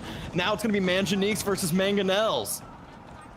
This is it. The big fight's about to come through. We're even getting some cataphracts here as well. Getting treated to a little bit of a spectacle of all the possible units. Back to regular Mangonel fire, turning back against the Mangonels. It is one where siege still matters quite a bit. Cataphracts diving on top of the Mangonels on the other side, or Manjaniques on the other side. Both the Cataphracts get focused down rather quick. There's still 3 Manjaniques alive. Go, the mass of archers from Anaton doing damage. Mass repair coming in. There's not many spears here left. There's not many Donzo, not many Limitane on the front side. Yeah, it says 27. There's some knights. 32 knights. 32 knights with Royal Bloodlines. Fears out of position. This is looking good for Team 3 Deta. And indeed, they're diving through. Wham barely has any food income at this point in time. Cataphract trying to get onto the Manjanique, but enough archers to kill that one quickly. And now the shots are coming in, the heated shots. And the cattle go down, and Wham calls it GG. We're getting a game number 7. You gotta give the people what they want. Game number 7, indeed. We are going the distance. And it all comes down to the deer play at the beginning, surely. It had to be the deer play. That was the whole problem. Everything that went wrong, all because of the deer. And just like that, Team 3 Deta in it again completely. We're getting a game number 7. And man, Team Canada, they got to really put in their all now. They got so close to sweet, sweet victory. 3-1, and now Team 3 Data from the dead coming back into the series. Now 3-3. Yep, gotta lock it back down, lock in. All the nerves are on the line. This is when you start, you start sweating a little bit more. You start getting a little bit more nervous when it comes to these plays. One play can be the whole entire tournament now. It's crazy to think that we are actually going to be seeing that game 7. I mean, just 2 games ago, it looked so dominant from Canada that you couldn't even imagine to find yourself in this situation. But so well crafted by Freedata in these last 2 games to really just take that momentum forward. And I mean, just look at this game here. Iobid's once again just proving to be a backbone of it. Honestly, I feel like what we're getting here is the connection of the classic Team Civ and the new gen Team Civ in this game, Crackety. Iobid's in French. Yeah, it's just providing so much pressure with the Mansionix. It's like the perfect unit to have up against the Malians. Once that cow boom goes up, you get that heated shot in, and you're able to just absolutely annihilate the cattle ranches. Yeah, and what do we think of this now, Dabston? Because, like I said, after that game 4, you're like, well, this is going to be a wash, Canada. There's no stopping them. But there is such a thing as momentum. There is such a thing as a disruption of that. Does it almost feel like Canada got leg swept and have been scrambling since? I mean, yeah, a little bit there. And it is one that I will say the maps and the civs definitely played into what 3 Data wanted to do. It's that kind of all-in play style. They got the civs that worked really well for it. And guess what? Last map, kind of playing into that again in a sense here. Yeah, and now they've got that momentum, that confidence apparently is surging because we are seeing Malians coming out. Apparently, a statement here, Crackety. Hold on a sec. Let's show you how this is actually played. Crackety. Oh, that's what you meant. I thought for a second we're going to see like a video of how that is actually going to be played. I was like, wait, what? We're seeing No, something you're here? meant to be able to tell. You're the highest ranked person on this call. All right, how's this one going to go? So we got China and Malians, 2 civilizations that like to boom out of their mind if they can. Up against Abbasid, that's a boomer civilization. Rus, that's the weakest civilization we've seen all day today. Yeah. So matchup-wise, I think 3 Data are in a really good spot. And I'm wondering, is there a world in which we see Cat sliding on this one? Because Dabston, I know Cat has been very cozy on the Chinese. He loves his pro scouts builds. Then again, like Anatan, I feel he's almost undeniable. He is a brute when he comes to his Chinese builds. Yeah, I feel like Cat, his map is Archipelago. They're like, look, he's coming in on Archipelago. Other than that, let's let B and Anatan keep running the table, especially after the momentum you were just talking about them having. They just went back to back. If it ain't broke, don't fix it now. Don't try to change up something. Let's just throw them back in there for another one. Get it going, get a strategy in place, and let's see if they can execute. Now, what you just hit it perfectly there, right? When someone ain't broke, don't change it. Keep it working. We have 2 losses in a row now, Crackety, for Canada. Is it finally time? Do I hear the chants of Born in America? Do I hear Born in the USA playing in the background? Has Blade been summoned? Oh my god, if Blade actually comes in here and we're getting a like Cat in as well, like that would be actually really, really interesting. It's already interesting enough that the last game of all games here is going to be on Boldland of all maps as well. I mean, it's an interesting map, right, Dabston? Because I want to say that Boldland is not meant to be a map you can camp on, but we've already seen the Canadians in particular once today attempt that. It did not work well against the Chinese, but they still tried it. Yeah, I mean, Baldlands is that map that it forces you out. It forces you in the middle. You can see it by the little mini map picture. It's like, look at the 2 giant wood lines in the center. There gets to a point where you have to take those if you get to this like middle castle age timing. But what I think instead of subbing Blade and Cat in, should have just made it a 3v3 for the final here. Just throw them all in there. I mean, that would have been Everybody a gets freaking to couple. play. Everyone takes to the field. They sub in 4-6. They sub in just make it a 4v4. Oh my god, that would be an incredible way to. And I wonder actually if people in the future would you like to see more of those type of tournaments? I don't know about how you guys feel about this, but the mixed tournaments where it's like a 2v2 and then a 3v3 and then a 1v1, right? I think those would actually be maybe pretty cool to see in 2025. A scenario where you get into sub in any player that you've beaten in before into your team. Oh, so you just want Oh. musical chairs. No, I was talking like strategically you have a team and you shuffle. But you just went, you're like, nah, I literally want like soul capture, If you lose to me, you're now my piece, okay? Indentured servitude guaranteed. I'm your manager. Exactly. Imagine you start off with a 1v1 and it's like 8 players or like 16 players, and at the end you got a 4v4. Like if we do get EGC to eventually do a LAN, I'm going to force that format, Crackety, and then also leave EGC to deal with the lawsuits, because what I'll have them do is all the players will have to dress up like Pokemon trainers and throw balls at the opponent when they beat them. Oh my god. Just gotta make sure you don't throw them too hard. I mean, you've been really lowly rated by the person who's captured you when they just write Bidoof on the Pokeball and move on. Oh, dude. I don't know. Who's your Bidoof, folks, in your friend group? This is the moment. Literally on the chat, you'll be part of it. By the way, reminder, it's still not too late to immortalize yourself. Point out that you subscribed in this pivotal moment. We're just a few minutes away from the final game. And if you did not see it earlier, we announced the upcoming circuit for 2025. That's right. We going big. We've got the EGC Masters coming up in early January. And of course, that is going to feed through into a beautiful, fluid chunk of events down the line. So we'll open up with EGC Masters Winter. Then we will have an Age of Mythology event. That's right. It's returning to EGC for the third time, technically. And then we'll move on to the Classic of Classic. The El Clasico's returned. Elite Classic for the third time. I've said Classic 3 times there intentionally. Now 4. Maybe there'll be a 4th eventually. EGC Masters Summer. And then, of course, depending on their performances, you'll get that kind of similar effect you saw for Red Bull Warlord Legacy, where people who topped in, for example, NAC and topped in Golden League ended up being invited through to a bigger event, and that will be happening down the line. So mark my words, EGC is working on a major event for the second half of the year. Fingers crossed we can maybe make it a LAN. I don't know, Crackety. Like, what do you think? How many subs to make it LAN? At least 50. 50 This is subs why- for the Vegas Pesty Yacht LAN. Let's go. This is why Right the German now. economy is a disaster. Oh, jeez. Right now.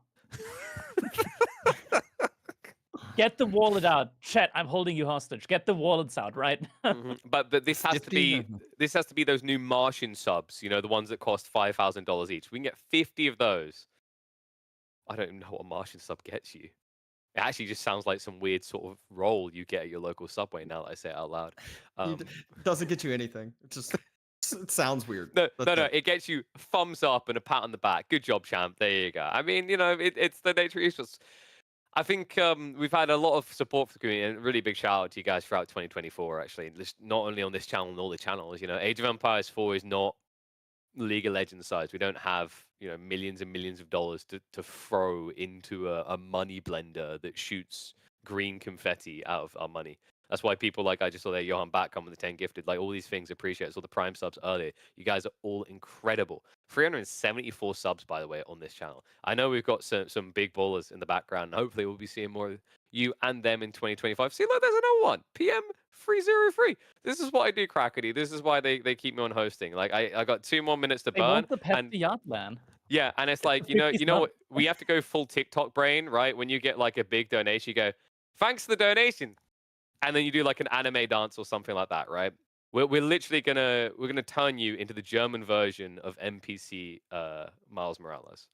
That is your future. See, Oh, there you go. no, Take this one, yeah. Crackety. Go on, take that one. Oh my god, anonymous gifter, thank you very much. Much appreciated. Alright, my cam's starting to What- lag. What? Too much What movement. was that? That wasn't a Miles Morales. That was almost like what's the crappy I don't have DC the- character, the cyborg one? I can't pull Cyborg? the Miles Morales off, man. I don't have the charisma.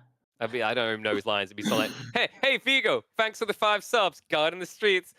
Anyway, time to stop guarding the streets and time to get into the skies. Bird's eye view here for game number 7. It's come down to this, a best of 1 barn burner to crown kings at the end of 2024. Winner Team Championship 2 is done after this game, but the effects will ripple through the month. Will it be Freedetta? Will it be Canada? Let's get bold on Boldland together and find out. Oh, and bold we shall go onto the boldest of lands here. The final game in this series, the final game of this tournament. Team Canada, Team Freedetta, BN Anatent up against Puppy Paw and Wham here in the Winter Team Championship number 2. It's happening live right now. This is the best of 7 that we've all been waiting for. We went all the way to game number 7, and this is it. This is what we've all been waiting for. Yeah, gotta give the people what they want, and 7 games indeed is what. There's only one extra game that we could have even had today. That is showing out for the viewers.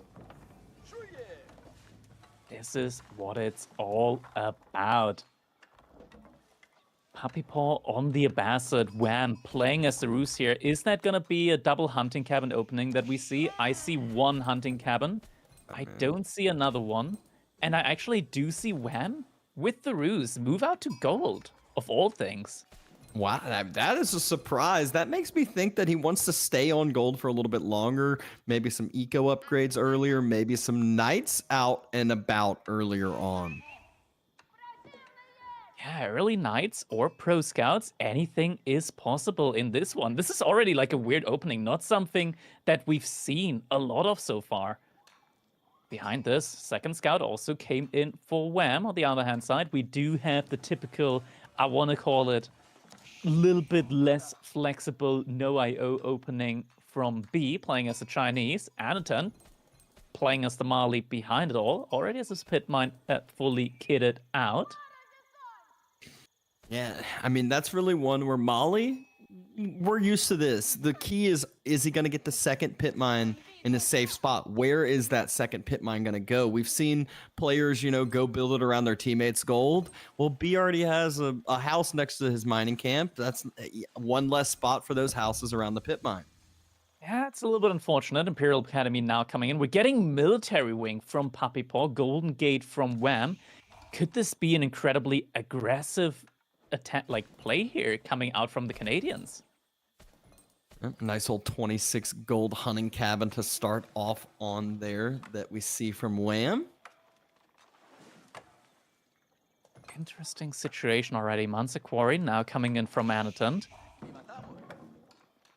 All right, I'm a little bit confused as to what exactly the game plan idea is going to be here from the Canadian team, but I'm intrigued nonetheless. This is already a little bit of a different style than what we've usually seen coming out from the Roos and the Abbasid in these team tournaments so far.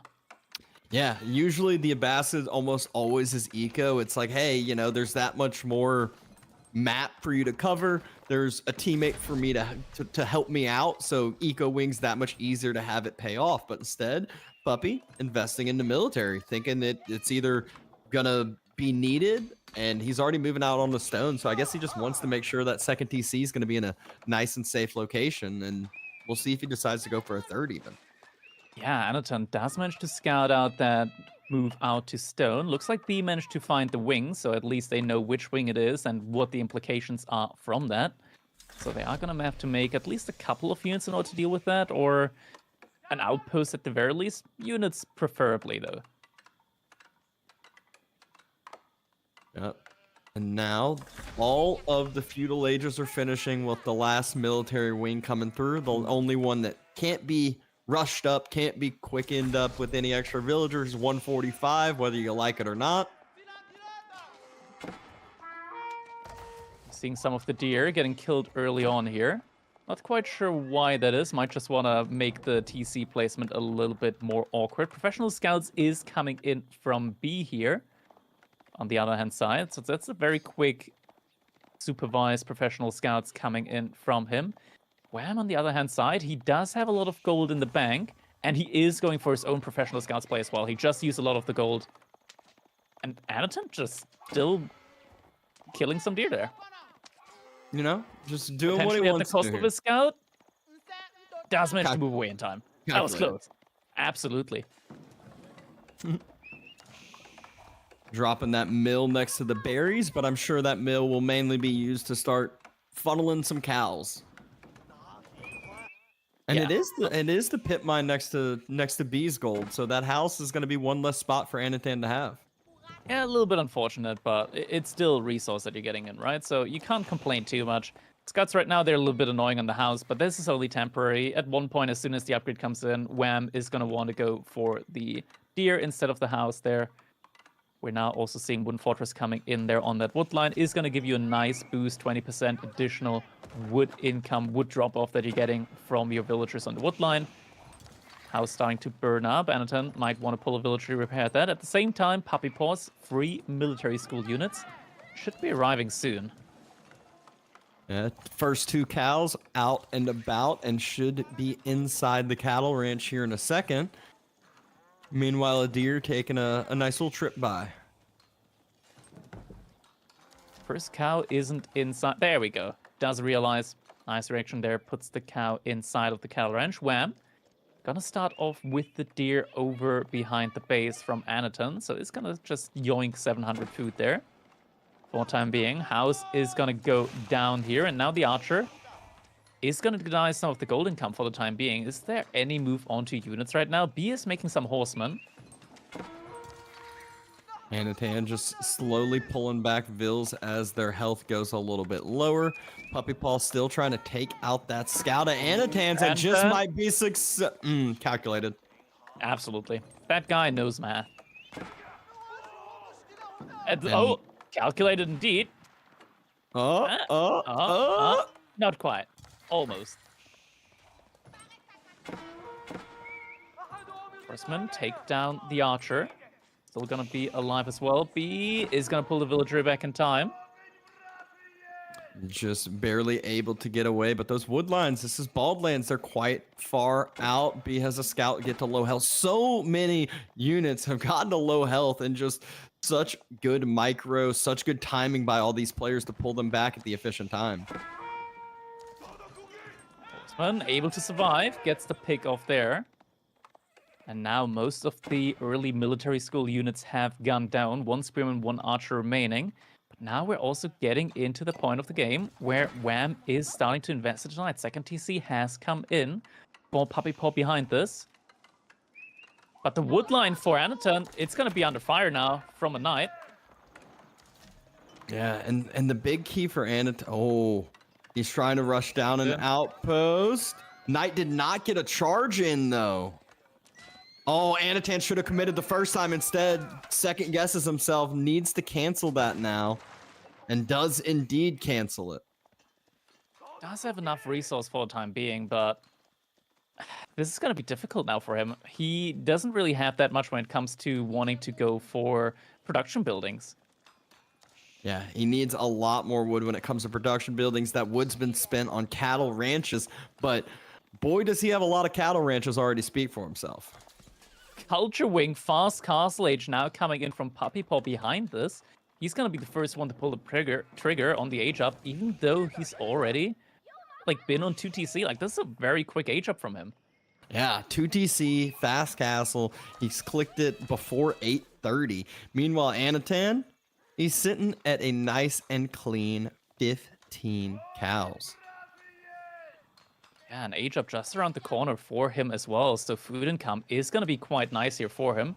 Spearmen are going to help him when it comes to making sure that he will have access over to wood as well. Spearman coming in, getting a couple of nice hits there on the Knights. Pro Scout still going on behind this as well. And B just making more and more and more units. Grand Filani idled out for the time being. Wham spots out the age up, though, coming through. And Anatan has been able to secure up a wood line next to B's base. Inside of B's base, and Wham behind this also. He's getting really close to aging up himself with the roost now. There it is. That's the Wham wall that we've been waiting for. Yeah. And not only that, Puppey is following suit, going to head and building up some walls on the outskirts as well. And Archer range going up as well. I mean, he already has the military wing, so these archers, you can easily get composite bows, and then like spamming out archers is going to be quite good for the Abbasid here. Yep. New age begins though. Anatan first one up. Wham not too, or Puppey Paul not too far behind it with that culture wing, as we just hear it finish now. And this is when things start to get scary. High Trade House in the center, very aggressive point. And B had some units over that way, sending some more units over that way. If this gets scouted, that is very dangerous. Yeah, definitely is. And he is kind of moving towards that position. Not quite, though. He doesn't know that it's going up over there. He has no idea. There's some other units probably trying to deny the wall up on that top side. B sending some resources over to Anatan. Wall does get denied. Anatan, he is going into mass sofa play here. That's pretty good against the massive archers, but oh, you have to be careful, B. Oh, he's gonna lose these spearmen. Wham's High Trade House, though. The Is it getting sorted out? No, They are close. He doesn't know yet. He doesn't see it still. Oh This my is god, so it's so close. close. This could have just been a game ender, but instead, B just It's barely so close. doesn't have the vision for it. Incredibly close here. It's up a hill. That's why the vision gets reduced in that range as well. And High Trade House finishes. Immediately Wham knows too. He wants a wooden fortress there, defend up this location. It's going to be a nice spot. Huge wood line, main wood line on the map. Has an 8k gold right there, and will start to create some food out of nowhere. Yeah, age up just around the corner for B behind all of this as well, though. So he will be aging up soon as well. I love the sofa swap too, getting imported armor, and you're able to support so many sofa. It really makes it hard if your opponent takes one single bad fight. They just start getting overrun. Horseman manages to find some villagers that are trying to wall up again. Sofa finding them as well. Yeah, there's a boar over there they could pull, and villagers will have to evacuate that location, as he knows that the sofa are on the way, as he's following those with his night mass. 233 gold per minute. Just 3 relics worth of income there from that High Trade House. Not a big deal, you know? Fine. It's no biggie. Knights, though, are gonna get the charge off there. And they did see those sofas going into the Fog of War there, into the Stealth Forests. Sofas are a good bit quicker than Knights, though, so you can always just run away. And you can see that's exactly what's starting to happen. But Puppey Paul is starting to mass his group in the middle of the map near the sacred site and starting to push forward. It's not just archers. He's starting to mix crossbows into the mix as well. And B, it's mostly just spearmen from him at the moment. Good against the knights, not so good against this big mass of archers, especially with composite bows in as well. Yep. Nested Bees, though, out. We'll need maybe a few more to really be a difference in these fights. Sofa, though, finally maybe able to connect on some eco after making a long trek, a long circle. Not quite able to kill any economy yet, but is able to cause some idle time there for sure. He needs to be so careful here with those spears.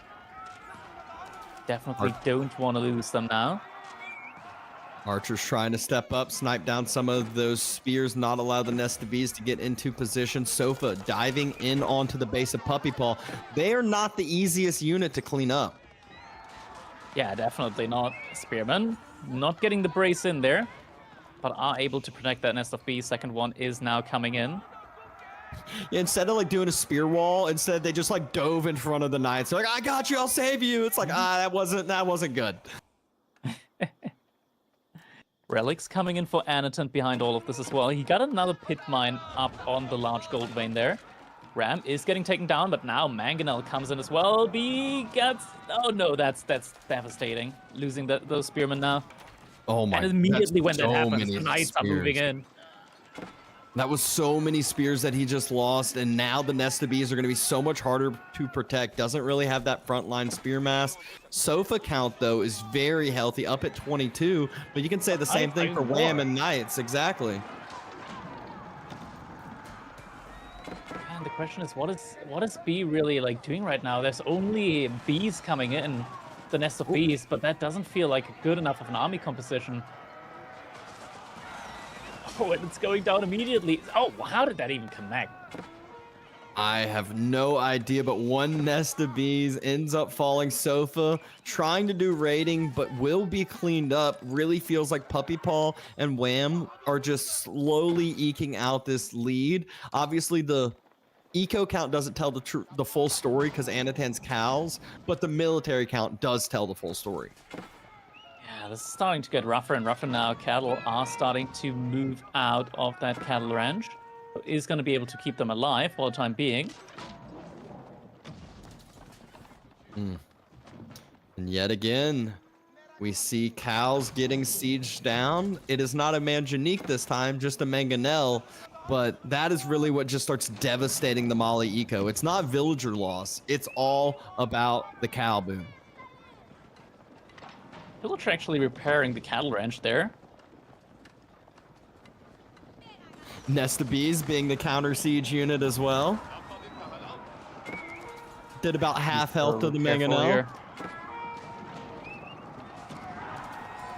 Knights assigned to take the dive, take the fight. Spearmen are here. There's crossbows and archers on the backside from Puppy Paw. Puppy has more units than B and Anatan combined.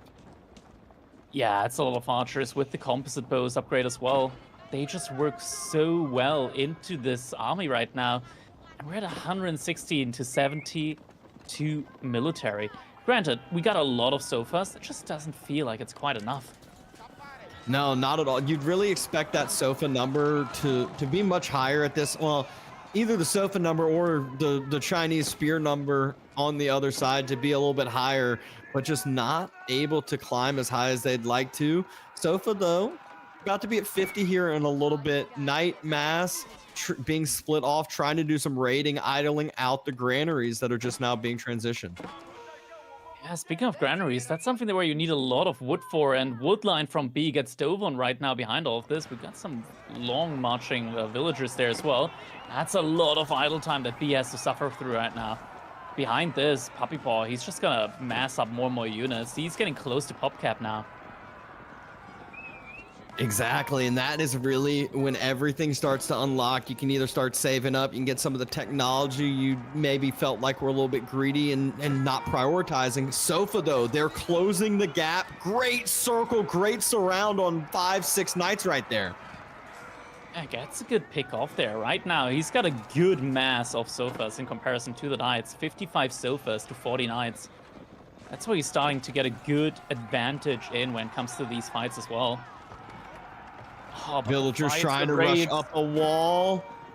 Raid still happening on the backside. Nest of Bees stepping on forward, rolling on forward. Keep already on the other woodline. The big problem for Team 3 Deta is the middle woodlines are both secured by Puppy Paw and Wham. Knight's about to find the gold there at the bottom side from Anatan. Looks like he's got a defensive building there, though. Yeah, Keep is able to keep that secure. Nicely predicted by Anatan, having that keep up in time. Yeah, and actually, they're at the point where they've kind of dug in their heels. They're stalling out this game the best they can, but the longer this goes, the more they will need to move out to those middle woodlines. That's not your ally. You don't want to be walking with them. Oh, they might just start to burn down some cattle ranches now. The military is in. Might be a little bit too overzealous, though. Nest of Bees are approaching now. 6 Nest of Bees in total. Clock Tower Nest of Bees at that. Has a very large army. 44 spears to protect up those Nest of Bees as well. Those Knights cannot dive on those because then the spears just surround them. Spears definitely don't want to take the fight solo, though. A few of them thinking that they maybe thinking they have some javelins and can throw them into those archers, but not working out the way they wanted. Sofa circling, going into the Knights. Wham says, all right, I'll take this fight. A few more Sofa are able to circle around and some Knights on the back end running on out, and Wham's Knight number, I feel like, has not climbed at all in the past couple minutes. Yeah, meanwhile, Anaton up to 77 Sofas now. This is an insanely big military from him. Maybe Wham, he's running out of steam. He's adding in a second TC now. Yeah, he should just ask Puppey for some resources, as Puppey is max pop and might be thinking Imp soon. This is just so much posturing right now from both of these players against each other. This is kind of crazy. Is there a move out onto the keep now? I think they're moving onto the keep. Did they see that B moved out over there as well? There's too many villagers. Yeah, they're gonna have to get pulled. Oh no, the wall. He deleted the wall. Rebuild it. Rebuild it. Oh, he's okay. all right. Sacrifices Peace out. needed to be made. I mean, with the wall, you can always just Like, they ended up getting get a out gator. too. Oh, that's incredible. Oh, Sofa maybe they don't get using out. their move speed too to close the gap. Spears trying to circle back around. The Nesta Bees are going to be nowhere close. They're too slow, and now the crossbows are helping support the Knights against the Sofa. Wham and Puppey taking a decent fight, and behind this, Puppey, he's going up with the Trade Wing. Tedious Trade Wing about to be coming in. That's not enough Spearmen, I feel like, to protect against this many Knights. But Sofa do manage to reunite. Oh, they need to take a fight soon. Once that Trade Wing finishes up. Puppey Paw, if he gets the elite upgrades in, these archers are going to be devastating, not just against the Spearmen, but also against the Knights. Yeah, and he's kept that. He's every single game. I feel like Puppey's just had such good military posturing. He's kept his army positioning so, like, his army alive so well with his positioning, with his scouting, and just reacting. And that's where, again, he has this huge range mass. He's able to hit Imp. He's going to be able to get some upgrades. And there is one big fight that is just begging to happen any time now, any moment soon. And I feel like we're about to be seeing it. Anaton can't leave his ally alone there, not even for a moment. Lots of villagers need to move back. They're getting found out here. A good body block by the Warrior Scout, making sure there is no re-wall allowed, at least for the time being. Spears trying to close the gap. Villagers, they need to build that wall, and they can't. Puppey Paw and Wham both going to just attack this location together. And range, they're happy to fight in this choke point and can't get on top of that range. Siege just always lagging a little bit too far behind, and now Imperial Age has come in for Puppey Paw. No trade out yet, so no real place to trade to with a trade wing. But it's only a matter of time for that to come in. Felt like being Anatan were at such a bad positioning point, but they were able, like we said, dig in the heels, hold that positioning point. They have a big army mass. They have that siege mass, which can always turn games, can always change the games, but they need to secure a wood line for themselves and the next goal. The question is, can they achieve that here? Spearmen are in. The Knights are in. Knights will have to go back now that the Spearmen arrive. Some Palace Guards trying to be a nuisance as that front line. Sofa circling around with a smaller group that Puppey Paw had split off, maybe trying to do some raiding. And Anatan taking a really good cleanup fight there. But Puppey's got plenty of resources to lose. He might as well just send Imp over to Wham. Wham has 1,400 gold in the bank. He just needs the food, and Puppey's floating a ton of food right now. Yeah, that's definitely a play that they could go for. We're now also seeing a lot of Spring Oaths fight going on. What are the Knights killing there? Fighting against the Spears. Nest of Bees. Getting some good shots in, but there are no Spearmen remaining. The Spearmen are all dead. Only 10 left alive. The Sofa, though, are still very numerous. 77 Sofa on that front side. Nesta Bees and Springles just peppering everything they can from the backside. They are doing a good amount of damage here, but is it going to be enough? Sofa count, I feel like it's starting to mellow out now a little bit. Veterancy, well, not Veterancy, Elite upgrade has come in on the Archers. Elite already in on the Spearmen as well. And Elite Spearmen just do so much more here on the side for Puppy Paw, especially with the Phalanx upgrade. Granted, Knights now, there aren't that many of them remaining. But I feel like there's no real transition right now for B or Anatant into Imperial Age. We got to take a look at the relic situation behind all of this as well, as villager count isn't like that far apart, I want to say, considering that there are like cattle going in as well. But the majority is over on the side of Wham. Yeah, I mean, both B and Anatan have 0 vills on gold. The longer this goes, the longer this keeps extending, especially with Imperial Age. Imp upgrades start coming through further and further for Puppy, and there's just going to be severely outclassed on the side of 3Deta, but another 4K gold secured for the time being. Now it looks like Age-Up is going to be coming in for Wham, as Puppy Paw did sling over 1,500 food there for his ally. Mangonel trying to trade out into the other siege. It's funny, watch these Springles try to take out the Mangonel. Yeah, that's not happening. That is, they are not in the old counter siege Springles. Nesta Bees, though, decent AoE fire into that spear mass that was stepping up forward. Sofa being the defenders of the siege, and this Mangonel immediately gets taken out from the Canadian Bros. Yeah, B can't push too far out. Now Fort of the Huntress is coming in for Anaton, so Imperial Age is going to be coming in for the Malians. A lot of passive gold at the moment for them.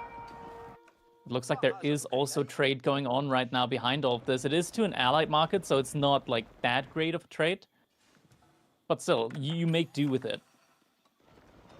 Yeah, it's nice, like, you're giving up a little bit knowing that you don't have, you know, obviously there's no neutral market here, but knowing that you're not trading to a neutral market, but you're giving yourself a nice, safe, super long and efficient route in that way.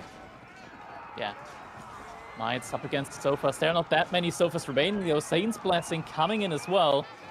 Are they going to be able to win this fight? I'm wondering. It looks like at the moment they are able to win this engagement. Wham is pulling back those Knights as he does want to get the upgrades in on them. Puppy Paw now also getting elite army tactics. The bonus damage that the Spearmen are going to do to the cavalry with that upgrade is going to be pretty immense. Now B only one sitting outside of Imperial Age. He spent all his resources on that siege, on that Spearman mass to try to defend the siege, and it might be a little bit out of position here. Puppy and Wham closing the gap. Sofa trying to circle. Sofa trying to help on out. Spearmen are there ready and waiting though, and it looks like Puppy and Wham are taking this fight. Is this finally going to be the one they needed? Nesta B still on the backside, sitting in choke points, sitting protected, nice and fine. Sofa count, though, down in the 30s now. We have more Knights out on the field now than Sofas. Anaton doesn't have the gold to keep up with the Sofa production. Now has to switch into mass Warrior Scouts, and that just doesn't feel good here as the Knights now elite upgrade have come in. This is not a fight that you can sustainably win. They're still trying to take the fight. They still have the Nesta Bees. A ton of the units for the Canadian Bros are low health, but are they low health enough for this to matter? Knights circle back around. Knights dive the front side. Another Mangonel comes up in support. Springles siege. It's doing everything that they can, but it doesn't look like it's enough. The Canadian Bros are pushing. The Canadian Bros want to end this now. And just like that, the entire army from the 3Deta's gone. After what felt like an eternity of units, army just posturing up against each other. GG comes in, and it's going to be Team Canada that is going to win the Winter Team Championship 2 here on EGC TV. Blade has done it. Blade has done it all. Blade, he pulled it through. Victory for Team Canada thanks to Blade. What a crazy series, going the distance, and that was not an easy game for Wham and Puppey to finish on out. At any point in time, going up against that much siege, you could just take a fight that loses you the game. Instead, you can see the graph. It was the exact opposite. We're able to take it at the exact timing they needed, closed it out, had too much onslaught to follow, and were able to win the series and take the winner team championship too.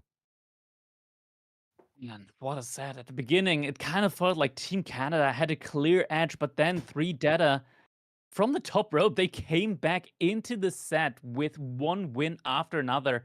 But in the last one, what a game as well. So much posturing there with the military. We went up to 80 SOFA in this game, but Team Canada able to bide their time and just wait for the right moment to come in and able to take the victory here, 4-3. A statement made. A statement made by the upcomers, Puppeypaw and Wham on the rise from the very beginning of 2024. But even with that in mind, B making it to a grand finals, and Anatan, I think, has also been the rising star actually this year. We expected a lot from Puppeypaw and Wham, but so many players now starting to make an appearance, lads, and prove their capabilities. I mean, this series really was trial tribulation and raw stamina at the end of the day. I mean, you could see it in that final game, Dabston. The weariness, the tension was palpable. Yeah, and that's one of those. It's like during those fights, like the Crackety's talking about posturing. It's like you got to be so nervous. It's like, do we take this? No, not yet. Do we take? All right, go. And finally, they're like, all right, go. We're taking this all in the base, 100+ units on either side, and just able to take the victory. And a statement as well for the Canadians. In particular, I'd say maybe Puppeypaw here, Crackety. S-tier events so far, 2 of the previous 3, he was runner-up. Now, without Marine Lord even actually being runner-up, he's able to claim a title for himself. I mean, it's kind of crazy, right? I think it's what he's been in dream of, because we have to remember, funnily enough, actually, when you think about it that way, 3 of the competitors in this grand finals, well, 4, of course, played as well, really started to strive and aspire to be pros in Age of Empires 4. Yeah, that is where they had their big moment. That's when they started to really appear, when they started to get noticed. And Puppeypaw, he's been there for a while, grinding out these tournaments and getting better and better results as time goes on. And in this year especially, he's been really showing off his improvements. And yeah, just overall, this is the year of Puppeypaw, I want to say, for him. His legacy, how he's able to just keep on winning in these tournaments, but not just for him. Anatan as well, absolute mad lad on the rise, not just on the ladder, but in the tournament scene as well. Yeah, honestly, I feel like Dabston, if NA esports wasn't such a quagmire when it comes to teams, we'd actually already see them with a team tag as well, because it's actually crazy to think that Puppeypaw and Wham still haven't found an org to sign with at this point. Yeah, I know. We've been seeing a few more, names, whether it's swapping around teams or sign with different organizations. But maybe they're just biding the time, making sure that they sign with the correct and right organization that they want to. They're looking for the NA royalty esports maneuver. A solid idea if they can actually try to replicate what, of course, Marine Lord done with 2024 in the 1v1 tournaments. And honestly, at this stage, Crackety, I think Puppeypaw and Wham are there, right? We have to remember, although Wham might not appear when you look at the Wikipedia page and see the top 2 competitors, he's been there at the top. And now they're proving that they can actually compete with the absolute best that exist in AoE4, both in 2v2s and 1v1s. Yeah, 100%. I mean, no big surprise that Puppeypaw and Wham are absolute beasts in team games as well. I gotta say, this tournament overall, it just showed us so many great combinations of players just coming together as a team and putting on an absolute show here. Cosmos K. Passan coming in there as well with Vortex and Lucifron. We had the Chimps, Beastie, Marine Lord, the Royal Couple of the North. We had Demu and Kiljani together. Just so many amazing teams. And this has been an amazing tournament all throughout. And I think it delivered, even in this game, Dabs. I mean, I felt watching this game, it wasn't a wash. It wasn't a stomp. Despite how it ended, the reality was, I think it'd be fair to say neither team played perfect, which I love. I love that. I felt like there were moments where maybe Anatan and B hesitated. They didn't quite make the right move in a fight, but then simultaneously Wham and Puppeypaw were the same. it shows you how high the stakes are, that people that we're praising as the absolute best are still capable of not just playing that perfect game. Yeah, it's one of those that, like, obviously us as casters and viewers we're blessed with that God vision. It's hard to know what decisions to make at these times, and so yeah, there's plenty of times where, oh, they should have done this, they should have. It's hard to know in the situation, the heat of the moment, with the limited information that they have that's based off of their scouting and what they're looking at on their computer screen. So unbelievable job to end up kind of closing out the series, and unbelievable job from 3data to end up making the series as long and as close as it could have been.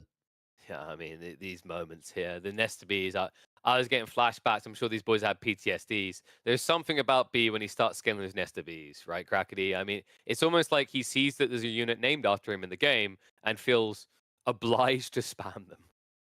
Yeah, Nest of Bees are definitely like one of these opportunity units where if you get them out, like it feels like a little bit of a gamble. Sometimes the RNG on these shots is so crazy wild. Sometimes you get like these volleys off and they don't do any damage. Then other times you get like 2 Nest of Bees and they're able to eradicate an entire back line. You never quite know what you're gonna get with them. One thing is for certain though, them in choke points, just similar to Mangonels, they can definitely pull off wonders there.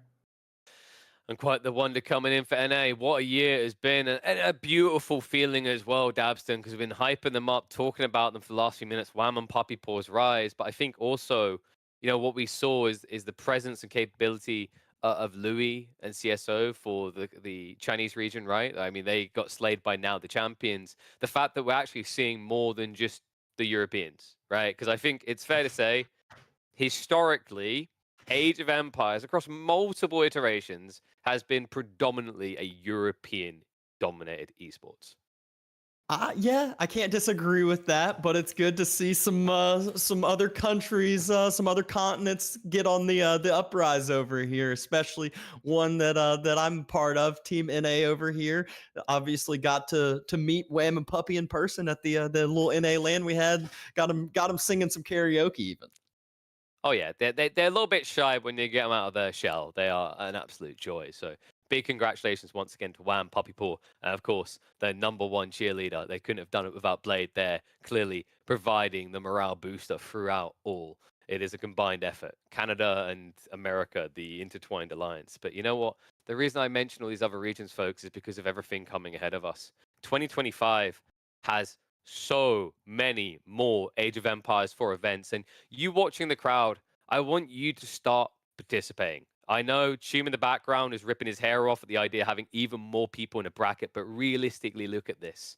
When a game is dominated by one region, you lose an ability to care. You know it's not going to be your region. You know there's not going to be a capability for someone to come out of nowhere. Look at what's happened in other scenes where all of a sudden Oliveira comes to mind. That was an insane story that inspired a whole new generation. Take that inspiration, whether you're in the NA region, even South America, any type of America, or you're over in Asia. This is your time to rise. There is now players at the absolute top level that you could be grinding against, that you could be participating against, and who knows where you could find yourself. I think that is actually at the heart of esports. Something that worked so well in the early days is everyone wanted to be involved. So do not shy away from signing up. There will be plenty of EGC events. Reminder one more time, we shoot the graphic. I think we can get it up one more time because it needs to be really embedded in your brains. Mark those dates. EGC will be back in 2025. In the first half of the year alone, 4 times, and still more events for the second half. So I want to see you all signing up. I want to see you all tuning in because Age of Empires 4 has got a big year, remember. Expansion somewhere on the horizon. This many tournaments. This is the place to be. And hopefully you'll be there with us in January to kick off the year in style. But boys, it's been an absolute pleasure. You slammed it on the cast. It's been a very long day. We're not going to interview the lads. We're going to let them rest up because it has been a long, bloody day. So thank you to everyone watching, everyone in the community. I think Crackety says so many times at this stage, we couldn't do it without you. These events happen because you guys tune in. So keep doing so. And EGC is not going anywhere. So I'll see you in 2025. You have a good holidays. You rest up because in early January, it's back to 1v1s. And then we'll see who the real champions are.